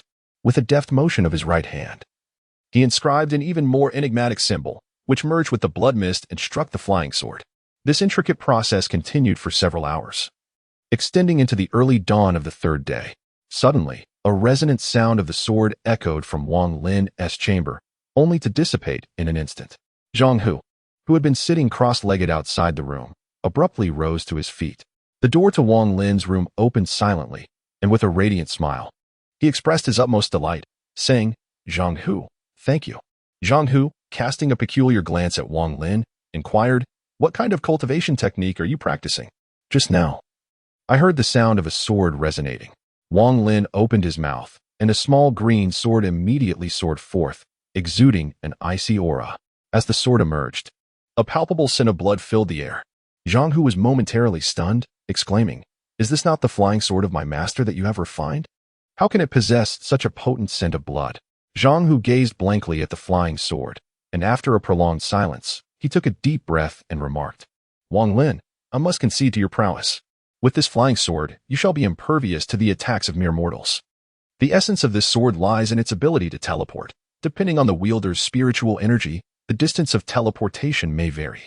Yet, when employed unexpectedly, it is undoubtedly a lethal weapon. After exchanging a few more words, Zhang Hu rose to take his leave, reminding Wang Lin that the lunar trading event would occur in 3 days, urging him to make preparations. Once Zhang Hu departed, Wang Lin retrieved a sword sheath from his storage bag, a treasure so remarkable that even Situ Nin had marveled at its quality, unable to ascertain its true nature. Wang Lin had initially believed that the sword sheath and the flying sword were one and the same. However, after refining the flying sword and examining it closely, he discovered the differences between the two. The sword sheath emanated an ancient aura intertwined with an air of lethal intent. The more he scrutinized it, the heavier this sense of menace became. Gradually, Wang Lin felt as though he were immersed in a realm of his own. His mind a blank canvas save for the presence of a bewildering sword.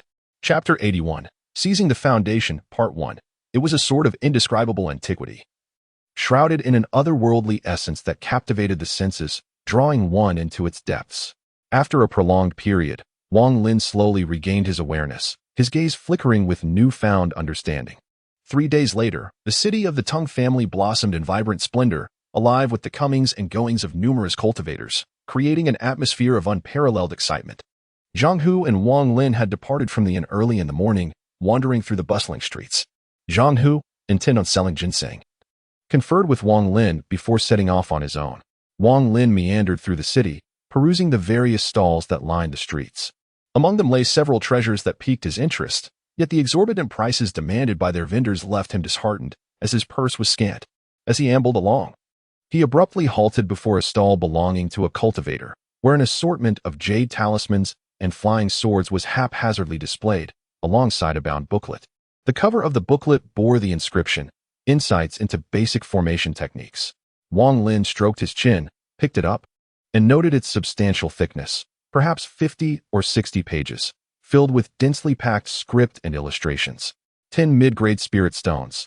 Do not touch if you do not intend to buy, announced the stall owner, a young man in his 30s, with a leisurely lift of his eyelids.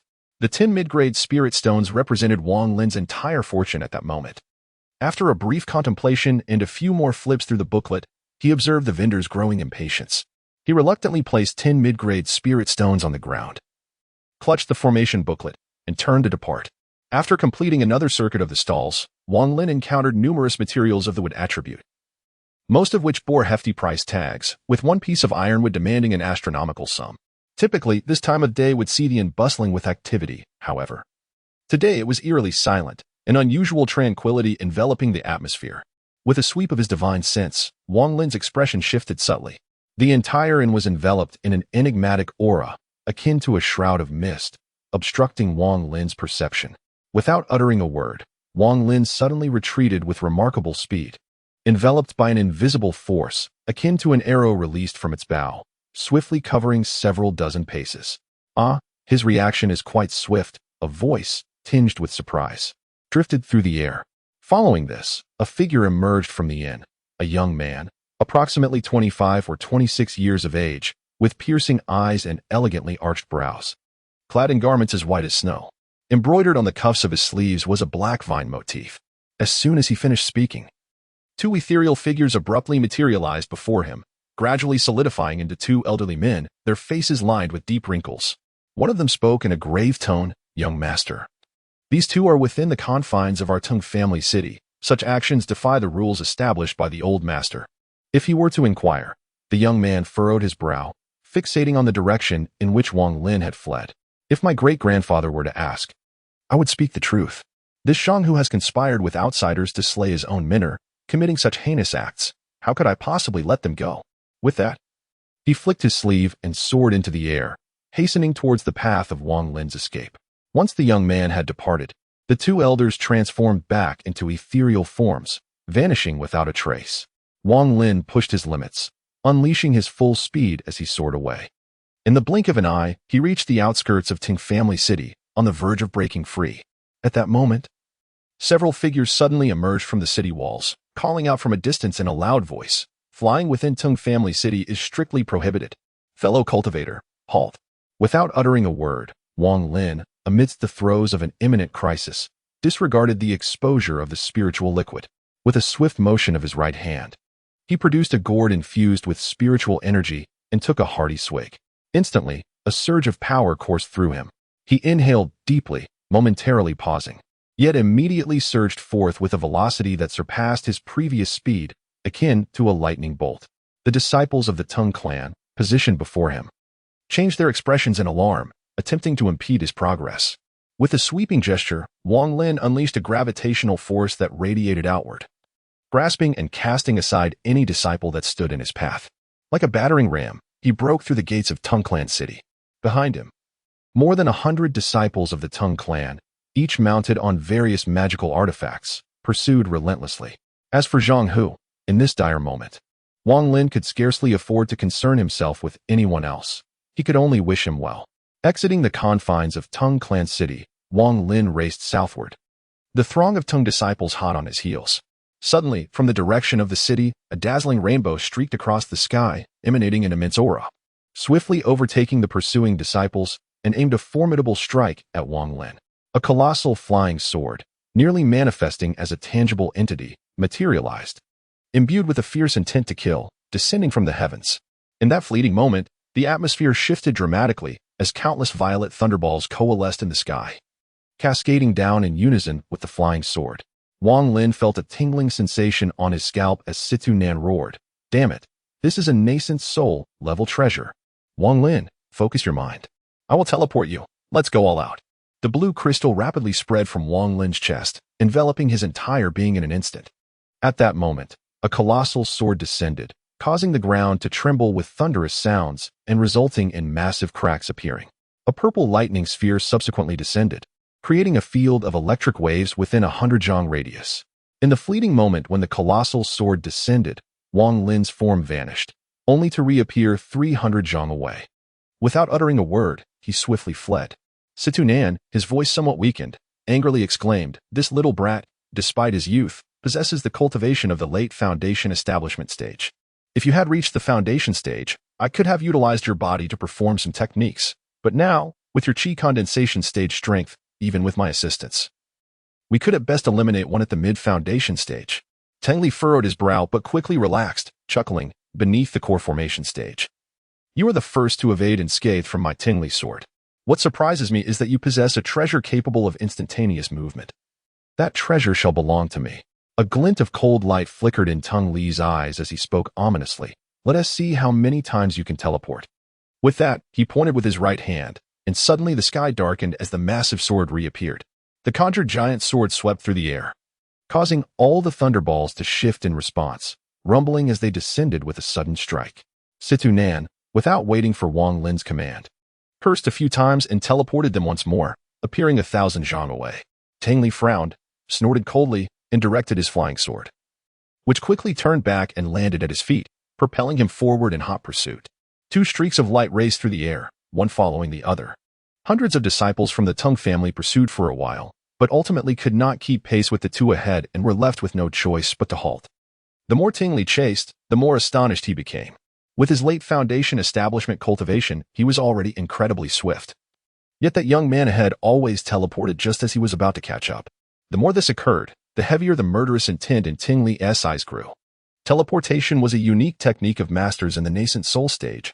How could someone who had not even reached the foundation stage possess such an ability? Tang Li deduced that the opponent must have a treasure. With that thought, he licked his lips, his desire to kill and seize the treasure intensifying.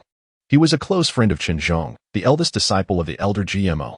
A few days prior, he received a message via flying sword from Qin Zhong requesting assistance in pursuing two individuals, one of whom was Zhang Hu, a disciple under Qin Zhong's fifth junior brother.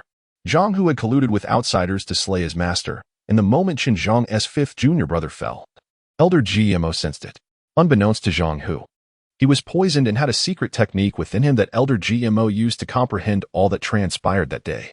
In a fit of rage, he employed his secret technique to discern that Zhang Hu was currently in Tang family city, thus dispatching Qin Zhong to capture Zhang Hu and his accomplice. Due to the great distance Qin Zhong had to travel, He sent a message via flying sword to Teng Li, asking him to obstruct their path. Upon investigation, Teng Li confirmed that Zhang Hu was indeed within Ting family city, and the individual accompanying him was evidently an accomplice, leading to the previous events.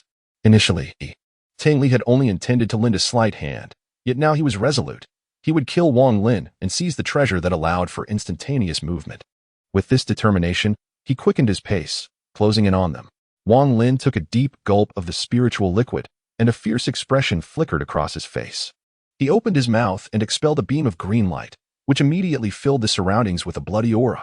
The green light flashed and swiftly shot backward. Wang Lin continued his rapid flight forward. Teng Li, observing from behind, paid no heed to the green light, sneering coldly as he pointed his right index finger, summoning a thunderball that surged toward the green beam. Upon collision, a thunderous explosion erupted. The green light, momentarily halted by the inner armor, quickly veered off and vanished without a trace. Sweat beaded on Teng Li's forehead. The earlier scene had been perilously close. Even with his advanced foundational cultivation, a strike from that flying sword would surely have left him grievously injured. The chilling gleam of the sword indicated it was no ordinary weapon. He could very well have lost his life had he been struck. Teng Li touched the inner armor gifted to him by his great-grandfather, silently thanking his lucky stars. Yet his resolve to hunt Wang Lin intensified. His eyes glinted with malice as he muttered to himself, "Aside from the teleportation treasures, there are these marvelous flying swords. Little fellow, all that you possess shall belong to Teng Li." 3 days later, amidst a desolate expanse, Wang Lin, covered in dust, drained the last of the spiritual liquid from a gourd and bitterly mused, "The spiritual liquid is running low. At this rate, it will soon be depleted. I must replenish it post-haste." A weak voice echoed in his mind, "Young one, I am nearing my limit. The frequency of teleportation over these 3 days has severely drained my essence." Nan's tone was exceedingly frail. The small sword's luster had dimmed, bearing scratches from repeated use. Over the past 3 days, Wang Lin had launched the small sword several times, but after Teng Li grew wary, stealthy assaults became increasingly difficult. Especially with the formidable resistance of the inner armor, even the sword's sharpness could not penetrate it in the slightest. After summoning the flying sword, Wang Lin scanned the surroundings with his consciousness and suddenly fixated on the west, where a vast, unending forest lay. Above the treetops, a swirling layer of purple-black mist obscured clarity. After a brief contemplation, without a word, Wang Lin altered his course and soared towards the west. In a flash, he arrived at the forest's edge, his eyes unwavering as he swiftly descended and plunged into the depths of the woods. Wang Lin was acutely aware that his spiritual energy was nearly depleted, and Nan's ability to teleport had also dwindled. If he continued to soar through the skies, it was only a matter of time before he would be overtaken by his pursuers. Thus, he decided to abandon flight and traverse the forest on foot. Although the reason for the eerie mist enveloping the treetops remained a mystery, he had recently scanned the area with his spiritual sense, only to discover that it moved through the mist as though struggling through mud, with his range of movement constricted to a mere few dozen yards. Wang Lin had not ventured far into the forest when a magnificent rainbow arched through the sky, hovering above the treetops before descending to the ground, revealing the dazzling form of Teng Li. At this moment, a hint of fatigue marred Teng Li's countenance. The relentless pursuit over the past 3 days had drained his spiritual energy significantly. Had it not been for the replenishing elixirs stored in his bag, he might have turned back long ago. However, the treasure in the opponent's possession captivated his heart, igniting an insatiable desire to catch up and eliminate Wang Lin to seize the coveted artifact. Moreover, Teng Li had initially underestimated the difficulty of the chase. Even when his adversary employed teleportation spells, he was startled yet remained confident, reasoning that his opponent, not yet at the foundation establishment stage, would inevitably suffer severe energy depletion from prolonged flight. With his late-stage foundation establishment prowess, he believed he could outlast his foe. Thus, he pursued at a leisurely pace, awaiting the moment when Wang Lin's spiritual power waned, planning to strike him down with a single sword stroke. However, this notion was abandoned by the second day of the pursuit. His opponent's speed not only failed to diminish but instead seemed to increase, leaving Teng Li bewildered. Upon closer observation, he was astonished to witness Wang Lin frequently retrieving a gourd, and with each sip from its contents, his speed noticeably escalated, a spectacle he had witnessed countless times during the chase. The thought of slaying Wang Lin grew ever more insistent within Teng Li. Standing at the edge of the enigmatic forest, his gaze flickered with hesitation. He mused inwardly. This wild jungle is shrouded in mystery, perpetually enveloped in mist. Even my great-grandfather warned against venturing here lightly. Should I continue the pursuit or withdraw? After a moment's contemplation, he clenched his teeth. The allure of the artifact and Wang Lin's possession solidified his resolve. Without further ado, he plunged into the depths of the forest. Inside, ancient trees towered high, competing for glory among the myriad of flora. The ground was strewn with withered branches and decaying leaves, while venomous creatures like centipedes and snakes slithered past. Majestic millennia-old trees loomed everywhere, adorned with an array of exotic flowers and plants. Countless ferocious beasts and birds occasionally clashed in fierce battles. In addition, a foul stench emanated from the decaying foliage and carcasses, accumulating over time into a miasma capable of claiming lives unseen. This place, perpetually veiled in mist, harbored bizarrely growing giant trees and countless formidable beasts comparable to those in the nascent soul stage, rendering each step perilous. Where a moment's carelessness could cost one their very life. Wang Lin's consciousness expanded as he swiftly navigated through the dense forest. Suddenly, Situnin shouted urgently, "Stop! Quickly halt!" Wang Lin came to an abrupt halt.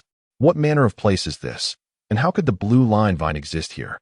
This accursed thing is a minor annihilation plant. Several second-tier cultivation nations have been obliterated by the blue line vine.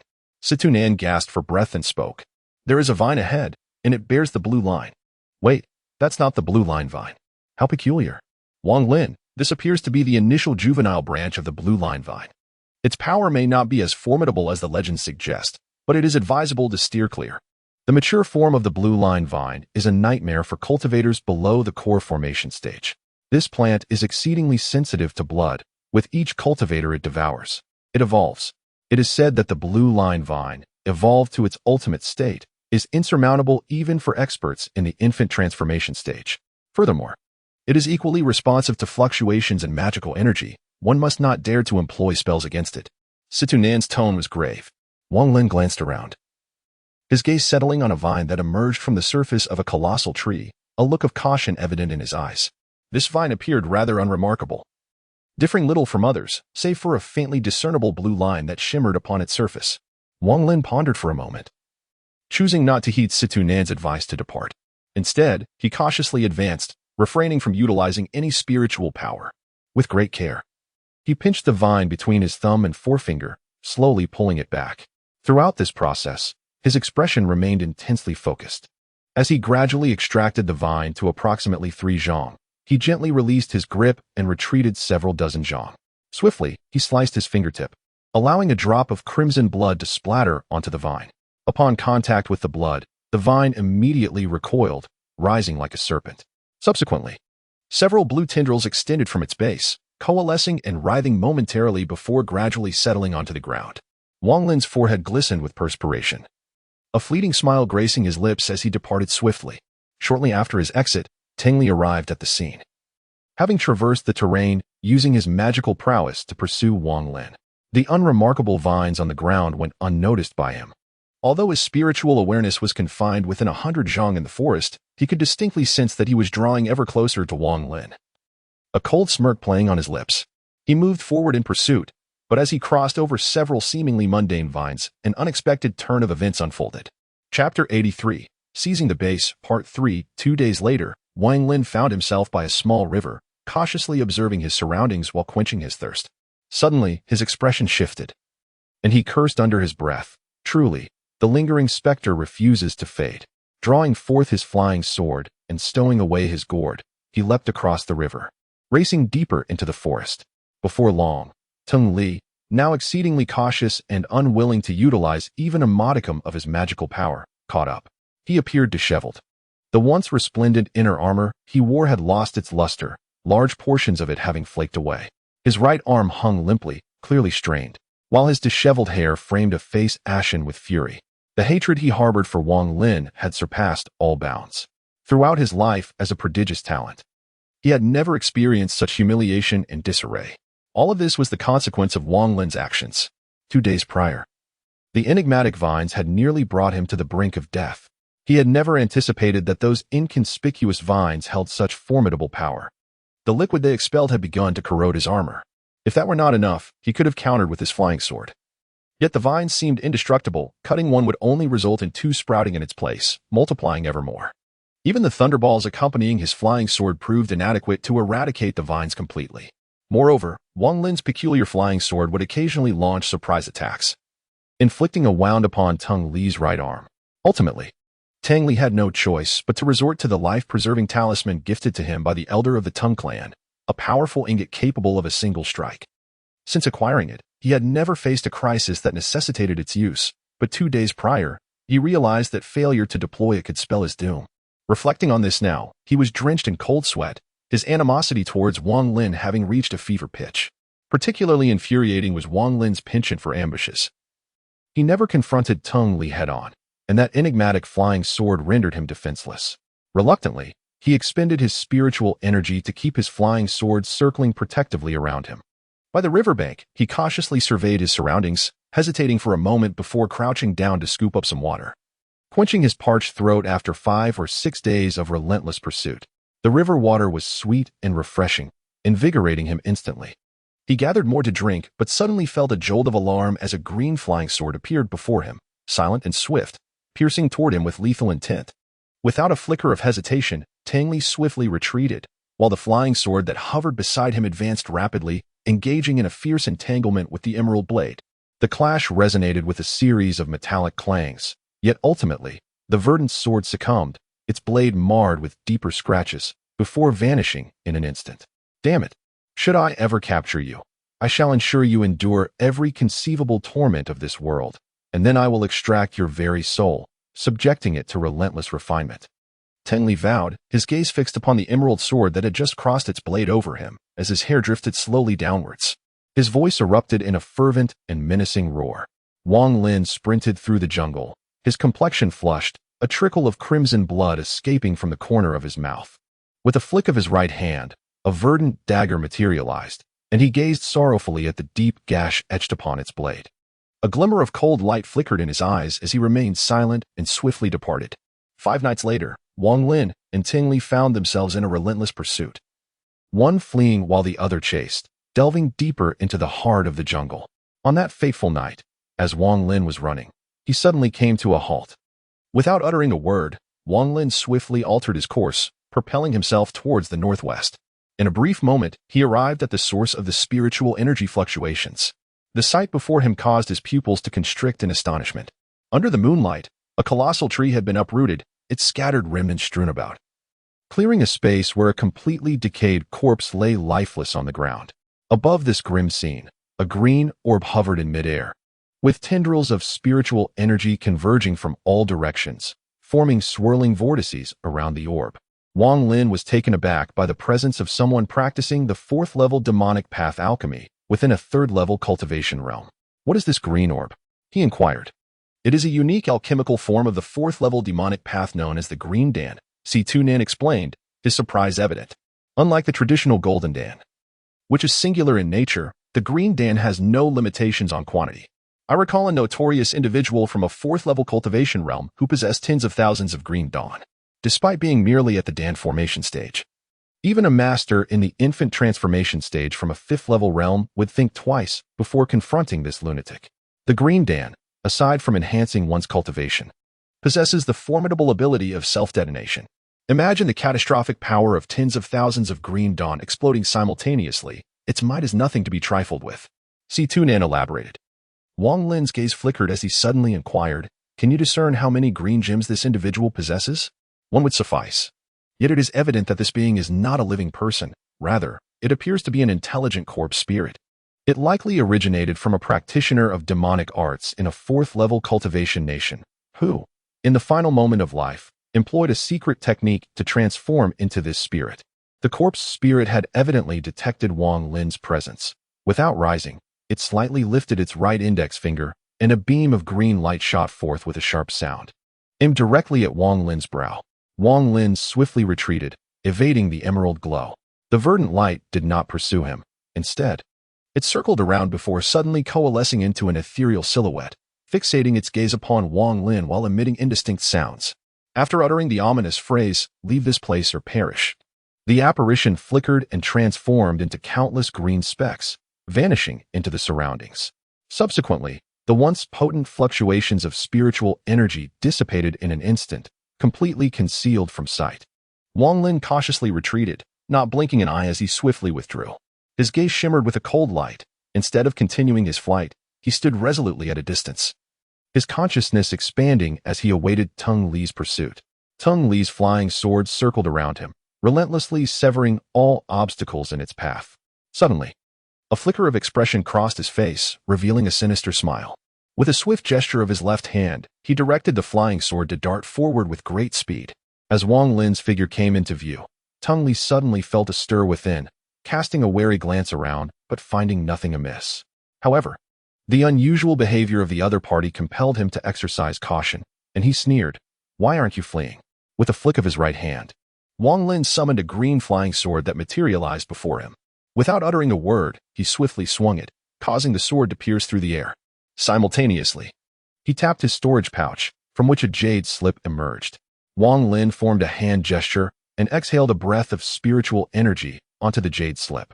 Instantly, 4 golden characters were inscribed upon it. Teng Li, with a sinister grin, bit into the fingertip of his left hand, allowing a drop of blood to fall onto his flying sword. The sword shuddered and emanated an eerie red glow, rapidly enlarging into a colossal blade, accompanied by several thunder spheres, though noticeably fewer than before. As the great sword materialized, it radiated an intense chill, with a sweep of Teng Li's left hand. The enormous blade descended with lethal force. In an instant, Wang Lin's verdant small sword materialized behind Teng Li, poised to strike. Teng Li swiftly tapped his storage bag, and a small bell emerged, rapidly expanding into a translucent form that enveloped him. The green sword pierced the bell, creating rippling waves across its surface. Simultaneously, the colossal sword descended. Wang Lin pointed at the golden characters inscribed on the jade slip, and all 4 characters soared forth to confront the giant blade. Completing this maneuver, he retreated hastily, swiftly arriving at the location of the corpse specter. The 4 golden characters collided against the immense sword, erupting in a series of explosions. Amidst the tumult of spiritual energy, the giant sword ascended repeatedly. However, the number of characters was regrettably insufficient. After all 4 detonated, the sword hesitated momentarily in midair before descending with great velocity once more. The ground emitted a cracking sound, clearly unable to withstand the pressure of the massive sword, while the towering ancient trees around them began to topple. As the sword was about to strike down, Wang Lin's gaze flickered, and a blue light emanated from his chest, rapidly enveloping his entire being as he executed a teleportation. He appeared 100 yards away, nearly brushing against the edge of the sword's descent. A trickle of blood flowed from his forehead. With a thunderous crash, the giant sword fell. Immediately thereafter, a piercing wail, reminiscent of a ghostly cry, erupted as a figure, reeking of putrid decay, surged forth from the very spot where the sword had struck, lunging toward Teng Li. Teng Li's expression shifted dramatically. He had harbored doubts previously, but he had not anticipated the presence of such a creature. With a swift gesture of his left hand, rain-like lightning orbs cascaded from the giant sword, crashing down upon the corpse specter. These lightning orbs wielded immense power, inherently countering all forms of the dead, and upon impact with the specter, they detonated violently. The specter emitted several pitiful cries as its rotting flesh was blasted apart, revealing patches of dark, exposed bone. Teng Li smirked coldly, gesturing once more with his left hand, summoning over a dozen additional lightning orbs around the colossal sword, which then descended in unison, the giant blade slicing downward simultaneously. Wang Lin felt an ominous foreboding. He had not anticipated that the corpse specter would be so ineffectual. As he prepared to flee, the specter seemed to sense the dire situation. Under the looming threat of death, it let out a series of piercing screams and expelled a green elixir. The moment this elixir appeared, it unleashed a thunderous roar, exploding forth. A circular wave of energy rapidly spread from the specter's center, instantly reducing the surrounding trees to mere ash. Teng Li, caught too close to the chaos to escape, gritted his teeth, biting down on his tongue to draw forth a mouthful of vital blood which he directed towards the colossal bell that was affixed to him. In an instant, the bell transformed from a translucent form into a solid state, revealing several ancient symbols etched upon its surface. As the circular wave collided with it, the bell flickered violently, enduring only briefly before shattering into fragments.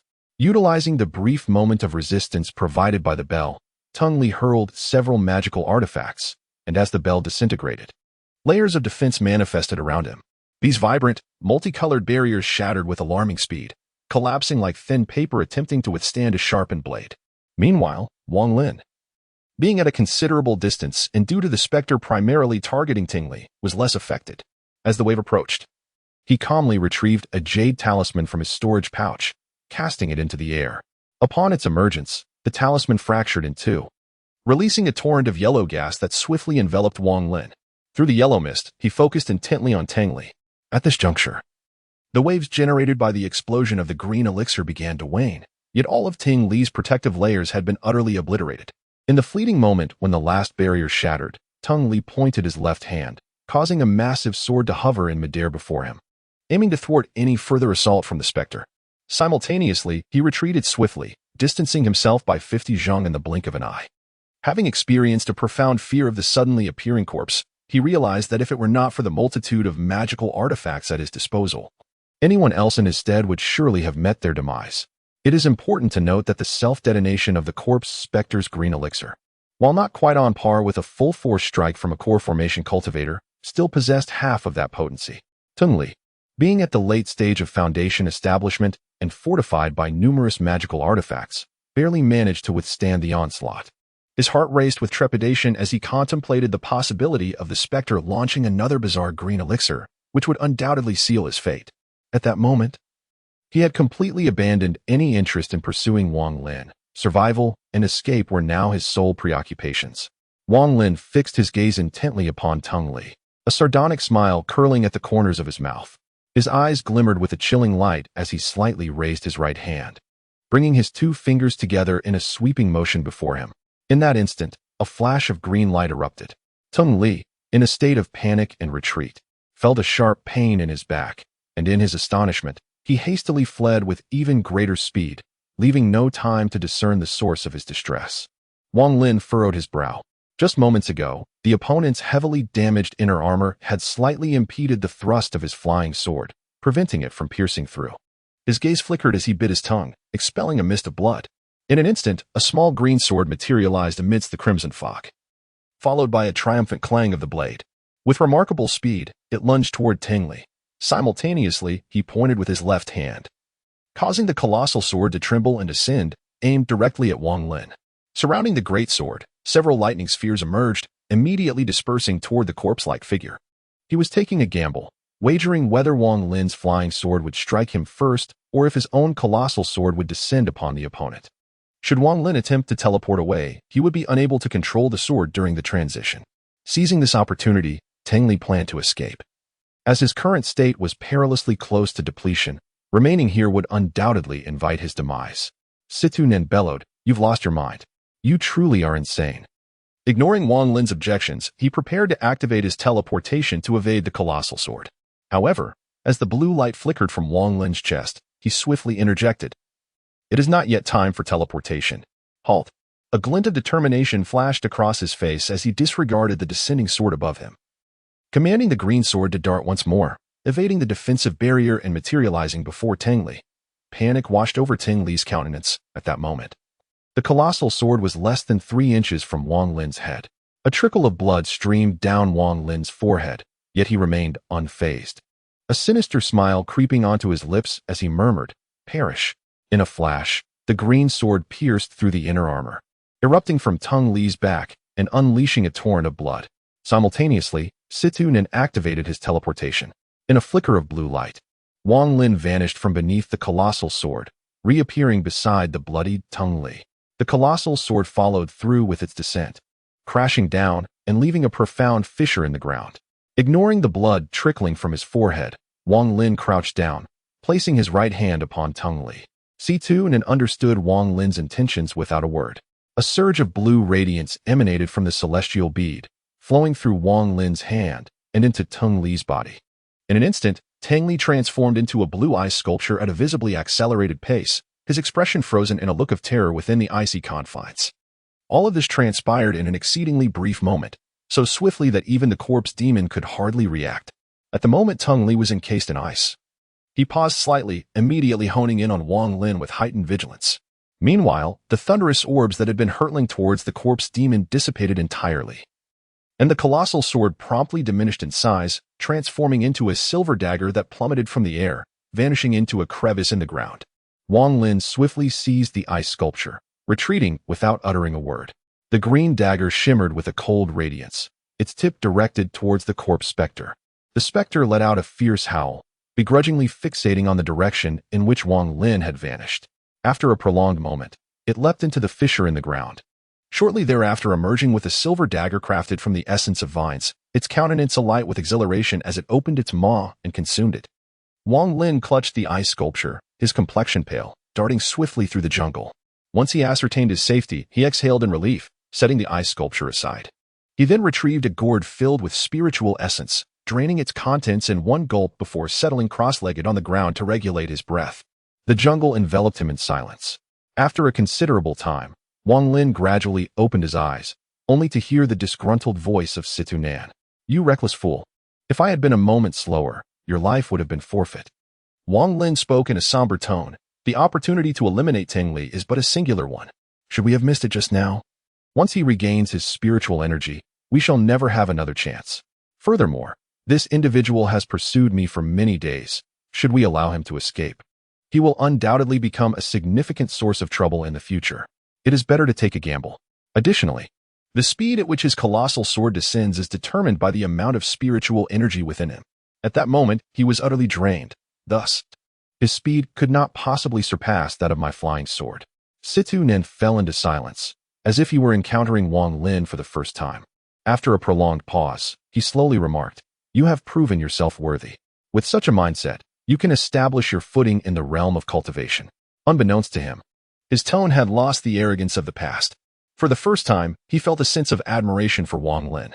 He reflected that, had he been in Wang Lin's position, he would have certainly lacked the courage to take that risk. Wang Lin remained silent, fixated on the ice sculpture wrapped in vines.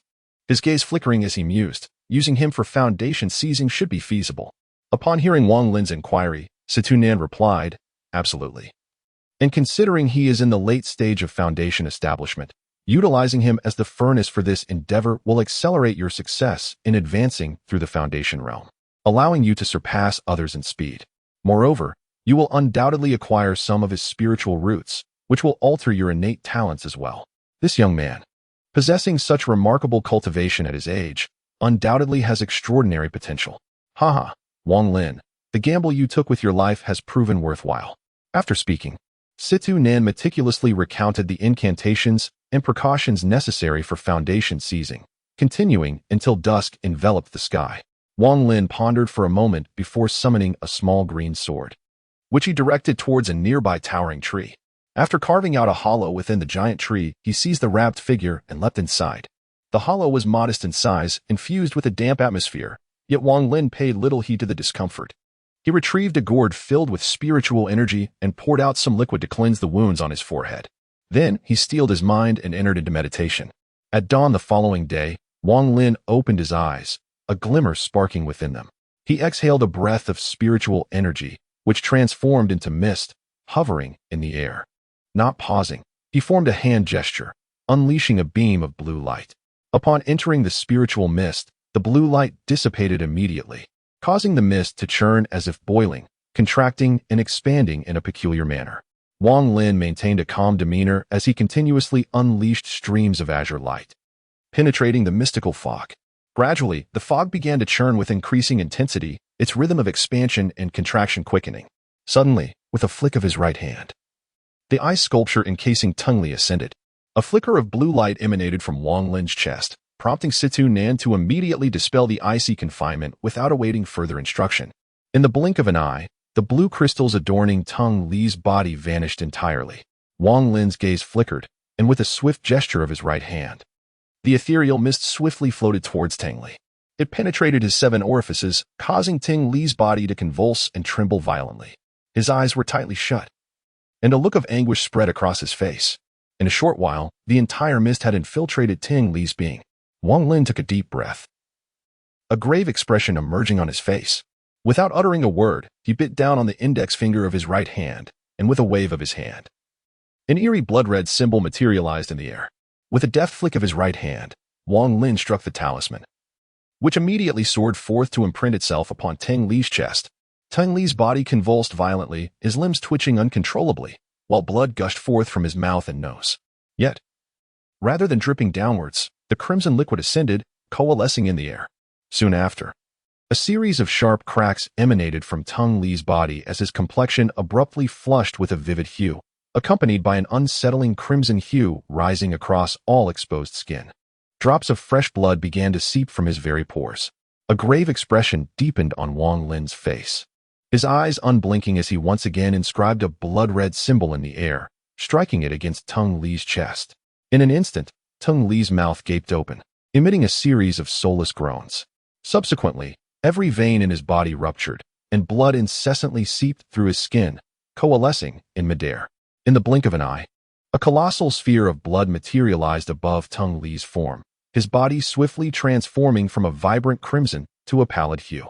At this moment, beads of sweat appeared on Wang Lin's forehead as he gazed at the colossal blood orb.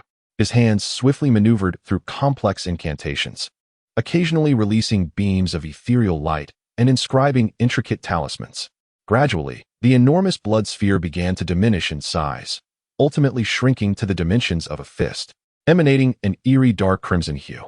Wang Lin took a deep breath, his entire body drenched in sweat. He did not pause, but once again opened his mouth to exhale a mist of spiritual energy, unleashing several beams of azure light. As the mist bubbled and swirled, he directed it with a single finger, allowing the ethereal vapor to once more infiltrate his mouth and nostrils. Chapter 85, The Seizure of the Foundation, Part 5. Suddenly, Teng Li's eyes flew open. They were devoid of expression, bloodshot, while his lips trembled and his jaw clenched tightly. Wang Lin, with his right hand poised in the air, inscribed a complex symbol. He then pricked his fingertip, allowing a single drop of blood to emerge.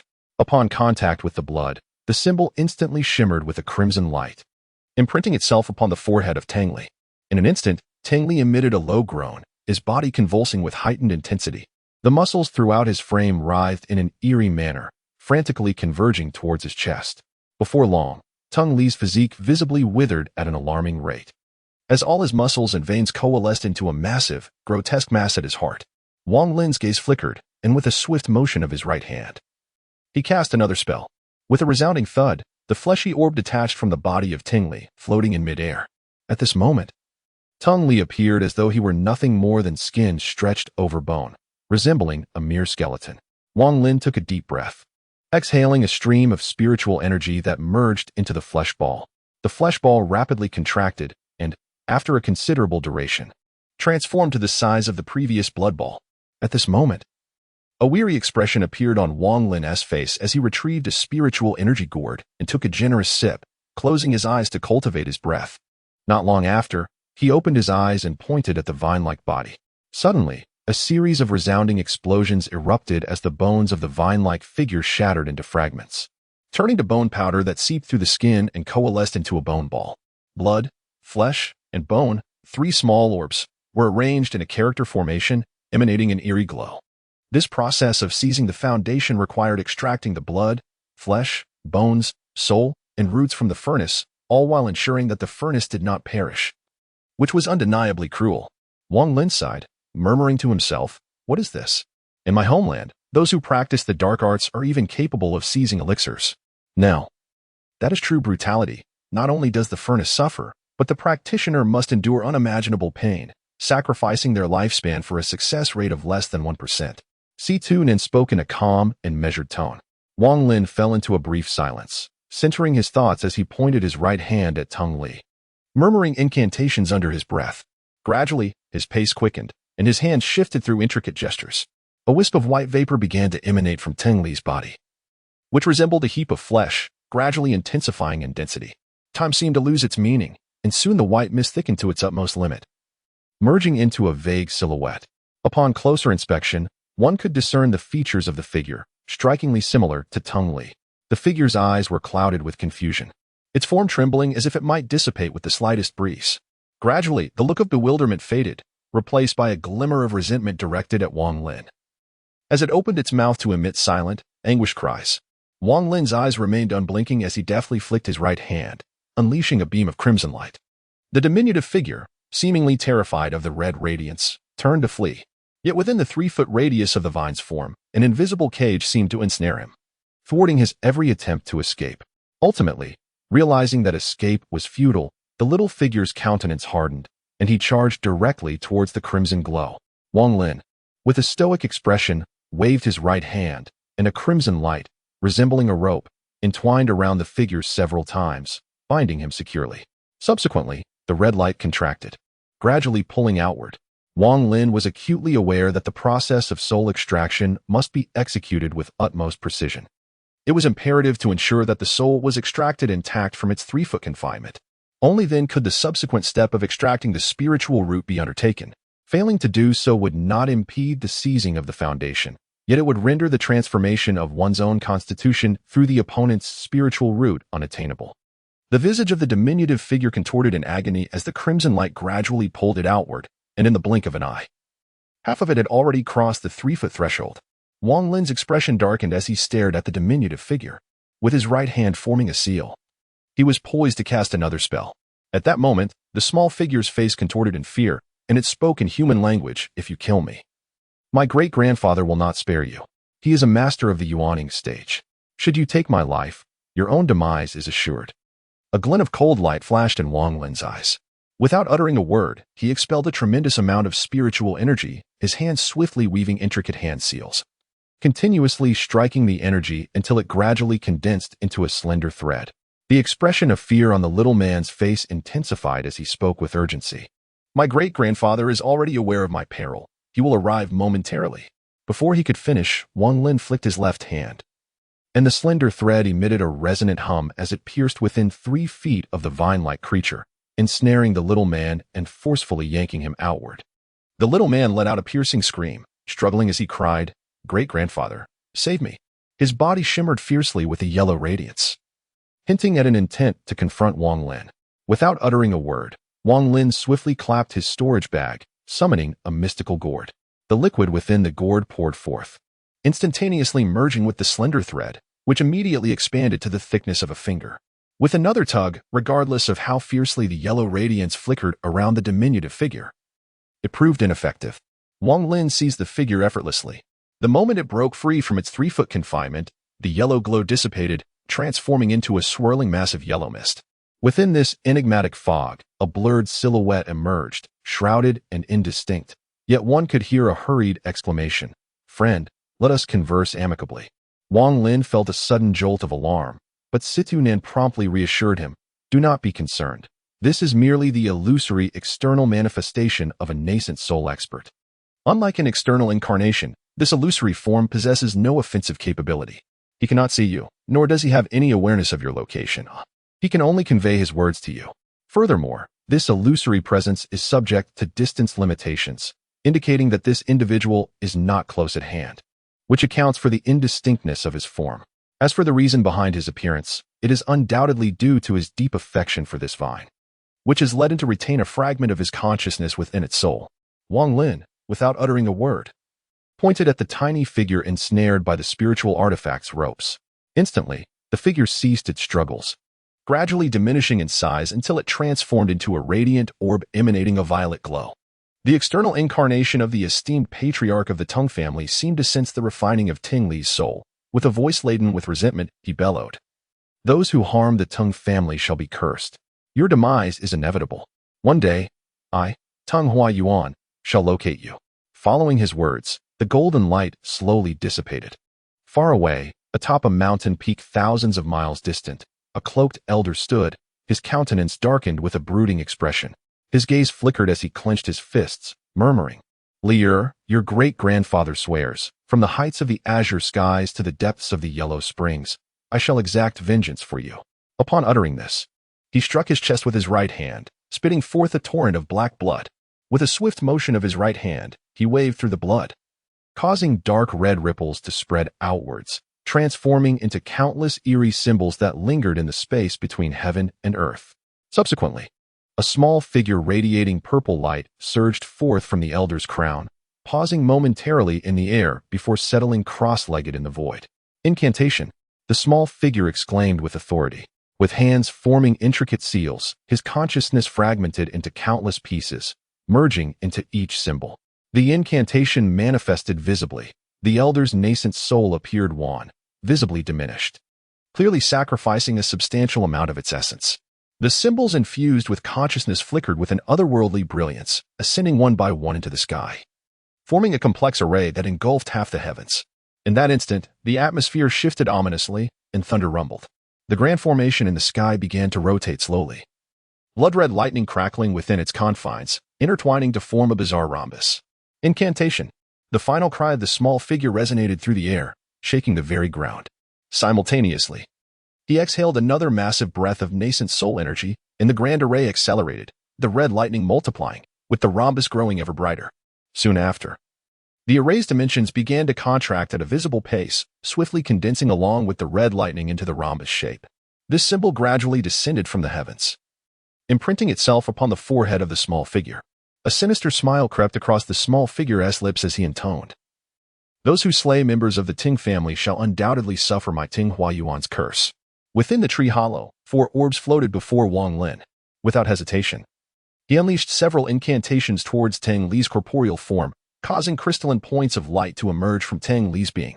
These luminous particles, dense and numerous, immediately dissipated by 1/3 into the ether upon their departure. Wang Lin took a deep breath, fully aware that these luminous orbs were the so-called spiritual roots. He promptly exhaled a mist of spiritual energy, enveloping the orbs and swiftly absorbing them. The luminous orbs immediately emitted a powerful repulsion, resulting in the disappearance of another third during the process of absorption by the spiritual mist. Ultimately, only 1/3 successfully merged with the mist. At that moment, a brilliant light suddenly illuminated Wang Lin's forehead, revealing a striking purple diamond-shaped emblem. Wang Lin immediately sensed something amiss, raising his hand to touch his forehead. His expression momentarily stunned. Situnen exclaimed in astonishment, "This individual possesses remarkable prowess. Wang Lin, you have been cursed by a master at the nascent soul stage, who is willing to expend his own life force. The moment you enter his designated territory, he can instantly appear by your side. Such mastery of intricate curse formations is truly astonishing." Wang Lin abruptly rose, his expression grim, and inquired, "Is there any method to break this curse?" Situnen pondered for a moment, then responded with a triumphant smile, "In truth, you need not worry excessively. According to my analysis, this curse possesses no offensive capability. It merely serves to pinpoint one's location instantaneously.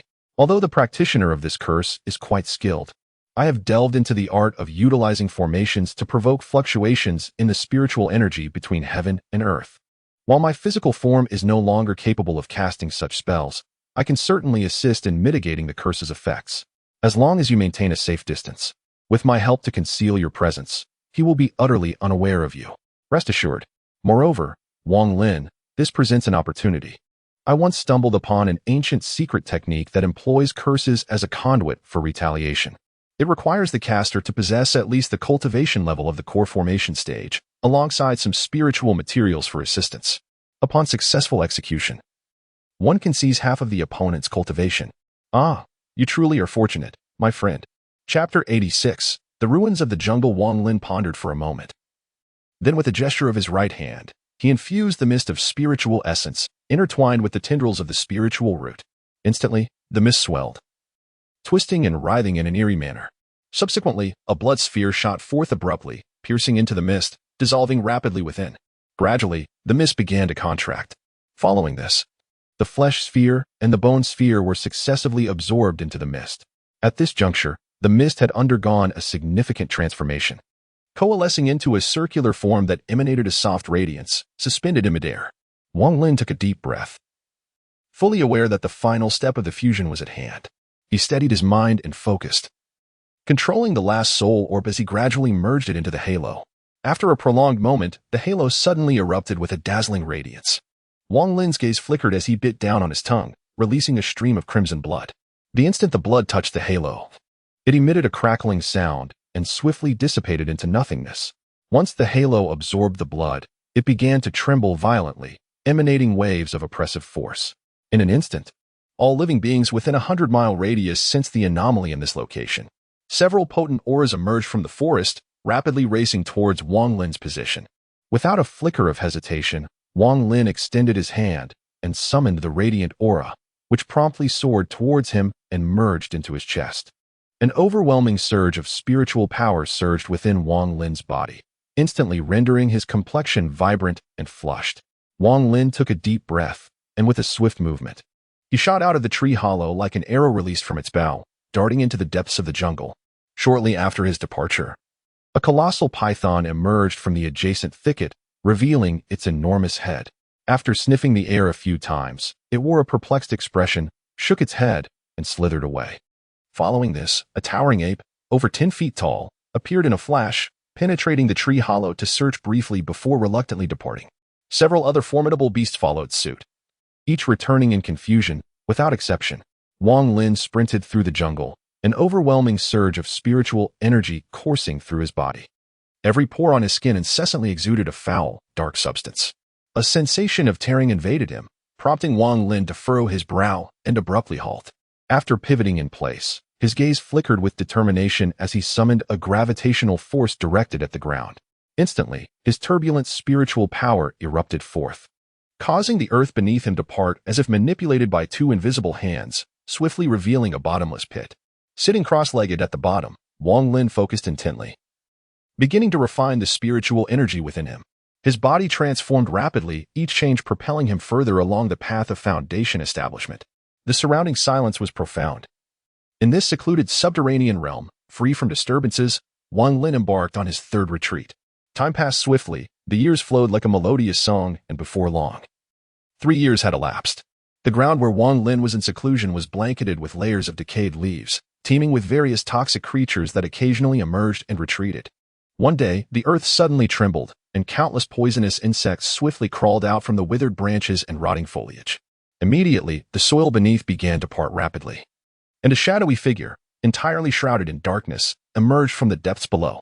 Upon its appearance, the surrounding insects emitted a chorus of terrified hisses, quickly retreating in haste. This was indeed a miraculous moment. He had successfully reached the foundation establishment stage. The figure was none other than Wang Lin, who had been in seclusion for 3 years. Wang Lin's gaze was as sharp as lightning, his entire being radiated with formidable spiritual power. He opened his mouth and emitted a beam of green light, upon which a small green sword flickered into existence before him. Wang Lin's gaze flickered as he raised his right hand, causing the sword sheath within his storage pouch to ascend slowly into the air. Maintaining an expression of calm, he murmured to himself, "This sword sheath has been refined over the past 3 years. When paired with the flying sword, its efficacy will undoubtedly be extraordinary." Resolute in his decision, Wang Lin took a deep breath, his consciousness sweeping across the surroundings as he swiftly darted northward. Before long, he arrived at a river nestled within the woods, where he meticulously cleansed himself, finally washing away the black grime that clung to him. A refreshing sense of clarity washed over him. With a soft sigh, Wang Lin collected his thoughts, his expression turning contemplative. After a considerable pause, he formed a seal with his right hand, unleashing a beam of white light. As soon as the light emerged, its hue shifted dramatically from white to gray, deepening in shade as it flickered rapidly, darting swiftly toward the west. Wang Lin was taken aback. The incantation that conjured this beam of white light was a specialized spell imparted to him by Situ Nan for the purpose of locating the realm of Utmosteen. The deeper the hue, the closer one approached this enigmatic domain, and when it manifested in complete blackness, it signified the successful discovery of the realm of Utmosteen. Without uttering a word, Wang Lin immediately pursued, swiftly weaving through the jungle, following the guiding light that had transformed into a deep gray. As the hue of the light intensified, it ultimately turned black, and with a resounding pop, it vanished. Suddenly, Wang Lin halted, his gaze fixed on a distant sight, rendered speechless by the shock within. Before him lay an endless expanse of ruins, devoid of any visible end. Most of the structures he beheld had collapsed, and countless creeping plants sprawled across the desolate landscape. The ground was overrun with weeds, and the presence of wild beast droppings was ubiquitous. Small creatures scurried about, their shrill cries echoing intermittently. The earth bore deep fissures resembling scars, gaping like a monstrous maw, ready to devour any semblance of life, revealing its grotesque visage. Towering remnants of metal jutted from the ground, forming a stark tableau of an apocalyptic wasteland, where the monotonous gray intertwined with the vibrant green of vegetation, exuding an aura of despair that was profoundly unsettling. Wang Lin took a deep breath, gazing at the desolate ruins before him, his heart profoundly shaken. At that moment, a sudden glimmer flickered atop a towering remnant within the wreckage, followed by a radiant beam of white light that shot down in an instant. Wang Lin was taken aback, suddenly feeling a flicker of emotion as he turned his gaze toward the nearby thicket. There, he beheld a small creature, drenched in blood, struggling to crawl forth, making its way toward the spot illuminated by the beam of light. Its right leg bore a ghastly wound, revealing stark white bone, and as it moved, it left behind a deep trail of blood. After a considerable time, the creature finally reached the light beam and let out a joyful cry. Miraculously, its right leg began to heal at an astonishing speed. The entire process unfolded in mere seconds, and the creature was restored to its former state. It shook its body in delight and stepped out of the light, gradually fading into the distance. Meanwhile, the light beam continued to coalesce, leaving Wang Lin in a state of profound astonishment, rendered speechless by the spectacle.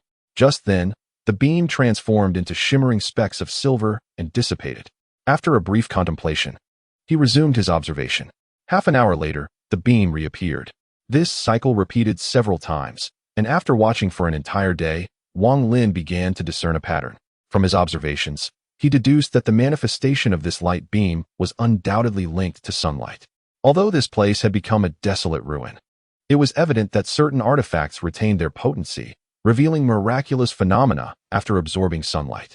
Moreover, many creatures were aware of the healing properties of this light, as Wang Lin witnessed no fewer than 20 injured beasts arriving throughout the day. As dusk approached, he calculated the moment of the final appearance of the light beam. Without hesitation, he stepped forward and extended his hand into the beam. A warm current immediately enveloped his hand. This flow was not of spiritual energy, but comprised a substance that was entirely foreign to Wang Lin, calmly absorbing the sensation of the current. His gaze flickered as he swiftly made a cut on his arm and reached again toward the light beam. Within the beam, the wound healed at an astonishing rate, disappearing in the blink of an eye. Wang Lin pondered for a moment, then swiftly navigated through the ruins without uttering a word. In no time, he arrived beneath the towering remnants that emitted a beam of light. This was an imposing cylindrical monolith, and upon closer inspection, one could discern that it had fractured at its midpoint. Although it had collapsed significantly, the grandeur of its former glory was still evident. Flanking the structure were two colossal statues wielding gigantic swords, each bearing the weight of a towering edifice approximately 30 zhang in height. Wang Lin gazed at the remnants, and an image involuntarily surfaced in his mind. A towering edifice reaching for the clouds, abruptly severed by an unforeseen calamity, its apex crashing down upon the statues that flanked it. The luminous point emanated from a colossal stone bead, approximately 2 yards in diameter, perched atop the tower's pinnacle. As he contemplated the stone bead, Wang Lin hesitated. Its immense size rendered it seemingly impossible to remove, and his understanding of its healing properties remained incomplete. He questioned whether forcibly detaching it might compromise its efficacy. After careful consideration, he refrained from acting impulsively and instead chose to wander through the ruins, observing his surroundings. Gradually, a peculiar expression crossed his face as he examined various locations and stumbled upon an anomaly. Within some relatively intact structures amidst the debris, he discovered several pieces of porcelain that remained surprisingly whole, with traces of a dark substance still lingering within some. As the daylight waned, Wang Lin dared not linger in the desolate site under the cover of night. He swiftly darted toward the thicket, and at the moment darkness enveloped the land. He emerged from the ruins, standing outside, his gaze fixed intently upon the remnants, his eyes gleaming with contemplation. Chapter 87. The cold elixir of the underworld. A bold conjecture suddenly emerged in Wang Lin's mind. On a certain day, a multitude of individuals gathered around a dining table when calamity struck without warning, transforming the entire city into a silent wasteland, oblivious to their presence.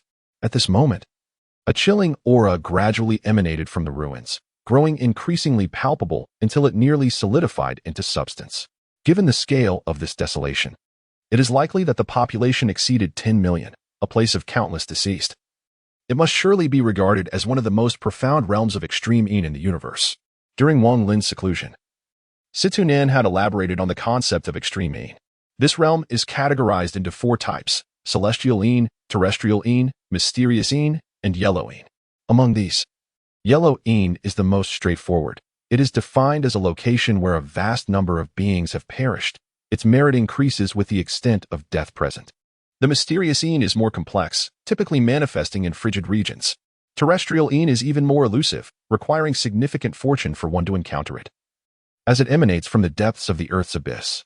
As for celestial Yin, its occurrence is nearly impossible, as it necessitates the simultaneous presence of terrestrial, mysterious, and yellow elements to undergo a remarkable transformation into celestial Yin.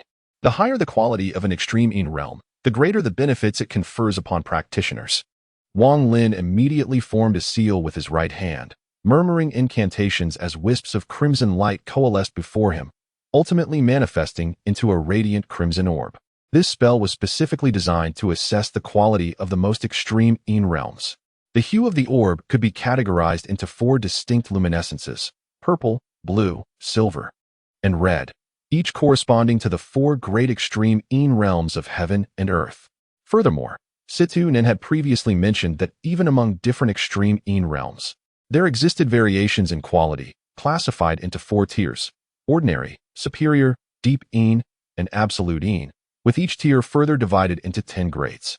Generally, a realm of at least the 3rd grade in the ordinary classification would suffice for cultivating the Huangquan Ascension technique, while those reaching the 8th grade or above would significantly enhance the speed of cultivation.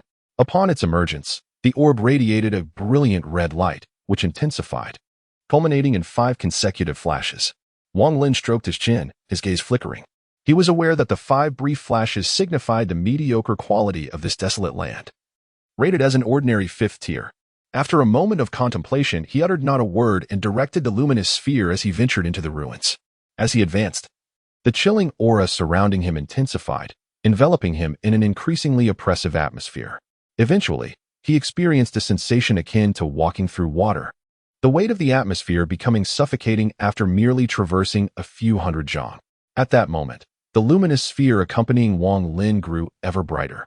Attaining the status of an ordinary 8th tier, Wang Lin did not halt his steps. Instead, he pressed on, traversing several hundred zhang until he arrived at the remnants where the stone orbs lay. Here, he found himself unable to advance any further, as the chill in the air seeped into his body, causing a sharp pain to radiate through his veins, with his spiritual energy showing signs of becoming uncontrollable. At that moment, the red orb emitted a resounding pop, splitting into 2 while flickering momentarily. Wang Lin's gaze flickered.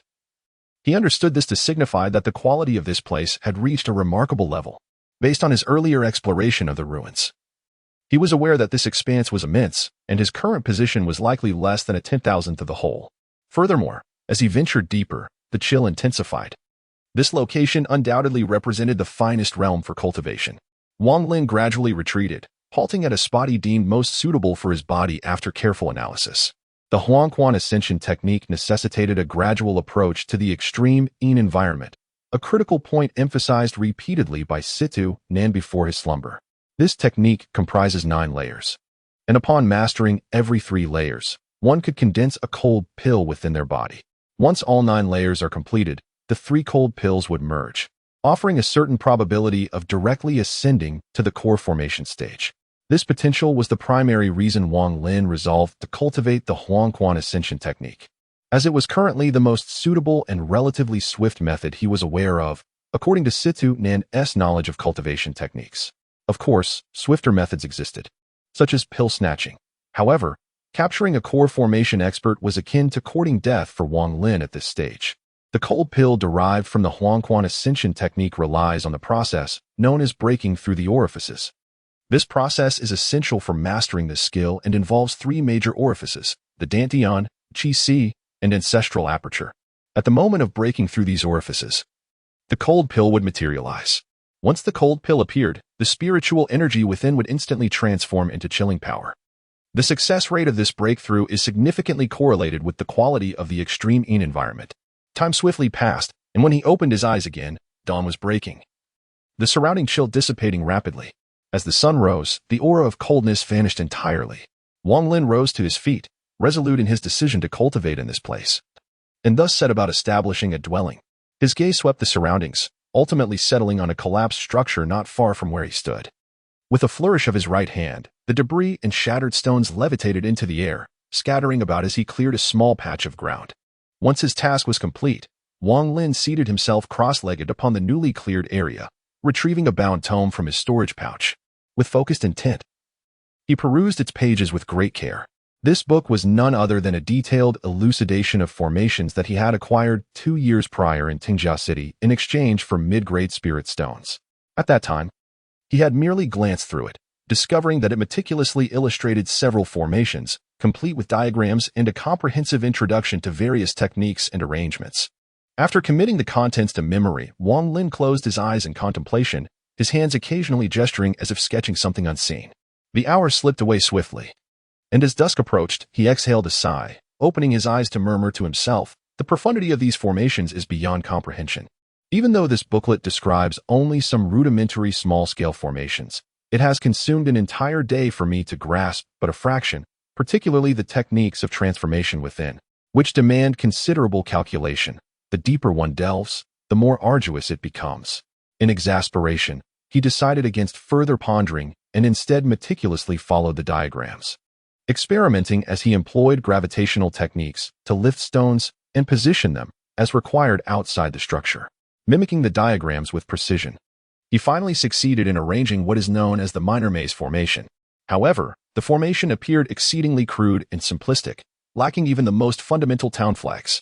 Gazing at the disarray of stones outside the room, Wang Lin could not help but chuckle ruefully. After a careful comparison with the diagram, he made slight adjustments until it finally conformed perfectly to the specified requirements. Wang Lin took a deep breath, his hands forming the required hand seals with precision. With a swift gesture, an ethereal mist materialized silently, enveloping the surroundings. Wang Lin gazed into the mist, a wry smile forming on his lips.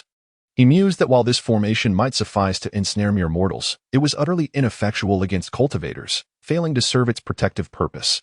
After a moment's contemplation, he murmured to himself, "If one formation proves inadequate, I shall arrange two. If that fails, I could deploy all the formation diagrams from the booklet. Surely, such an effort must yield some effect." With this thought in mind, Wang Lin activated his gravitational technique once more, manipulating the surrounding stones to set up several formation diagrams. As he completed his task, the night descended once again. Wang Lin sat cross-legged on the open ground. At the moment when the chill of the surrounding atmosphere began to rise, he suddenly pressed his hands down onto his knees, concentrating deeply as he engaged in breathing exercises. His method of breathing was characterized by a prolonged inhalation followed by a brief exhalation, where the duration of the exhalation was merely 1/5 that of the inhalation. He endeavored to absorb the surrounding chill as swiftly as possible. Strictly speaking, this marked his first external breathing exercise since achieving foundation establishment. For the preceding 2 years, he had solely absorbed spiritual energy in liquid form from beneath the ground, digesting it internally. This chilling energy was, in essence, akin to spiritual energy. Having practiced the absorption of spiritual energy for many years, Wang Lin was naturally adept at the process. However, he promptly sensed a notable difference. In the past, while absorbing spiritual energy, there seemed to be a thin membrane surrounding his body, impeding the process. The speed at which the energy entered was not only slow, but a significant portion would dissipate during the absorption. Now, however, it felt as if that membrane had vanished entirely. The chilling energy surged towards him the instant he began to inhale. It was as if he had transformed his very being. For a substantial portion of the chilling energy was absorbed, a stark contrast to his previous experiences. Upon reflection, Wang Lin contemplated 3 potential explanations. Firstly, the chilling energy was fundamentally different from spiritual energy, making it more suitable for his absorption. Secondly, the speed of absorption post-foundation establishment was naturally swifter than during the chi condensation phase. Thirdly, having absorbed a portion of the spiritual roots from the vine, his innate talents had significantly improved. Regardless of which explanation held true, Wang Lin chose not to delve deeper, but instead immersed himself in the absorption process. Initially, he found himself quite unaccustomed to this chilling energy, as its frigid essence dispersed throughout his body upon inhalation. The sensation of cold radiating from within made him shiver uncontrollably. This experience was in stark contrast to absorbing spiritual energy, which felt warm and comforting, whereas the chilling energy was akin to being plunged into an icy abyss. As the chilling energy continued to flow into him, his extremities grew cold, and the blood within his veins began to thicken, ultimately causing even his heartbeat to slow. Frost began to appear on his eyebrows, hair, and the fine hairs across his body as a wave of chilling energy emanated from him, seamlessly blending with the surroundings. Time passed swiftly, and when the sun rose, dispelling the chill, Wang Lin's eyelids fluttered open. He took a deep breath, exhaling a cloud of white vapor.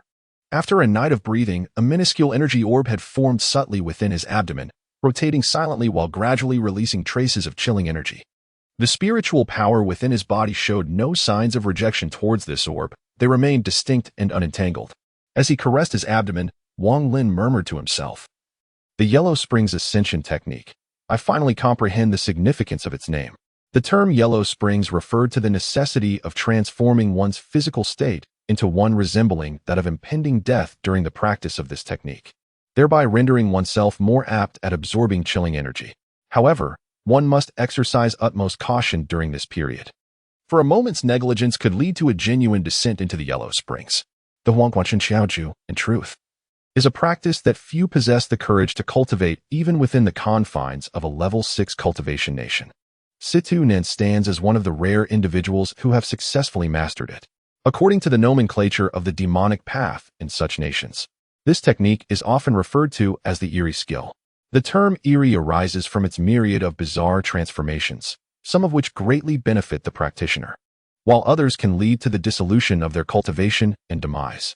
Thus, Wang Lin chose to reside here, engaging in the absorption of the chilling each night. Before long, a month had elapsed.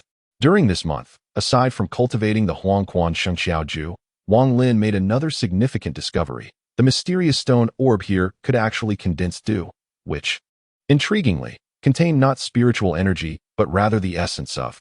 This revelation prompted Wang Lin to reevaluate his understanding of the stone orb. Consequently, he began to accumulate the, particularly during the midnight hour when the reached its zenith, making the dew's appearance quite effortless. Upon consuming the, Wang Lin discerned that while the contained within was abundant, it paled in comparison to that of spiritual energy dew. If one were to equate with spiritual energy, then the effects of could only be likened to that of snowmelt derived from spiritual energy, falling significantly short of the potency found in spiritual energy dew.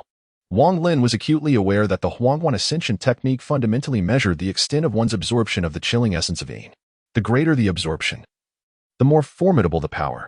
Therefore, during the day, Wang Lin would immerse himself in the dream realm to cultivate with the dewy essence of Yin, while at night, he practiced breath control within the confines of his room. As time flowed, the cold energy within his body gradually intensified. Each session of breath control would seamlessly blend him with the surrounding chilling essence, creating an indistinguishable unity. At such moments, his heartbeat would steadily decelerate, ultimately becoming almost imperceptible. There were instances when his heart nearly ceased beating, yet he always persevered. On one particular dawn, Wang Lin awoke from his meditative state. Taking a deep breath as he murmured to himself, "The accumulation of Yin energy within me has increased significantly. It must be time for my first breakthrough." Suddenly, he fixated on the ethereal mist conjured by the surrounding formations, his gaze reflecting a peculiar intrigue. Without further ado, he swept his sleeve dramatically, causing the mist to part. Unveiling a narrow pathway, Wang Lin emerged from the formation and immediately noticed several elongated marks on the ground, stretching deep into the ruins. He recalled that yesterday, a few wild beasts had succumbed to their wounds before the arrival of the light column. Yet now, the carcasses of these beasts had mysteriously vanished, evidently dragged into the depths of the ruins. Could it be that there were others within this desolate expanse? A chill suddenly enveloped Wang Lin's heart. The thought that someone had removed the beasts' bodies under the cover of night, without his notice, sent shivers down his spine. A grave expression flickered across Wang Lin's face as he surveyed his surroundings. No anomalies were detected. The formation showed no signs of having been attacked. Despite this, an unsettling feeling lingered in his heart, casting a shadow over his mind. After a considerable time, he managed to calm his thoughts, spreading his consciousness wide, sipping the chilling dew, and absorbing the energy while remaining vigilant. As night descended, Wang Lin refrained from absorbing the cold energy, instead sitting quietly in place, extending his consciousness to its maximum range. Every rustle within 100 feet was vividly imprinted in his mind. He paid particular attention to the two beast carcasses, eager to discover what creatures might venture into the ruins under the cover of darkness. As time slipped by, the witching hour approached, and the cold energy thickened to an almost palpable density. Wang Lin held his breath, meticulously observing his surroundings. Within the reach of his consciousness, silence reigned. The two beast carcasses were now permeated by the cold energy, their surfaces frosted over. Outside the ruins, even the surrounding forest was devoid of sound, an unsettling tranquility enveloping the scene. This was not Wang Lin's first experience of extending his consciousness at night, yet, in the past, even during the deepest hours, the occasional sounds of wildlife or insects would break the stillness. This level of calm was unprecedented. Suddenly, Wang Lin's demeanor shifted. The cold energy emanating from the direction of the ruins surged with a boiling intensity. His eyes gleamed with intensity, a faint cold smile gracing his lips as he observed silently. From the direction of the ruins, as the cold energy swirled and surged, a shadow of unpredictable nature swiftly materialized. The figure moved with such speed that Wang Lin only caught a fleeting glimpse of a dark silhouette, and in an instant, the carcasses on the ground vanished from sight. Wang Lin was struck with astonishment as he beheld the figure that had just materialized before him. It was a humanoid creature, its skin shimmering with a bluish hue. Strange symbols were etched across every inch of its body, and 9 pieces of half-inch yellow paper were affixed at various locations upon it. This horrifyingly bizarre appearance left Wang Lin in a state of bewilderment. At that moment, the strange being reappeared, standing outside Wang Lin's formation, its expression contemplative. The creature took a few steps back, casting a puzzled glance at the mist of the formation, hesitation flickering in its eyes. Ultimately, it circled around the perimeter with swift agility. After completing its circuit around the mist, it paused, curiosity evident in its gaze. Then, with a sudden movement, it lunged into the formation. The instant it entered, a glint of murderous intent flashed in Wang Lin's eyes. He swiftly formed a hand sign and unleashed a beam of white light into the array. Instantly, the mist began to churn as if boiling. Following this, the sounds of stones shattering echoed from within the formation, as one array after another was rapidly dismantled, the color of the mist growing ever fainter. Without uttering a word, Wang Lin unleashed a beam of emerald light, which shot forth with the swiftness of a fleeting thought. A resounding roar echoed from within the mist, followed by a tremendous force emanating from the formation, spreading outwards in a circular frenzy. Countless stones were hurled into the air, shattering with a thunderous crash.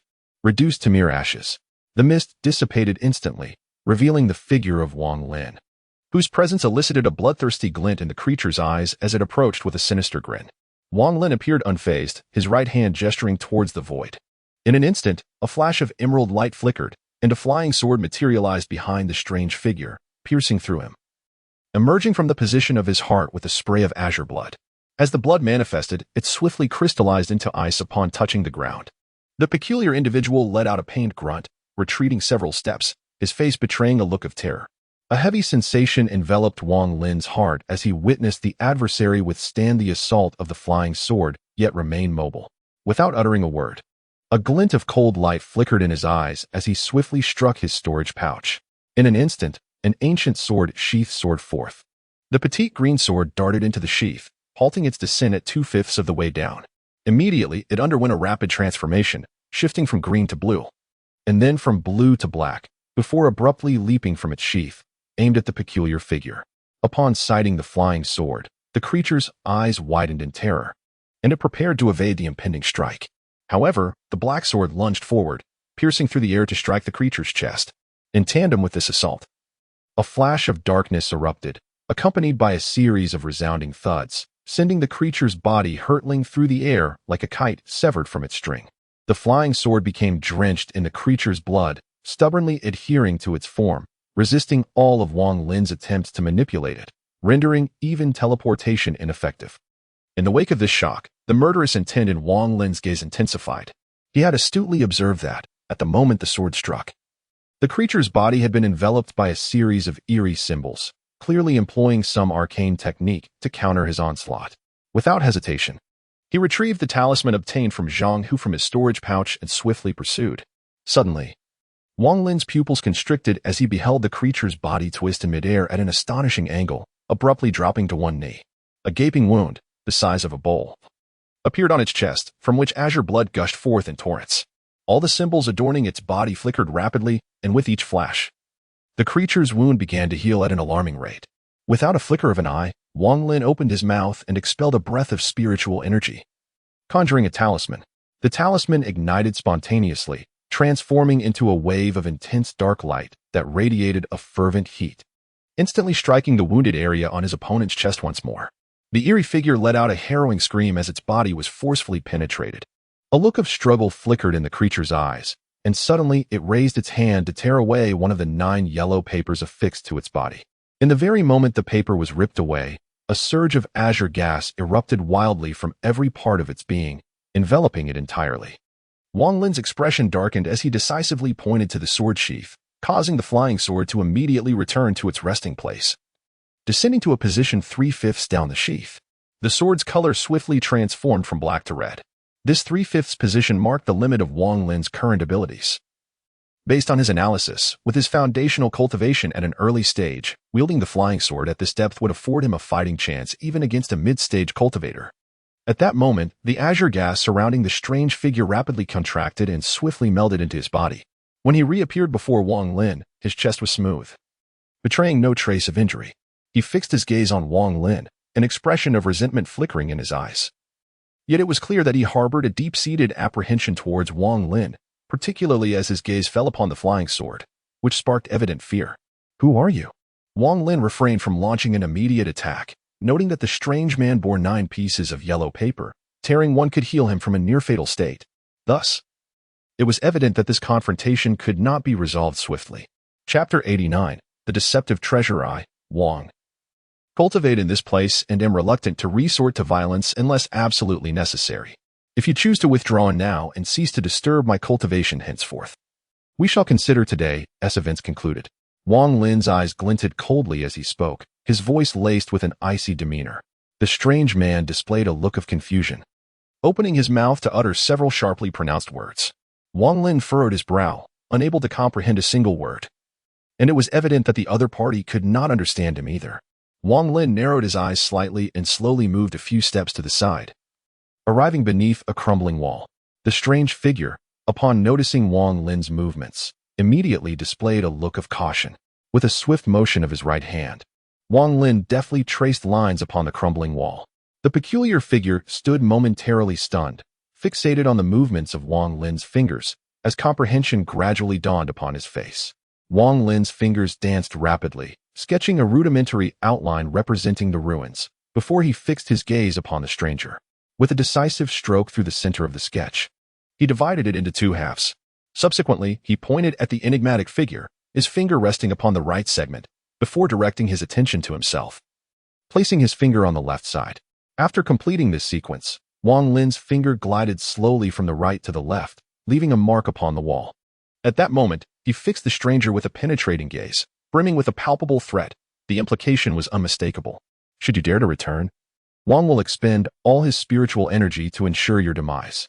The strange figure's expression shifted to one of realization, hesitating briefly as he touched his chest, a flicker of trepidation evident in his eyes. He cast a wary glance at the sword sheath and flying sword hovering before Wang Lin, before parting his lips to emit a series of peculiar sounds. Wang Lin furrowed his brow, and noticing his confusion, the peculiar man grew anxious.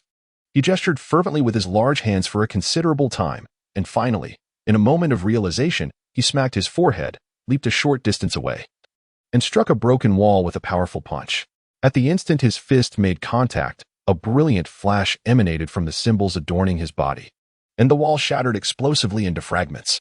Wang Lin's brows relaxed slightly as he extended his right hand, gesturing in the air. Instantly, the stones surrounding the peculiar figure levitated, arranging themselves methodically to one side.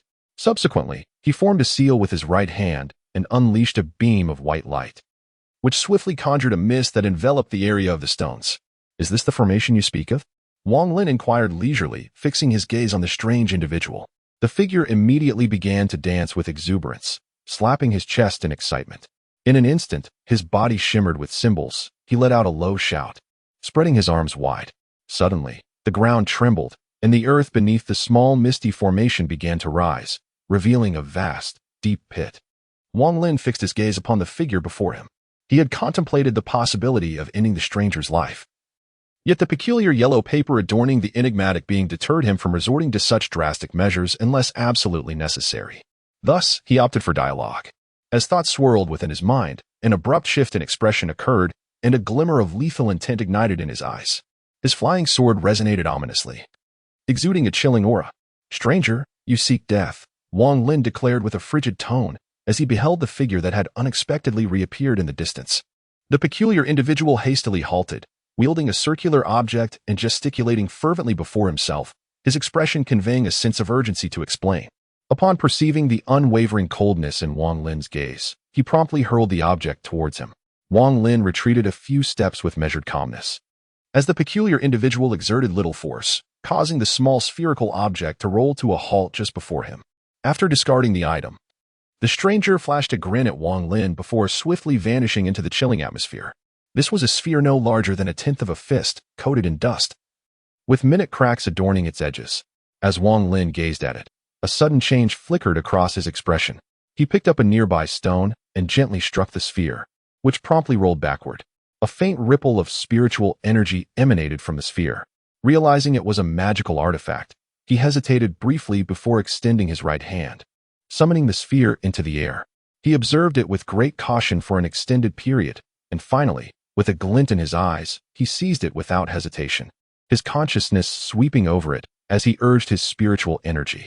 Instantly, a wisp of white smoke erupted from the sphere, coalescing in midair to transform into an ancient elder clad in white robes. The old man, with hair as white as snow and skin as thin as parchment, possessed hawk-like eyes and exuded an aura of danger. He cast a casual glance at Wang Lin, a sarcastic smile playing on his lips, and languidly spoke. "Do you dare to engage in combat with me?" Wang Lin was momentarily taken aback, stepping back a few paces to scrutinize the figure before him. The opponent's cultivation appeared to be around the 15th level of the chi condensation stage. He rubbed his nose, his gaze flickering, and intensified the flow of his spiritual energy. As the energy coursed through him, the old man's aura surged dramatically, ultimately stabilizing at the mid-stage of foundation establishment. His white hair floated without a breeze, and the old man rose into the air, his eyes ablaze with an overwhelming fighting spirit as he intoned, "Do you dare to engage in battle with me?" Wang Lin was utterly taken aback, struggling to comprehend the function of this orb-like treasure.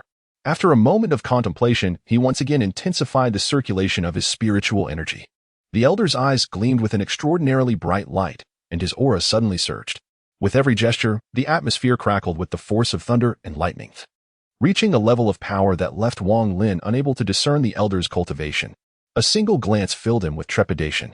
At that moment, the elder exhaled deeply, adopting the demeanor of an unparalleled master looking down upon the world. With his hands clasped behind his back and a look of solitude on his face, he coldly declared, "Those below the core formation stage are unworthy to battle with me. Depart." Wang Lin gazed at the orb in his hand, rendered momentarily speechless. He had come to fully appreciate the efficacy of this magical artifact. It was an illusionary treasure, the verisimilitude of which was nearly indistinguishable from reality. The elder it conjured, with his demeanor, aura, and mannerisms, exuded the gravitas of a true master. Particularly striking was the final proclamation. "Those beneath the Dan formation stage are unworthy to engage in combat with me. Depart."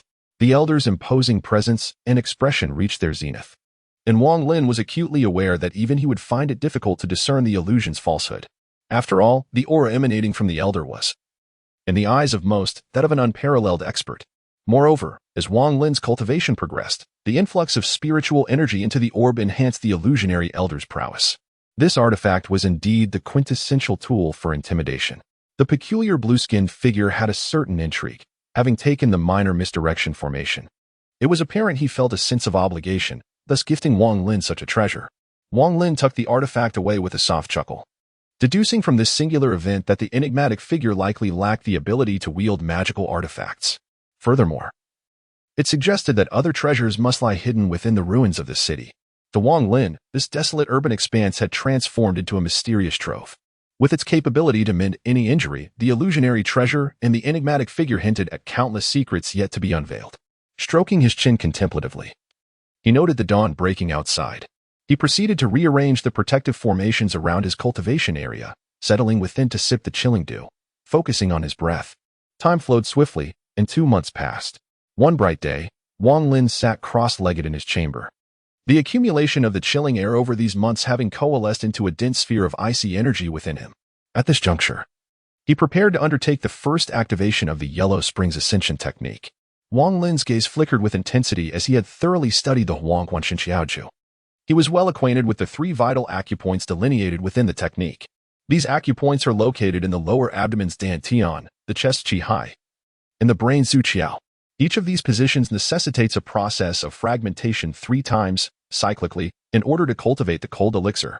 To illustrate, take the Dan Tian. According to the Huangquan Xiaoju, upon achieving the first level of mastery, the Dan Tian opens. However, to attain the second level of the technique, One must first fragment the dantian before it can be opened anew. The essence of the Huangquan Shengxiao Ju lies in the principle of no establishment without destruction. One must first dismantle before one can establish anew. Wang Lin pondered for a moment. Then, according to the method prescribed by his technique, began to mobilize the frigid energy within his lower abdomen, initiating his first attempt to open the acupoints.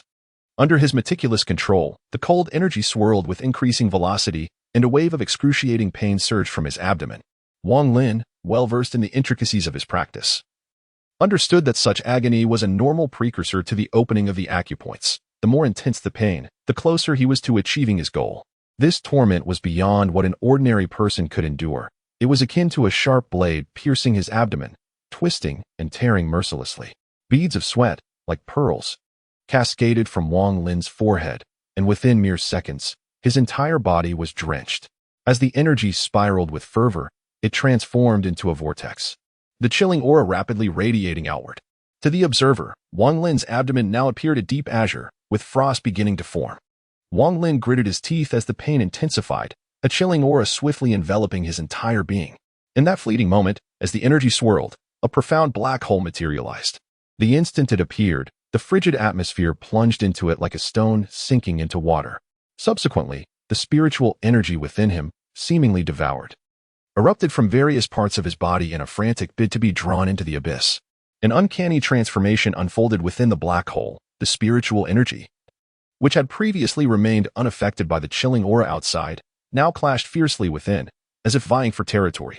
Gradually, the chilling aura and the spiritual energy commenced a process of mutual devouring and fusion, ultimately giving rise to a unique, aberrant energy that slowly swirled within the black hole. Chapter 90. Signs of Emergence. Thus, the first layer of the Huangquan Ascension technique was completed, marking the initial opening of the dantian. Wang Lin, with a serene mind, summoned 1/3 of the frigid energy from the external yin currents, commencing an assault on his dantian. The chilling essence did not penetrate the dantian itself, but rather enveloped the black hole of the dantian, launching a relentless onslaught from the outside in. With each successive strike, although he suffered considerable losses, the yin energy remained undeterred, growing ever more fervent in its assaults on the dantian. After a prolonged struggle, the black hole within the dantian began to show signs of collapse under the mounting pressure.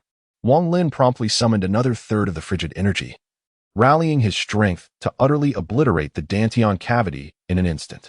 In that fleeting moment, excruciating pain surged forth as the dantian collapsed. The mutated spiritual power within rushed out, dissipating throughout every sinew and bone of his body. Without a flicker of hesitation, Wang Lin once again summoned the yin currents to commence an invasion. This endeavor would require far more time than the first, observing the waning vigor of the yin energy. He expended the final third, and upon replenishing it, the frigid essence swiftly coalesced into a swirling vortex, magnitudes greater than the previous dantian black hole, spinning rapidly. The faster the vortex revolved, the more urgent the need to pierce through, as time quietly slipped away and the night deepened. By midnight, the yin energy had thickened, and Wang Lin's body felt akin to a black hole. As the vortex within his being spun, it voraciously drew in all the yin energy within a 10-foot radius. This area transformed into a relentless grinder of yin essence, absorbing it almost infinitely. The vast currents of yin energy that flooded into Wang Lin's body were immediately integrated into the vortex at the dantian, which expanded increasingly, nearly surpassing his limitations and growing without bounds. A surge of alarm coursed through Wang Lin. He wished to halt the spiraling vortex, but discovered it had become uncontrollable, forcing him to witness its relentless expansion. A tinge of anxiety enveloped his heart, for the phenomena occurring within his body bore no resemblance to any recorded accounts of the Huangquan Ascension method. Wang Lin remained unaware that the reason the Huangquan Ascension technique was dubbed as a peculiar art lay in its myriad of bizarre transformations. Some of these changes greatly benefited the practitioner, while others could lead to the dispersal of their skills and loss of life. At this moment, Situ Nan was deep in slumber, leaving Wang Lin to confront the situation alone. As the vortex intensified, its pulling force grew increasingly fierce, expanding rapidly within a Tinjiang radius. This created a vicious cycle. The larger the vortex, the wider the area of diffusion, and the broader the expanse, the quicker the vortex absorbed the chilling essence. 20 zhang, 30 zhang, 50 zhang, 70 zhang, and finally 100 zhang. Within this 100 zhang perimeter, the frigid energy surged forth like a boiling tide. The anomalies within this 100 zhang zone triggered a more extensive flow of cold energy and within 1,000 zhang. It seemed as though an invisible hand was stirring the chilling essence. Wang Lin had completely lost control over the vortex, and it was unclear how much time had passed when suddenly a breakthrough occurred at the location of his dantian. This marked the second time his dantian had opened. Just like the first, in that fleeting moment, a black hole manifested, and the chilling vortex was immediately drawn into it. The unusual transformation within Wang Lin's body instantly stirred the frigid energies within a radius of 100 zhang. If previously the vortex in Wang Lin's body had been endlessly absorbing the surrounding cold energies, now, with the emergence of the black hole in his dantian, this absorption morphed into a ravenous devouring. In an instant, the cold energies within 100 zhang were voraciously consumed, creating a vacuum. This sudden mutation triggered a more extensive upheaval, with the area of devouring expanding rapidly: 100 zhang, 150 zhang, 200 zhang, 300 zhang, 500 zhang, 700 zhang, ultimately surpassing 1,000 zhang. From a vantage point in the sky, one would witness an extraordinarily bizarre scene. Within 1,000 zhang, all the cold energies rolled and surged like a tide, converging at a singular focal point. Deep within the ruins, a creature with blue skin clutched the corpse of a beast, tearing into its flesh and blood. Having just swallowed a chunk still connected to the veins, he suddenly turned his head, fixating on Wang Lin's direction, his expression one of terror. Hastily, he discarded the food in his grasp and darted towards Wang Lin with the swiftness of a startled hare. However, after only a short distance, he slowed his pace, keenly sensing the surrounding cold energies rapidly surging forward. After a moment's hesitation, he pressed on, stopping when he reached 3,000 zhang, his astonishment deepening. Meanwhile, at the instant of the dantian's opening, the mutated spiritual power within Wang Lin swiftly gathered towards the black hole in his dantian, seamlessly assimilating and merging.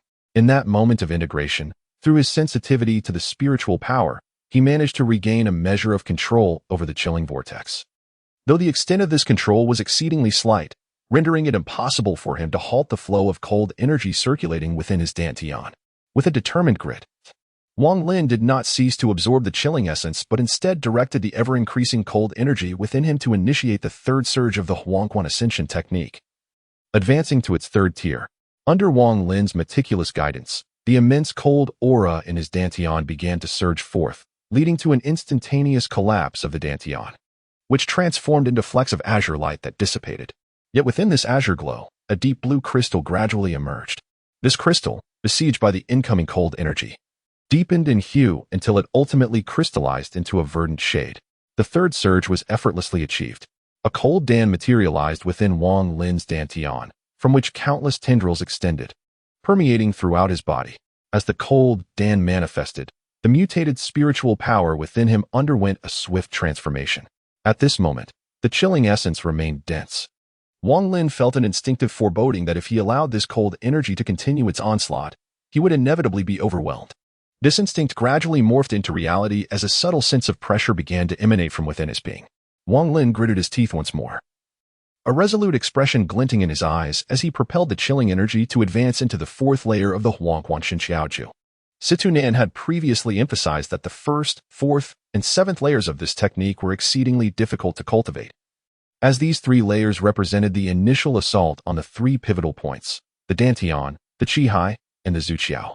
According to the requirements of the Huangquan Shinxiaoju, it was imperative to thoroughly consolidate the first three layers, allowing the cold elixir to nurture and flourish within the dantian. Only upon reaching a certain level could one dare to attempt the breakthrough into the acupoints. However, Wang Lin's internal spiritual power had now merged seamlessly with the immense chilling energy, leaving him with no choice but to act.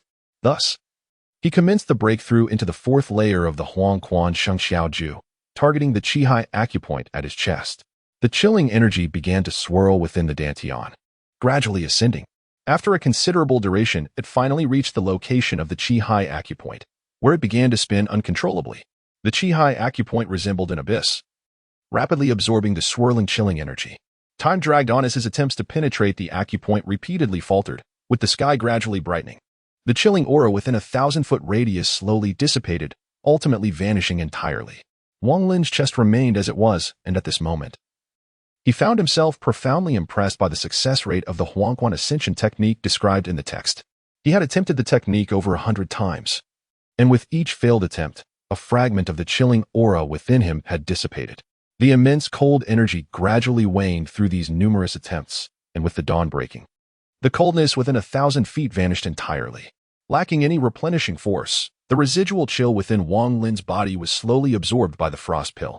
Throughout the night, Wang Lin had absorbed an extraordinary amount of cold energy, causing his own spiritual power to undergo a near-total transformation, evolving entirely into chilling spiritual energy.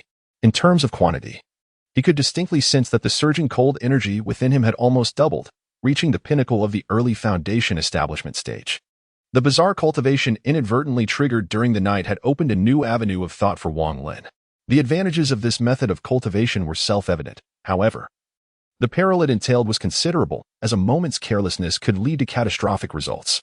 Yet, armed with this experience, Wang Lin was confident that he would approach his next attempts with careful planning, systematically mitigating the risks involved.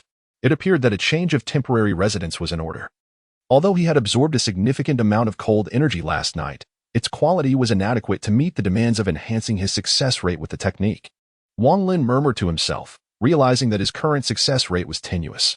According to the records in the Huangquan Ascension technique, the success rate would greatly increase in areas of extreme Yin with superior quality. Wang Lin recalled a few months prior when he measured the quality of the extreme Yin land at the source of the Healing Light Column, a towering structure, where he discerned an exceptional grade. This realization solidified his resolve. Meanwhile, the sky beyond the jungle suddenly darkened, and an elderly man exuding an aura of cataclysmic destruction appeared silently. His countenance was grim as he gazed intently at the jungle beneath him, his eyes revealing a profound intent to kill. Lear, great-grandfather, has come to avenge you. The newcomer was Tung Huayuan, the ancestral figure of the Tung family. Throughout his journey, he had been sensing a curse. Yet it seemed as though a veil of mist obstructed his perception, preventing him from pinpointing the adversary's exact location. He only knew that they were within the jungle beneath his feet. Speaking of this jungle, Tung Huayuan was loath to enter unless absolutely necessary. With his current cultivation, he could clearly feel a formidable presence within, one that even he dared not provoke. However, the death of Ting Li compelled him to disregard such concerns. He pondered that if he entered without disturbing anything, merely seeking his foe, that powerful entity would likely not pursue him too vigorously. After some hesitation, he steeled himself and plunged into the jungle. Deep within the ruins of the jungle, a coffin silently lifted a corner, revealing a withered hand shimmering with a purple-black glow, which slowly emerged and clenched tightly, instantly forming a purple lightning orb that emanated a menacing aura. The 100-year deadline approaches, my master. Last time you shed your corporeal form to evade, but this time, you cannot escape. Chapter 91. Extreme Yin's spiritual power. Tung Huayuan tread cautiously within the jungle, his formidable divine sense expanding outward. Suddenly, his expression brightened as he detected Wang Lin's presence. Just as he prepared to teleport, a strange wind swept through, accompanied by an eerie voice that drifted toward him. Get out. Tung Huayuan's expression shifted dramatically. Without hesitation, he retreated several steps and focused his gaze. A mass of black mist unexpectedly billowed toward him from afar, within which chilling winds howled, and a desiccated arm extended silently toward Tung Huayuan. Scanning with his divine sense, Tung Huayuan was alarmed to discover that the opponent's cultivation was actually at the mid-infant stage. He wasted no time in retreating again. The withered arm gently swayed, transforming into a large hand that lunged toward him. With a bitter smile, Tung Huayuan turned to flee without a word. A mid-infant cultivator was beyond his capacity to contend with. Although he was already aware of the presence of strong beings within this jungle, he had not anticipated that his adversary would be at such a level. In a flash, Tung Huayuan vanished from sight, and a cold snort echoed from the black mist, followed by the large hand disappearing in an instant. In midair outside the jungle, Tung Huayuan's figure re-emerged, only to be met with a sudden shock as the large hand silently appeared behind him, reaching out with ferocity. Tung Huayuan mentally lamented his plight. He swiftly tapped his storage bag, producing a piece of beast hide. With a quick gesture of his right hand, the beast hide gleamed with a yellow light, enveloping him and propelling him at great speed away from the grasp of the large hand, narrowly escaping the impending danger. He floated gracefully through the jungle, seemingly in search of something.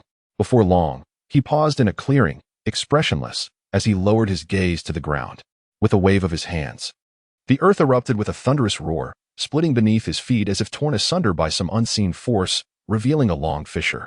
The cadaverous man slowly spoke. It has been a century since we last met. I never anticipated that my master's corporeal form would attain the status of a corpse spirit. Since you have developed sentience, you may be considered one of our kind. I shall spare your life. However, you must assist me in locating his primordial spirit through the subtle connection you share with your master." The corpse spirit nodded repeatedly, gazing at the cadaverous figure with trepidation. With a flick of his hand, the surrounding cages dissipated instantly. He fixed his gaze upon the corpse spirit and ominously declared, "Let us proceed.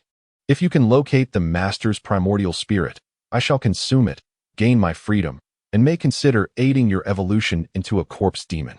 The corpse spirit was momentarily taken aback, then a spark of joy lit up its features as it nodded vigorously and sprang into the depths of the jungle. The man, devoid of expression, followed closely behind. Meanwhile, in a dimly lit corner of the ruins where sunlight barely reached, a blue-skinned creature gazed longingly toward the direction of Wang Lin, a look of indecision flickering in its eyes. As for Wang Lin, although he had absorbed a considerable amount of cold, dark energy the previous day, its quality was merely that of an ordinary 6th or 7th grade. Such quality, regardless of quantity, would yield only marginal enhancement when combined with spiritual energy, and it was no longer suitable for channeling cultivation. Wang Lin's gaze flickered as he peered into the depths of the ruins. His goal lay within. He prepared to delve deeper, seeking to ascertain the limits of the cold, dark energy's quality. After all, the higher the quality, the greater the success rate of channeling. On that midnight hour, Wang Lin formed a hand seal, conjuring a luminous orb to test the cold, dark energy before advancing into the depths of the ruins.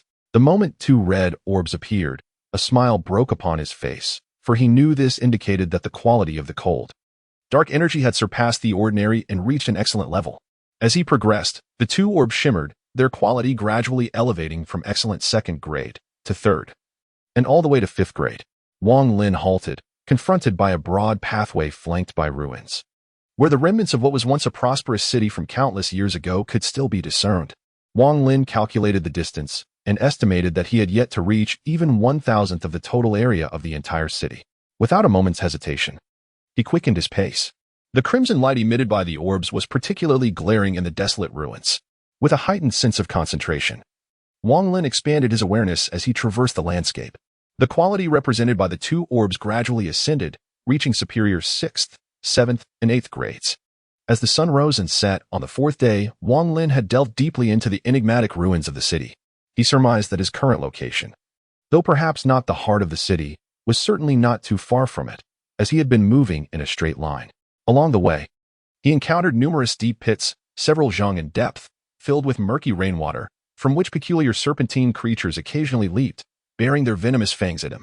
Moreover, the surrounding buildings had collapsed to an alarming degree. As he surveyed the area, he could hardly find any walls taller than 3 zhang. Amidst the rampant weeds, patches of muddy marshland emerged, hosting strange creatures. On one occasion, Wang Lin was ambushed by one of these beings, heightening his vigilance towards this treacherous environment.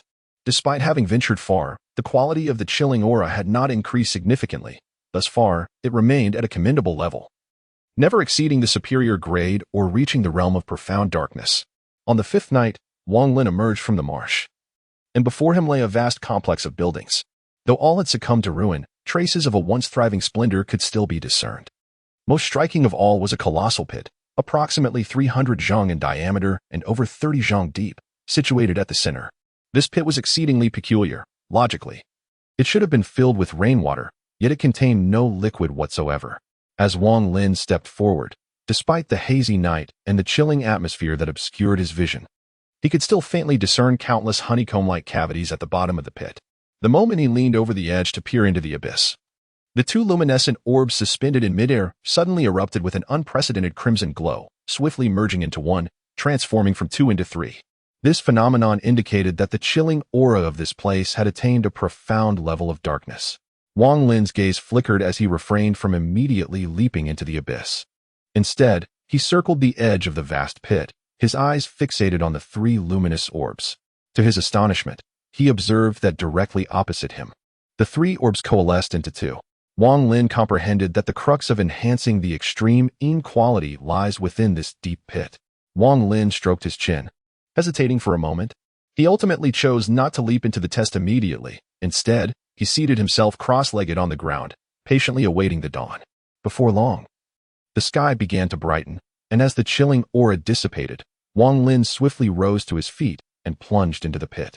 In the instant he reached the bottom, a small green sword materialized, radiating a chilling glow. Wang Lin gazed upward at the sky, reasoning that this deep place, over countless years, must surely be filled with rainwater. Wang Lin narrowed his eyes, his gaze fixed upon the densely clustered honeycomb-like cavities in the ground of the pit. Although the precise depth of these intricate holes remained a mystery, it was evident that all the rainwater had pooled within them.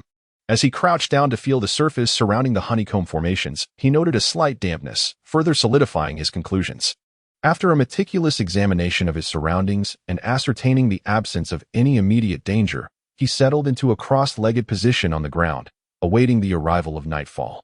As the sun dipped below the horizon, darkness enveloped the earth, shrouding it in an obscurity reminiscent of a flood submerging ruins. Various birds and beasts hastily departed, unwilling to linger in this place under the cloak of night. Before Wang Lin, the luminous orb gradually intensified with a crimson glow, ultimately transforming from 1 to 2, and then from 2 to 3. The ordinary ranks of the 4th, 6th, 8th, and 10th grades, as well as the superior 1st, 3rd, 6th, and 10th grades, all culminated in a breakthrough into the profound shadow. At this juncture, the stroke of midnight had yet to arrive. Yet the chilling essence had already attained the quality of profound shadow at the 1st grade. Wang Lin's eyes gleamed with surprise as he extended his consciousness to observe the pit below. Gradually, he discerned the peculiarities of the place. The quality of the cold was markedly elevated, intricately linked to the beehive-like cavities above ground. Wisps of cold air seeped forth from the subterranean openings, swiftly merging with the surrounding atmosphere. As time progressed, 3 luminous orbs flickered with crimson light, and as the midnight hour approached, the energy culminated, reaching the 5th tier of. Wang Lin, having shed his hesitation, immediately began to cultivate the chilling breath through a specific breathing technique. As the frigid essence coalesced within his chest's chi, he discerned a remarkable difference in quality. The purity of the cold energy flowing within him surpassed that which he had absorbed over the preceding decades by several magnitudes. This qualitative transformation heralded a quantitative shift, signifying that the time he previously expended to absorb the cold essence could now be reduced to a mere fraction to achieve the same results. Soon, a vortex of chilling energy formed in his chest's chi, its rotation accelerating with fervor, reminiscent of the anomalous event that had transpired in his dantian. The cold energy within 100 zhang radius began to ripple and surge towards Wang Lin. As the vortex within his chi expanded, so too did the velocity and scope of his absorption, swiftly surpassing his previous limits and extending to a distance of 1,000 zhang. The range continued to burgeon, 1,200 zhang, 1,400 zhang, 1,500 zhang, within a 10-mile radius. The chilling currents surged as though some unseen specters were propelling them into a vast abyss, to be consumed by Wang Lin. As the vortex of cold energy in his chi expanded relentlessly, Wang Lin gradually felt the reins of control slipping from his grasp. He promptly recalibrated his focus and exerted all his strength against the chi. The vortex, akin to a spinning cone, relentlessly attempted to pierce through the chi, and gradually, signs of its opening began to manifest. These indications grew increasingly pronounced. If the endeavor to breach the chi were likened to shattering a resilient wall, then this wall was now riddled with cracks, teetering on the brink of collapse. As time elapsed, an hour later, the location of the chi succumbed to the overwhelming pressure and collapsed with a resounding crash. A torrent of latent human potential erupted from the chi, merging swiftly with the inhaled cold essence, forming strands of exceptionally high-quality chilling power. At this moment, Wang Lin's own spiritual energy within the dantian began to quiver restlessly, uncontrollably surging forth to capitalize on the nascent chilling spiritual energy before it could amass substantial strength.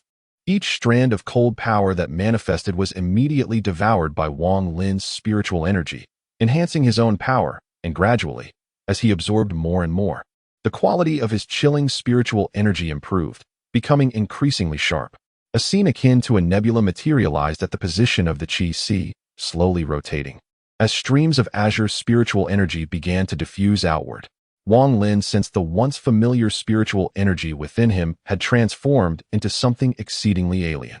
His gaze flickered as he gently tapped a nearby stone. In an instant, a flash of blue light illuminated the space, and the stone was instantly transformed into an ice sculpture, exuding a chilling aura. Wang Lin took a deep breath and immediately delivered a kick to the ice sculpture, causing the stone to shatter into countless fragments with a crisp, crackling sound. Upon closer inspection, Wang Lin couldn't help but gasp in astonishment. He was taken aback to discover that the internal structure of the stone had entirely transformed. There was no semblance of the original stone. It was evidently composed of countless delicate fissures within an icy layer, both inside and out. In other words, the moment he exerted his power, not only had his spiritual energy frozen the stone, but it had also altered its internal composition, completely transmuting the stone into a crystalline ice. Wang Lin remained oblivious to the peculiar transformation that his spiritual power had undergone amidst a series of devouring and merging. This change would undoubtedly leave even Situ Nan, upon awakening, utterly perplexed and unable to grasp its essence. During the ancient mythological era, aside from the categorization of cultivation realms, there existed a classification of spiritual power, divided into three enigmatic realms: the extreme, the way, and the beginning. These realms were not merely sequential but, once attained, remained immutable for a lifetime, unless one dispersed their energy to begin anew. The difficulty of entering these three realms is neither trivial nor insurmountable. Rather, most individuals reach them by sheer serendipity. In the ancient mythological period, even those with modest cultivation experience would generally eschew the extreme realm, although the extreme possesses formidable offensive capabilities. Its numerous shortcomings are too grave to overlook. The most fatal flaw lies in its designation as the ultimate of all things. Henceforth, one's spiritual attributes could only adopt an extreme path, rendering them incompatible with any other attributes. This aspect poses a significant challenge for those aspiring to break through to the nascent soul stage and subsequently enter the transformation stage. The transformation stage necessitates a harmonious fusion with the cosmos to establish a cyclical flow, rather than adhering to an extreme path. Nevertheless, the benefits of the extreme realm are abundant. It can be asserted that the spiritual attributes of those in the extreme realm are unparalleled among peers of equivalent cultivation. Once one's cultivation reaches the later stages of the nascent soul, while the possibility of advancing to the transformation stage may become elusive, they can nonetheless attain supremacy beneath the transformation stage, firmly securing their position as the foremost expert. Most importantly, as one's cultivation ascends, the formidable practitioners of the extreme realm require no artifacts, for their spiritual power itself becomes the most potent artifact among those of similar cultivation levels. In contrast, the way realm is the coveted aspiration of all cultivators. It is said that once one's spiritual attributes transcend into this realm, the path to the transformation stage becomes distinctly visible. This singular aspect renders the way realm the paramount pursuit and dream of cultivators during the ancient era. As for the beginning realm, if the extreme realm symbolizes death, then the beginning realm epitomizes life. It is a state that transcends comprehension and attainment for those below the transformation stage, and even for those within the transformation stage, the beginning remains an elusive aspiration. The three realms of spiritual power are ethereal and insubstantial, especially following the collapse of the ancient mythological period, as the whispers surrounding these realms gradually faded with the passage of time. Present-day cultivators pay little heed to their spiritual power. Their sole concern lies in the realm of cultivation itself. Wang Lin remained oblivious to the fact that his spiritual power, due to numerous extreme transformations and devourings, had already begun progressing towards the ultimate realm. The crux of this phenomenon lies predominantly in the Huangquan Ascension technique, a rare method capable of cultivating spiritual power to such heights. However, the version imparted to Wang Lin by Situ Nan diverged significantly from the ancient Huangquan Ascension technique. Many aspects had succumbed to decay over time, largely reconstructed by later generations, rendering it somewhat superficial. As for the spiritual power that had grazed the threshold of the ultimate realm, the pivotal factor resided in the celestial reversing pearl. Wang Lin gazed at his fingertips, his eyes shimmering with intensity. Suddenly, he lifted his head, and with a graceful leap, he soared out of the pit. As his gaze fell upon the scene before him, he beheld a blue-skinned creature approaching rapidly, akin to a bolt of blue lightning. Chapter 92. The Corpse Shadow Sect, Part 1. Wang Lin chuckled softly, his animosity towards this peculiar individual having diminished significantly. Observing the other's remarkable speed, he felt an irresistible urge to stretch his limbs. Without further ado, he propelled himself forward, his speed reaching its zenith, akin to a darting rabbit. The distance between the two narrowed rapidly. The blue-skinned oddity, upon noticing Wang Lin charging towards him with a gleam of determination in his eyes, let out a cackling laugh. Upon realizing that his opponent was not wielding the green dagger, A similar glint of battle fervor ignited within him, prompting him to momentarily forget his initial purpose. He swiftly halted, unhesitatingly tearing off a piece of yellow paper from his attire. Instantly, a surge of azure energy erupted from his being, and as he inhaled deeply, the azure current streamed into his body. In that fleeting moment, the creature's aura surged dramatically. A look of gravity filled his eyes as he opened his mouth, uttering several strange sounds, seemingly attempting to communicate with Wang Lin. Wang Lin was acutely aware of the peculiar nature of the 9 yellow papers possessed by the strange individual. After sustaining severe injuries from a spiritual artifact, the adversary tore off one of these papers and was instantly healed. From that moment onward, Wang Lin developed a profound curiosity regarding the yellow papers. Now, as the individual tore off another yellow paper, their strength was instantly doubled. Without a word, Wang Lin waved his hands, channeling his spiritual energy throughout his body. In that instant, his aura transformed dramatically as wisps of blue energy lingered around him, emanating an intense chill. In extreme coldness, the essence of all things end, manifested upon him. The blue-skinned creature's eyes sparkled with intensity. A subtle movement of its lips uttering a word that Wang Lin could comprehend. Force. Upon finishing, it clenched its fist, its arms adorned with strange symbols that flickered, veins bulging prominently as it strode forward with great determination, unleashing a powerful punch. Wang Lin's gaze flickered momentarily, and a chilling spiritual force emanated from his being, transforming into an enormous fist that collided with the grotesque figure from a distance. In that fleeting moment of contact, the strange being assumed an unusual stance. Balancing precariously on one leg, its weight shifted to the left, breathing irregularly. Suddenly, a tempest erupted around them, conjuring a swirling vortex that swept away all the stones and wild grasses surrounding them, creating a circular expanse of emptiness. Wang Lin's complexion, momentarily exhibiting an unusual flush, quickly faded, causing his body to involuntarily retreat over 3 meters. He abruptly lifted his head, fixating intently on the direction of the strange being. The blue-skinned entity was even more astonished than Wang Lin. It distinctly sensed the opponent's spiritual energy penetrating its fist and invading its body, triggering a horrifying and bizarre transformation that rapidly spread along its arm to engulf its entire form, accompanied by waves of extreme chill. Had it not been for the peculiar symbols adorning its body flickering persistently, it would have struggled to contain the frigid aura, and its entire being would have likely succumbed to a complete freeze. Upon inspecting its right arm, it had entirely morphed into a crystalline blue structure. In a state of terror, it realized that the flesh and blood of its right arm had been irrevocably altered. Gazing at its arm, pallid and devoid of vitality, it cast a lingering glance at Wang Lin and uttered a word that Wang Lin could comprehend: extreme. Wang Lin remained silent, uncertain of the meaning of extreme, and thus shook his head. The strange man paused momentarily, then tore a piece of yellow paper from his body with his left hand. A swirling mix of azure and pale gas emerged, dissipating as his right arm returned to normal. However, Wang Lin observed that his right hand continued to tremble slightly. The power encapsulated in the strange man's fist was peculiar. It seemed not to be spiritual energy, but rather a distinct form of energy altogether.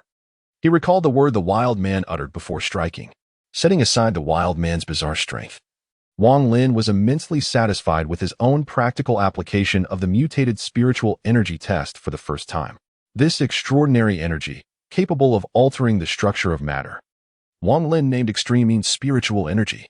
The term extreme was the second word the wild man articulated upon witnessing his spiritual power. It was a signal that it was time to depart. He simply needed to complete the 5th level of the Huangquan Ascension technique before leaving this place. Wang Lin murmured to himself. The land of Earthine, he was acutely aware that he must locate it. Wang Lin understood that the difficulty of each level of the Huangquan Ascension technique escalated significantly. Relying solely on brute force to break through would yield a dismally low success rate. Only by finding a high-quality extreme Yin location could he enhance his chances of success.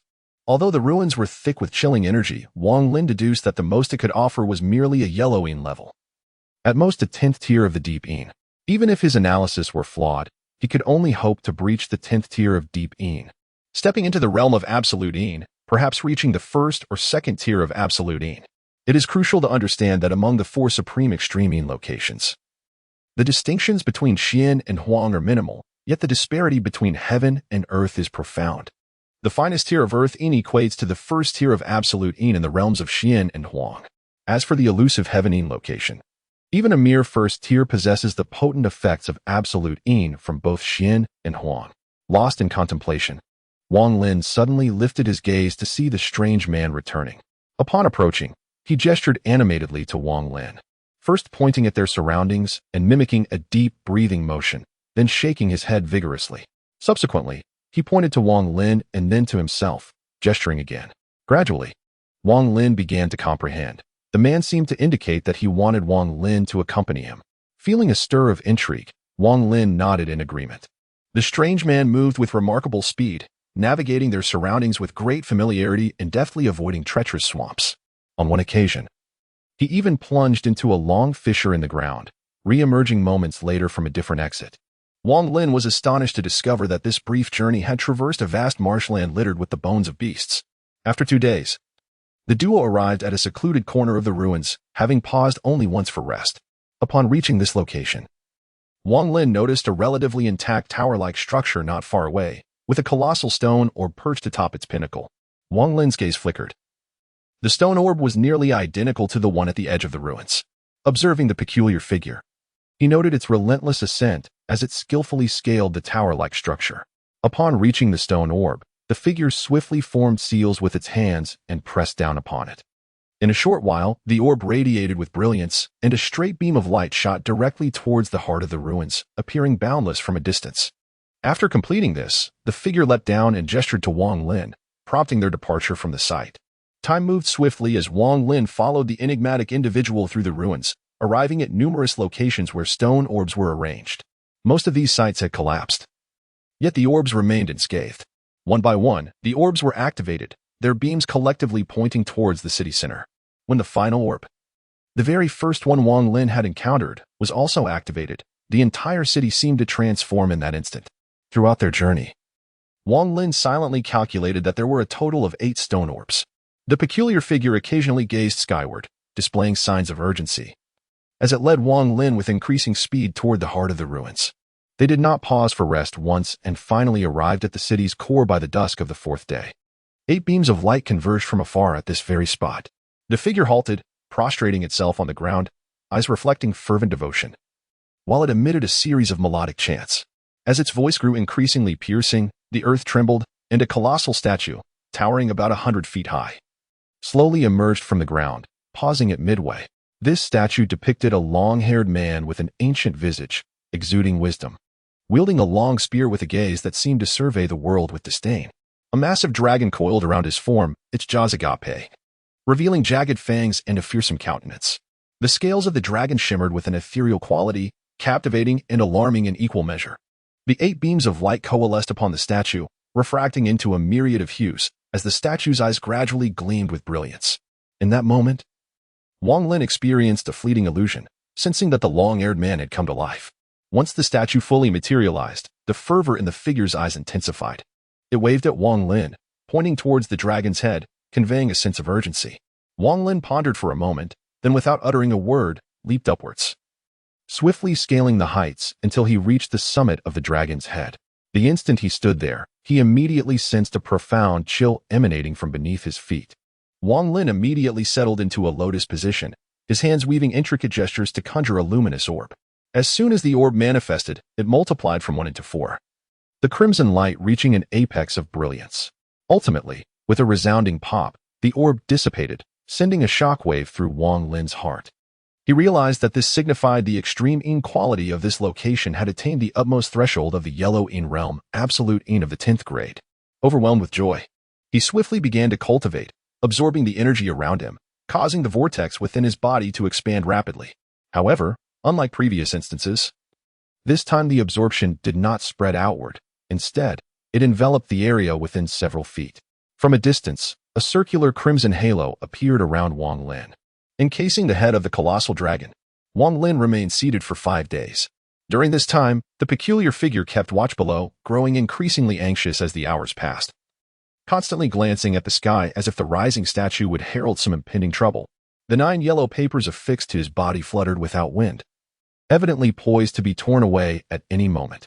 On the 3rd day, the vital energy point was finally breached, resulting in a collapse and reformation. By dawn of the 5th day, he successfully cultivated the 5th layer of the Yellow Spring Ascension technique. With one more step, he would be able to condense a second cold elixir, allowing him to confront even the late-stage foundation builders with confidence. Even now, he regarded ordinary mid-stage foundation builders with disdain. Next, he endeavored to enhance the quality of his spiritual power, merging it with the chilling essence of the absolute Yin. As he controlled the fusion, he observed the spiritual energy gradually deepening in color, transitioning swiftly from a pale blue to a profound blue. Unbeknownst to him, his spiritual power was drawing ever closer to the extreme realm. At that moment, a sudden change enveloped the outside world. The earth darkened instantaneously, and the clouds rolled as if manipulated by unseen hands. Black mist surged forth, gradually coalescing into a massive coffin that descended slowly. An ethereal figure began to materialize above the coffin, its form solidifying at an alarming rate. A hoarse voice echoed from the heavens. "Are you saying the master's nascent soul is concealed within this statue?" The peculiar figure on the ground changed countenance drastically. Chapter 93, The Corpsine Sect, Part 2.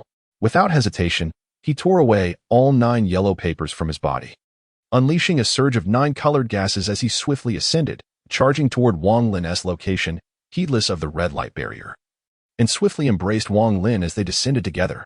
As the moment of confrontation arrived, Wang Lin regained his senses, observing the terror reflected in the stranger's eyes while simultaneously perceiving the ominous shift in the sky. Without uttering a word, he allowed himself to be dragged down from the statue. Upon their descent, the stranger immediately formed a seal with his hands, pressing it against the statue, whereupon a pitch-black vortex emerged upon its exterior. The stranger swiftly pulled Wang Lin into its depths. Meanwhile, 8 beams of light dissipated, and the statue began to sink slowly towards the ground. At that moment, a figure standing atop a coffin in midair solidified, revealing a withered body with a frigid countenance. Beside him stood a corpse spirit, exuding a foul odor, its eyes gleaming with avarice. The man fixated on the statue, which was gradually descending, and his immense consciousness swiftly enveloped the entire ruin, conducting a brief sweep before redirecting his gaze back to the statue. On the other hand, as Wang Lin was drawn into the statue, his eyes flickered, and with a sweep of his consciousness, astonishment adorned his face. The interior of the statue was confined, resembling a void filled with numerous white crystals, and at its center sat a black stone figure in a meditative posture. The appearance of this stone figure mirrored that of the surrounding statue, with purple light bands emanating from it, connecting to various points on the inner wall of the statue. Subsequently, a luminous screen materialized within the statue, rippling momentarily before revealing an image depicting the external scene. Through the screen, Wang Lin clearly observed everything outside, noting that the stranger, albeit trembling with fear, harbored intense hatred in his gaze. The man outside the statue fixed his gaze upon it, his expression devoid of emotion as he calmly stated, "Master, a century has swiftly passed. This time, you cannot escape." The stranger gazed at Wang Lin in bewilderment, and at that instant, Wang Lin's eyes flickered as he expelled a beam of green light, which darted towards the stone figure hovering above. A surge of purple energy erupted from the stone figure as the green sword instantaneously traversed through it, piercing the stone figure directly.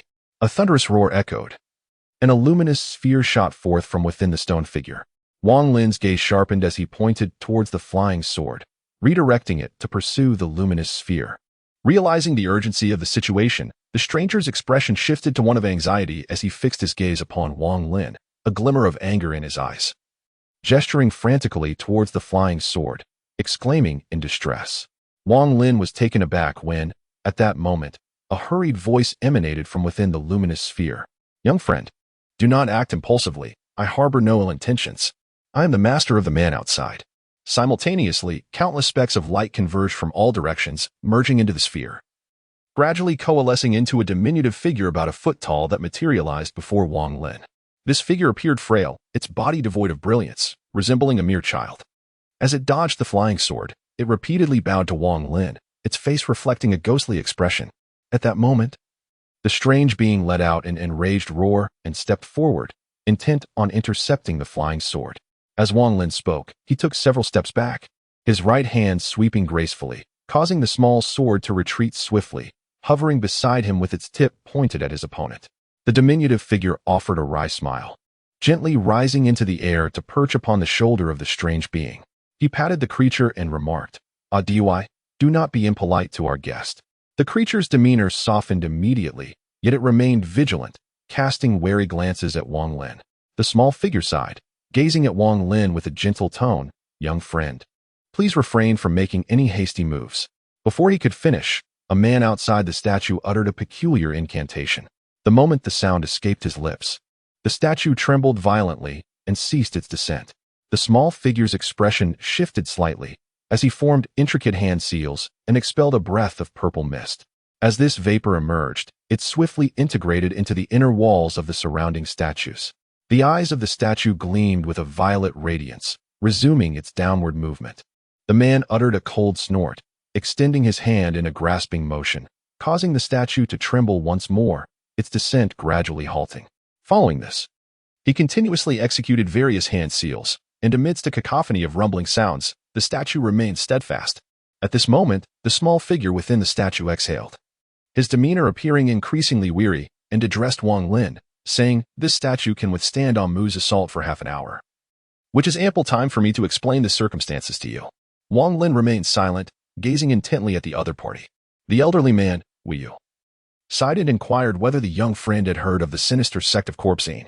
Wang Lin maintained a calm demeanor, while the small green sword beside him emitted a soft hum, gently shaking its head. Wu, with a wry smile, remarked, "There is no need for such vigilance.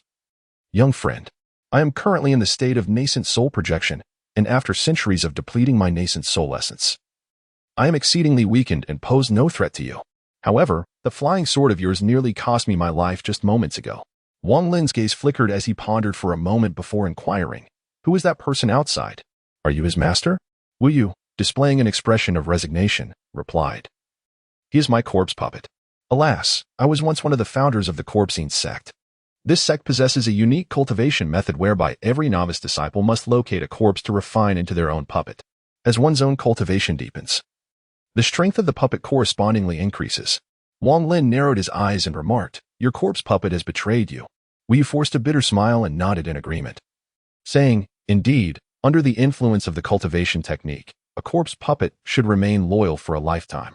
Unfortunately, 300 years ago, I brought it to this place, intending to harness the chilling aura here to break through to the initial stage of the nascent soul. Regrettably, my efforts were in vain. The corpse puppet seized that opportunity to inflict severe injuries upon me. In the midst of my mental turmoil, it escaped my control. At this moment, the frequency of the statue's vibrations grew increasingly intense.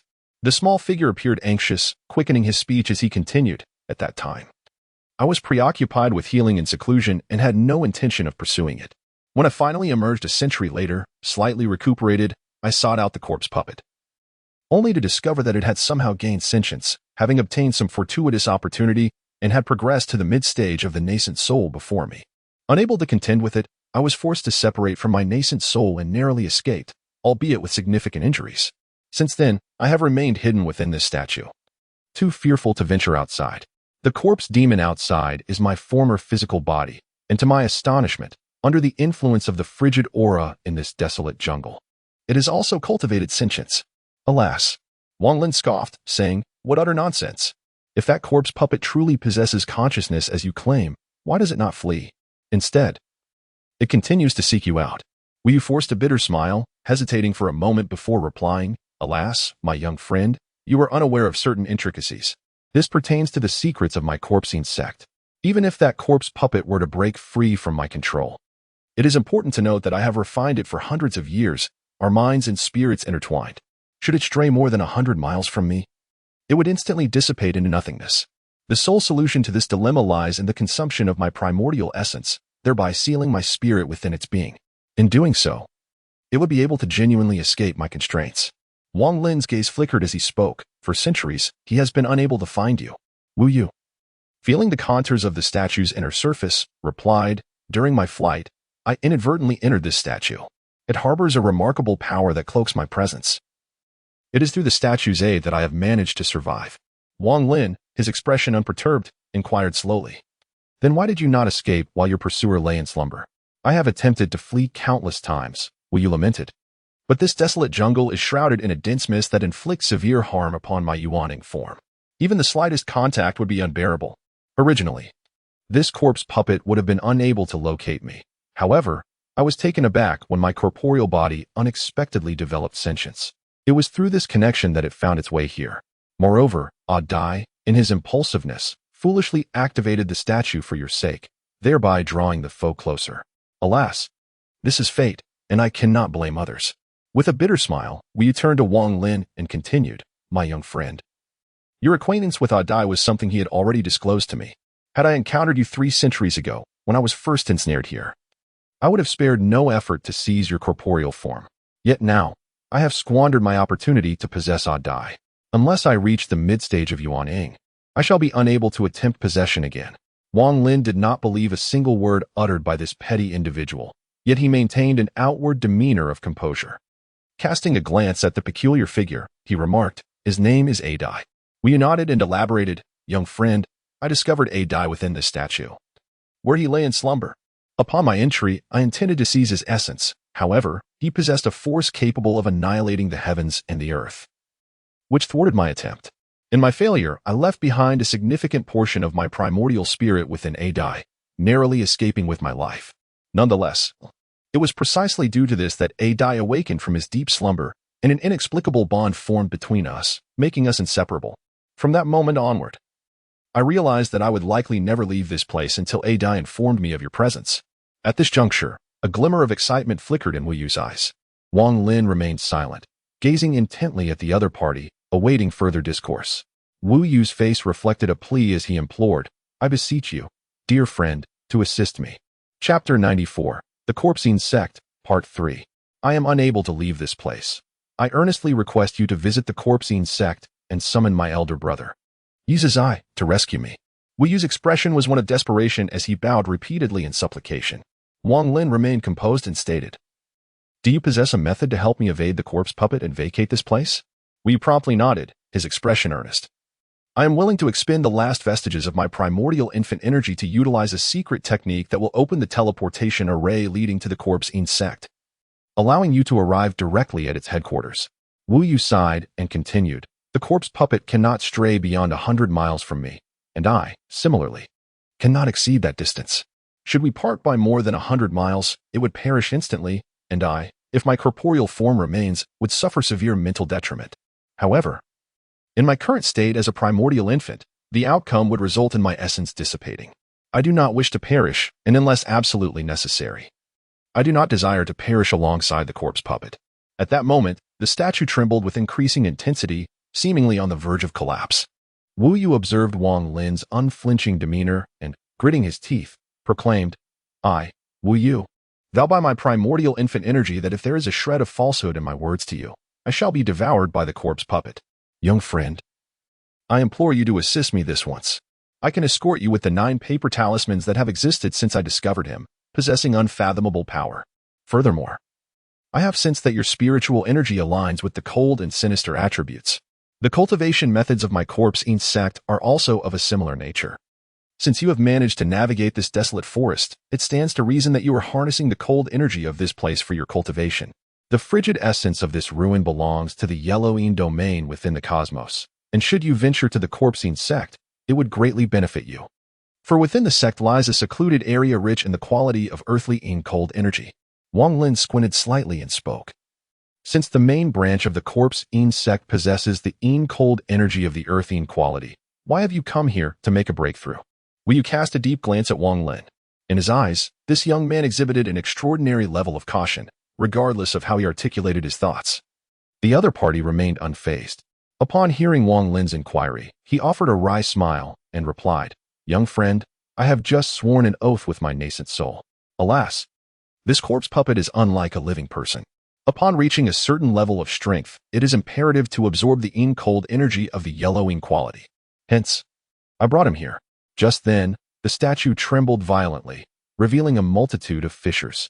Amidst a cacophony of cracking sounds, the cracks proliferated, threatening imminent collapse. Wu Yu's expression changed drastically, and he anxiously urged, "Young friend, if you wish to cultivate within the Cultivation sect, you may consider yourself my disciple.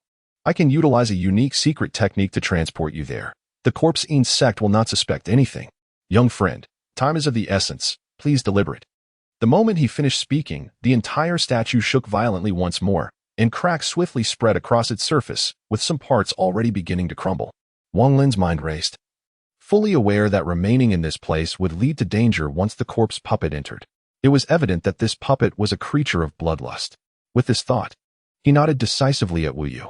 Wu Yu took a deep breath, forming intricate hand seals, and a pentagonal halo gradually appeared before him. This halo shimmered with 7 hues, emanating a subtle force of attraction. At that moment, the statue shattered with a thunderous crash, and the cold voice of the corpse puppet echoed, "Master, this time I will see where you run." A look of terror crossed Wu Yu's face. Without waiting for the teleportation array to fully activate, he shouted urgently, "Young friend, flee quickly. My escape relies entirely on you."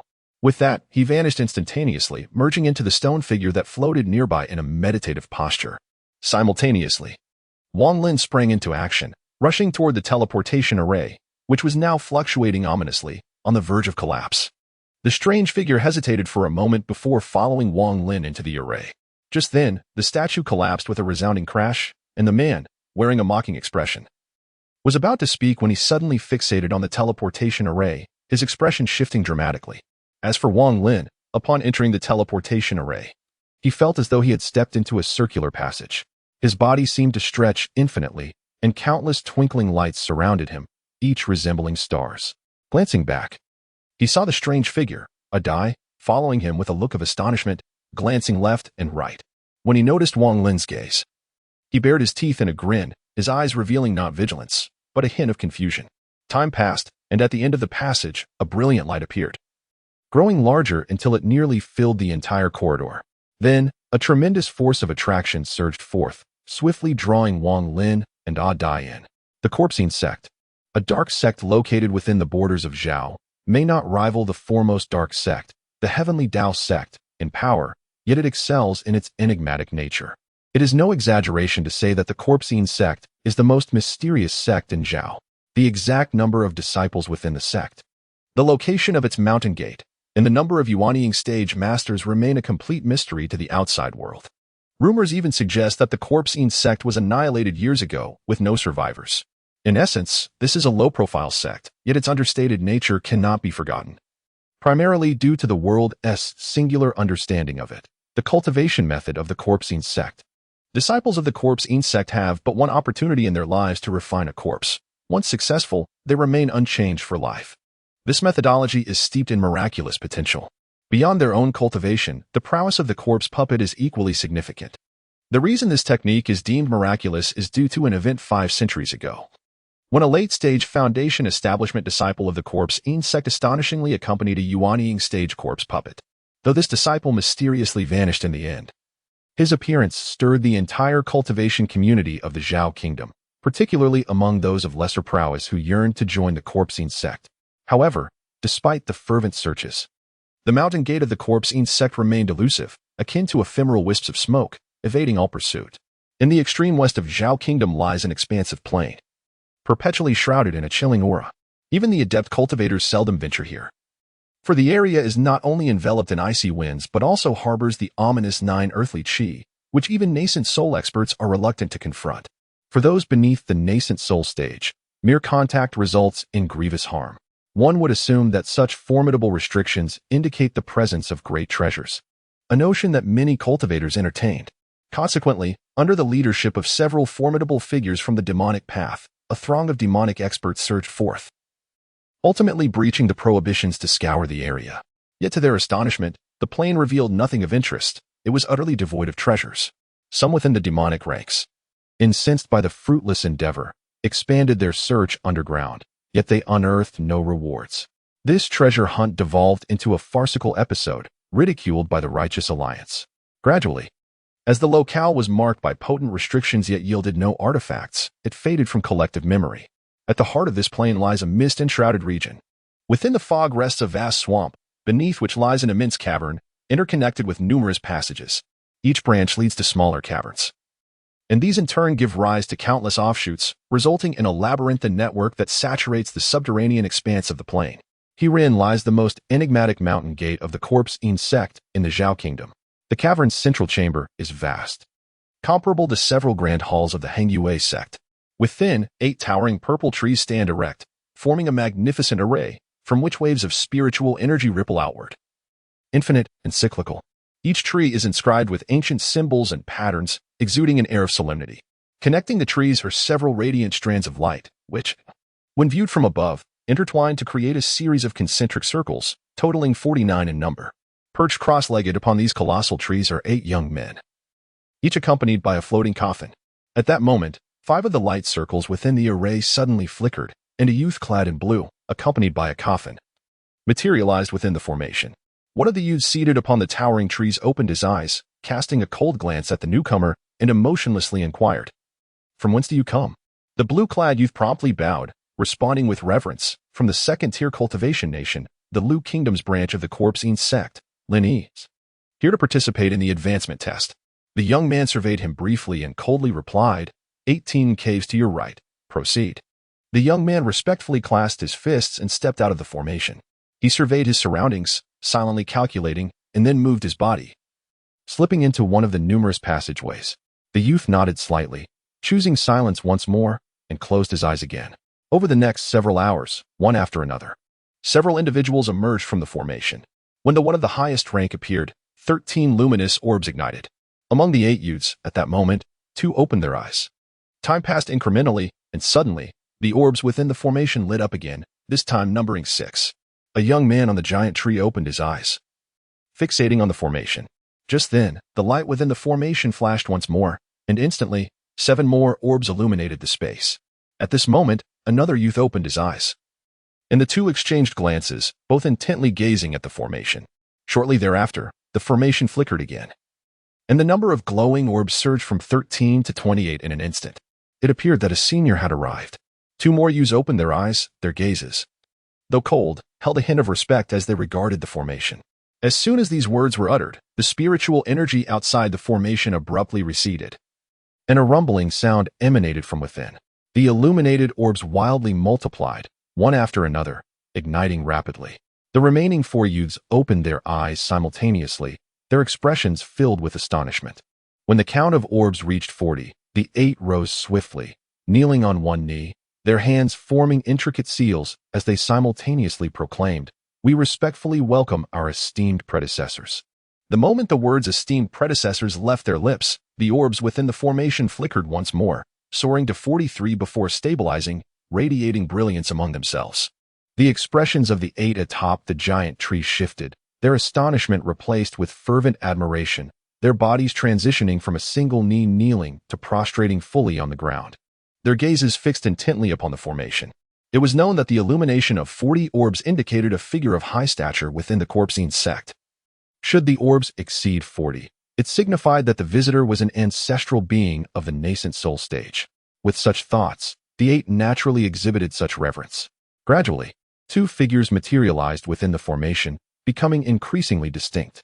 One appeared to be around 20 years old, with a stern visage and an air of composure, dressed in a black robe that accentuated his tall stature. Following him was an unusual being with blue skin, adorned with peculiar symbols all over his body. Most notably 9 paper talismans affixed to him. As these 2 emerged, a chilling aura emanated from them. Suddenly, one of the 8 gasped softly, followed by expressions of surprise from the others, their gazes flickering. The individual was none other than Wang Lin, who, upon his emergence, abruptly exhaled a green light that spiraled around him, exuding a frigid presence, with the tip of his sword pointing menacingly towards the giant trees surrounding him. A sweep of his divine sense reassured him. All 8 individuals on the surrounding trees were at the 15th level of chi condensation. Should he harbor any murderous intent, he could eliminate them in an instant. The peculiar individual, known as Adai, inexplicably ceased his aimless glances within the teleportation corridor. Instead, he stood quietly behind Wang Lin, gazing contemplatively at the symbols etched upon the colossal tree, lost in thought and silent. At that moment, the 8 individuals atop the great tree rose in unison. Among them, a young man with an odd expression clasped his fists and inquired, "Senior, you are?" Wang Lin, on his way here, had already formulated his words in his mind. At this moment, he appeared composed, casting a cold glance at the other party before saying nonchalantly, "I am Wang Lin. I would appreciate it if you could kindly inform Master Yi Zizai that I have urgent matters to discuss." The young man was taken aback, exchanging glances with the others, and replied, "Esteemed senior, this matter is beyond our authority. Perhaps it would be better for you to accompany me to meet the elder in charge." Wang Lin nodded and stepped out of the formation, with a DUI trailing closely behind. The young man leaped gracefully from the towering tree, and the coffin that lingered behind him floated along. "After you, esteemed elder," he said, as he propelled himself toward one of the openings in the cavern. Without a moment's hesitation, Wang Lin followed him inside. As they moved along, the young man discreetly observed Wang Lin, and with each glance, his demeanor grew increasingly respectful. In the realm of cultivation, strength speaks volumes, and Wang Lin's foundation-building stage naturally commanded the young man's admiration. Particularly, the presence of the rather peculiar deity behind Wang Lin captivated most of the young man's attention. Conversely, Wang Lin scrutinized his companion, especially casting a keen gaze upon the coffin that trailed behind him. An aura of chilling cold emanated from within, shrouded by a veil of mist that obstructed his spiritual perception. However, with Wang Lin's cultivation nearing the mid-foundation stage, he focused intently and discerned the truth. Inside the coffin lay a corpse, desiccated and resembling kindling, as if in a deep slumber. The moment Wang Lin's attention fell upon it, the lifeless figure suddenly opened its eyes, which, despite their murkiness, betrayed an unmistakable glint of malice. The young man seemed to sense the shift. He struck the coffin, and instantly, the corpse closed its eyes once more. Turning to Wang Lin, he smiled and said, "Esteemed senior, this corpse puppet was bestowed upon me by my master. It is said to have been collected from the outer battlefield, and not only are its 5 senses and spiritual awareness remarkably acute, but it also harbors a formidable killing intent. It took considerable effort for me to successfully refine it." Wang Lin nodded and remarked, "Your corpse puppet surprisingly possesses the cultivation of the initial stage of foundation establishment. Quite impressive." Upon hearing this, the young man was inwardly astonished, casting a different gaze toward Wang Lin. It is well known that the coffin housing the corpse puppet has the ability to obstruct spiritual perception. Yet the other party could discern the cultivation level of the corpse puppet at a glance. Clearly, this was no ordinary foundation establishment. It might very well have reached the late stage of foundation establishment. Contemplating this, he adopted a more respectful demeanor and, after a brief hesitation, inquired, "Senior, is this corpse puppet behind you yours?" Wang Lin maintained a composed demeanor and nodded slightly. The young man displayed a look of curiosity, scrutinizing a deity for a considerable time, and exclaimed in astonishment, "Senior, the spiritual essence of your corpse puppet is remarkably abundant. How did you refine such a spiritually endowed corpse puppet? Only the flying Rakshasa of the night ancestor possesses such attributes." Wang Lin cast a glance at the other party. Remaining noncommittal, the young man scrutinized deity incessantly, causing deity to grow somewhat impatient. He bared his teeth at the young man and let out a series of loud exclamations.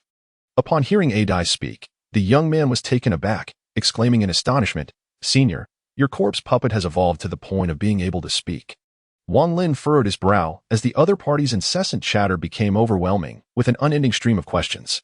In less than a quarter of an hour's journey, the youth spoke of the corpse puppet, then progressed to his fellow disciples, from there to his master, and subsequently to his grandmaster, and so forth.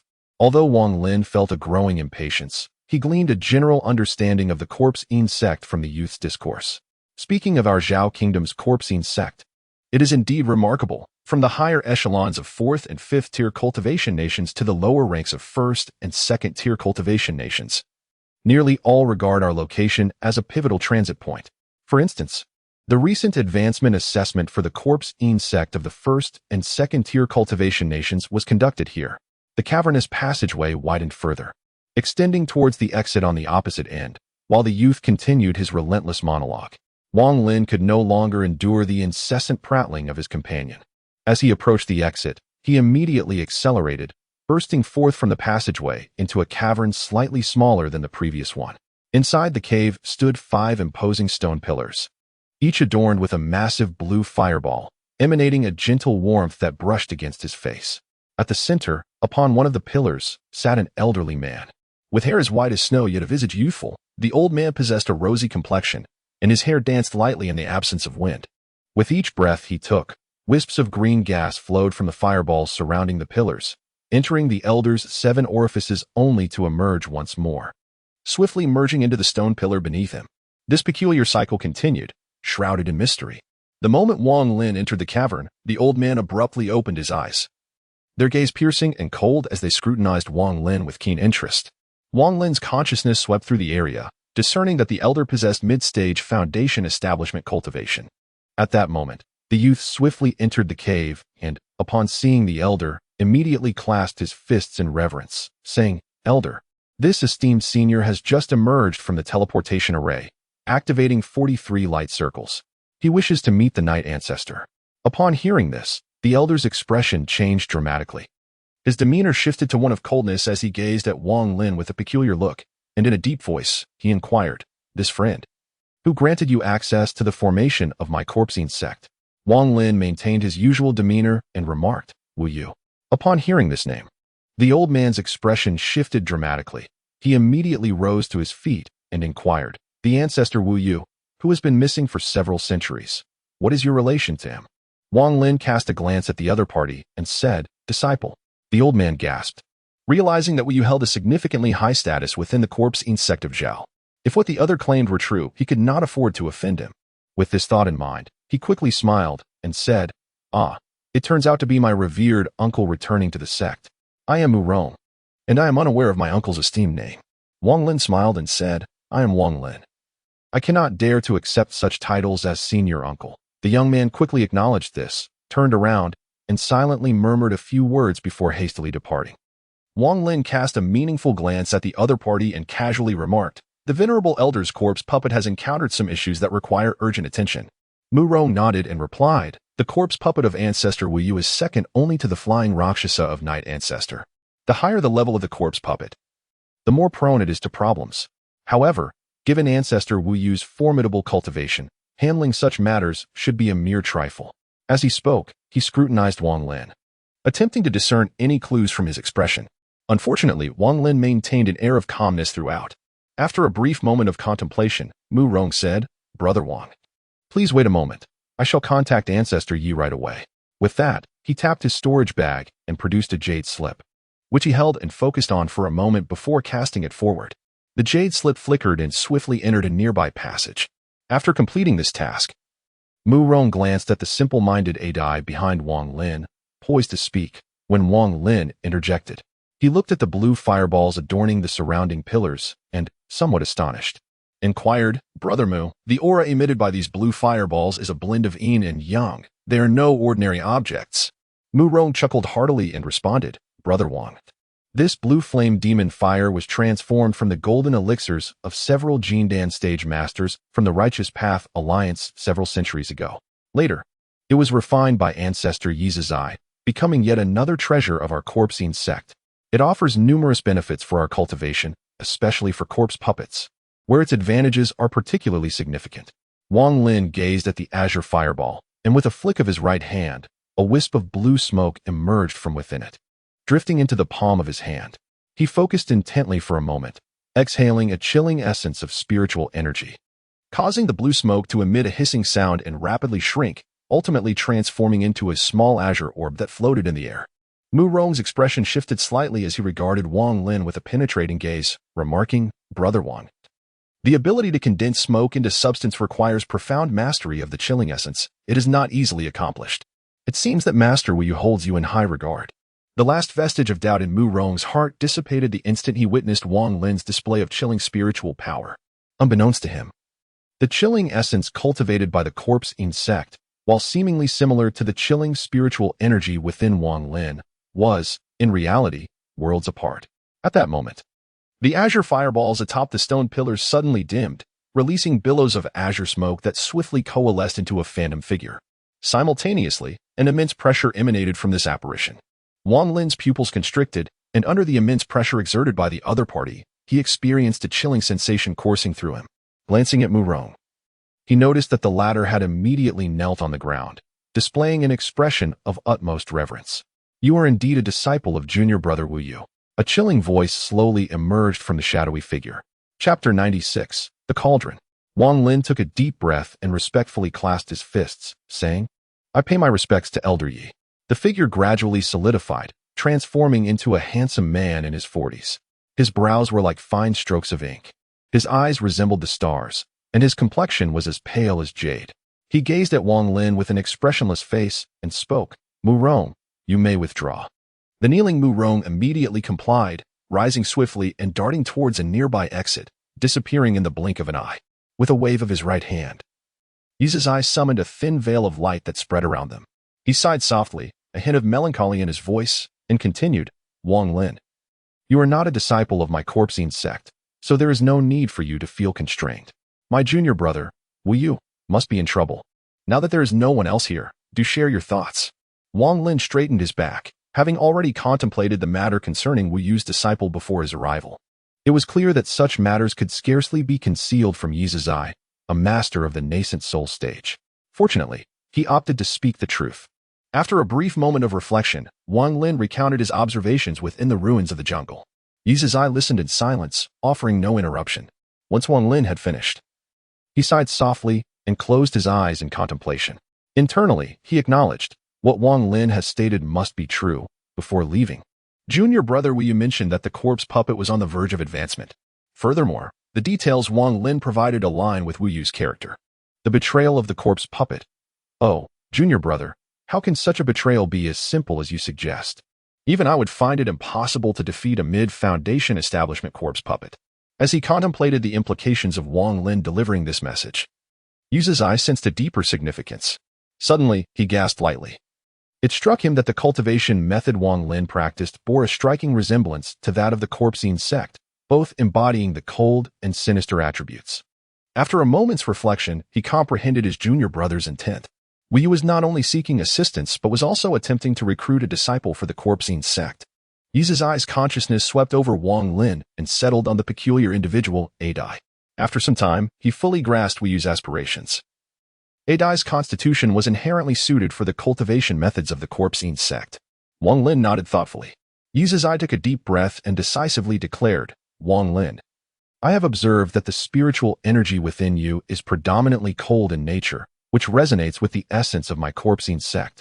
By cultivating here, you will surely achieve twice the results with half the effort. Would you be willing to become a disciple of my Corpsine sect? As Wang Lin made his way, he had long anticipated the possible developments that might unfold. The invitation from Yi Zizai came as no surprise. Without a moment's hesitation, he respectfully declared, I am willing to be your disciple. Yi Zizai nodded and replied, very well. Since you fortuitously crossed paths with junior brother Wu Yu, you shall indeed become his disciple. From this moment forth, you are the second-generation disciple of my Corpsine sect. After speaking, he pointed at the peculiar figure, Adai, and stated, I shall take this Adai with me. Noticing Wang Lin's slight hesitation, he chuckled and added, Adai shares a deep bond with junior brother Wu Yu. I would never harm him. I intend to personally take him as my disciple. With that, he flicked his right hand, sending forth a deep blue jade slip. In a swift motion, he grasped Adai's body, and amidst Adai's startled cries, they vanished within the cave. Wang Lin caught the jade slip. And as his spiritual sense swept over it, an odd expression crossed his face. The slip contained only a few rudimentary spells and some cultivation techniques pertaining to the Corpsine sect, devoid of any significant content. After a moment of contemplation, Wang Lin felt a sense of understanding. It was merely a matter of the sender's lack of trust, yet he was not particularly concerned. Just as he was inspecting the slip, Mu Rong poked his head out from a nearby opening. Upon noticing that Yi Zizai had departed, he swiftly flew to Wang Lin's side. Just as he was about to speak, he suddenly caught sight of the jade slip in Wang Lin's hand and was taken aback. He stepped back a few paces and respectfully said, Disciple Mu Rong pays his respects to the Grandmaster. Wang Lin was momentarily taken aback as he glanced at the jade slip in his hand and chuckled. Brother Mu, there is no need for such formality. Does the color of this jade slip hold any particular significance? Mu Rong gazed enviously at the jade slip in Wang Lin's possession, managing a wry smile as he retrieved a light blue jade slip from his storage pouch. Master Ancestor, he began, just a moment ago, you were without a jade slip. Thus our mutual address as peers was unproblematic. However, now that you possess this jade slip, the strict regulations of the Xian sect compel me to refrain from calling you Brother Wang. Observe the hue of the jade slip in my hand. It serves as the sole identity token of our Xian sect. The jade slip of our founding ancestor is green, that of the master ancestor is deep blue, whereas the elders bear light blue slips, and all other disciples are assigned white slips. Wang Lin stowed away the jade slip and was about to speak when, suddenly, the surrounding stone pillars flickered with fireballs, and several wisps of thin smoke intertwined, transforming into a strand of azure mist. Mu Rong's expression subtly shifted. He formed a seal with his right hand and uttered an incantation, Gather.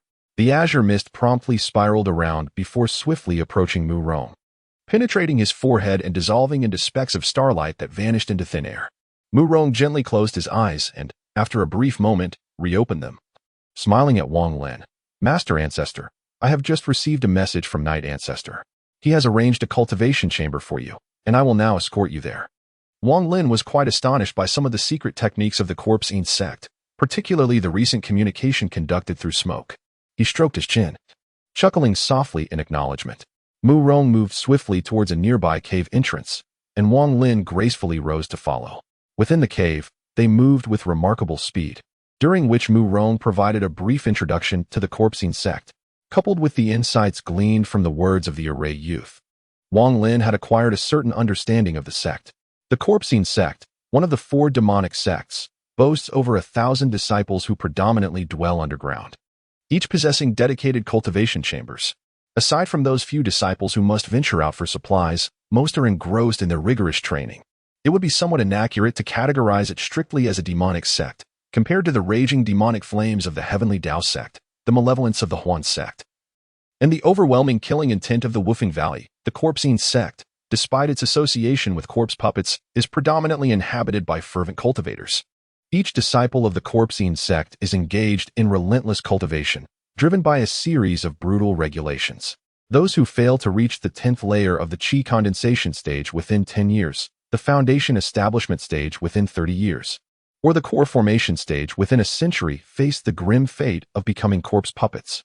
This sanguinary system acts like a whip, compelling all disciples of the Corpsine sect to cultivate fervently. Every year, several disciples are transformed into corpse puppets, and during each transformation, all disciples gather to witness, serving as a cautionary reminder. Likewise, each year, some disciples are dispatched to seek out exceptionally talented mortals, employing various methods to capture them and replenish the sect's dwindling numbers. Though some disciples harbor thoughts of rebellion, before entering the sect, they each have a fragment of their soul extracted and sealed within a jade slip. These slips come in 4 varieties: the azure slip of the progenitor, which can control all disciples, the deep blue slip of the grandmaster, which has a similar effect, and the pale azure slips of the elders. Under such layered control, no one dares to resist.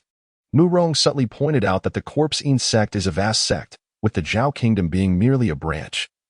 He had once witnessed emissaries from the 5th-tier national branch of the Corpsine sect conducting inspections here, their servants possessing the cultivation of the nascent soul stage.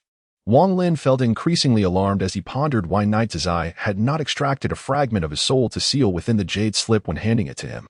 The hoarse voice echoed, reminiscent of 2 iron blocks scraping against one another. Knight Zai placed his right hand upon Adai's head, sealing Adai's 5 senses, then turned and sat cross-legged upon a black stone bed within the cavern.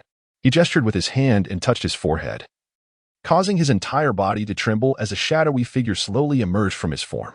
This apparition was quite indistinct, its features obscured, and upon detaching from Knight Zai, it hovered in midair, glancing at Adai momentarily before suddenly reaching out with its left hand, intent on grasping Adai's head. Knight Zai furrowed his brow, conjuring a blue infant flame with a flick of his hand, which immediately transformed into a radiant arc to intercept the figure's claw. Rakshasa. This Adai is the designated successor of my junior brother. You must not harm him, Knight Zai declared coldly. The shadow figure cackled, its form swaying as it crossed its arms, tauntingly proclaiming, Knight Zai, you and your junior brother are merely vessels for us. How amusing that your junior brother fled before Lord Z's consciousness could manifest, yet he still seeks your aid. What a fool's errand. Now that you know his whereabouts, why do you not hasten to assist Lord Z in consuming Wu Yu? Knight Zai's expression darkened as he fixed his gaze upon the figure, sneering. Before you fully devour me, do not expect my obedience to your commands. As for this so-called Lord Z, I shall neither aid Wu Yu nor intervene. Whether he can consume my junior brother depends solely on his own prowess. The figure chuckled maliciously, seemingly unfazed. Since you are unwilling, I shall not press you. However, the next batch of 5th-level spiritual entities is already prepared, numbering 10 this time. Choose your vessels wisely. And remember your place, you are merely an outer disciple of the Corpsine sect. What do you intend to do with this Adai lad? Knight Zai fell into silence for a moment, letting out a quiet sigh. He had joined the Corpsine sect 400 years ago, and through his exceptional talent, he had attained the nascent soul stage in that span. Yet, at this juncture, the corpse puppet had begun to awaken its consciousness and started to devour him. This process was lengthy, and it was precisely because of this that he had come to learn a series of unsettling truths about the Corpsine sect. Chapter 97.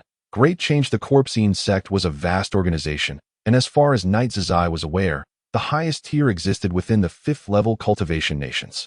Below the 5th level cultivation nations, the sect was organized like a trapezoid, with many branches scattered throughout.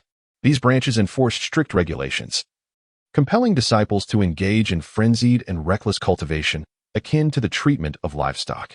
This was the first sentiment that surged within Knight Zazai upon grasping the situation.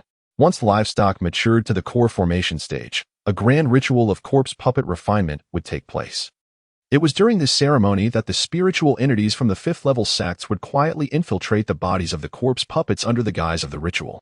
In essence, the Corpse-Ean sect stands as the preeminent faction within the realm of 5th level cultivators, specializing in the provision of body-snatching opportunities. It is noteworthy that within the 4th level and above cultivation nations, numerous battles occur annually, particularly during the fierce contests for territories beyond the stars, where casualties are inevitable. However, for those who have attained the nascent soul stage and exercise a modicum of caution, there remains a possibility of retreating with their nascent souls intact. Thus, the significance of the Corpse-Ean sect becomes profoundly evident as countless cultivators, whether they have lost their physical forms or are preparing for body snatching, engage in transactions linked to their corporeal bodies within its confines. The corporeal forms offered by the Corpse-Ean sect are predominantly of exceptional quality, further enhanced by the unique cultivation techniques instilled from a young age. It is important to note that the sect boasts numerous branches, each practicing distinct methods of cultivation. The majority of cultivators who interact with the Corpse-Ean sect hail from 4th and 5th level cultivation sects, having entered into a series of agreements to expedite their body-snatching endeavors, one of which mandates the provision of their foundational cultivation techniques to establish a dedicated branch for their exclusive use. The Corpse-Ean sect in the Zhao Kingdom derives its cultivation techniques from a demonic sect within the 5th level cultivation nations, known as the Yellow Spring sect. Knight Zazai sighed in resignation. He had contemplated rebellion, yet the more he learned, the more he felt the insignificance of his own power. In comparison, he believed he lacked the qualifications to revolt. Furthermore, once the corpse puppet's devouring commenced, unless one's cultivation far surpassed that of the corpse puppet, reversal would be impossible. Moreover, the sect's regulations stipulate that any disciple who reaches the nascent soul stage, even if their physical body is usurped, will be granted a singular opportunity to snatch another's body. For instance, after Knight Zazai is entirely consumed by the corpse puppet, though his nascent soul may face dire straits, his consciousness will be extracted and placed within the branches of the Corpse-Ean sect, akin to how others would seize his physical form. However, this opportunity is afforded only once. Should he fail to ascend to the spiritual transformation stage, his fate is to be cast onto the battlefield beyond, destined to become cannon fodder. Conversely, should he cultivate to the spiritual transformation stage, he would ascend to a 4th level cultivation nation as an elder, granted a millennium to achieve his goals, with the same consequences lingering should he not reach the transformation stage within that time. In response to the inquiries posed by Rakshasa, Knight Zazai retorted coldly, Adai has not yet reached the core formation stage. What concern is that of yours? He is a disciple appointed by my junior brother, and as long as I draw breath, I shall ensure his safety. As he spoke, an overwhelming aura surged forth, and he fixed his gaze upon the figure suspended in midair, enunciating each word distinctly, I shall not permit anyone to harm him. Rakshasa erupted into a cackling laugh, his eyes glinting with mischief as he remarked, Knight Zazai, this Adai possesses a physique quite suitable for you as a vessel for your consciousness. Knight Zazai scoffed. Indeed, he harbored such intentions. From the moment he laid eyes on Adai, he had resolved that this would be the body he would claim for himself. Knight Zazai slightly closed his eyes and spoke. A DUI is not my only option. Including this Wang Lin, I have several candidates. Moreover, it is yet to be determined who will be the host and who will become a corpse puppet. Until I reach the core formation stage, I will not collect their souls. Otherwise, once the souls are sealed within the jade slip, they will become disciples recorded by the Corpse-Ean sect. If someone else were to seize them, I would suffer a great loss. He was unafraid to reveal the truth to Luocha. His actions were a means of securing a retreat for himself, and in a sense, it could be considered an implicit acknowledgement of the other party's intention to devour. After this, he slightly opened his eyes and added, the clearing of the extraterritorial battlefield is about to commence, and I plan to distribute the tokens within the next few days. A figure licked their lips and rasped with a smile. Once the messenger of the Cultivation Alliance opens the extraterritorial passage, I only need to inhale 3 breaths of extraterritorial spiritual energy to complete the final devouring. Knight Zizai, according to my agreement with the Corpsine sect, I will preserve your consciousness after the devouring.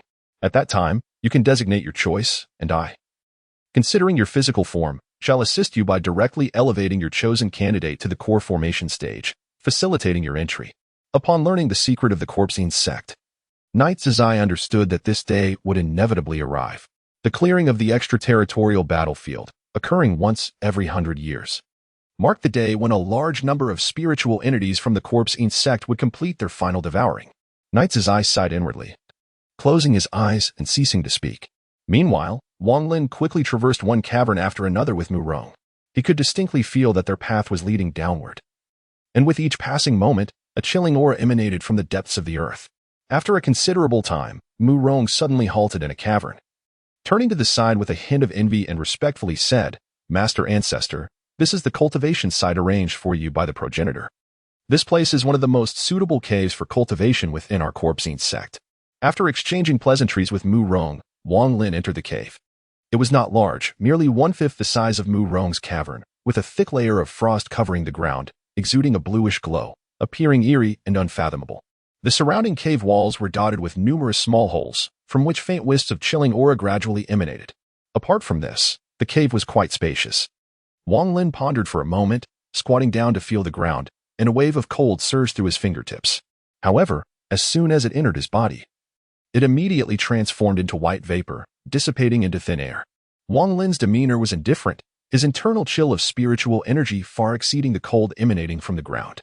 Casually sitting cross-legged, he formed hand seals and, drawing upon the minor spells recorded within the deep blue jade tablet, cast a mystical imprint. As his consciousness dispersed and melded with the imprint, the cave walls at the entrance began to strangely writhe, gradually interlocking together without a single gap. The entire cavern had now transformed into a completely enclosed space. Wang Lin surveyed his surroundings, lost in contemplation. His decision to join the Corpsine sect was one born of necessity. Had he not entered the teleportation array amidst the ruins that day, he would undoubtedly have been ensnared in the conflict between the corpse puppets and Wu Yu. Now, it appeared that Wu Yu had not spoken falsely. This place indeed proved conducive to the cultivation of the Yellow Springs Ascension technique. However, being here instilled in Wang Lin a persistent sense of unease, particularly when he faced Yi Zizai moments ago. Though the latter's demeanor seemed unremarkable, Wang Lin harbored an unsettling sensation, akin to being watched by a venomous serpent. This feeling swiftly shifted to Adui once Yi Zizai took notice of him. Nevertheless, Wang Lin's vigilance only intensified. He remained acutely aware that Yi Zizai harbored ulterior motives, and he could not discern what schemes lay hidden in his heart.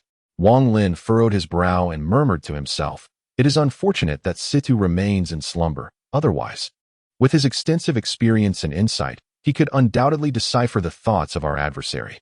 For the moment, I must seek an opportunity to escape this place. However, since I am here, I might as well take the chance to cultivate." With this resolution, a glimmer flickered in his eyes as he raised his right hand, casting several incantations. Instantly, a thunderous sound erupted from the small openings in the cave walls, and wisps of white vapor began to emanate, quickly enveloping the entire cavern. Wang Lin opened his mouth and inhaled deeply, capturing the swirling white mist.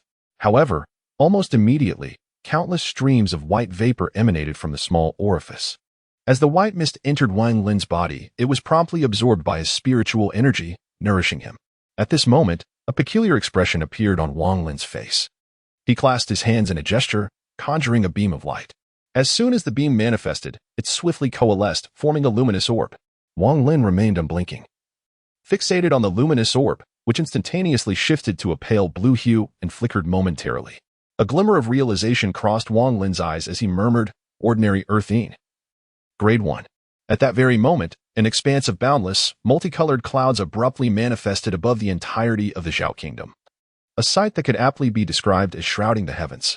The instant the clouds appeared, a pressure reminiscent of divine might descended from the skies, causing all cultivators below the Yuan Ying stage, regardless of their location or sect, to undergo a profound transformation in expression. Under the immense pressure, all disciples at the Qi condensation stage were filled with trepidation, their internal spiritual energy yearning to escape their bodies.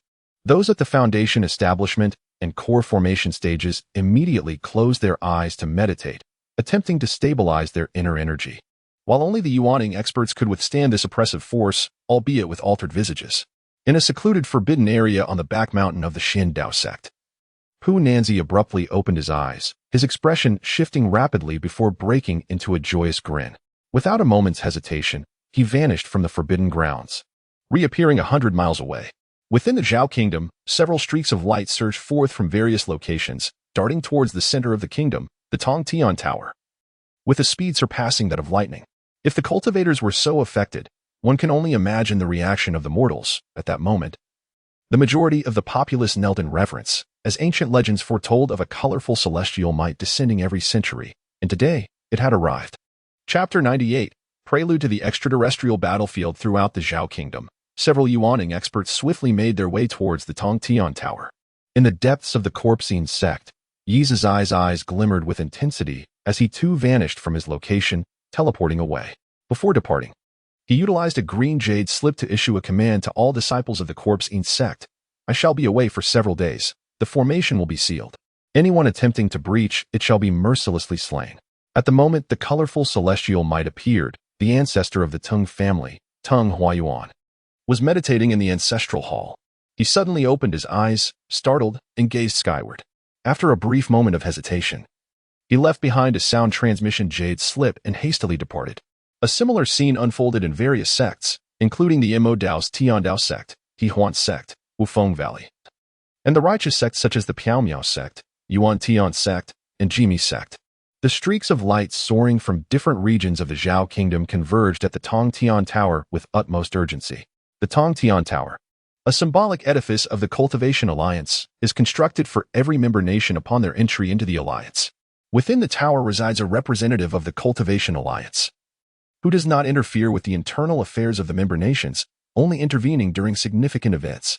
Pu Nanzi was the first Yuaning expert to arrive at the Tongtian Tower, being the last remaining cultivator who had achieved core formation 5 centuries ago. His cultivation having reached the pinnacle of the mid-Yuaning stage, poised to enter the latter stage at any moment. Coupled with the trials faced in the extraterrestrial battlefield, he currently held the esteemed position of the foremost figure in the Zhao Kingdom's cultivation realm. He appeared beneath the towering structure of the celestial tower, clad in a gray robe. Gazing at the octagonal edifice that soared into the clouds, he beheld radiant beams of light emanating from within, casting an aura of mystery. Upon his arrival, Park Nanzi looked upon the celestial tower with an expression of lingering trepidation. This was his second visit, the first occurring 5 centuries prior when he, alongside 23 other Yuaning masters from the Zhao Kingdom, braved the pressures of a 4th-level cultivation nation and stepped onto the battlegrounds of another realm. After 5 centuries, he was the sole survivor. Throughout this time, Park Nanzi could scarcely fathom how he had endured. Each day was fraught with peril, where life and death hung by a slender thread. In these 5 centuries, he had witnessed countless formidable cultivators, some of whom could extinguish his life with but a flick of their fingers. Among the other Yuaning masters from Zhao, he had seen the likes of a founding ancestor of the Hengyue sect devoured whole by what appeared to be an ordinary cultivator. The more he witnessed, the deeper his fear grew. The deeper his fear, the more he resented his fate. He could not reconcile a lifetime spent in the Yuaning stage, for the battles beyond had unveiled to him the existence of realms beyond, such as the infant transformation stage, alongside the god transformation stage. With a heart full of complex emotions, he bowed respectfully toward the celestial tower and proclaimed, "Messenger, I, Park Nanzi of the Xian Dao sect, pay my respects." "Ah, Park Nanzi, we are old acquaintances. There is no need for formality," came a hearty voice from within the tower. An elderly man emerged, somewhat rotund and unremarkable in appearance, clad in a long robe of azure silk that accentuated his prominent belly, lending him a rather comical visage. Joy blossomed on Park Nanzi's face as he inhaled deeply and nodded vigorously. As they spoke, 2 streaks of light pierced the sky, descending to reveal a man and a woman. The man, appearing in his 30s, bore an enigmatic handsomeness. Upon seeing the portly messenger, he respectfully declared, "Chenhuan of the Hehuan sect, at your service, esteemed messenger." The woman, dressed as a youthful matron with an alluring charm in her gaze, addressed the messenger with reverence. "Chen Yan of the Hehuan sect, at your service, esteemed messenger." The portly messenger acknowledged them with a slight nod, but soon returned his focus to Park Nanzi, engaging in conversation as if the others were mere shadows. In his estimation, only Park Nanzi among the Zhao Kingdom was worthy of such dialogue. Before long, Over 10 others arrived, including Tinghua Yuan. The last to arrive was Yi Zizai, as he stepped within 1,000 miles of the celestial tower. The portly messenger emitted a soft gasp, lifting his gaze toward the distance with a peculiar smile playing upon his lips. Once all the Yuaning cultivators from Zhao had gathered, the clouds overhead thickened ominously. The portly messenger's demeanor turned grave as he formed seals with his right hand, casting several magical symbols into the sky. Immediately, the clouds in the sky began to churn violently as a crimson beam of light descended from above, casting its glow upon the Tower of Heaven. Following this, beams of orange, yellow, green, blue, indigo, and violet light cascaded down in succession, illuminating the entire realm with a vibrant radiance. After absorbing the 7 beams, the tower trembled violently, unleashing a colossal pillar of light, several dozen yards wide, that spiraled from its apex and soared into the heavens, forming a vast black hole in the sky, surrounded by swirling white lightning. Looking up, one could see ripples emanating from the pillar of light, radiating outward in concentric circles. The clouds encircling the pillar dissipated at an astonishing speed, akin to hot water poured over snow. A tempestuous wind erupted from the ascending pillar, rustling the garments of those present, causing them to flutter and crackle. Most of the onlookers, who were in the early stages of the nascent soul realm, instinctively took a few steps back in response to the fierce wind. With the exception of 4 individuals who stood resolutely in place, Park Nanzi, Yi Zizai, a white-haired Taoist from the Miao sect, and a gaunt elder from the Heavenly Tao sect. At this moment, the portly envoy wore an expression of unprecedented gravity.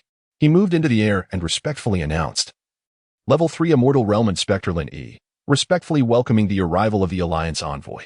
A gigantic head emerged from the black hole, casting a cold glance at the crowd below. All the nascent soul masters of the Zhao Kingdom, including Park Nanzi and his companions, felt their hearts race in terror under the gaze of the giant, their nascent souls nearly fracturing. They harbored no doubt that if the giant's gaze lingered any longer, their nascent souls would surely succumb to the overwhelming pressure and explode. Park Nanzi was the first to regain his composure, though his complexion was pale. He recognized the giant's visage all too well. It belonged to a formidable member of the troll clan from the outer battlefield.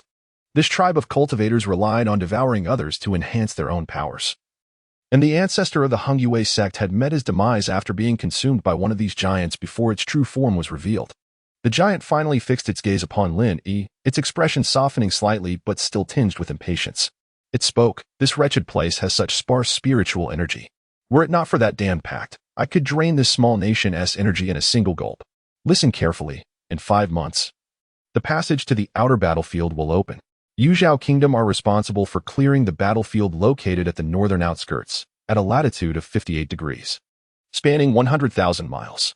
Here are 7 tokens. The rules remain unchanged. At least 4 of these tokens must be shattered. Only 3 sects may enter the outer battlefield after 5 months. Should the tokens exceed 3 at that time, the Zhao Kingdom will lose its eligibility for clearance." Having concluded this, the giant opened its mouth wide, and in a flash of electricity, 7 ancient tokens appeared on the ground. After completing its business, the giant withdrew its head into the black hole, only to re-emerge momentarily, bellowing, "If a pearl of this kind is discovered within the outer battlefield, it must be submitted immediately. The submitter will be rewarded with 1 treasure of the transformation stage, and their sect will receive 10 corpses cultivated to the equivalent of the god transformation stage. The status of the respective cultivation nation will be elevated by 1 level. However, should anyone dare to claim it as their own, the entirety of the cultivation nations will be cleansed in blood." Linny, this is the announcement jointly issued by the high-ranking officials of the Alliance. You shall learn of it in a few days. As he spoke, a glimmer flickered in his eyes, and the clouds in the sky shifted, transforming into a vivid image. The image revealed but a singular object, a round stone bead, upon which myriad clouds were engraved. Were Wang Lin present, he would undoubtedly recognize this bead, for it resided within his very chest. Upon concluding his words, the giant murmured a few incantations, and a colossal arm extended from the black void, seizing the stone pillar that erupted from the pinnacle of the celestial tower, bellowing, "Linny, this 7-colored artifact shall be taken by me. I shall not depart empty-handed." In a violent tremor, the light beam was forcibly drawn into the black hole, which then vanished without a trace. The vibrant hues of the sky dispersed, and in the blink of an eye, the heavens returned to their normal state, the immense pressure that had enveloped the Zhao Kingdom dissipating entirely.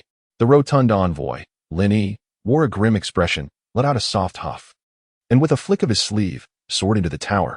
From within, his somber voice echoed, "The 7 righteous and demonic sects shall each retrieve their tokens." They exchanged glances without further ado, leaping away. Intriguingly, the 3 righteous sects, led by the Yuaning period experts, Hunanzi and the silver-haired Taoist of the mysterious Cloud sect, all proceeded in the same direction. The emaciated elder of the Heavenly Tao sect, with a glint of cold light in his eyes, turned to the remaining crowd and proposed, "Esteemed friends, shall we visit my abode?" Chapter 99, The Transformation of the Stone Bead. Meanwhile, Wang Lin, upon the sudden dissipation of the celestial pressure, found his countenance fluctuating between moods, contemplating deeply. The moment the pressure manifested, Yi's eye had departed, indicating that there was undoubtedly something amiss. Although Yi's eye had left, the atmosphere within the Corpse-Ine sect remained exceedingly tense, and escape was not propitious. Wang Lin pondered, extending his consciousness. Yet, as he brushed against the surrounding walls, he encountered an immediate barrier, preventing further penetration. Only the small holes around offered no obstruction to his awareness. The numerous disciples of the Corpse-Ine sect, who had been in secluded cultivation, had just begun to recover from the pressure of the heavens and earth, each startled and unsettled. In the moment Wang Lin inhaled and exhaled, they distinctly sensed the chilling aura diminishing in abundance, as this frigid essence emanated from a certain mysterious depth within the earth. They could not ascertain its source, leaving them all somewhat perplexed. As Wang Lin observed the seemingly endless wave of chilling energy surging towards him, he decisively ceased his consumption and closed his eyes to assimilate the frigid currents within his body. While engaged in this meditative process, he suddenly felt a coolness at the spot on his chest where the heavenly reversal pearl lay.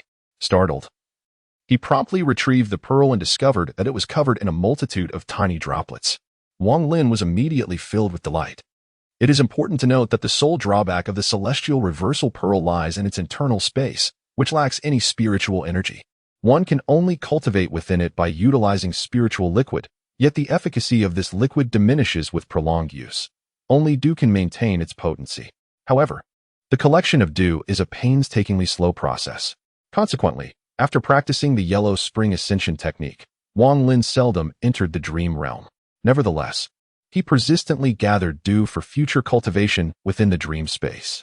Now, to his astonishment, the celestial reversal pearl had inexplicably manifested such an abundance of liquid, and he could distinctly sense that this liquid possessed a chilling attribute, with fluctuations of spiritual energy akin to that of dew. Wang Lin took a deep breath and, without uttering a word, produced a gourd to commence the collection of the liquid. Once he had gathered all the liquid, his gaze flickered as he once again inhaled and exhaled the chilling energy. Instantly, a dense mist enveloped the surroundings. This time, Wang Lin's consciousness focused intently on the stone orb, and he promptly noticed wisps of white vapor silently infiltrating the orb. Following this, several droplets of liquid began to exude from the surface of the stone. A look of joy spread across Wang Lin's face as he continued his cyclical collection, gradually amassing a gourd filled with liquid. The gourd's appearance had undergone a remarkable transformation. Beneath its deep blue exterior, a mysterious luminescence shimmered. Even Wang Lin, upon touching the gourd, felt a chill coursing through him. For anyone else, a mere touch would likely send a bone-deep chill through their veins, freezing their flesh. Carefully, he stowed the gourd into his storage bag and retrieved another, preparing to continue his breathing exercises. Suddenly, his peripheral vision caught sight of the stone bead, stirring a change in his expression. The surface of the bead, which had previously displayed only a faint leaf-shaped engraving, now revealed an additional one, with 2 leaves symmetrically positioned. Wang Lin's gaze flickered. According to Situ Nan's conjecture, the Dian Pearl required the absorption of the 5 elemental energies, metal, wood, water, fire, and earth, to reach a state of perfection before it could truly awaken and recognize its master. The water energy had already attained completeness, which was why the cloud carvings on the pearl had vanished, transforming into leaves, signifying the necessity for wood energy. However, the materials for wood energy were exceedingly rare. Wang Lin had previously encountered a few at the trading market in Tinjia City, all of which were exorbitantly priced. Moreover, he was uncertain about how to enable the pearl to absorb those materials, and even whether those materials could facilitate the pearl's evolution, causing him to set that thought aside. Now, upon seeing an additional leaf on the pearl, Wang Lin found himself deep in contemplation. After scrutinizing the pearl for an extended period, he lifted his head, having lost the urgency to depart. At the very least, he resolved to wait until the pearl had completed its evolution or until he deciphered its mysteries. Nevertheless, necessary actions still needed to be taken. A glint of cold light flashed in Wang Lin's eyes as he stowed the pearl away, forming a seal with his right hand and unleashing a beam of blue light. The moment the light struck the cave wall, it seemed to melt away, creating a gap. Without a moment's hesitation, Wang Lin dashed out, following the passage along the route he had memorized, proceeding at a measured pace. The passage was not lengthy, and before long, he found himself in another cavern. Just as he stepped out, Wang Lin abruptly halted. There sat Mu Rong, cross-legged within the cavern. His gaze fixed upon Wang Lin as he spoke. Wang Lin cast a sweeping glance, nodded, and retreated a few paces before turning back toward his cultivation cave. Deep within his heart, he pondered the unfolding circumstances. The strict vigilance of the corpse sect was anticipated, however. It was unnecessary for them to station a mid-foundation establishment expert right outside his cave. He distinctly recalled that during his previous visit, a disciple at the 13th layer of Qi condensation was stationed there. After a brief contemplation, Wang Lin resolutely sought another exit within his cultivation cave and stepped out. Shortly thereafter, he arrived at the end of a passage, where a slightly smaller cavern came into view. Yet, just a few steps into the cave, he abruptly halted. Seated cross-legged upon the ground was a young man clad in black, his demeanor icy as he fixed his gaze upon Wang Lin, remaining silent. Behind him floated a coffin, entirely emerald in hue. Another mid-foundation establishment expert. Wang Lin's pupils constricted slightly as he retreated a few steps and turned to leave. It was only after he had distanced himself significantly that the other's spiritual sense finally shifted away from him. Thus, Wang Lin traversed a total of 11 passages. 5 of them were sealed by the adversaries, preventing entry, while the remaining 6 were all guarded by mid-foundation establishment cultivators, with one cavern even housing a late foundation establishment master. Wang Lin furrowed his brow. Among the 6 individuals, aside from the formidable expert at the later stage of foundation establishment, he was confident that he could defeat the other 5, even if they possessed corpse puppets. However, this was merely the first layer of the cave. During the journey that Mu Rong had led him on, they had traversed over 30 such caverns. Consequently, he found himself unable to leave in a short span of time. Should he attempt to take action, it was likely that before he could reach the final cave, he would be intercepted by an expert from the Corpsine sect, either at the later stage of foundation establishment or at the Golden Core stage. Wang Lin could not help but smile wryly at that moment. He fervently wished for Situ Nan to awaken. If Situ possessed the ability to teleport, their escape from this place would be considerably simpler. After calling out to the stone orb several times and observing no signs of awakening from Situ Nan, Wang Lin let out a soft sigh, relinquishing that option. However, he was acutely aware that leaving this location was not something that could be achieved in a short span of time. His previous actions were merely a tentative exploration. As he formed hand seals to seal off the cultivation cave, Wang Lin once again inhaled the chilling energy. This time, he not only produced the orb and gourd, but also directed his consciousness into the surrounding small openings as the white mist surged forth. Wang Lin did not disperse his consciousness. Rather, he concentrated it entirely, probing through a small aperture. As a result, the range of his consciousness expanded significantly. With his current level of awareness, he could easily cover an area of 1,000 zhang. However, the formidable resistance of the surrounding cave walls completely confined him within the cavern. As Wang Lin regulated his breath, a surge of white vapor erupted forth. His consciousness, akin to a slender thread, continuously delved deeper through the small opening. The passage within was tortuous and winding, yet remarkably uniform in size. Before long, he arrived at a previously explored location, situated approximately 100 zhang from the cave where he resided. Upon reaching this point, further penetration became increasingly challenging as the chilling aura surged like a relentless tide.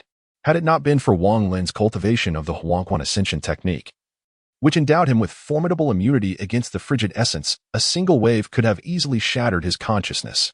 Nevertheless, despite his resilience, the pace of his exploration gradually slowed. After an indeterminate period, his awareness finally extended to about 300 zhang, at which point the oncoming white vapor intensified, continuously battering against him, coalescing almost into a threshold. With a determined grit of his teeth, Wang Lin forcefully propelled his consciousness, breaking through the barrier before him. In an instant, his awareness surged forward, and the scene that unfolded before him compelled the meditative Wang Lin to abruptly open his eyes. Chapter 100. The sacrificial refinement of the sword sheath. Before him lay a vast cavern, its interior adorned with countless minute openings that peppered the walls. Wang Lin's consciousness had penetrated through one of these apertures. At the heart of the cavern stood an enormous coffin, seemingly unremarkable at first glance, devoid of any ornate embellishments. Yet, an overwhelming chill emanated from the coffin, exuding a potent aura of coldness that transformed into billowing wisps of white vapor, which were swiftly absorbed by the myriad small openings in the surrounding walls. Wang Lin hesitated for a moment, his consciousness surveying the surroundings of the coffin for quite some time. Then, he ventured inside. To his astonishment, he encountered no resistance as he slipped in effortlessly.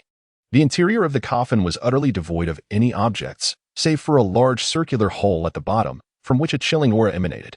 The frigid energy here was quite dense, manifesting as rippling waves that hindered Wang Lin's consciousness from delving deeper. In the cultivation chamber where Wang Lin resided, a resolute glimmer flickered in his eyes. Determined to unravel the enigma of the chilling aura permeating the surroundings and to comprehend the reason behind the stone orb's evolution after absorbing this frigid energy, he wasted no time. With a decisive motion, he retrieved the gourd filled with the recently harvested cold dew from his storage pouch and took a small sip. Despite Wang Lin's formidable constitution, he could not suppress a shiver as an icy sensation enveloped his body, swiftly rendering him numb and devoid of sensation. Without a moment's hesitation, he commenced channeling his spiritual energy. As he breathed deeply, his consciousness became increasingly solidified, receiving a continuous influx of vitality. His awareness, sharp as a needle, forcefully penetrated into the opening within the coffin. The journey of his consciousness was fraught with difficulty, as it narrowly escaped being dispersed by the frigid aura on several occasions. Upon descending to approximately 400 zhang, the chilling energy reached its apex, once again manifesting as a formidable barrier. Wang Lin gritted his teeth and took a large gulp of the chilling spiritual dew. Then, with a sudden surge of consciousness, he burst through the door. The moment he entered, he was astounded by the scene before him. A colossal male corpse floated in midair, dwarfing him to the size of merely a finger in comparison. The corpse was covered with a peculiar purplish-green plant, which writhed incessantly. As these plants undulated, the giant's body visibly shrank, only to return to its original state in a continuous cycle. Amidst this perpetual motion, a chilling aura rapidly emanated from the plants. Wang Lin paused for a moment, his consciousness meticulously scrutinizing the scene before him. The more he observed, the greater his astonishment grew. This colossal corpse had evidently been placed here deliberately, its purpose to serve as sustenance for the violet-hued plants. It was apparent that the reason the corpse insect possessed the earth's quality of chilling energy lay within these very plants. Just as he was about to depart, a sudden whispering sound, faint yet palpable, reached his ears. Without uttering a word, Wang Lin immediately withdrew his spiritual consciousness. However, what startled him was the sudden surge of cold, eerie energy in the vicinity, which obstructed his awareness. At that moment, the murmuring grew increasingly close, and Wang Lin could faintly discern the words, "Save me." Wang Lin resolutely seized the gourd and drained its contents in one swift motion. Instantly, his consciousness trembled as it plunged into the surrounding chill. An unimaginable frost surged into his mind, intertwining with the unprocessed cold liquid within his body. His face blanched, and he spat out a mouthful of blood, which crystallized into ice as it left his lips. Daring not to probe further, he immediately regulated his breathing to quell the icy energy within him.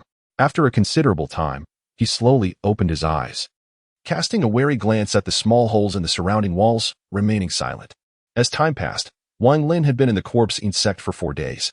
During this period, aside from the exploration of the underground 3 days prior, he had taken no further action.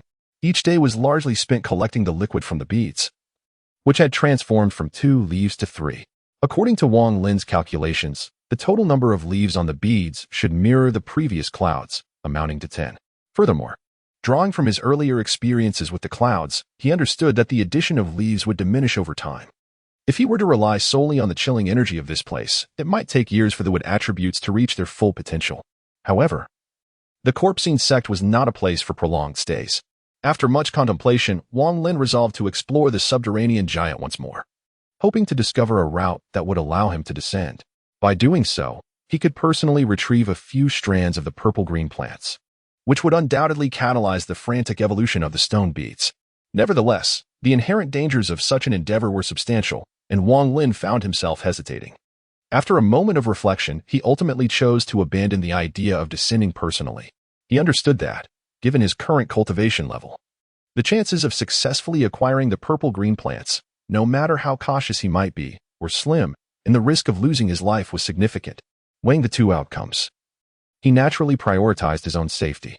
Having made up his mind, Wang Lin tapped his storage pouch, and an ancient sword sheath flew forth, hovering before him. This sheath had been acquired during his seclusion after defeating Tung Li, though he had only performed a single ritual on it, which had not succeeded. Nevertheless, he had gleaned some methods of usage, with the sheath allowing the flying sword to descend to a maximum of 3/5 of its potential depth. Wang Lin had studied this sword sheath for a long time. Even Situ Nan had remarked on its peculiar nature, asserting that its value far exceeded that of the blood-refined green sword. Sun Hao had previously mentioned that this flying sword and sheath were discovered by his master in an ancient cave, and that, apart from his master, no one below the nascent soul stage could refine them. This statement held a kernel of truth. These items were not incapable of refinement, but the time investment and energy consumption were too great for those below the nascent soul stage. Should one achieve that stage, however, the process could be significantly expedited through the use of Dan Fire. Regrettably, the blood refinement technique could only be applied to one item. Otherwise, if it could also be utilized on the sword sheath, the entire situation would be much simpler.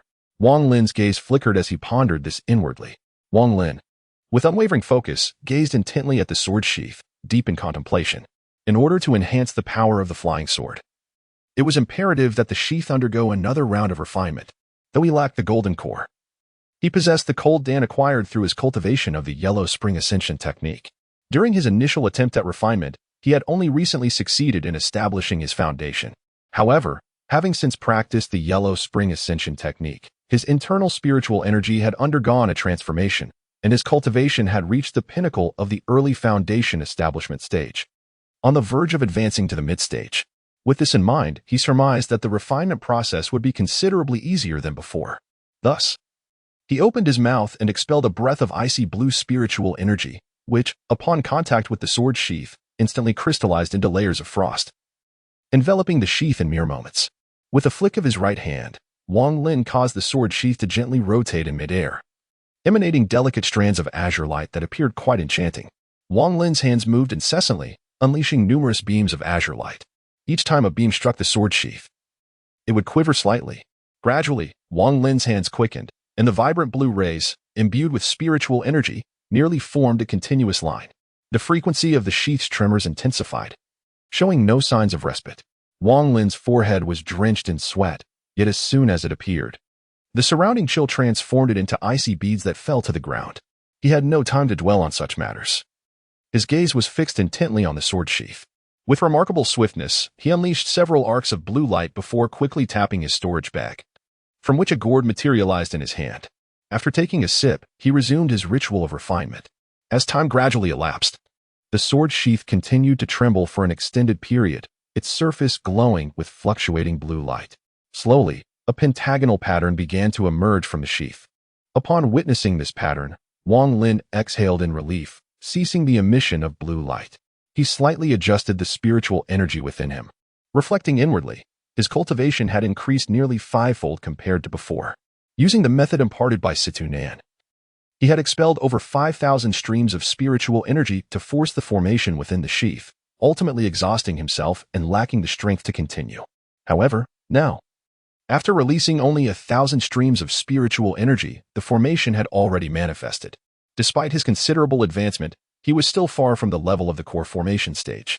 Situ had once mentioned that at the core formation stage, merely a few streams of spiritual energy would suffice to compel the formation. Taking a deep breath, Wang Lin formed a hand seal with his right hand and pressed it against his lower abdomen. Instantly, he felt a tightening in his chest, and a pained expression crossed his face. His right hand slowly lifted from his abdomen, and soon thereafter, a blue cold pellet, roughly the size of an infant's fist, floated from his mouth. Wang Lin's complexion was exceedingly pale. After a brief moment of catching his breath, he pointed at the cold elixir, which promptly melted at a visible pace, transforming into a pool of azure liquid. At this juncture, Wang Lin's pallor intensified, devoid of any trace of color. Yet his face bore a grave expression as he meticulously controlled the liquid formed from the elixir, allowing it to seep slowly into the sword sheath. Chapter 101, The Soul Pearl Tablet.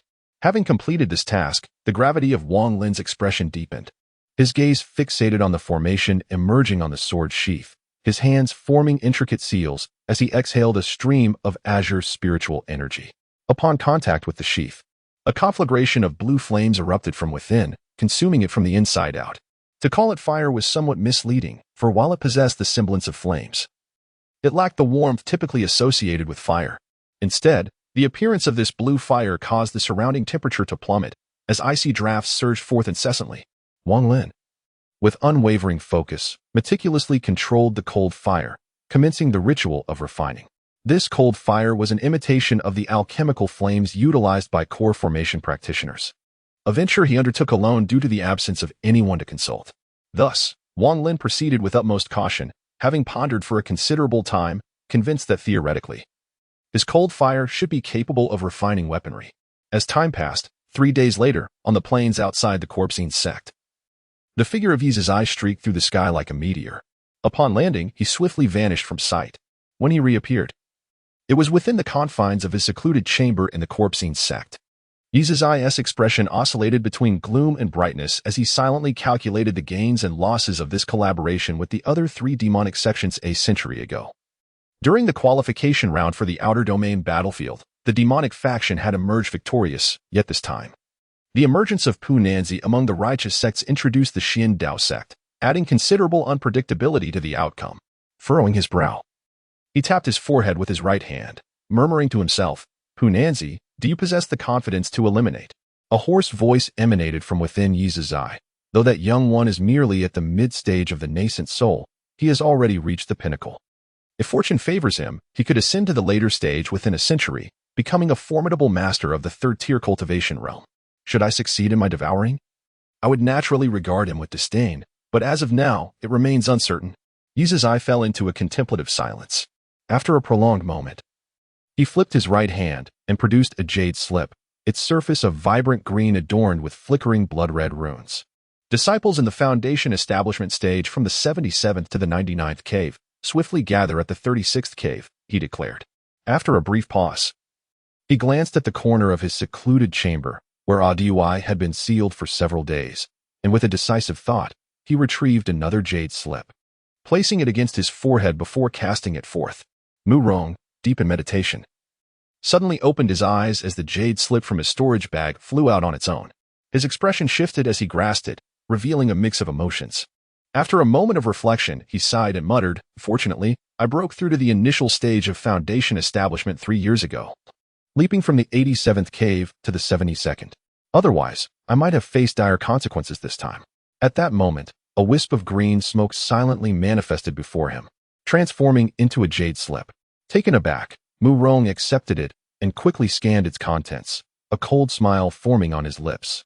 Without a moment's hesitation, he turned and sped toward Wang Lin's place of cultivation. Shortly thereafter, he arrived at the entrance of Wang Lin's cave, observing the sealed entryway. Placing his hand upon it, he exhaled a breath of spiritual energy, causing it to tremble several times before calling out, "Master Ancestor." The founder summons the Foundation establishment disciples to gather at the 36th cave. "I have come to guide you." After a moment of silence with no response, his brow furrowed. Based on the transmission he received from the founder, it was clear that Wang Lin was not well regarded. Furthermore, the founder had instructed him and several other Foundation establishment disciples to guard the surrounding passages, indicating that Wang Lin was, in essence, akin to a prisoner. However, Mu Rong, possessing a profound intellect, did not reveal his thoughts through his words. At that moment, the sealed entrance of the cave emitted a series of cracking sounds, gradually opening to reveal Wang Lin, who emerged with an expression of exhaustion. Mu Rong cast a glance at Wang Lin and said with a smile, "Master Ancestor, what troubles you?" Unperturbed, Mu Rong nodded and stepped aside, walking ahead. A fleeting glimmer of cold light flickered in Wang Lin's eyes, and a series of derisive laughs echoed within his heart as he followed suit. Over the past few days of rigorous refinement, although the sword sheath had not been entirely assimilated, its potency had progressed from 3/5 to 4/5, significantly enhancing the power of the flying sword. As they traversed through a series of caverns, the two eventually arrived at a vast cavern, where 16 stone pillars loomed majestically, each adorned with a swirling blue fireball. The emanating ethereal glow cast an eerie ambience throughout the space. Inside the cave stood around 20 individuals, each accompanied by a floating coffin of varying designs, all exuding formidable auras. After bringing Wang Lin to this place, Mu Rong cast a complex glance at those present and, without uttering a word, turned and departed. Wang Lin furrowed his brow, an unsettling feeling gnawing at him. He scrutinized the crowd with keen eyes, and with each glance, his inner confusion deepened.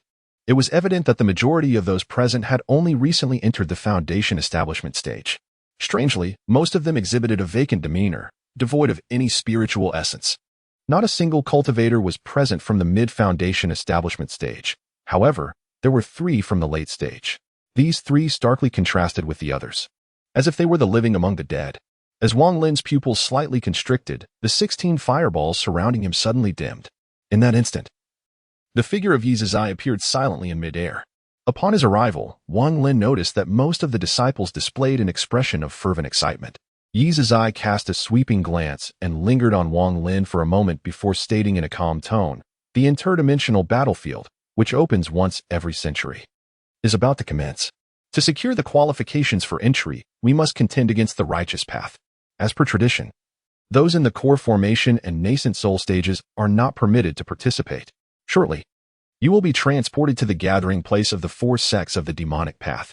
There, all actions pertaining to my corpse sect will be led by Du Chen. Du Chen, step forth." A middle-aged man clad in black slowly emerged from the ranks. Wang Lin recognized him as one of the 3 late-stage Foundation establishment cultivators who had already entered the false Dan realm.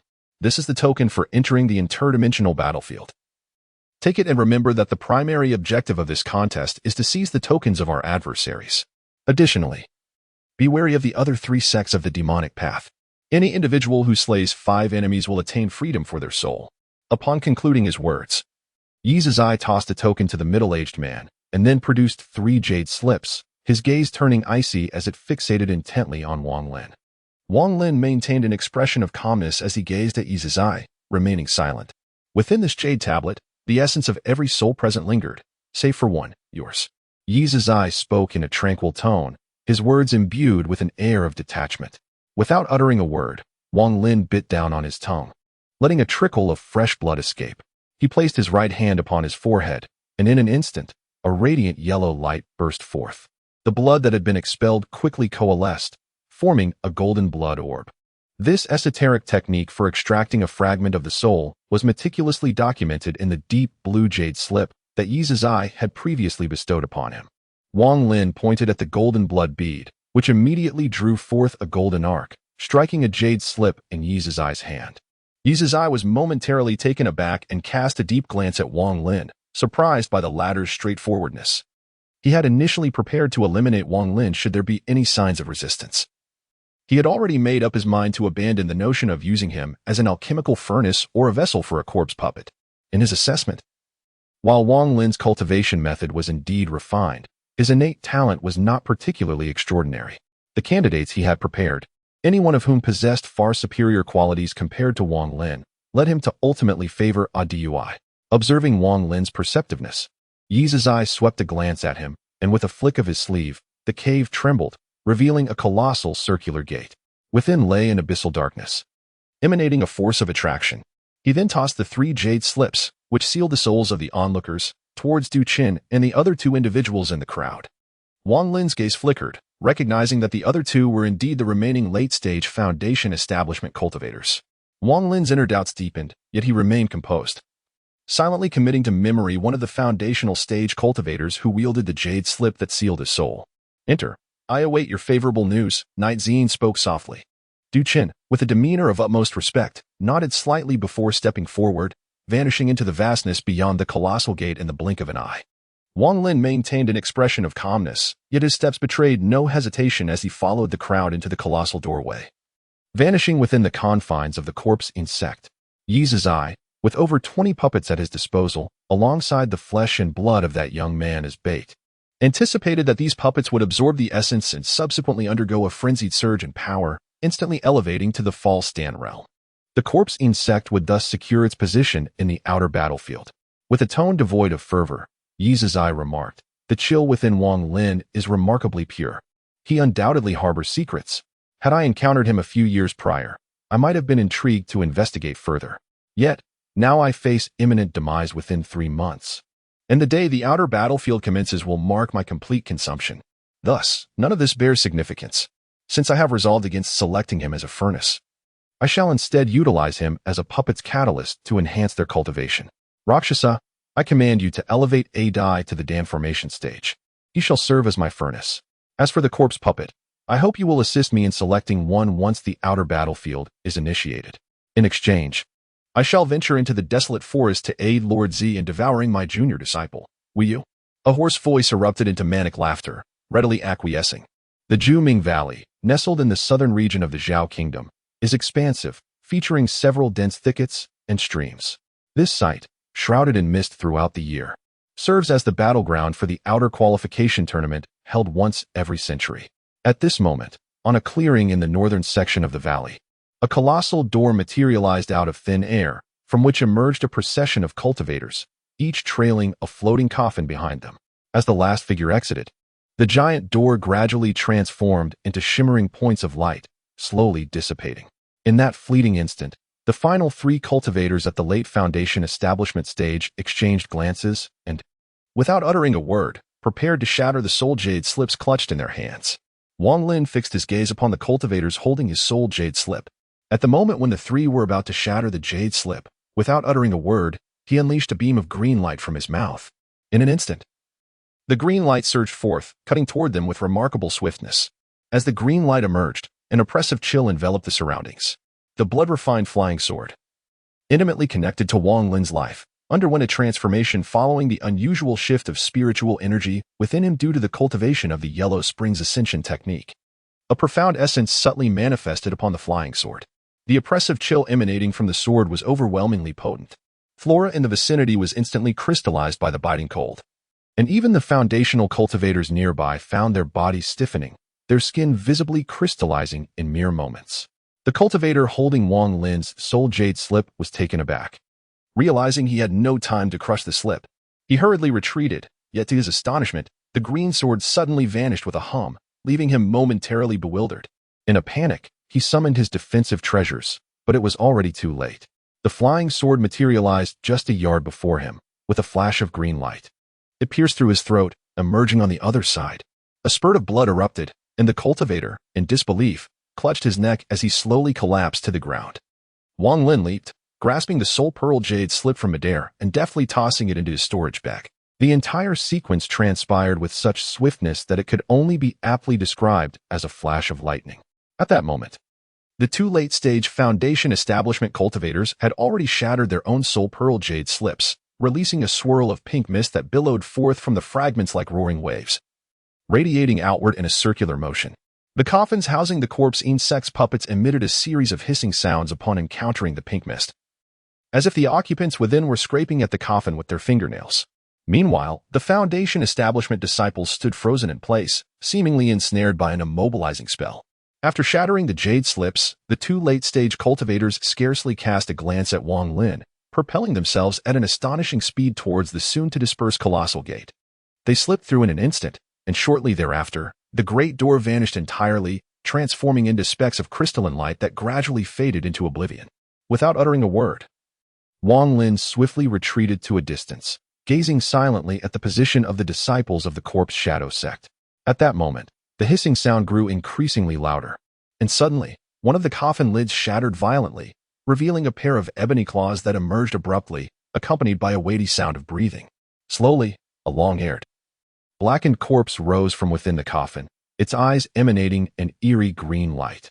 It turned its head to survey its surroundings, ultimately fixing its gaze on its nearest master. A bloodthirsty glint flickered in its eyes as it leaped forward with a fierce cry, seizing its master with a vice-like grip, inhaling deeply. Instantly, the foundational stage cultivator began to tremble, his skin rapidly withering, transforming into wisps of white vapor that swiftly entered the corpse's form. Simultaneously, the desiccated muscles of the corpse began to swell as if infused with vitality. In no time, the cultivator was reduced to mere skin and bones, exhaling his last breath. The corpse, now restored to a human shape, took another deep breath, causing the cultivator to let out a mournful groan before collapsing, lifeless.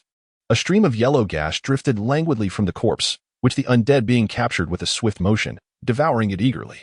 Soon, the corpse's body underwent a rapid transformation. Hair sprouted anew, and the blackened fur gradually fell away, until, In the blink of an eye, it bore an uncanny resemblance to the former cultivator. Meanwhile, coffin lids continued to shatter one after another, and pairs of corpse claws emerged from within. As these undead beings sprang forth, they charged towards their respective masters. However, not all the corpses behaved in such a manner. Approximately one-third of them, upon crawling out of their coffins, stood bewildered, staring vacantly at their surroundings, rooted in place. Wang Lin gazed in shock at the scene before him. Every corpse puppet that had devoured a cultivator ultimately attained a level of power akin to the late stage of Foundation establishment. As he beheld the more than 10 grotesque figures before him, a chill ran down his spine, prompting him to retreat cautiously. Just then, a series of anguished cries echoed in rapid succession as those completed corpse puppets transformed into likenesses of their respective masters, collectively turning their attention toward the remaining disciples of the Corpse-Ean sect and surging forward in unison. Blood and flesh flew as the stench of carnage filled the air.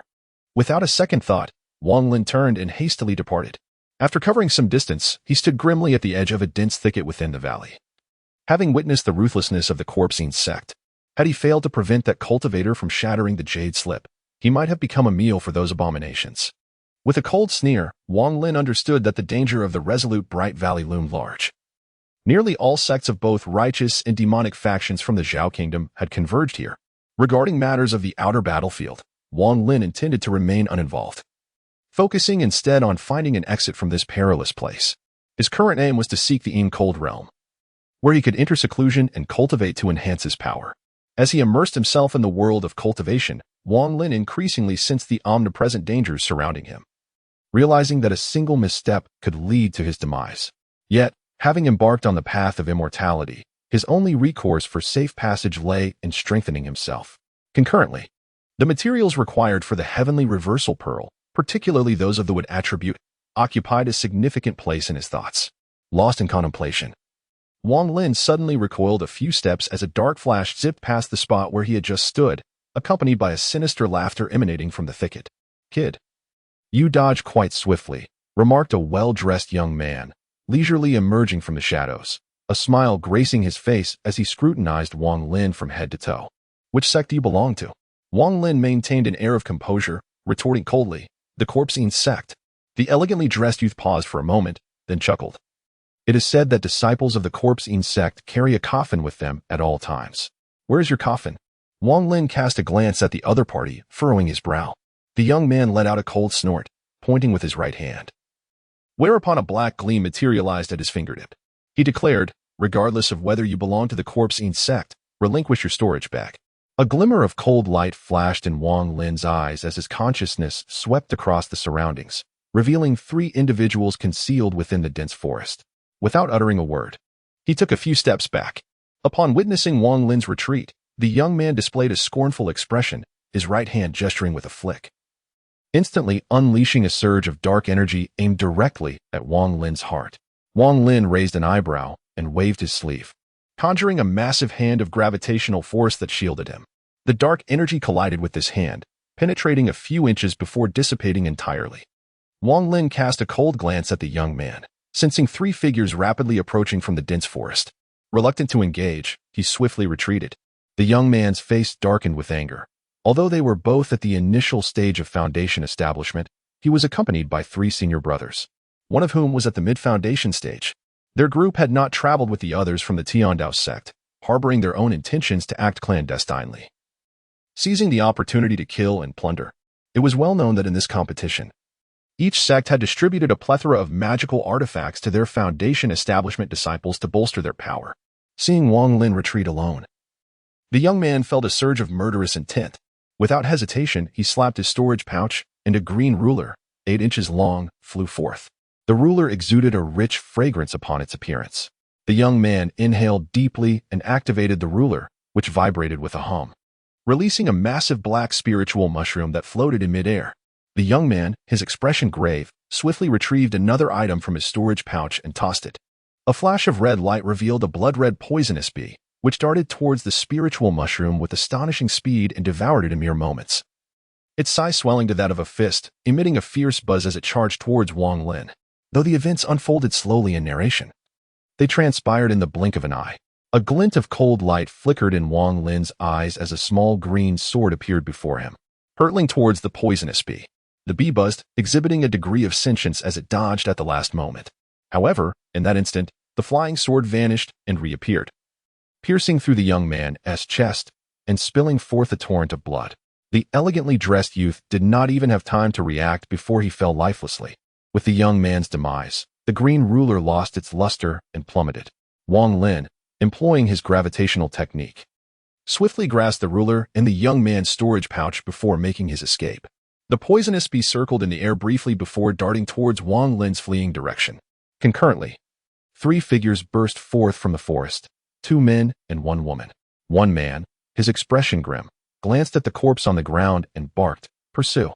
At that moment, far in the northern border town of Zhao, 2 uninvited guests arrived. One of them, gaunt and clad in a black robe, had a malevolent glint in his eyes.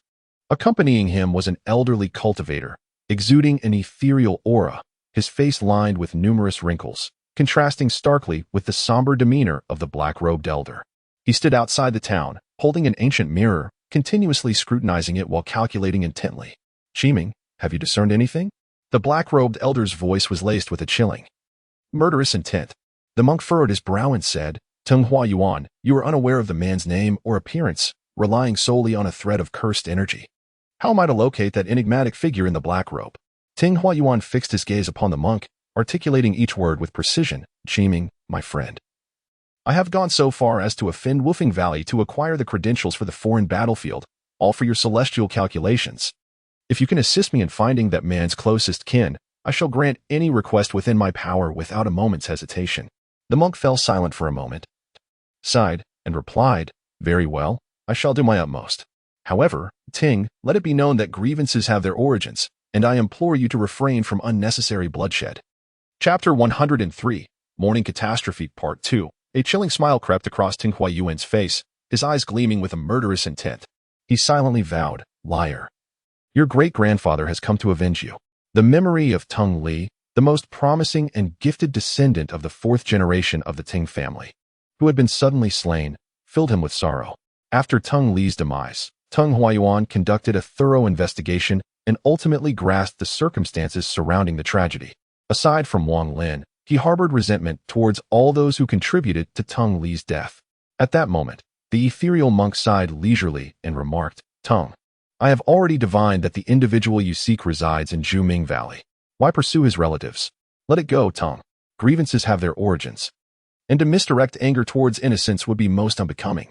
Teng Hua Yuan's expression darkened as he fixated on the monk, remaining silent. The monk offered a wry smile and shook his head, caressing the ancient mirror in his hand. With a gesture of his right hand, he gently tossed the mirror into the air, where it hovered momentarily, seemingly searching for its bearings. However, after a considerable time, the mirror swayed left and right, unable to ascertain its final direction.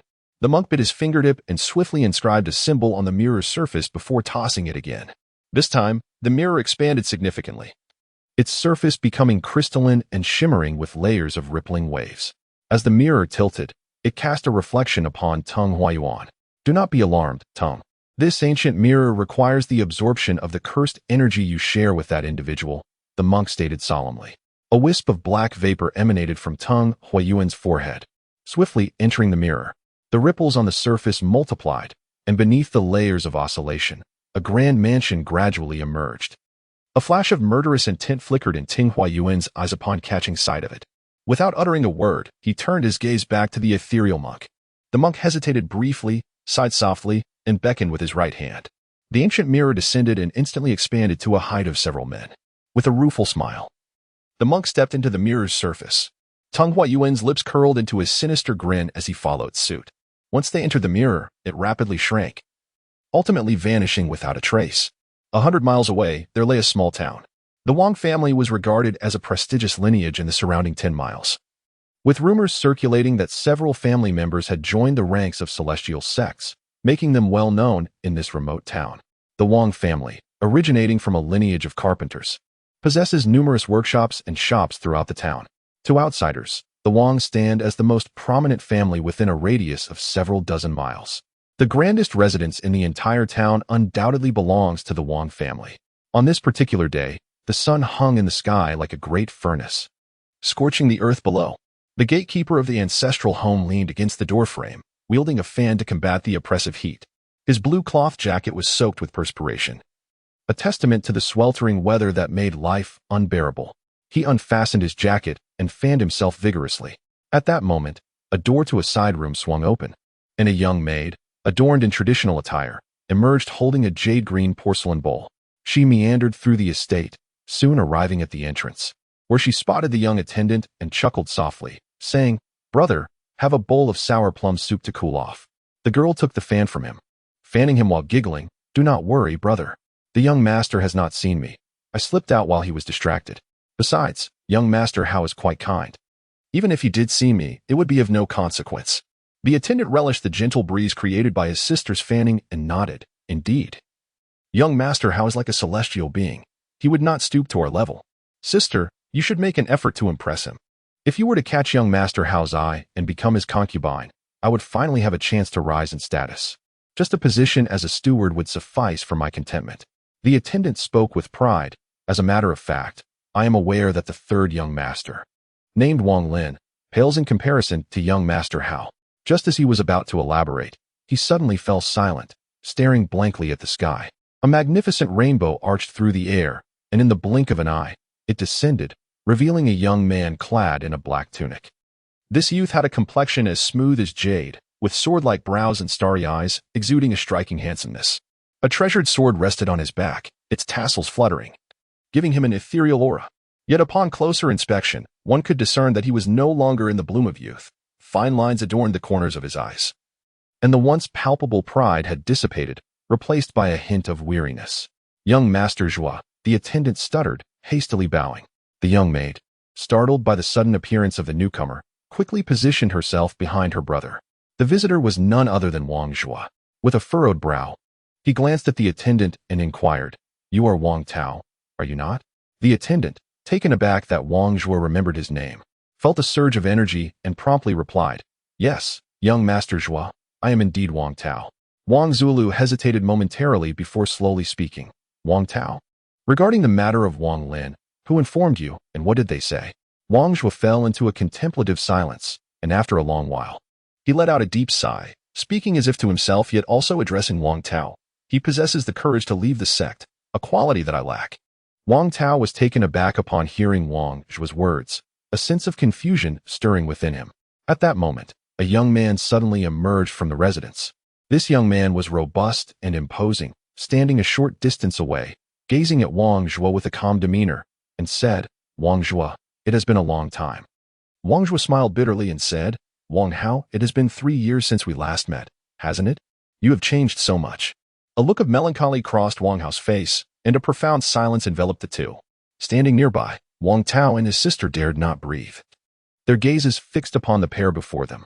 Wang Tao understood that they were the illustrious scions of the Wang family, ethereal beings perched high above the rest. "Do you have any news of Wang Lin?" Wang Hao inquired in a somber tone. Since his departure from Hung Yue's sect, there had been no word of him. Wang Zhua's expression turned intricate as he replied, "What is your current cultivation level at Xian sect? With your talents, I presume you have caught the attention of several elders." Wang Hao sighed, asking, "What is the situation?" "It is hard to explain. I am currently at the 11th layer of the Qi condensation stage. A breakthrough I achieved only after a stroke of luck in last year's competition, when I entered the back mountain," Wang Zhua said, his voice laced with bitterness. At that moment, the sky suddenly darkened, and the oppressive heat dissipated in an instant. A colossal mirror materialized silently in the air, its surface shimmering with rippling waves. From within its depths, 2 figures emerged. One exuded an aura of celestial grace, while the other was shrouded in an ominous presence. A tremendous pressure abruptly descended from the heavens. Wang Zhua and Wang Hao's expressions changed dramatically, and they dared not take a deep breath. Wang Zhua quickly clasped his fists and respectfully said, "I am Wang Zhua of the Xian sect, paying my respects to the 2 esteemed elders." The ethereal cultivator paused for a moment, glanced at Wang Zhua, and inquired, "Do you have any proof of your affiliation with the Xian sect?" Wang Zhua's heart raced with an ominous premonition. Hastily, he retrieved a jade tablet from his storage pouch, a token of identification. The cultivator grasped the tablet firmly, focusing intently upon it. After a moment, he cast a glance at Wang Hao and remarked, "You too." Wang Hao, being astute, exhibited no hesitation and nodded affirmatively. Teng Huayuan let out a soft snort, flicked his sleeve, and with a resounding crack, the heads of the attendants standing beside Wang Zhuo and his sister exploded, showering blood and flesh in all directions. 2 wisps of yellow smoke emanated from their bodies as Teng Huayuan waved his right hand, causing a small black flag to flutter in the air. With a swift motion, the 2 wisps of smoke were immediately drawn into it. Subsequently, the flag revealed 2 anguished faces, those of the attendant and his sister. Today, not a single creature shall remain here, Teng Huayuan ominously declared, stepping over Wang Zhuo and Wang Hao as he advanced towards the residence. Meanwhile, Wang Lin swiftly fled through the Cassius Seed Valley, pursued by 3 individuals, a man and a woman, whose faces radiated murderous intent. As he ran, a sudden pain pierced his chest, akin to an invisible dagger ruthlessly stabbing into him. This agony transcended physical harm, manifesting as an ethereal torment from his very soul. An inexplicable terror and restlessness surged within him. Chapter 104, Mourning the Catastrophe. End. This sensation was unfamiliar to Wang Lin. It was a heart-wrenching pain, as if every drop of blood had been extracted from his body in that fleeting moment, waves of dizziness crashing upon his consciousness. Wang Lin endured the inexplicable pain, his steps swift as he noticed 3 pursuers behind him. A glint of cold light flashed in his eyes as he veered off course, soaring towards the gathering place of the corpse insect on his sword. 4 radiant streaks cut through the sky above Juming Valley with astonishing speed. Panic and helplessness were the only thoughts lingering in the hearts of Wang Hao and Wang Zhuo. They dared not move, helplessly witnessing their companion Wang Tao and his sister meet their demise on the spot. The ethereal cultivator wore a complex expression, letting out a soft sigh before turning away, choosing not to look back. With a sinister grin, Teng Huayuan stepped through the threshold, clapping his hands together. As he separated them, a violet ring of rippling energy immediately radiated outward, enveloping the entire residence, rendering those inside immobile. He then advanced into the nearest side room, a place for the servants, where chilling cries of despair echoed from within. Wisps of yellow smoke wafted out, drawn into a small banner. The anguished faces of several Wang family servants materialized upon the flag. Undeterred, Teng Huayuan proceeded to the next chamber, eliciting further screams of torment. Wang Hao trembled, a desire to resist swelling within him, yet he found himself voiceless. In no time, all the servants succumbed to their tragic fates, and the malevolence on Teng Huayuan's face deepened. At that moment, most of the Wang family members, disturbed by the cacophony of wails, attempted to venture outside, only to be horrified to discover that every room was enveloped in violet light, leaving them trapped. The air was thick with the relentless cries of anguish, and the unknown dread gripped the hearts of all the Wang clan, rendering them speechless.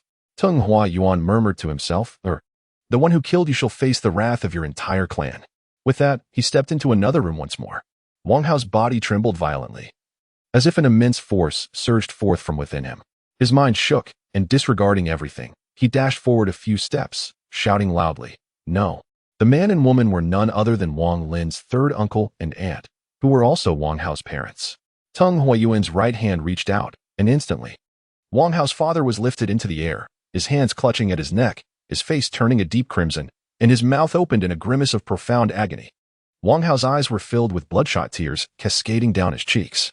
With a furious shout, he attempted to charge forward, only to be restrained by Wang Zhuo, who held him tightly. Wang Zhuo whispered urgently, "Wang Hao, do not act impulsively. The adversary is a formidable nascent soul cultivator." Teng Huayuan let out a cold chuckle, retracting his right hand, which resulted in a resounding explosion. In an instant, Wang Hao's father was reduced to a mist of blood, his torso collapsing to the ground, while his soul was immediately extracted and ensnared by a black flag. Wang Hao's voice turned hoarse, a profound grief overwhelming him. He felt as though a colossal stone had struck his chest, forcing a mouthful of blood from his lips. He stood there, dazed, gazing at his father's lifeless body, murmuring in despair, "Why? Why?" Teng Huayuan reached out once more, seizing Wang Hao's mother, and with a swift motion, crushed her skull. He then carelessly flung her corpse before Wang Hao, leaving him in a state of utter disbelief.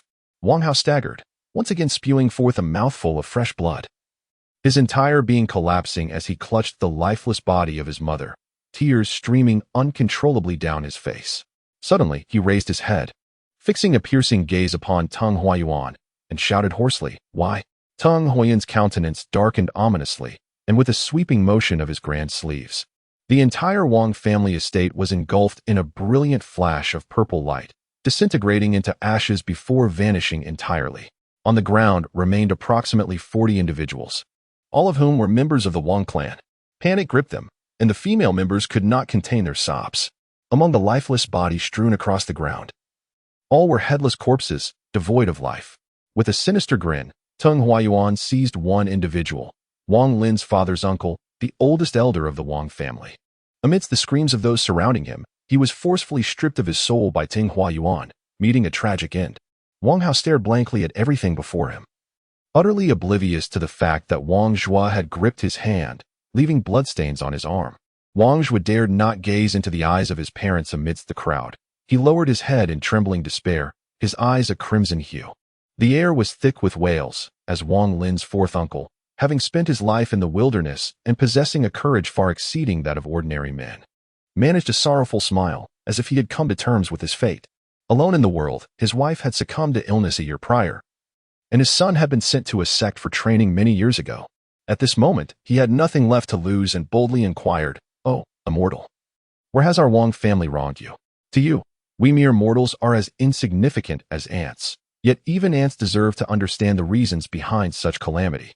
The ethereal cultivator raised an eyebrow, his gaze shifting as he assessed the middle-aged man before him. Without hesitation, he unleashed a flurry of strikes with both hands, resulting in the immediate demise of several individuals, blood and flesh scattering in a haze. "Your Wang family has produced quite a character. Since you dare to slay my grandchild, I shall annihilate your entire clan." With that, he struck the ground with his right hand, causing a tremor that led to the instantaneous death of over 10 people. Wang Hao broke free from Wang Zhua's grasp and attempted to charge forward, only to be restrained by Wang Zhua once more, pinning him to the ground. Tears streamed down his face as he spoke softly, "Wang Hao, regardless of the past, we must survive. It is only through survival that we can exact our revenge." Wang Lin's fourth uncle, with a melancholic smile, spoke, "Celestial being, how could anyone from the Wang family possibly slay your grandchild? For centuries, our lineage has only produced 3 cultivators." At this point, he suddenly paused, as if struck by a revelation. Among the living, Wang Zhua's father fell to his knees with a thud, tremblingly stating, "Celestial being, is the one who killed your grandchild named Wang Lin?" A chilling light flashed in Teng Huayuan's eyes as he silently pondered. "So, his name is Wang Lin." He cast a glance at the man before him, swiftly seizing Wang Zhua's father and drawing him close, locking his gaze onto his eyes, and spoke deliberately, "Now, tell me everything about this Wang Lin." Wang Zhua's father hastily recounted all matters pertaining to Wang Lin, including the whereabouts of his parents, with meticulous detail. In his heart, he harbored a malicious desire, thinking, "Perish. All of you perish. Even if you are not the ones who committed the act, the Wang family is no more. May your parents accompany you in demise." Upon hearing this, Teng Huayuan let out a long, booming laugh. As he brought his hands together, a sphere of lightning materialized between them. With a casual push, a circular ripple emanated outward. Wang Zhua's father, standing closest, trembled violently the moment he made contact with the rippling energy of the thunderball, his entire being, along with his garments, disintegrating into fine ash. As the waves expanded, all those who came into contact with them vanished without a trace, their souls absorbed by the black flags. Just as the ripples threatened to engulf Wang Lin's fourth uncle, he had already closed his eyes. Yet, a gentle white light suddenly enveloped him, halting the approach of the thunderball's waves. Teng Huayuan turned around to gaze at the ethereal cultivator, resembling one of celestial demeanor. The cultivator sighed and said, "Friend Teng, let this person remain. He holds value for me." Teng Huayuan smirked coldly, pointing at Wang Zhua and Wang Hao, and inquired of the cultivator, "You won't interfere with these two, will you?" The cultivator chuckled softly, fixing his gaze upon Teng Huayuan, and replied, "Why pose such a question? Dear friend Teng, when you already know the answer, should you choose to eliminate them before me, I would remain indifferent. However, should the esteemed elder Punanzi of the Xian sect inquire, I would, of course, relay the truth." After a long moment of scrutiny, Teng Huayuan stepped down, and with a thunderous roar, the entire Wang family estate was reduced to ruins. As for Wang Zhua and the others, he cast them not a single glance, soaring into the sky following the trajectory he had previously gleaned from the Wang Lin family. Wang Zhua trembled, his gaze fixed upon the ruins. After a moment of silence, he knelt upon the ground, bowing his head heavily several times, his forehead already broken and blood streaming down his face.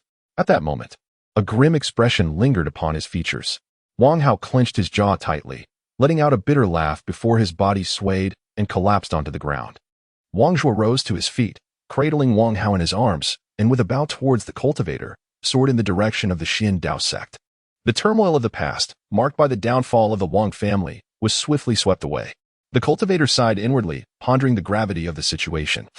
Whether his actions were right or wrong remained uncertain. Nevertheless, this middle-aged man exhibited remarkable courage. Saving one's soul was better than none. With this thought, he flicked his sleeve and vanished alongside Wang Lin's fourth uncle from the ancestral residence of the Wang family. In an instant, Teng Huayuan arrived at Wang Lin's village. The black banner behind him bearing the sealed souls of over 100 members of the Wang family. Upon closer inspection, countless faces emerged from the banner, each contorted in agony. The air was filled with their mournful wails, sending chills through the atmosphere. Upon reaching the village, Teng Huayuan cast his spiritual sense around and quickly located Wang Lin's house. With a sinister grin, he descended. A quarter of an hour later, Teng Huayuan exited the Wang residence, slapping the black chess piece in his right hand. Instantly, the piece grew enormous in size, and then, biting his tongue, he spat forth a mouthful of infant blood. The black chess piece emitted a cacophony of ghostly howls, and ripples surged across the banner. Gradually, the ripples subsided to reveal an image of Wang Lin hastening through a dense thicket. Meanwhile, Wang Lin felt an inexplicable surge of terror, urging him and the three pursuers behind him towards the gathering place of the corpse-eaten sect. Suddenly, an unprecedented pain pierced his chest, as though his very breath was being stolen. With a stifled groan, he stumbled, half kneeling on the ground, and coughed up a mouthful of blood. The pain was unimaginable, indescribable, a tide that engulfed Wang Lin. Cultivators possess heightened sensitivity in certain aspects, and at that moment, an overwhelming panic surged within him, conjuring the gentle faces of his parents in his mind. Then, Wang Lin beheld a scene that would forever be etched in his memory. Tears of blood streamed from his eyes, his expression twisted in agony as his body trembled. A chilling spiritual energy surged uncontrollably within him, and within a 10-zhang radius, all flora transformed into blue crystals, the spread of this icy aura intensifying. At that moment, Wang Lin's spiritual power reached an unprecedented level, ascending boundlessly. In ancient times, the realms of extreme, Dao, and beginning were particularly elusive and difficult to comprehend, while the extreme realm lacked the mystery of the Dao realm and the enigma of the beginning realm. The emergence of a cultivator possessing extreme spiritual power during that era heralded catastrophic consequences. Though the extreme realm was less mysterious than the Dao realm and less bizarre than the beginning realm, in terms of terror, the latter two realms paled in comparison to the extreme realm. The cultivators of this realm were merciless and cold-hearted, far surpassing others, leading to a complete shift of spiritual attributes towards the extreme. Thus, the destructive power of the extreme realm is so formidable that no word other than terrifying can adequately describe it among practitioners of the same level. The extreme realm stands unrivaled. However, the limitations of the extreme realm are glaringly apparent, as it cannot transcend the nascent soul stage. The late stage of the nascent soul represents the zenith of cultivation in the extreme realm. Yet, even a practitioner of the extreme realm at this stage is not easily provoked by an ordinary expert at the transformation stage. If that were all, the extreme realm would hardly warrant the epithet of fearsome.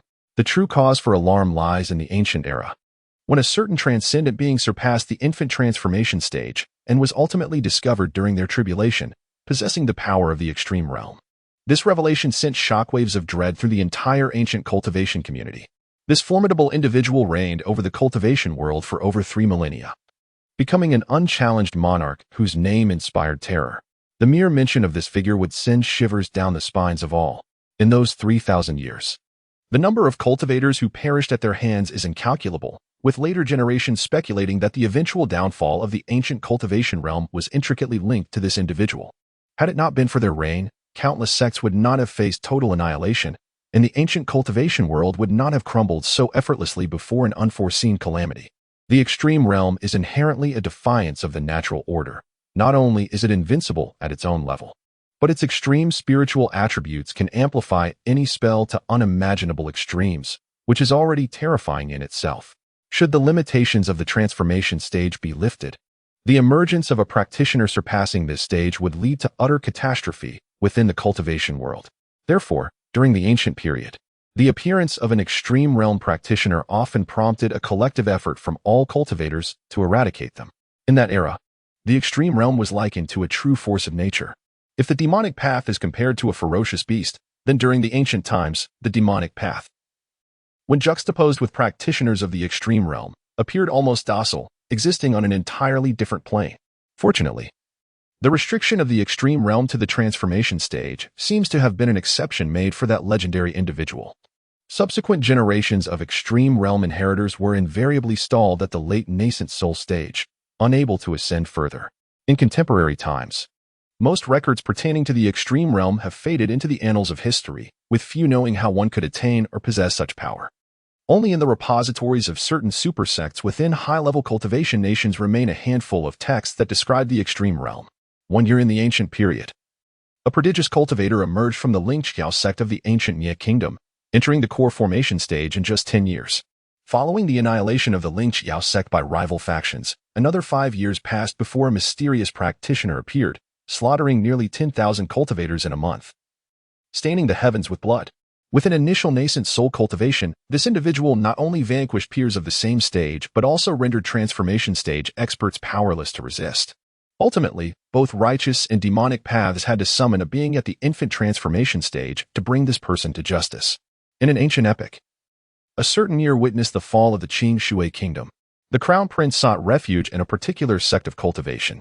After 3 decades, he emerged as a formidable force, annihilating all practitioners of the mystical arts, irrespective of age or gender. Those who dared to provoke him were utterly extinguished. In a mere 7 days, not a single cultivator remained in the entire realm of Qing Shui. And even the sect to which he belonged was not spared from this calamity. The land was drenched in blood. And just as powerful cultivators from the upper realms prepared to capture him, the sea of blood in Qing Shui surged forth, retaliating with ferocity and leaving behind a legacy of grandeur, ultimately vanishing into obscurity.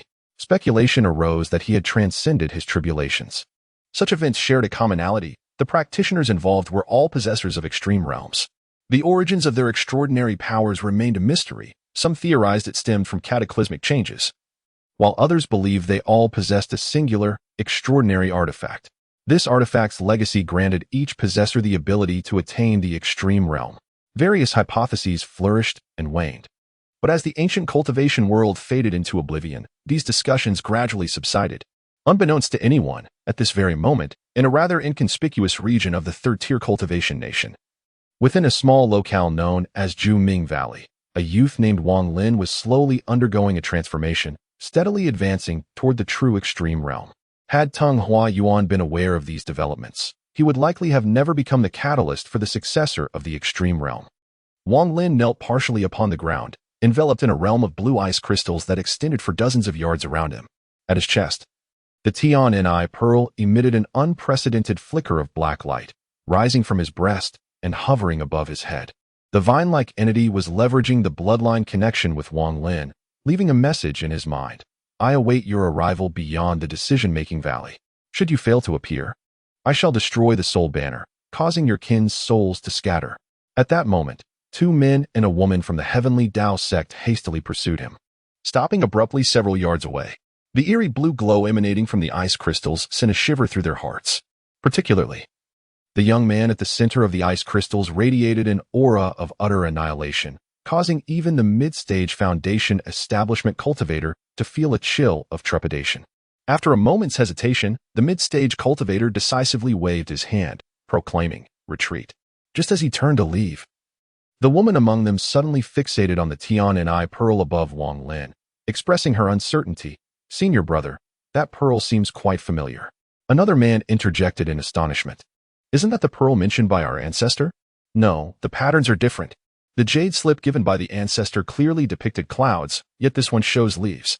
The mid-stage cultivator, momentarily taken aback, scrutinized the pearl closely, his expression turning grave. Yet soon, a flicker of greed surged within him. Aside from the differing pattern, the pearl's exterior, in both size and form, matched precisely with the description in the ancestor's jade slip. Thoughts of the rewards for acquiring the pearl flooded his mind. The one who presents it would receive a treasure of the infant transformation level. Their sect would gain 10 corpses with cultivation equivalent to the god transformation stage. and their cultivation nation would ascend a level, regardless of its true nature. We must seize it first, the mid-stage cultivator declared with resolve.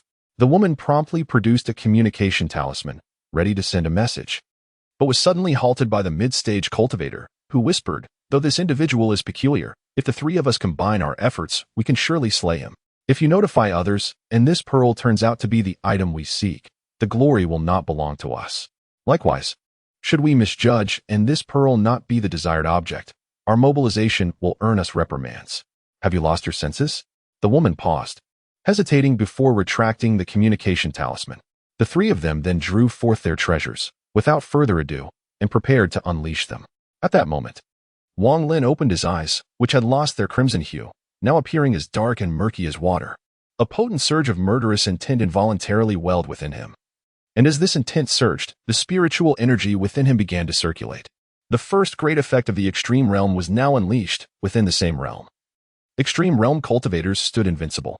Fixing his somber gaze upon the trio not far away, Wang Lin waved his hand, and in an instant, a flash of blue light erupted as the ice crystals on the ground swiftly ascended, enveloping the three with astonishing speed. Their expressions and movements froze in the very moment they attempted to strike. The icy crystal encasing the three individuals exhibited several fissures, shattering abruptly, resulting in their demise as they collapsed to the ground. Wang Lin walked quietly within the depths of Juming Valley when suddenly, a beam of sword light pierced through the air. Upon landing, a young man appeared.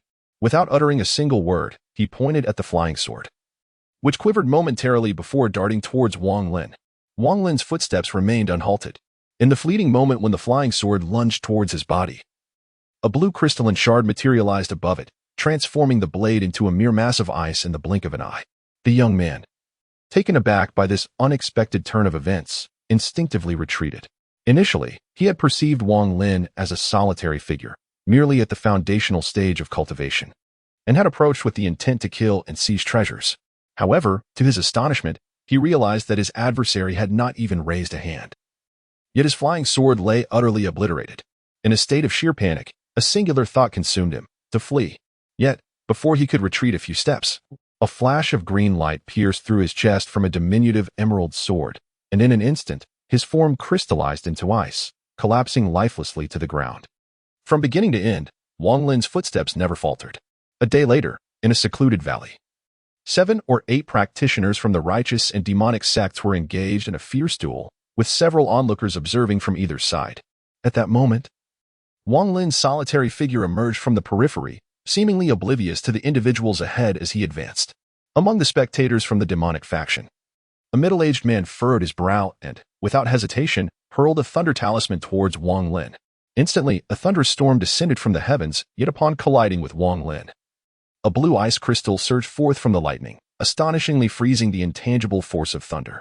This spectacle caused all combat to cease, as everyone stood transfixed, gazing at the expressionless Wang Lin who approached them. Shortly thereafter, the middle-aged man who had cast the thunder talisman felt a green light flash in his chest, let out a pained groan, and his body was instantly enveloped in a blue glow, transforming into ice crystals before collapsing lifelessly to the ground. The crowd gasped in shock. At this point, Wang Lin was already near, facing 4 individuals who were about to speak. However, in a flash of blue light, all 4 were transformed into ice crystals, following the fate of the middle-aged man. At this juncture, the crowd hastily withdrew to the sides. A young man in white from the righteous sect clasped his fists and called out, "Which sect do you belong to, friend?" "I am Zhou Quan, a disciple of the Yuan-Tian sect." Wang Lin, seemingly indifferent, continued his forward journey. Gradually, he traversed a path unimpeded by any obstacle. After walking over 100 paces, a young disciple from the demonic sect fixed his gaze upon Wang Lin's retreating figure, a cold smirk forming within his heart. "You have slain my senior brother. I will remember you." Wang Lin abruptly halted his steps, sensing an overwhelming aura of malevolence emanating from behind him. He turned around, his gaze icy as it fixed upon the disciple of the demonic sect. Under Wang Lin's penetrating stare, the disciple was instantly enveloped in a chill akin to being submerged in a frozen abyss, his entire being succumbing to a profound coldness. He hastily lowered his head, unable to meet Wang Lin's eyes. All cultivators who beheld those eyes drew in a sharp breath. Within those eyes lay an abyss of silence, imbued with unimaginable murderous intent, sending waves of dread coursing through the hearts of the onlookers. After a moment of scrutiny, Wang Lin turned away and continued on his path. The disciple of the demonic sect felt a surge of green light in his chest, spewing forth a mouthful of blood before collapsing to the ground. His body instantly petrifying into ice. Even the blood he expelled froze mid-air, shattering upon impact with the ground. Silence enveloped the crowd as they held their breath. And once Wang Lin's figure vanished from sight, both sides abandoned their intentions to battle and retreated. Thus, throughout his journey, every offender Wang Lin encountered was effortlessly turned into ice crystals with a mere wave of his hand. Even the late-stage Foundation establishment cultivators found themselves powerless against him, retreating in fear after witnessing the deaths of several. Over the course of 3 days, countless cultivators perished at Wang Lin's hands. Chapter 106 levels the elevation of a cultivation nation S rank, barring certain exceptional occurrences, follows a singular pathway for those below level 5. Cultivators must independently cultivate to reach the stages of core formation, nascent soul, spirit transformation, and infant change. As their realms ascend, so too does the rank of their respective cultivation nation rise incrementally. If a native cultivator reaches the core formation stage, the nation automatically ascends to level 2. Should a cultivator attain the nascent soul stage, the nation advances to level 3, and this pattern continues. Spirit transformation leads to level 4. And infant change culminates in level 5. This progression, while arduous and time-consuming, is the sole method of advancement. As time passes, some individuals will inevitably emerge, whether through serendipitous chance, exceptional talent, or assistance from others. Gradually, cultivators meeting the requisite standards will surface, aiding their cultivation nation in its ascent. These individuals invariably become the leaders of their respective nations. Once a cultivation nation reaches level 4, it gains the privilege of participating in the foreign battlefields. However, in terms of strength, a level 4 nation cannot possibly rival a level 5 nation. The disparity in realms cannot be compensated for merely by numbers. For instance, a peak expert at the late spirit transformation stage from a level 4 nation would immediately be relegated to the status of a second-rate cultivator within a level 5 nation. Appearing as fragile as a child before an expert in the infant change stage, it would not be an exaggeration to assert that, barring unforeseen circumstances, an expert in the infant change stage could obliterate a level 4 nation. Such events have occurred multiple times throughout the annals of cultivation history. Thus, the extraterritorial battles of the 4th-level cultivation nations are, in essence, mere pawns in the confrontation between 5th-level cultivation nations that support them. The true decisive conflicts of the extraterritorial battles must unfold among the 5th-level cultivation